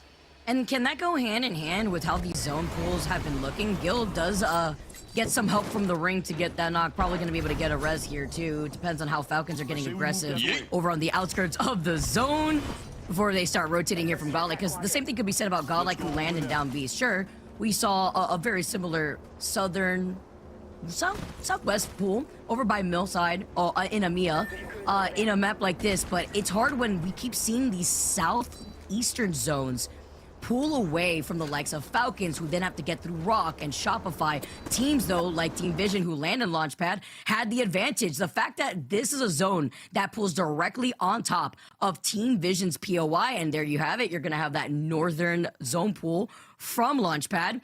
That's why AG Global were very quick to rotate, and the fact that they saw that the catwalk was free, being on the Valkyrie and already having purple shields, allowed them to take advantage of that. Yeah, you can see AG Global down here, as well as now that the circle has gone north, Team Vision, remember, they're sitting in that back building there. It's a little bit tough. You've got the walkways up here. You've got the zip line here. You know, you really do need probably a bubble Valk ult to get up, even if it's just such a short space to get up onto this hill where Ninjas in Pyjamas, Rock Esports, etc. are sitting. Can you get away with it? That's the question, especially when you're playing up the low ground here with other teams maybe helping you out when they try to take fights like this. As you can see, MT and Slayer now playing off this low ground here, just trying to stay alive. They went in for that late rotate. There's not much they can do when you're godlike. And they did lose out on one, but they have the Newcastle still alive. You see nades hailing from the sky off the mother load on top of it all, while Jet is dancing with the Valkyrie jump pack too. Jet now slides in, goes over to the side, but Jelly continuously ends up pressuring them with the 30-30.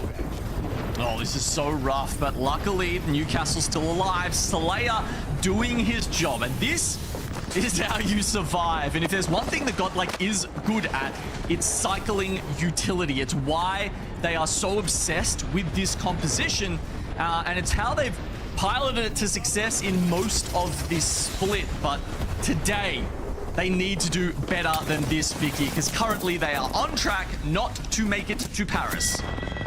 You just hear a mother load in that background before GodLike get eliminated. You talk about missing out on that ticket. GodLike cannot afford more games like this. Other teams are just desperately trying to come in. Coming in from left field, actually, is going to be Shopify.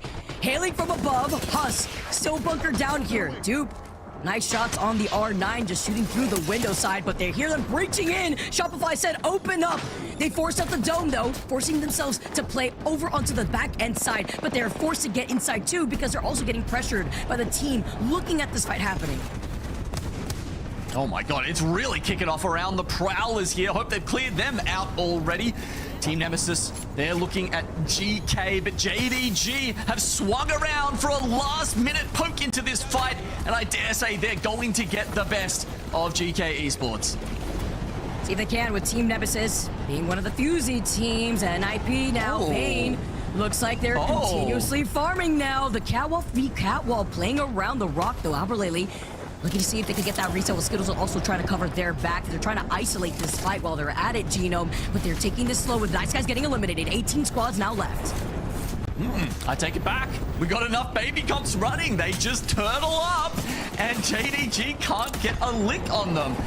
They really wanted to go that way. It would be much better, but now that the abilities are used, we do see Team Nemesis deciding to push in. It's a wingman to the face, shoving it right in there. Can Team Nemesis get this last kill here? It's all up to Alb.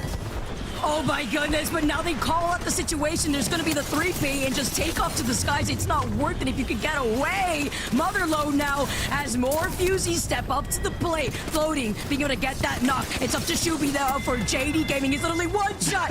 No! I mean, it's so hard to come back from that here, Gino, but now the reset comes in as well. Soviet stays alive. And we're seeing, by the way, Guild get a knock onto 0 in the feed. GK get eliminated, and AGG are looking to take to the skies once they get this survey beacon scan. Man, that was so strange by JDG, though. They were rubber banding back and forth, flip-flopping between one side of the mountain and the other. They come back. Presumably, they heard the fight and thought that they could third-party it again. But when they came in, they'd taken so much damage to the zone trying to rotate at this point in the game that they're quite easily finished off by full 11 who end that fight for 3 different squads. AG Global take about 60 damage per player on the Valk ult in. This is so risky from them, but really, what other option do they have? Where do you go? Like, where do you go? You're going to be playing off the fence line right here. They've called it, and now we're playing on the outskirts of hell. They bunkered down. Great positioning, good comms. It took them a little bit of time, and they will be able to pop those med kits too. Team Vision now up on the high ground have managed to get from that low ground building and beat Dino on this rotate. They call him the bubble themselves, but looking for right behind him. You gotta be careful. Jet's popping off, by the way, in the feed. CRT showing signs of life, especially from Phony too. Backslot to try to backstab, but Team Vision being one of your match point teams want this dub after already getting 70+ points. Well, maybe Jayhawk doesn't curse them. Maybe he only has blessings to give out, but it's still a hell of a long way to go there. Team Vision full sending in here towards Dinos, and they take them out. We said it was going to be a hard transition from low ground to high, but they've made it work.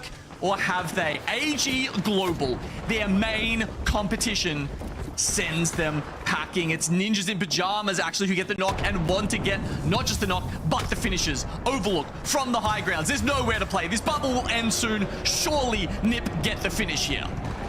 Surely, I was going to say a very premeditated Nox grenade there too. And now as NIP dropped down, it looks like they were desperate to get ammo because look at this. 79 bullets only in Bane's pocket, and he didn't even get to fully loot. He gets the boost pack here with the nade on the fuse. So many fuses out here to deal with these Valks, especially when these bubbles go down and you find some of these players low. They're trying to get away. The pressure's on as AGG mark them. They're still alive. The only match point team alive in this lobby. They do not want to fumble the bag. Once again, they're sitting isolated on the other side of the fence line.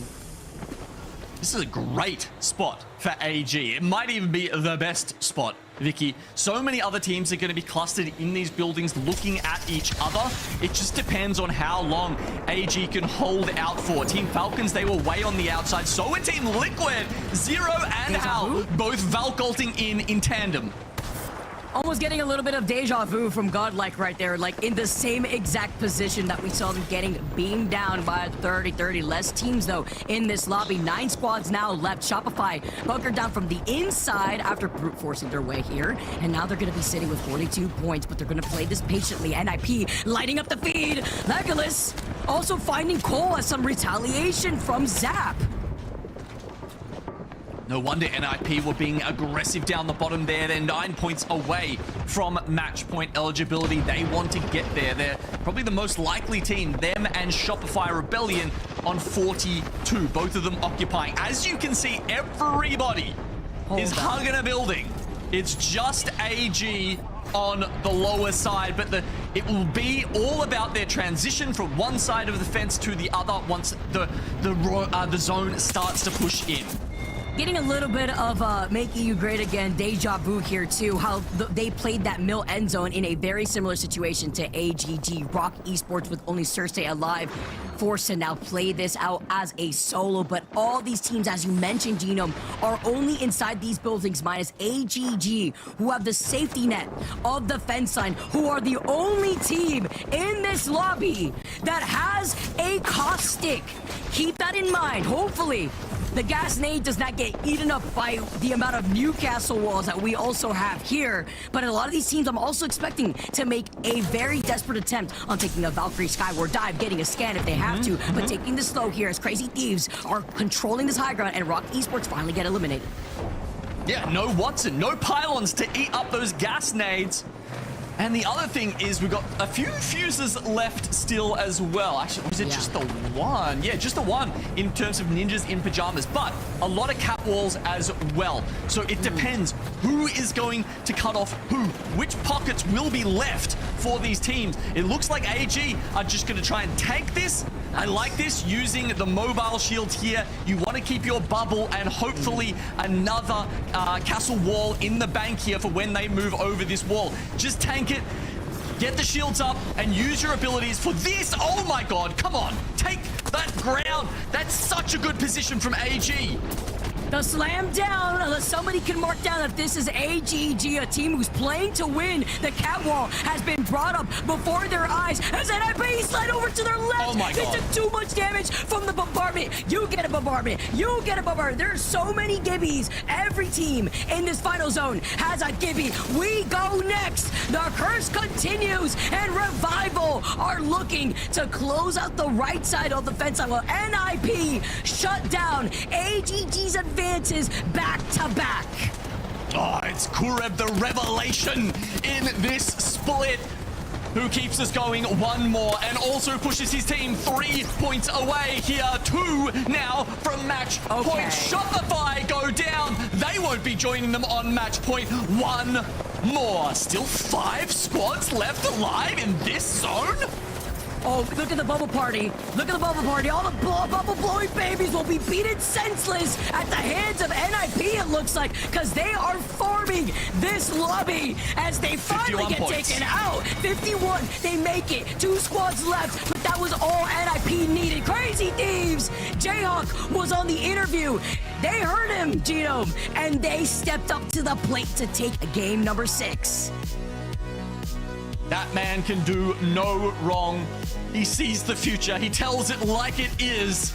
And Crazy Thieves. You know, when he said that, I was like, okay, they're on 11 points, Vicky, but is there one man? Is there one man amongst them who knows how to go back to back to back to win a match point series? Yeah, it's Virtus. He's done that before. He's done it on the biggest stage at LAN.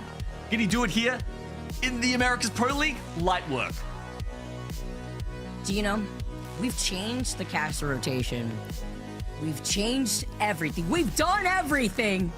I do not and we're seeing Crazy Thieves step up. NIP just dropped like another double-digit KP game, and the fact that they're constantly the ones to mark AGG, they keep this thing rolling. We got a game 7 on the horizon, but I need to find out. I mean, momentum coming out of that last game. Sure, they didn't take the dub, but Vicky, I mean, we literally had the Venn diagram of Gibby Bubbles, and if that didn't help, if the ring closing behind you wasn't loud enough, the bombardments would make sure that you're not going to hear a single player walk up behind you, because now Crazy Thieves, they fully capitalize after being one of the few teams to exit out of that building uncontested with the catwalls that were also being brought up on top of the bombardments, and they sneak up and get the KP on top of the dub. Yeah, you could barely make heads nor tails of that final circle there. It was getting a little bit wild.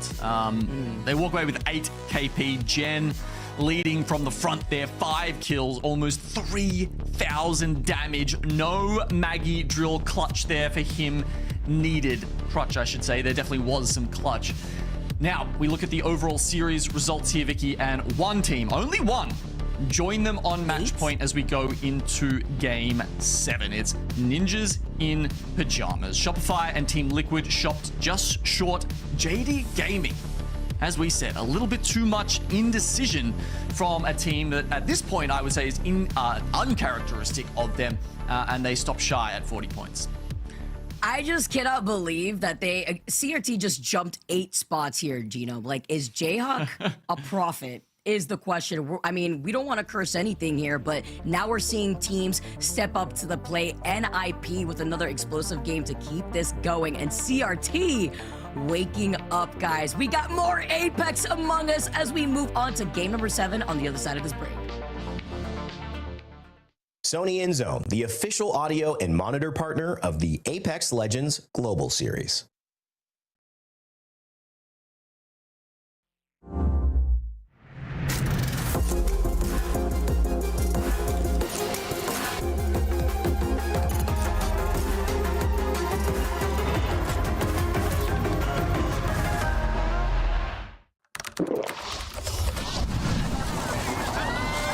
Red Bull gives you wings.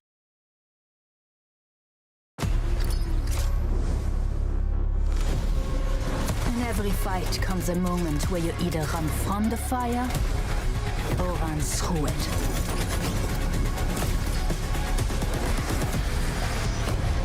You will find me on the other side. Rise to the podium or from the ashes tomorrow.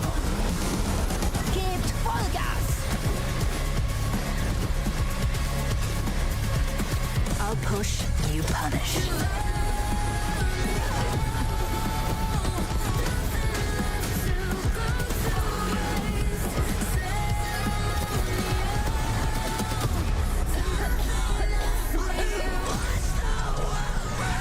In the end, everything dies. Agreed.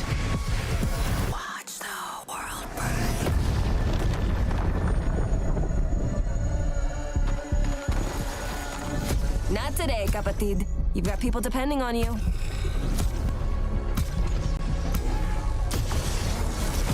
Failure is an opportunity if you use it.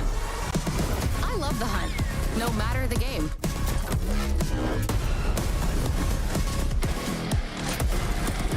Time to rise and shine. Thanks. Gotcha. You are not built for this.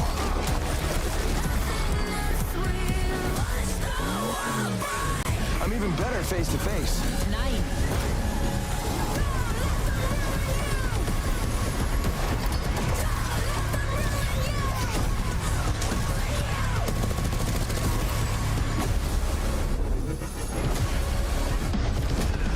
Your moment came. You are not ready.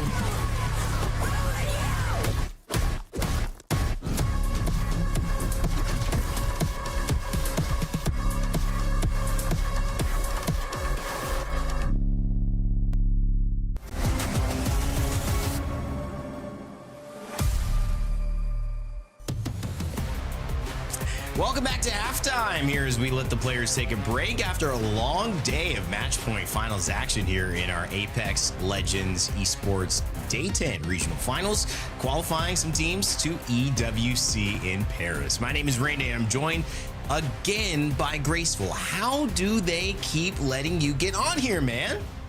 I don't What's know, going man. on? Been watching every region and still I'm here. Who are you paying? That's what I want to know. No, I'm just kidding. We're hopefully paying you. I love having you here, bud. It's always great to talk. And one of the cool things about this is we get to look not just at EMEA earlier, like you joined us for, but now in Americas, seeing the difference in the regions, the difference in priority from the legends, but also some of the similarities in how managing a match point finals is not easy, Grace. You've been in these lobbies. It's a completely different skill set than just playing a traditional 6-game match, because you don't just have to get over that 50 or get as many points as possible. You have to figure out a way to win in these clutch situations, and it's easier said than done. I mean, the fact that there's always going to be Cinderella stories and the stories of heroes and demon kings. At this point, NIP has been unstoppable because they have stopped AG over and over again. But the thing that you also can't, dispute is that SAC has been at the top of the leaderboard, and they've also had zone back to back, but they haven't been able to close it out. But NIP has shown time and time again they're willing to do anything. I don't even think I'm pretty sure we also got confirmation they didn't even know in that first game when they stopped AG that they were the match point team. So they're just playing it like they're freeballing, and they're doing so well right now. It could go any direction.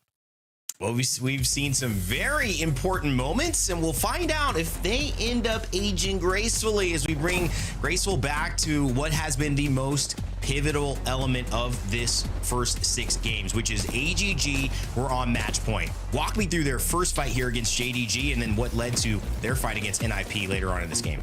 They were actually out of the zone at this point and needed to opt for a side. Opposite side, they're gonna get absolutely bombarded by the people in the building and people holding from far, so they opted to go the low ground side, where they actually had a great timing to 3P. By the way, for anybody here who was watching the Valkyrie play Nia Sul here, I absolutely clenched my butt right there. It's about to drop, and I'm like, oh no, all right, it's the Valkyrie, but I got so scared at that moment.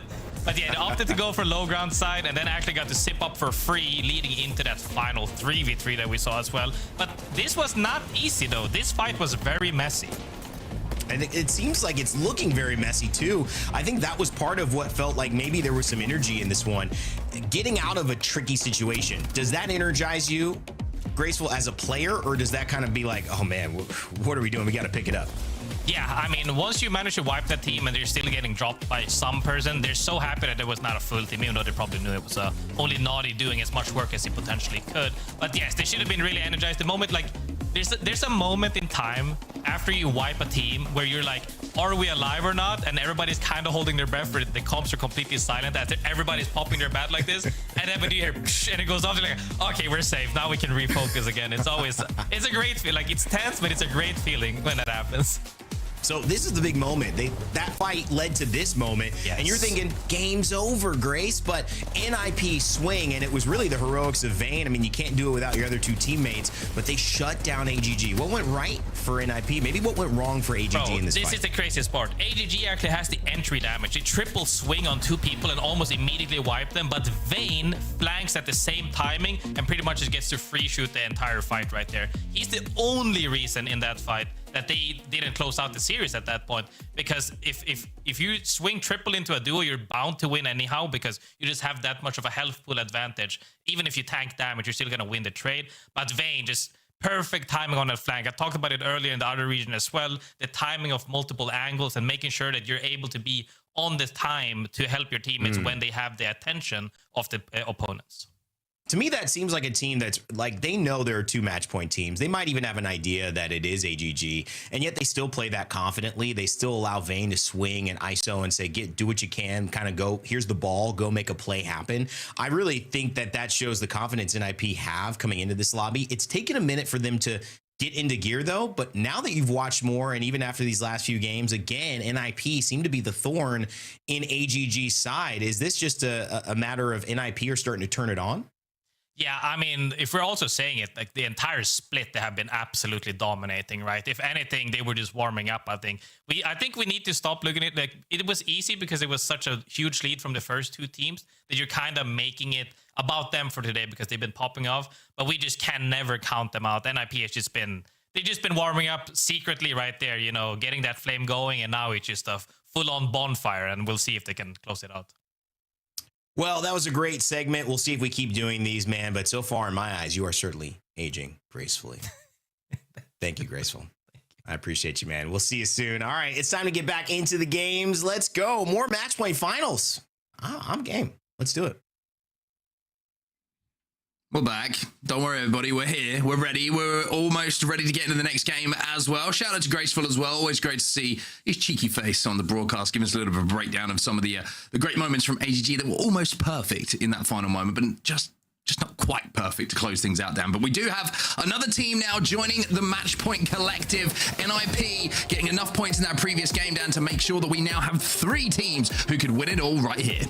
Yeah, it's looking pretty good for NIP. Not only did they deny AGG twice, pretty much. You know, the first time it was a 3v3. The second time, they just nuked them because they didn't have the bubble in their composition. And now they will have the chance to try and win it all themselves, to call themselves regional finals champions here in Split 1 of Pro League. And now for a team like NIP, they have some of the highest win rates across this map in this region. So I think there is a good chance it ends here at 7. Ooh. Okay, a little Danny G prediction. We don't hate that. We don't hate that at all. For CRT, they will be hoping that the games continue. However, a final good performance. Well, the first of good performances from them so far. They had a 3rd place, but no KP a little bit earlier, so it kind of didn't look like the greatest points tally for them, but the previous game has bumped them up enormously. That win that we just saw puts them on 31 points now, and another win here, Dan, and all of a sudden, CRT are in the conversation.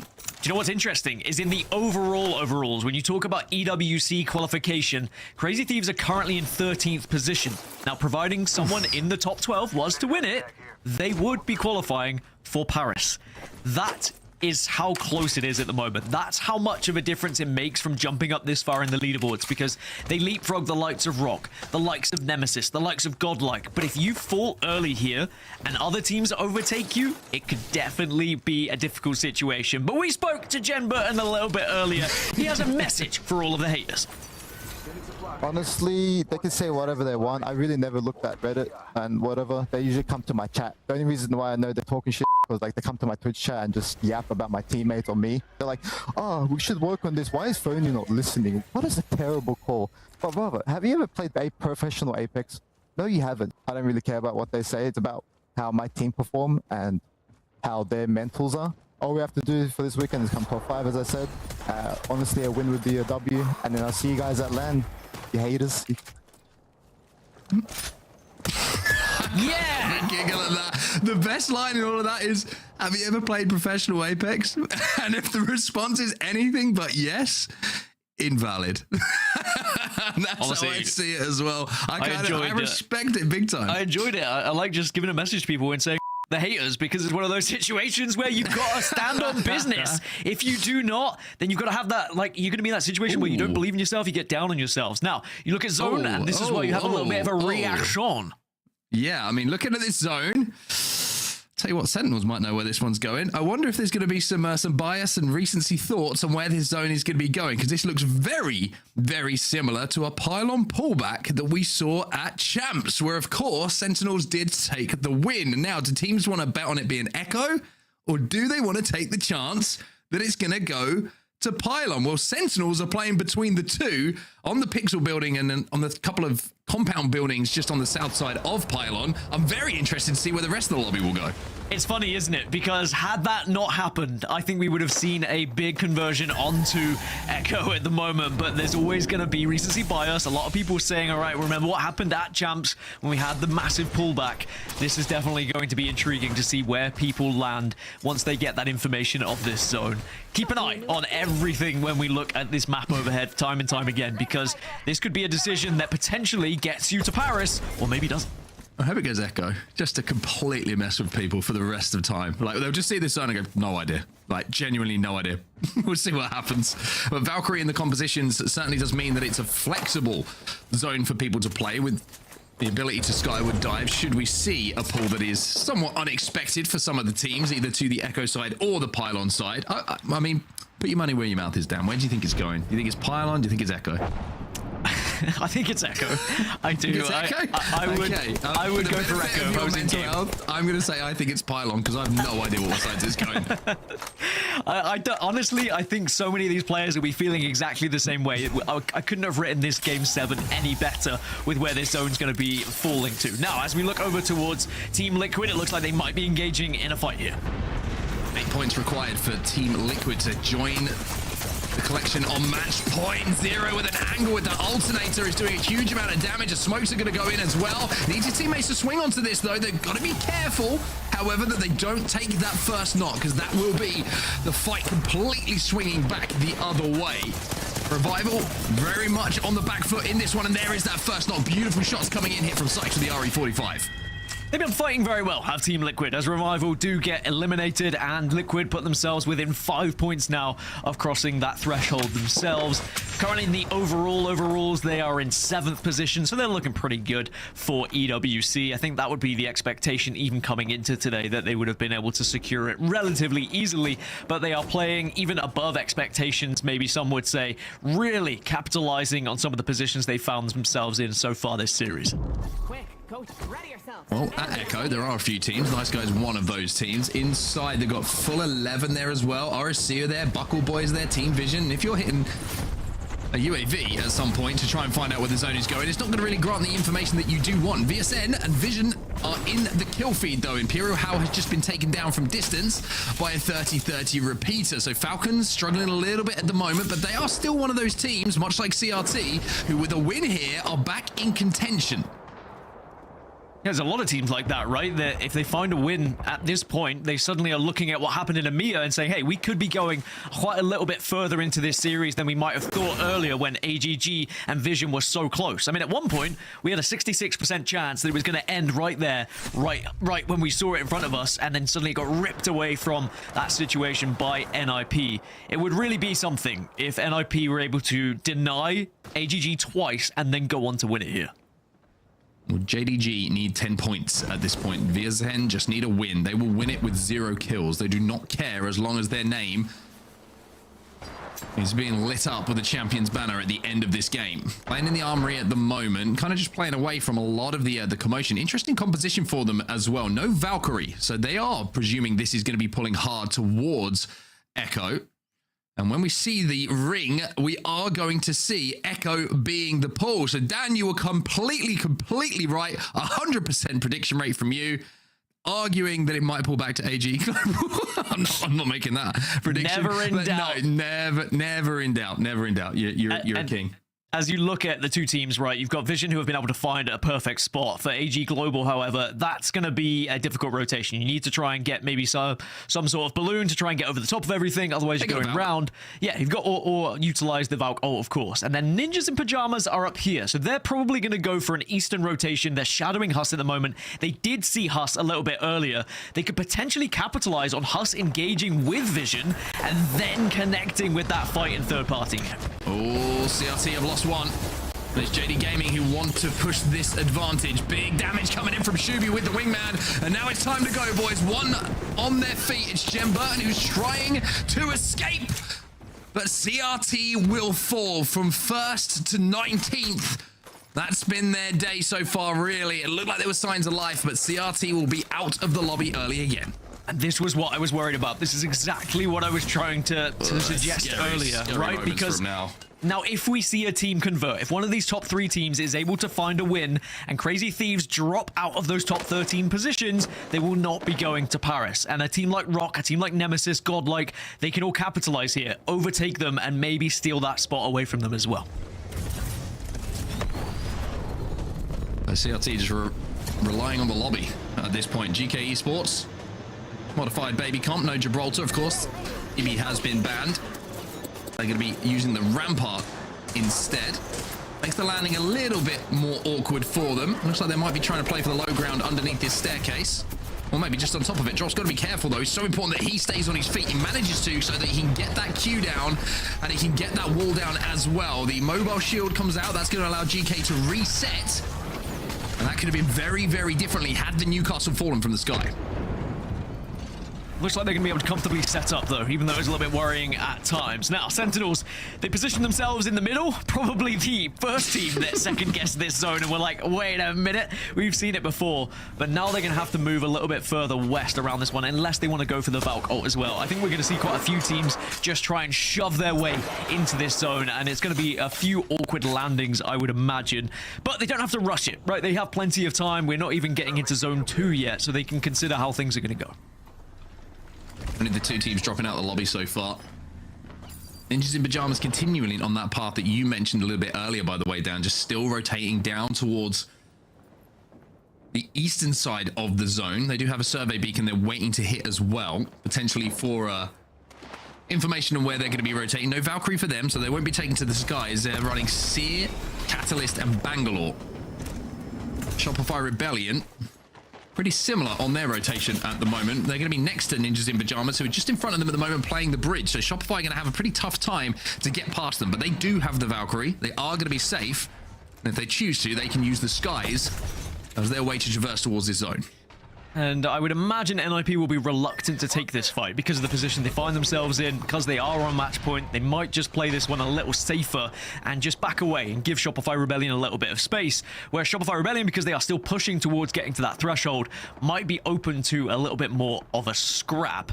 Nemesis are holding this this hillside at the moment, which is going to cause problems for Sentinels and force them up into the air, really, because if they try and walk it in, then they're going to be going uphill, a very disadvantageous fight, and they don't want to take it. So I like this from Nemesis because they can comfortably walk in and hold that west side, as we now see where this zone's going to shift even further here, Mark. Yeah, JD Gaming just stepping back into the zone to hit the survey beacon. GodLike are doing likewise, but for a ring console.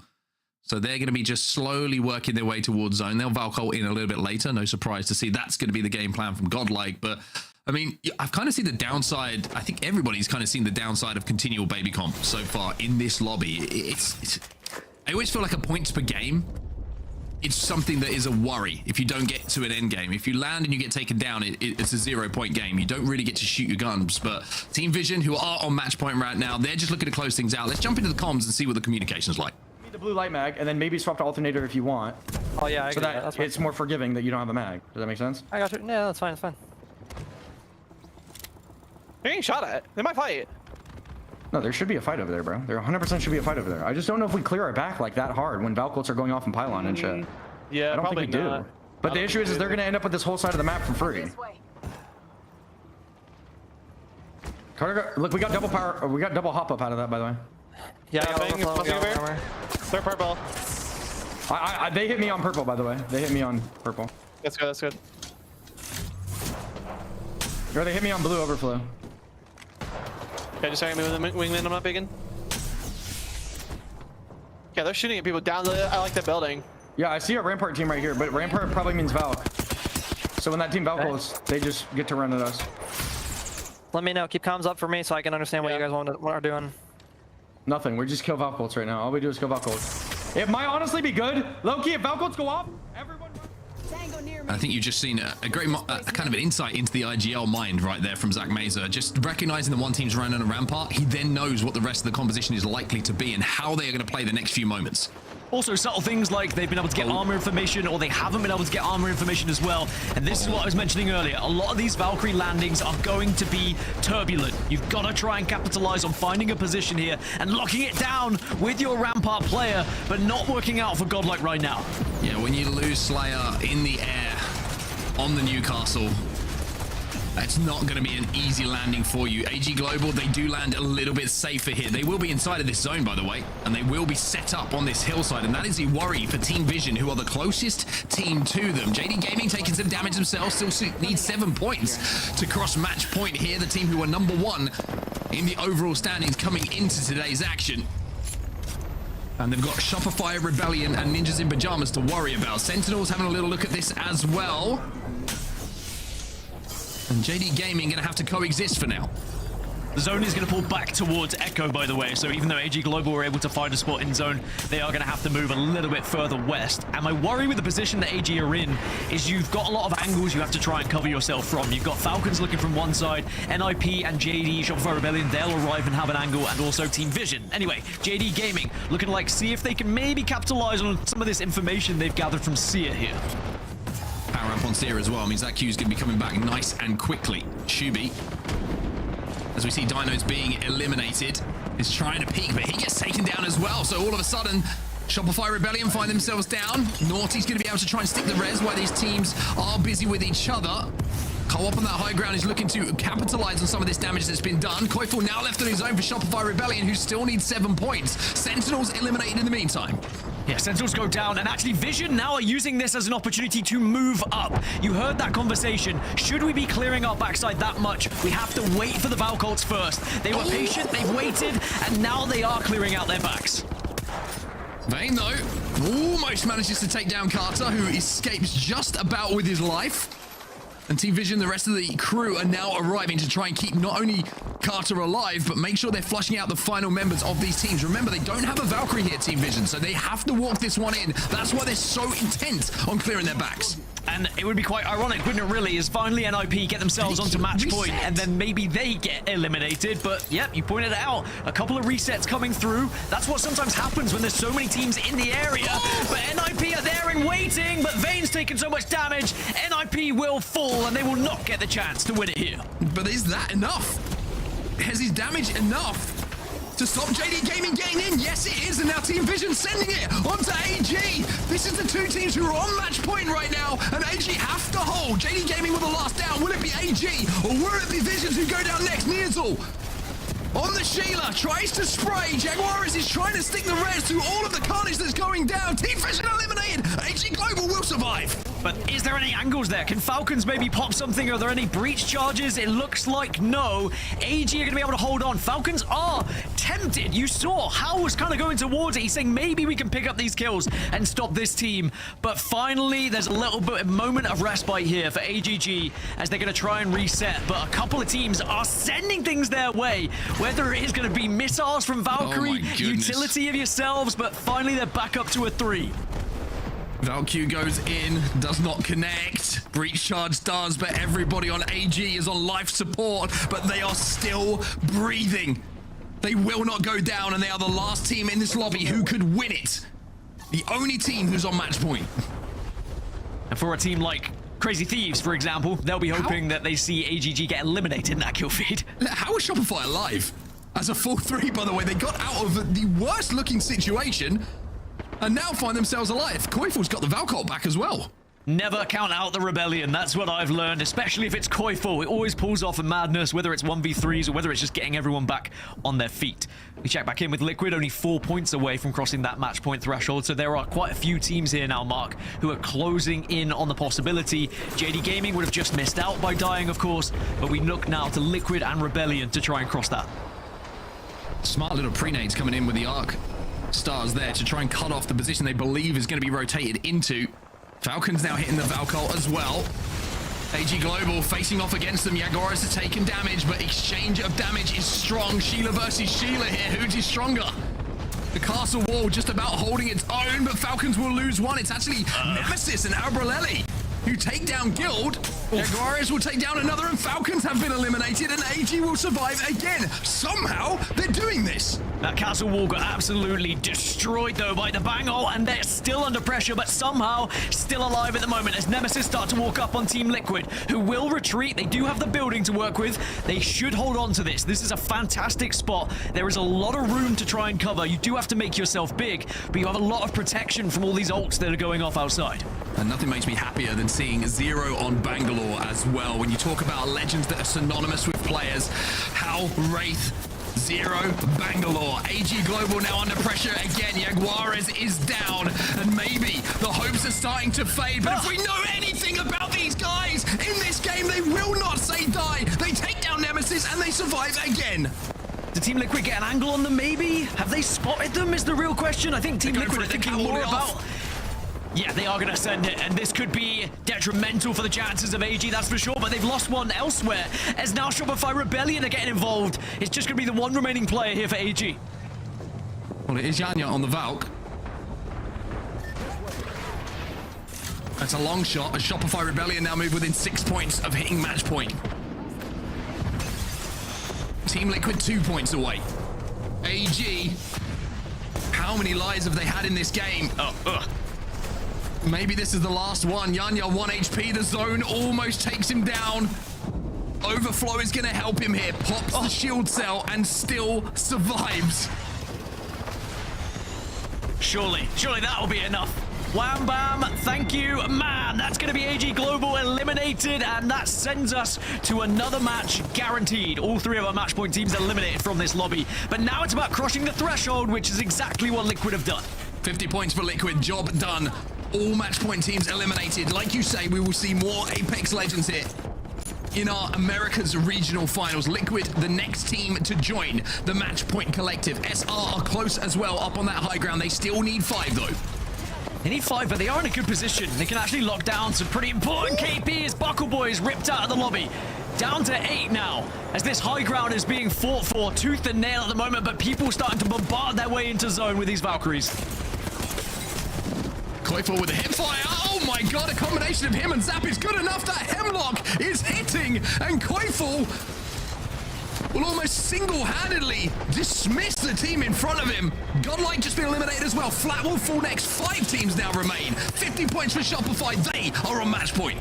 There are some heavy hitters now on match point going into the next, but who's going to be able to convert this one as HUSS finally get eliminated? They've had quite the journey to find themselves in this position. Dark Veil has segregated these teams at the moment as Liquid looking to rain down hell from their position. Full 11. Down to just 1 though. Koifel having to back up here, try and play behind someone else's rampart. That's not going to happen. Shopify Rebellion eliminated, and the door now opens for the swing for Team Liquid to win their 2nd game of the day. Match point confirmed. They will join the collective who could win this thing in the next match. It's a statement from Team Liquid. It is them returning to glory. Zero at the top once more. But can they get it done when it matters moving into the next matchup? There's going to be 5 teams on match point going into match 8 here on set. And it's a very difficult one to call because still, outside of those 5 teams, some giants who will want to make sure they can stop those 5 from winning it here. There was a part of me, and I'm sure a lot of people watching, with the amount of resets that we saw from AG, the survivability in corners where it felt like it was going to be over, and then no, they survive, they thrive. It was just one fight too many for them, one bit of pressure too much for them that crushed their hopes in those final moments. But it means we get more Apex, and it means we get to see Valkyrie being banned. So now the skies will be empty outside of evac towers, and those IGLs are going to have to earn their bread once more. 25 points from Liquid with 13 KP with that win. A phenomenal performance from them. But again, it's for those teams who are fighting on that bubble for their spot at LAN, who are going to be delighted that they get to go one more, or at least those teams who are behind anyway. I guess those who are actually holding those positions were like, well, it would have been nice if it had ended there. But yeah, certainly going to be a deep breath for some of these squads as they now go into match 8. A difficult one to call here on set, that's for sure, but now with Valkyrie gone, you're right. This completely changes the landscape, Rain Day. Difficult to call it. Going to Olympus as well. I mean, things are just getting wackier and wilder. It's kind of like you're keeping with a race that you've been running for miles and miles, and your shoelace is kind of coming off on one shoe. You got a little rock in the other shoe, and you're just trying to make it through. You know the end is near, but you know you got to keep going for longer than you'd like. Putting it together with duct tape here is what all of our pros are trying to do. And AGG most certainly look like they have found so many ways to stay close and stay in it, but have not gotten over the hump. I wonder if, this is really starting to become a problem for them in their team comms, because I know it would upset many people, but they're pros. Hopefully they're in this situation saying, guys, we are doing everything right. Some of these fights are out of our control, but it still has got to hurt, especially when you've been so close. And now new teams are joining. Shopify Rebellion with 10 points on this last game pushes them in from 43 to match point. And Ninjas in Pyjamas, a team that has stopped AG Global. Well, now they've got the story in line with Vayne's heroics to then turn into destroying what Graceful so aptly named the Demon Kings in AGG and finding a way to get on top of this lobby. Still, Team Vision, maybe the best performing team across the board. And JD Gaming are winners, or overall leaders in Pro League, sitting in 6th. Now, Mark, obviously, stories on the top and the bottom of this. A team like Full 11, okay, the reason I bring them up is because we had a Zipline Mafia. We had 2 20-place teams. Because of how long our tournaments went earlier on, find a way to get that final win. 10 points in this last game. I mean, the longer this goes, does it open up for more of those crazy stories? I mean, let me tell you, if you came into today and you looked at me in the eyes and you had a serious face and you said the 3 teams who are in 20th position will qualify for LAN by winning regional finals, I would have not only called you a liar, I would have probably called you some other words as well and said, stop wasting my time. That's but right. yeah, it's very possible. Still 20 points to go. Let's not get it messed up here. There's still a long way for them to go to do it, but it is still possible. And you look at some of the teams that still aren't on match point, that are very talented teams who are very capable of winning a game of Apex Legends. And the worry, I think, for the lobby now is some of the people who have just hit match point. You look at Liquid and Shopify Rebellion. 2 of the teams who have given an opportunity here, well, they won't mess it up. Right. They will make sure that they convert. So for the rest of the lobby now, I think it's about focusing those teams, but there's so many teams on match point now, focusing them becomes more difficult. That's a great point, guys. I mean, sometimes when you spread things out now and no one has any way to focus on either, so it does make it a little bit easier. We'll see if that changes things. But, talking about making our jobs easy, when we jump onto these shows over the last 10 weeks, we've had some great produced segments to bring on some amazing community members and highlight them, from Snipe Down to Maria to, Nice Wig joining us as well. Dan, this was a collection of everybody who has even uttered the word play Apex Esports all in one split, and we hope to continue doing this. Yeah, we've been able to make people aware of other communities within the Apex Legends scene, as well as those communities being made aware of the competitive scene and bringing everyone together. It really has been beautiful to watch, and also seen some pretty impressive feats as well, whether it's handstands, whether it's tricycles, it just doesn't really matter. So funny. Especially the handstand, you can't quite believe what he's seeing. It's genuinely funny. Oh man, and shout out to this moment as well. Full Sail College Collegiate Esports, they're putting that together, a great program. One of their graduates, Mavs, cast some Apex Legends and casted with us in that first game that we had them on. It's Timmy came back and said, of course, something like, I'm coming back, maybe. It's Timmy. You know how Timmy always does it, man. Always threatening to come back to play Apex Esports. But I gotta say, don't threaten me with a good time, okay? Wyatt, also, Mark, we gotta stop giving this guy the platform. I'm gonna be honest. We got a deplatform. Wyatt, take the mic away from him. Take the mic away. Wyatt. Remove his social media access. Wyatt, I love you, brother. I love you, brother. Who knows, harsh, man? Falcons could win regional finals. They're close to match point now. Close-ish. I will say this: it is probably surprising to most people watching that Falcons aren't in as much of a commanding position as you would expect given their roster. I mean, Dan, looking at this statistically, is this kind of on par with how you've expected them to perform? Or is this just kind of like a really day that Falcons are going to regret? I think that Falcons would have come into this just making sure they get the job done. Rather, I mean, sure, Hal wants to win everything and Falcons want to be able to be on top. But at the same time, it's just about qualifying for LAN as well. So you just get that sorted first. Put yourself in a comfortable spot, which they are starting to find their way to that position now. But now you move on from here. If people aren't going to convert, Falcons are going to start to creep up on you, right? You are going to get these big teams that will slowly get towards match point threshold, and then they can steal it away from you if you're not going to take it yourselves. Well, that thing that's interesting is that when you get a moment and you see this is my moment, this isn't a chance, right? There's a part inside of you, and everyone who's experienced this and played sports knows this. I've got a shot at goal. If I score this, like this is it. When you miss it, and it happens again, guys, it's not the same feeling every now and then. When you give a team like Falcons or Liquid or even Full 11 that chance for the first time, well, maybe they will capitalize and send us home. But of course, you got to win or we go again. Match point finals, game 8 on Sid at Gaskin, and we're landing in Olympus. Here we go then into the next match. Will this be the final one or will we get some more Apex? Everybody at home, I'm sure, is thinking in their head, come on, just one more game after this one. Just one more. Keep us up late. Keep us going into the early hours, whatever it might be, because we love to watch some match points. Shopify Rebellion, 4th place overall at the moment. They are one of the new match point teams. Yeah, and trying to find teams that have found that success throughout Olympus, it's not as easy as the likes of Stormpoint. Actually, Olympus has been a lot more spread out with people finding success, and I'm not really surprised by that, considering it's one of the newer additions as a map into the rotation of everything, right? But it is certainly one of those positions where people are going to put themselves in their best opportunity to win. Well, one team who have done exactly that is Shopify Rebellion, and we caught up with Don before the tournament started to ask him if he was concerned about his team being on the bubble. What'd you say, sorry? Oh, on the bubble. Oh, yeah. Yeah, we're fine. We're fine. We're fine, bro. Don't worry. We figured it out. Don't worry, bro. We figured it out. We figured it out. It's a write-off now. Don't worry. We're good. You can say we called already now. Contact with hostile. One of my favorite people in Apex Legends. If you don't know Shopify's coach Don, that's all you need to know. Literally, that's him all over. Confidence. He's one of my favorite people in the community, by the way. He's just always a beam of sunshine for everyone. Unless, well, I don't know what goes on behind the scenes when Shopify Rebellion aren't winning. Maybe he's just laying the smack down. But we'll have to see whether Shopify Rebellion now can convert. One of the biggest teams in the world, of course. A lot of expectations on their shoulders.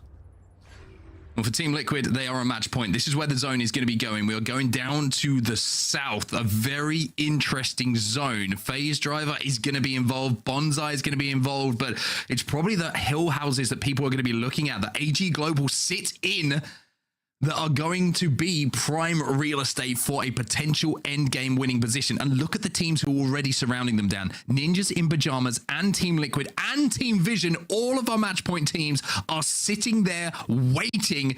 NIP. Oh, this is scary. This is scary. This is scary. Shopify are a long way away, but everyone else is right next to each other. Something that's also scary is CRT on their rotation getting caught out by Shopify Rebellion. Again, you can't afford to go down this early if you're CRT because you might put yourself at risk of not qualifying. Phony puts himself in front of enemy lines here, maybe to allow the rest of the squad to escape. And it looks like that's just what's happened. One player has been able to get away. He's going to have to survive here, Jen. He's going to have to find some way to get away. He's barely got any HP, but it's enough to escape. And CRT will live. Like you say, the fact that they are on the jankiest of precipices when it comes to qualification for LAN, going out first in this game would be absolute nightmare fuel for them. And Jen has to try and pull off a reset here and should, by the looks of things, be able to do so. Shoulda, woulda, coulda, though. It's easier said than done for some of these teams, as Falcons now going to be able to secure one of the Grow Towers for now. It's just going to be a little bit of a poke battle, I would imagine, between these two squads. I can't see this turning into anything more serious. It's just both of them looking to try and gain information at the moment. GodLike are going to have to change up their playstyle now because Valkyrie has been banned. It's such a huge linchpin for their game plan and how they have approached the game. And don't get me wrong, it's not like they don't know how to play other compositions and other legends. These are talented players who have all been playing the game long enough. But when you rely so heavily on that, the switch over might be a little bit janky for them, especially when it comes to how you are approaching a game. Shopify Rebellion, they are now going to be inside of zone. They are playing from the stasis side, so they are going to be chilling for now, trying to progress a little bit further up with this Wraith portal. And should be able to just about get close to that bonsai wall.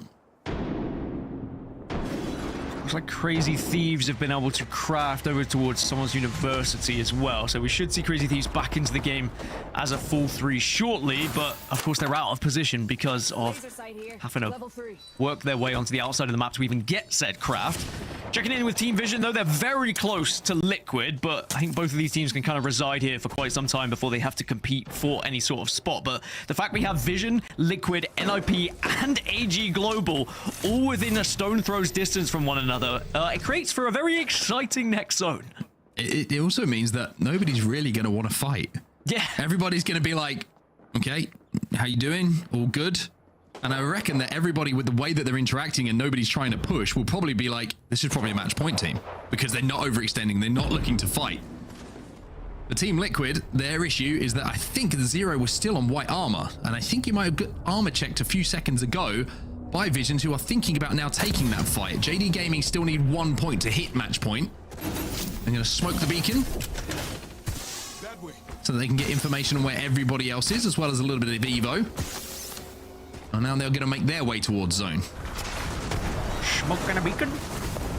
Being a blitz, as now we are going to see a blitz go through. Actually, there's a lot of damage coming out, and Vision are making sure that they just avoid what was happening on the other side, because Liquid are on the receiving end of a lot of it. This is what I meant about that armor check. All of a sudden, you realize you've got essentially 2 purples and a blue. It's a massive health advantage here for Team Vision, but the health advantage doesn't mean much if you lose the first one. And AG are looking at this as well, and you've got 3 match point teams all converging onto each other. Knocks all over the place. That's going to be Sykes down, and Liquid are eliminated by Vision. Carter is down, Bango is down to try and buy time for the reset here. You remember when you said you didn't think they were going to fight? I didn't think they would either, but all 4 of them getting involved in the scrap. Liquid go down, AG Global, they dance in, they do their job, and then they get the hell out of there. Spikes! The spikes are going to be enough to take down Team Vision. And Ninjas in Pyjamas have just contributed to 2 match point teams falling in a matter of seconds. Liquid are gone. Vision are gone. And NIP will survive.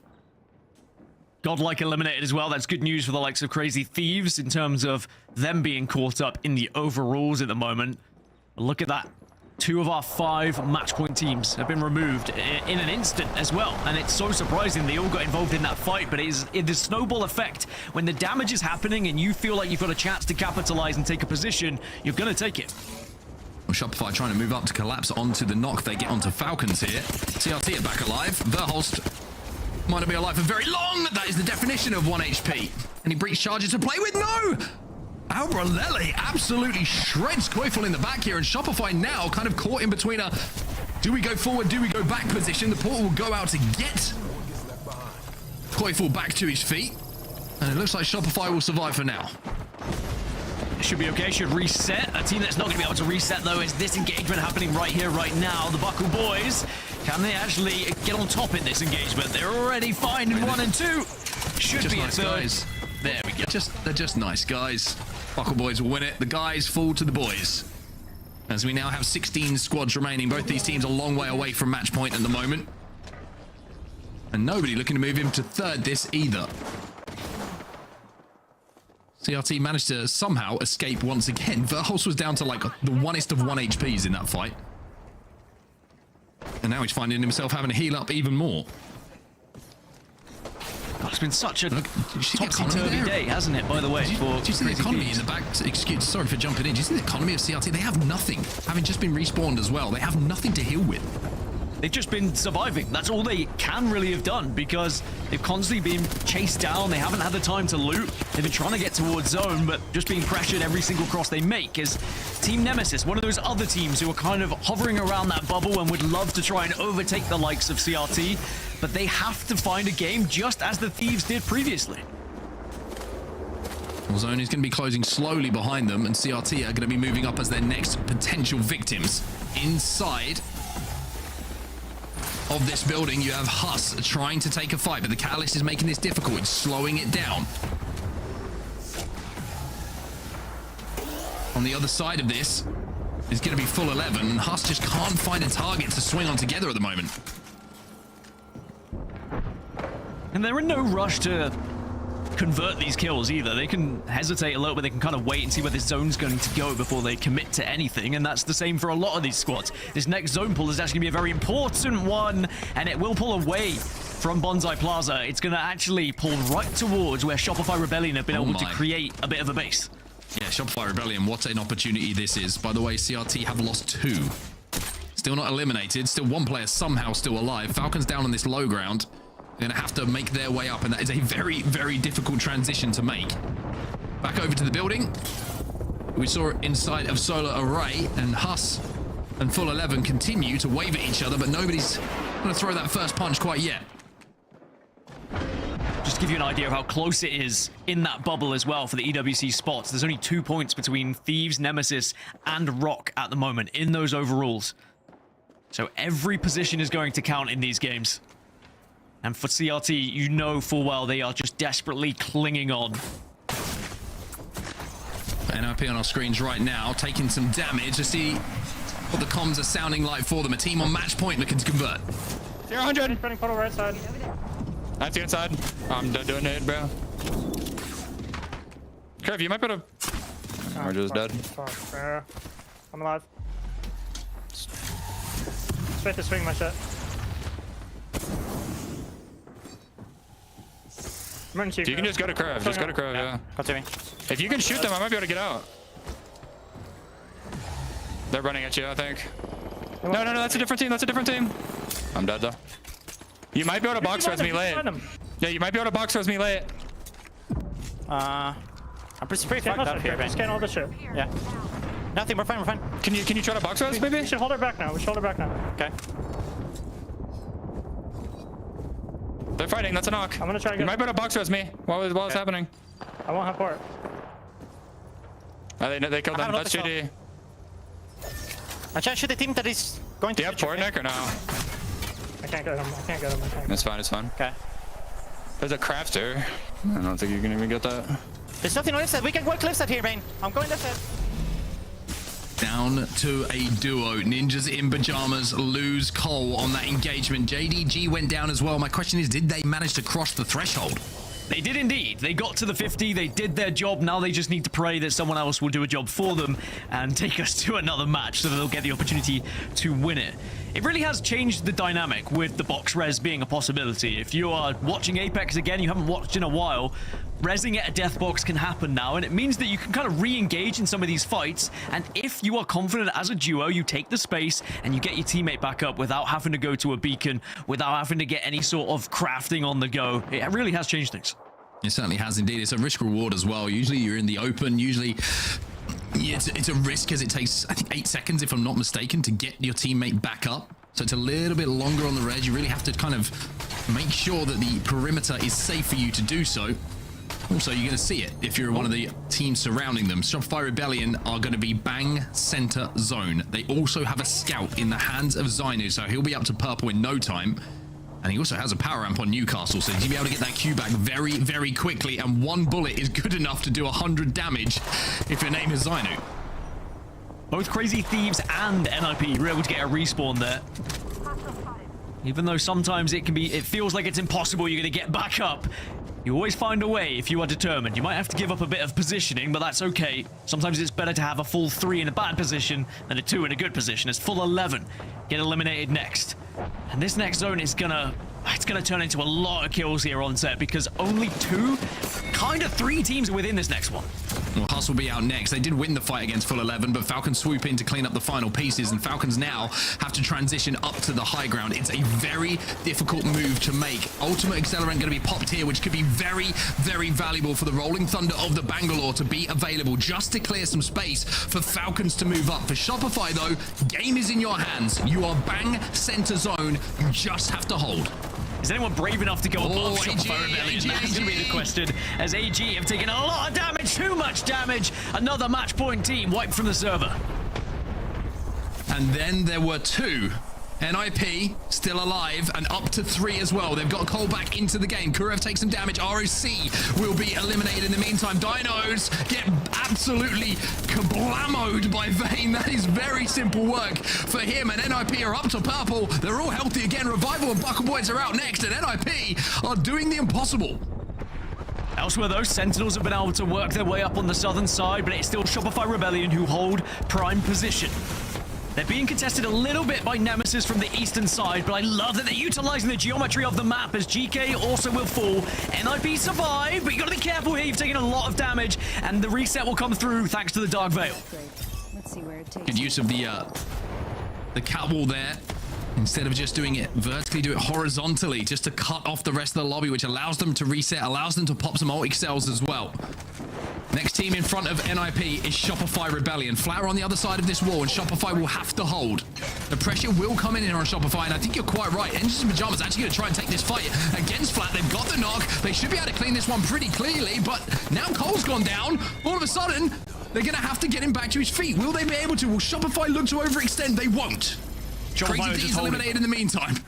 They know they have to. Down to 4 teams, 2 of them on match point. We've been here before. We have been here before, but yes, this is what I was worried about. You can get above Shopify Rebellion here. There is definitely the opportunity to do it. And here come Ninjas in Pyjamas from the high ground. Currently sound 69 points. Nice, but will they be able to convert? They have ultimate high ground. The only thing that can really hurt them here is some sky nades that forces them off, but with all this loot available to them and having secured this spot, Shopify have got to try desperately stay out of the line of sight. The cat spikes are going to tickle away at them, break some shields, and NIP are now in position to maybe win this whole thing. I think maybe Shopify Rebellion were relying on there being more teams in the lobby and teams to shoot the team off of high ground, but they're just not there because Falcons and Nemesis are just focusing on getting into zone themselves as Rebellion now down to 2, trying to survive here, utilizing any sort of shield they can. Zainu getting rezzed. They do manage to portal out. And I tell you what, NIP are actually going to help them here. Double 108 coming in from Cole.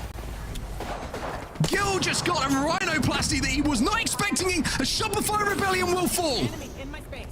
NIP have the game in their hands.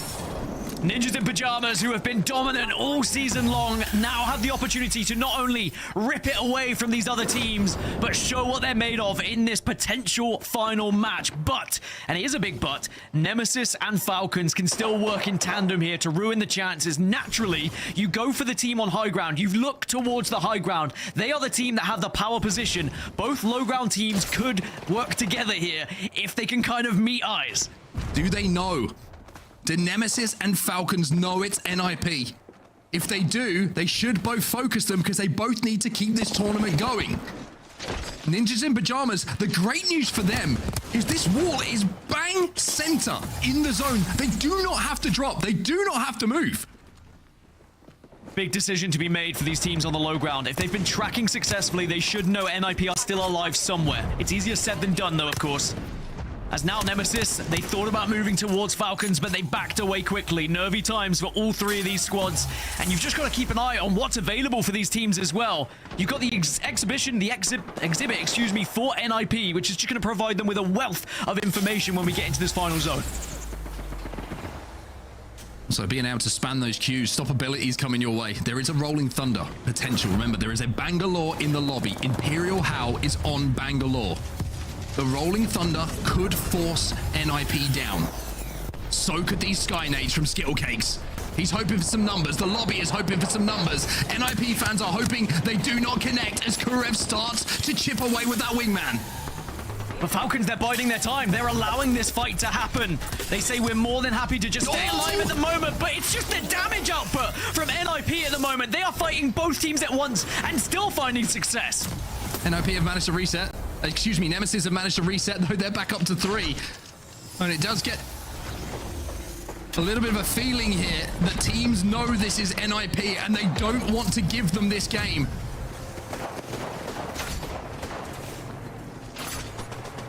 In some situations, you'd play for second, I think, if you're Falcons here.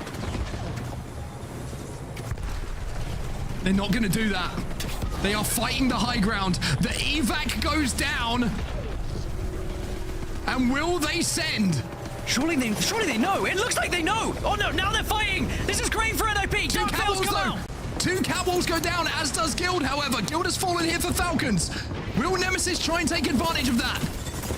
The spray comes in. Alb tries to make a play up onto NIP on the high ground, which now means that they will have to drop NIP into the mixer. It's a big portal. It's a risky portal. Can anyone get the kills on top of it, though? Vayne, NIP, champions, and regional finals champions as well. Just such an impressive game from start to finish. Such an impressive series from start to finish from NIP. Not only do they deny the likes of AGG, the likes of Vision from winning this entire thing, but at their second opportunity to win it themselves, they get the job done from a tough position as well. I know the high ground, yes, you have ultimate high ground, yes, you are probably the most likely, but both those teams were waiting so long, hoping they would have to drop off, but they used every bit of utility they could, every ultimate that was available, just to try and create their space and make sure they could get into that final circle as healthy as possible.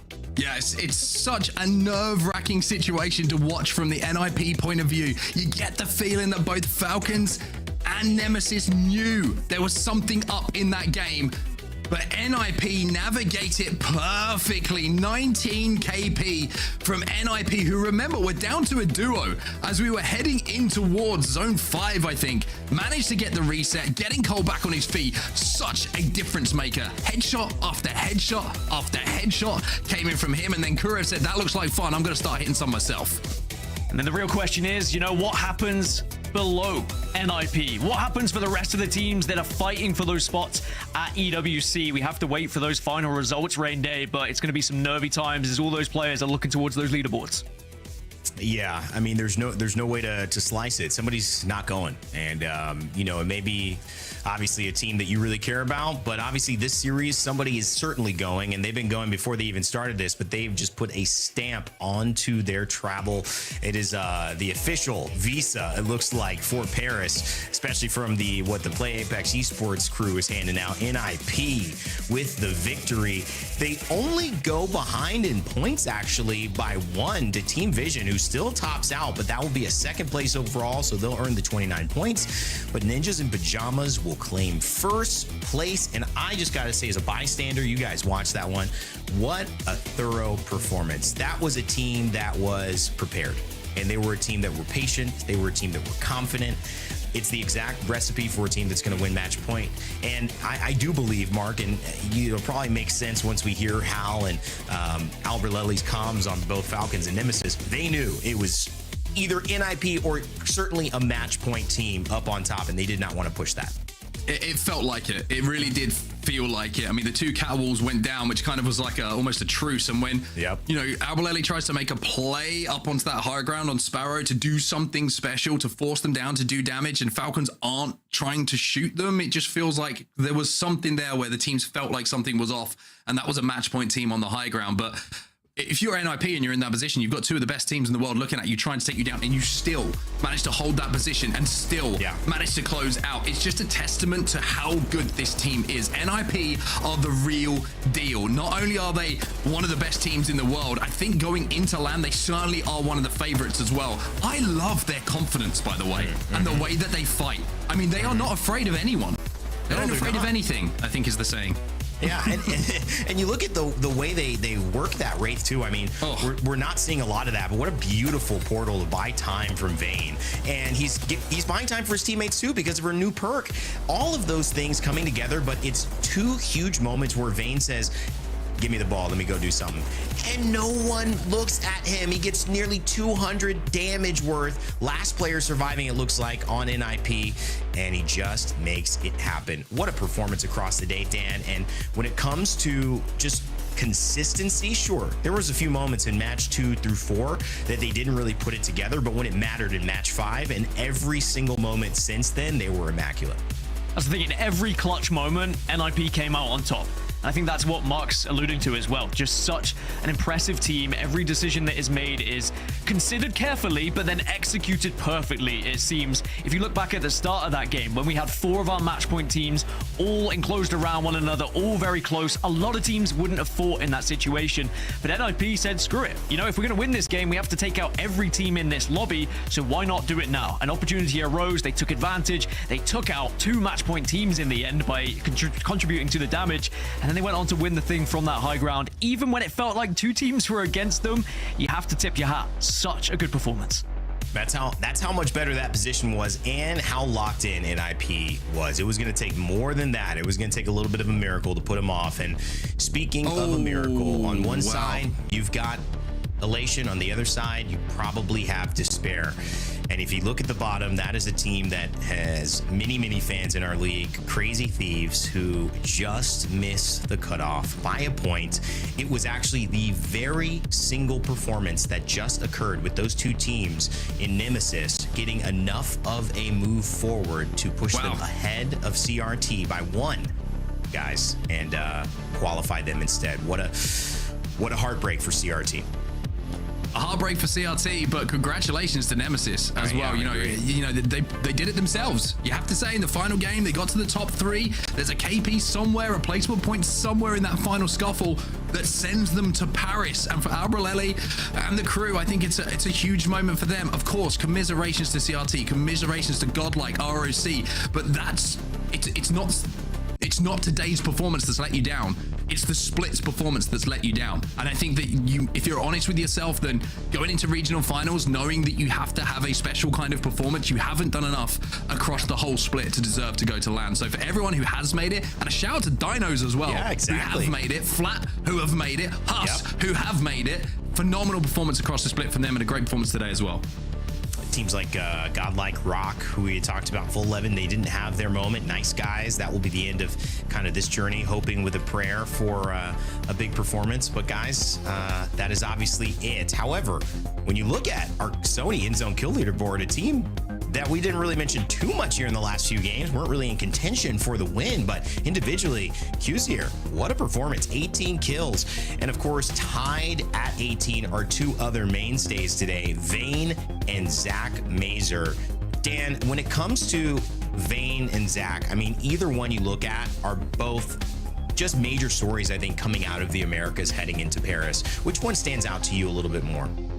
I think for Zach Mazer, it's just been the journey for him, right? There's been the Mazer moments where some people made fun of, you know, the things that went wrong for him, but then also the Mazer moments became incredible ones. And his journey has been so impressive to watch, whether it be just through this season, previous seasons, the team that he has built, the trust they have in him as well. I love watching this roster, and Zach in particular. It doesn't matter if he's leading the front line, if he's supporting or anchoring, he could play any role, which is what's scary as an IGL, and it has been so impressive.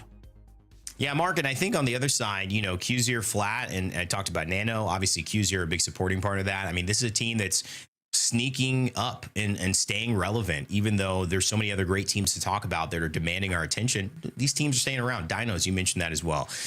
We have a chance to have an interview with one of the, I think, stars of this split. I think one of the stars of this league, certainly talked about as one of the better players in not just Americas, but the world right now. Yes, they've said it about this man. I like the headphones too. What's up, Kurev? Hey, how we doing? How we doing? Thanks for the invite. Of course, man, we're doing so well. Congratulations on an amazing win. You guys take first place, not only in the league, but in regional finals today with a match point win. Talk to me how the team felt, what we couldn't hear on broadcast. What was your experience at the top of that wall, watching those 2 teams lurking underneath like sharks, just waiting for you to make a mistake and dip a toe in? I mean, yeah, that last game was like pretty easy, to be honest. Like, we were like just chilling on top. Like Cole was saying, okay, do not fall though, do not fall, you know. So yeah, it was like pretty good. Yeah, we just had to make sure like these 2 teams started fighting and just like stall as much as we can. And yeah, it was pretty easy, not gonna lie, on that one. I've got 2 questions here. My first one is, who's your favorite teammate? Is it Cole or McLovin? Man, you're trying to fight 2 enemies right here, huh? I see. Okay, Nah, I just wanted to honesty. That's all I want. I mean, they're both all great. I cannot say like one is better than another or something, you know? It's like, cannot do that, cannot do that. And my second question, which is a more serious one, did you know that you were being focused? Because we were looking at it and it felt like both teams down the low ground, Falcons and Nemesis, knew you were on match point by the way they were interacting with you and each other. Did it feel like that up on that high ground? Probably, yeah. We were the only team that had angles on both of the teams, you know? We just had to make sure to like do even damage on both teams. Like, we cannot just like fully kill a team because it will do like just turn on a 3v3. Just like, we need to get a knock on each team and stuff like that. So like, it will be like an easier win. But yeah, it definitely felt like a lot harder than it should have been, yeah. Kurev, during the season, we spoke to you in an interview and said you really wanted to bring a trophy home for South America. And now, whilst this isn't necessarily the bigger trophy that you'd like to get, how important is this one for you and, of course, for South America? I mean, every competition matters. It's not like I'm not gonna say, okay, this didn't matter or stuff like that, because it does. Like, getting first is like a huge milestone for the team, you know? I'm pretty sure it was like Bane's, mine, and Cole's like first Pro League win. It wasn't like Raven's, but yeah, it did mean a lot for us. Like, not for the money or stuff like that, but we really wanted to like try and win and like make sure everyone knows like we're the best team right now. It's a beautiful thing, man. I also know that you've not done this alone. I mean, nobody gets to this point in their life without a great support system. Talk to me about who in your life supports you behind the scenes that allows what you do in front of us and thousands of fans every weekend to thrive. Who's there kind of by your side on game day and in your life that helps Kurev keep being its best? I mean, of course, my family, my mom especially, my girlfriend, like they're always there. Of course, like the fan base, without them, we wouldn't be anything right now. It's like, they're really up there every time, just like cheering us up when we have a bad day or anything like that. It's like they're there here like to talk to us. The team, of course, they're like the most mature team that you could ever have. It's like, if you're having some mistakes, you're playing really bad a day or anything like that, they always will be like with you, you know? They will try to help you. They will not like, I don't know, say bad stuff about you, you know? It's like they're pretty good. Yeah, man, the maturity is showing. You guys felt just so thorough and so prepared in terms of how you handled not just that last zone, but this entire day from the clutch in match 5 that Vayne helped you guys get and you guys pushed, but he really clutched up some of those kills. I got to say, this is a team that looks like they can win LAN. So now the next stage, and I'm sure this is kind of what you were alluding to, where it feels nice to win Pro League, but there's more to do. Paris coming up in EWC. What are your expectations? Where does your mind go when it comes to now? We're the best in the world. Now we got to prove it at one of the biggest tournaments with the biggest prize pools in our year. I mean, yeah, we're like super confident going into the tournament. We have like NIP backing us every time. We're gonna bootcamp at on Sweden. Like, we cannot have a better setup for this. It's like, we have to win this one. Like, the team is like really supportive and everything, you know, like they're playing really good, not having many mistakes. So yeah, I think it will be like, we have a good shot at the trophy on this one for sure. I love it, man. Well, thank you so much for your time. We're going to let you go back and celebrate with those that support system you just mentioned. Congratulations on an amazing split 1 and taking the win here in regional finals. Just the double. It's a beautiful thing, man. And good luck and congratulations on the win. Yeah, guys, thank you so much for the invite. Hope you guys have a great day. Okay, see ya. We will. Kurev from NIP taking the win, having some time with us here after the show. Mark, just what can we say about NIP? They really did it all, and this is one of the most complete, I think, Pro League seasons in recent memory that I can remember of a team just really doing everything right and sticking through it to the very end. And one thing I love about NIP is we kind of touched upon importance of team chemistry and how teams and players naturally play with each other. And I think NIP, when they came together, no one was really looking at that roster and going, this is a championship winning team. But the chemistry, the development, a Raven in the background as well, they have developed into a team now where they are a championship caliber team. And I think that's really important to highlight. Vayne as the IGL has been doing some superb stuff for them. Kurev has showed incredible skill on mouse and keyboard. And Cole McLovin, I will always know you as. one of the most freaky shooters on controller that you could ask for. I mean, look at that end game. It was headshot after headshot after headshot. He's raising the bar of what damage output is really meant to be. And I think as a unit, they've shown that if you stick together, you find that chemistry, you can achieve great things.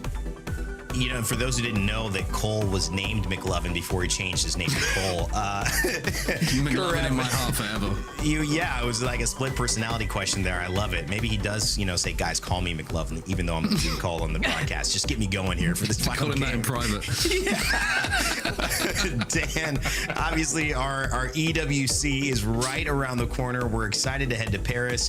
Huge prize pool, couple million, but these are the teams that have qualified so far, and we've got our group.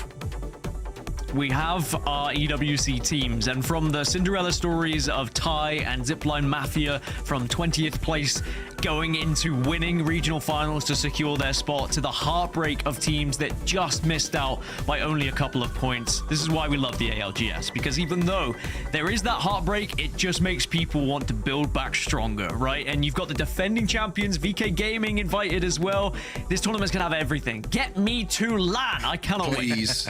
Please. Yeah, it's gonna be fun. Get me out of the house. Yeah, I know. Not too far of a flight for you, Mark, at this point. I mean, Dan and I have to go a little farther. Finally, by the way. Finally. I get a nice, easy flight. Mark will take the train. He doesn't even need to. I will still have the worst sleep schedule at the event. One's taking that away from me. No. You're going to own that one, man. Guys, great split. It's always fun to do a broadcast with you and to close out the splits when we have them on these finals days.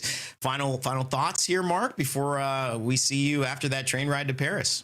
I'm taking a plane. I'm not going to take a train. Are you crazy?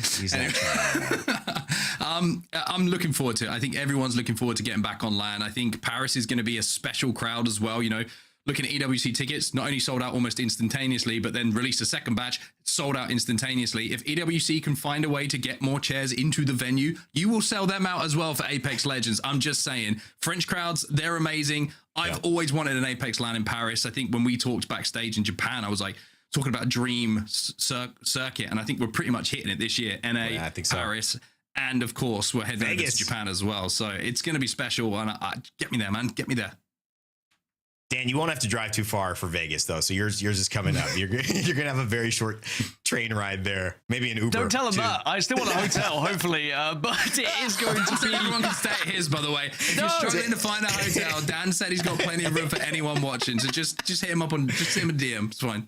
Send me, you know, we're very accommodating over here. Lauren. But, you know, it has been... It's been such a good split. It's been one of those situations where we look at it and we, you know, it's going to be tough not to see some of the teams who did make it. But again, they'll come back stronger. Hopefully we see them at Vegas instead. And remember, you can buy your Vegas tickets as well. Get those. They were just released. So because that's going to be an incredible LAN. We've got two of the best LANs we could have possibly asked for coming up, and I can't wait. Well, thank you both. You've been amazing this entire split. Amazing today. Another huge thank you to Genome and Vicky on today as well. Thank you guys. And yeah, it's going to be a fun one. Can't wait to see all of you in person yet again. And don't think I forgot about you guys here. I can't wait to see all of you in person at the Split One playoffs at EWC, July 7th. Man, that is coming up faster than you think. As somebody who's, you know, getting a few hours of sleep because he's got a 16-month-old now.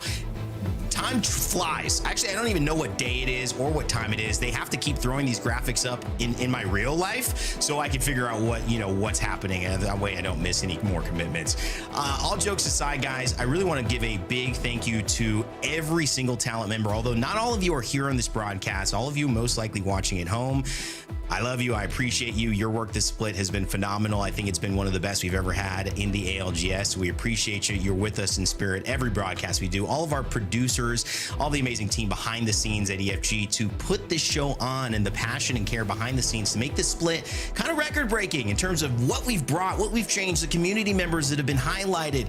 It's a beautiful thing, and it just is the start of the direction that we are taking the ALGS. From everybody at EA, at Respawn, Play Apex, Esports, and to all of you, the fans and our viewers at home, and of course, all of the players who help put on the show. My name is Randy. I appreciate you guys. Remember to never give up, never stop gaming, and the next time we will see you will be in Paris.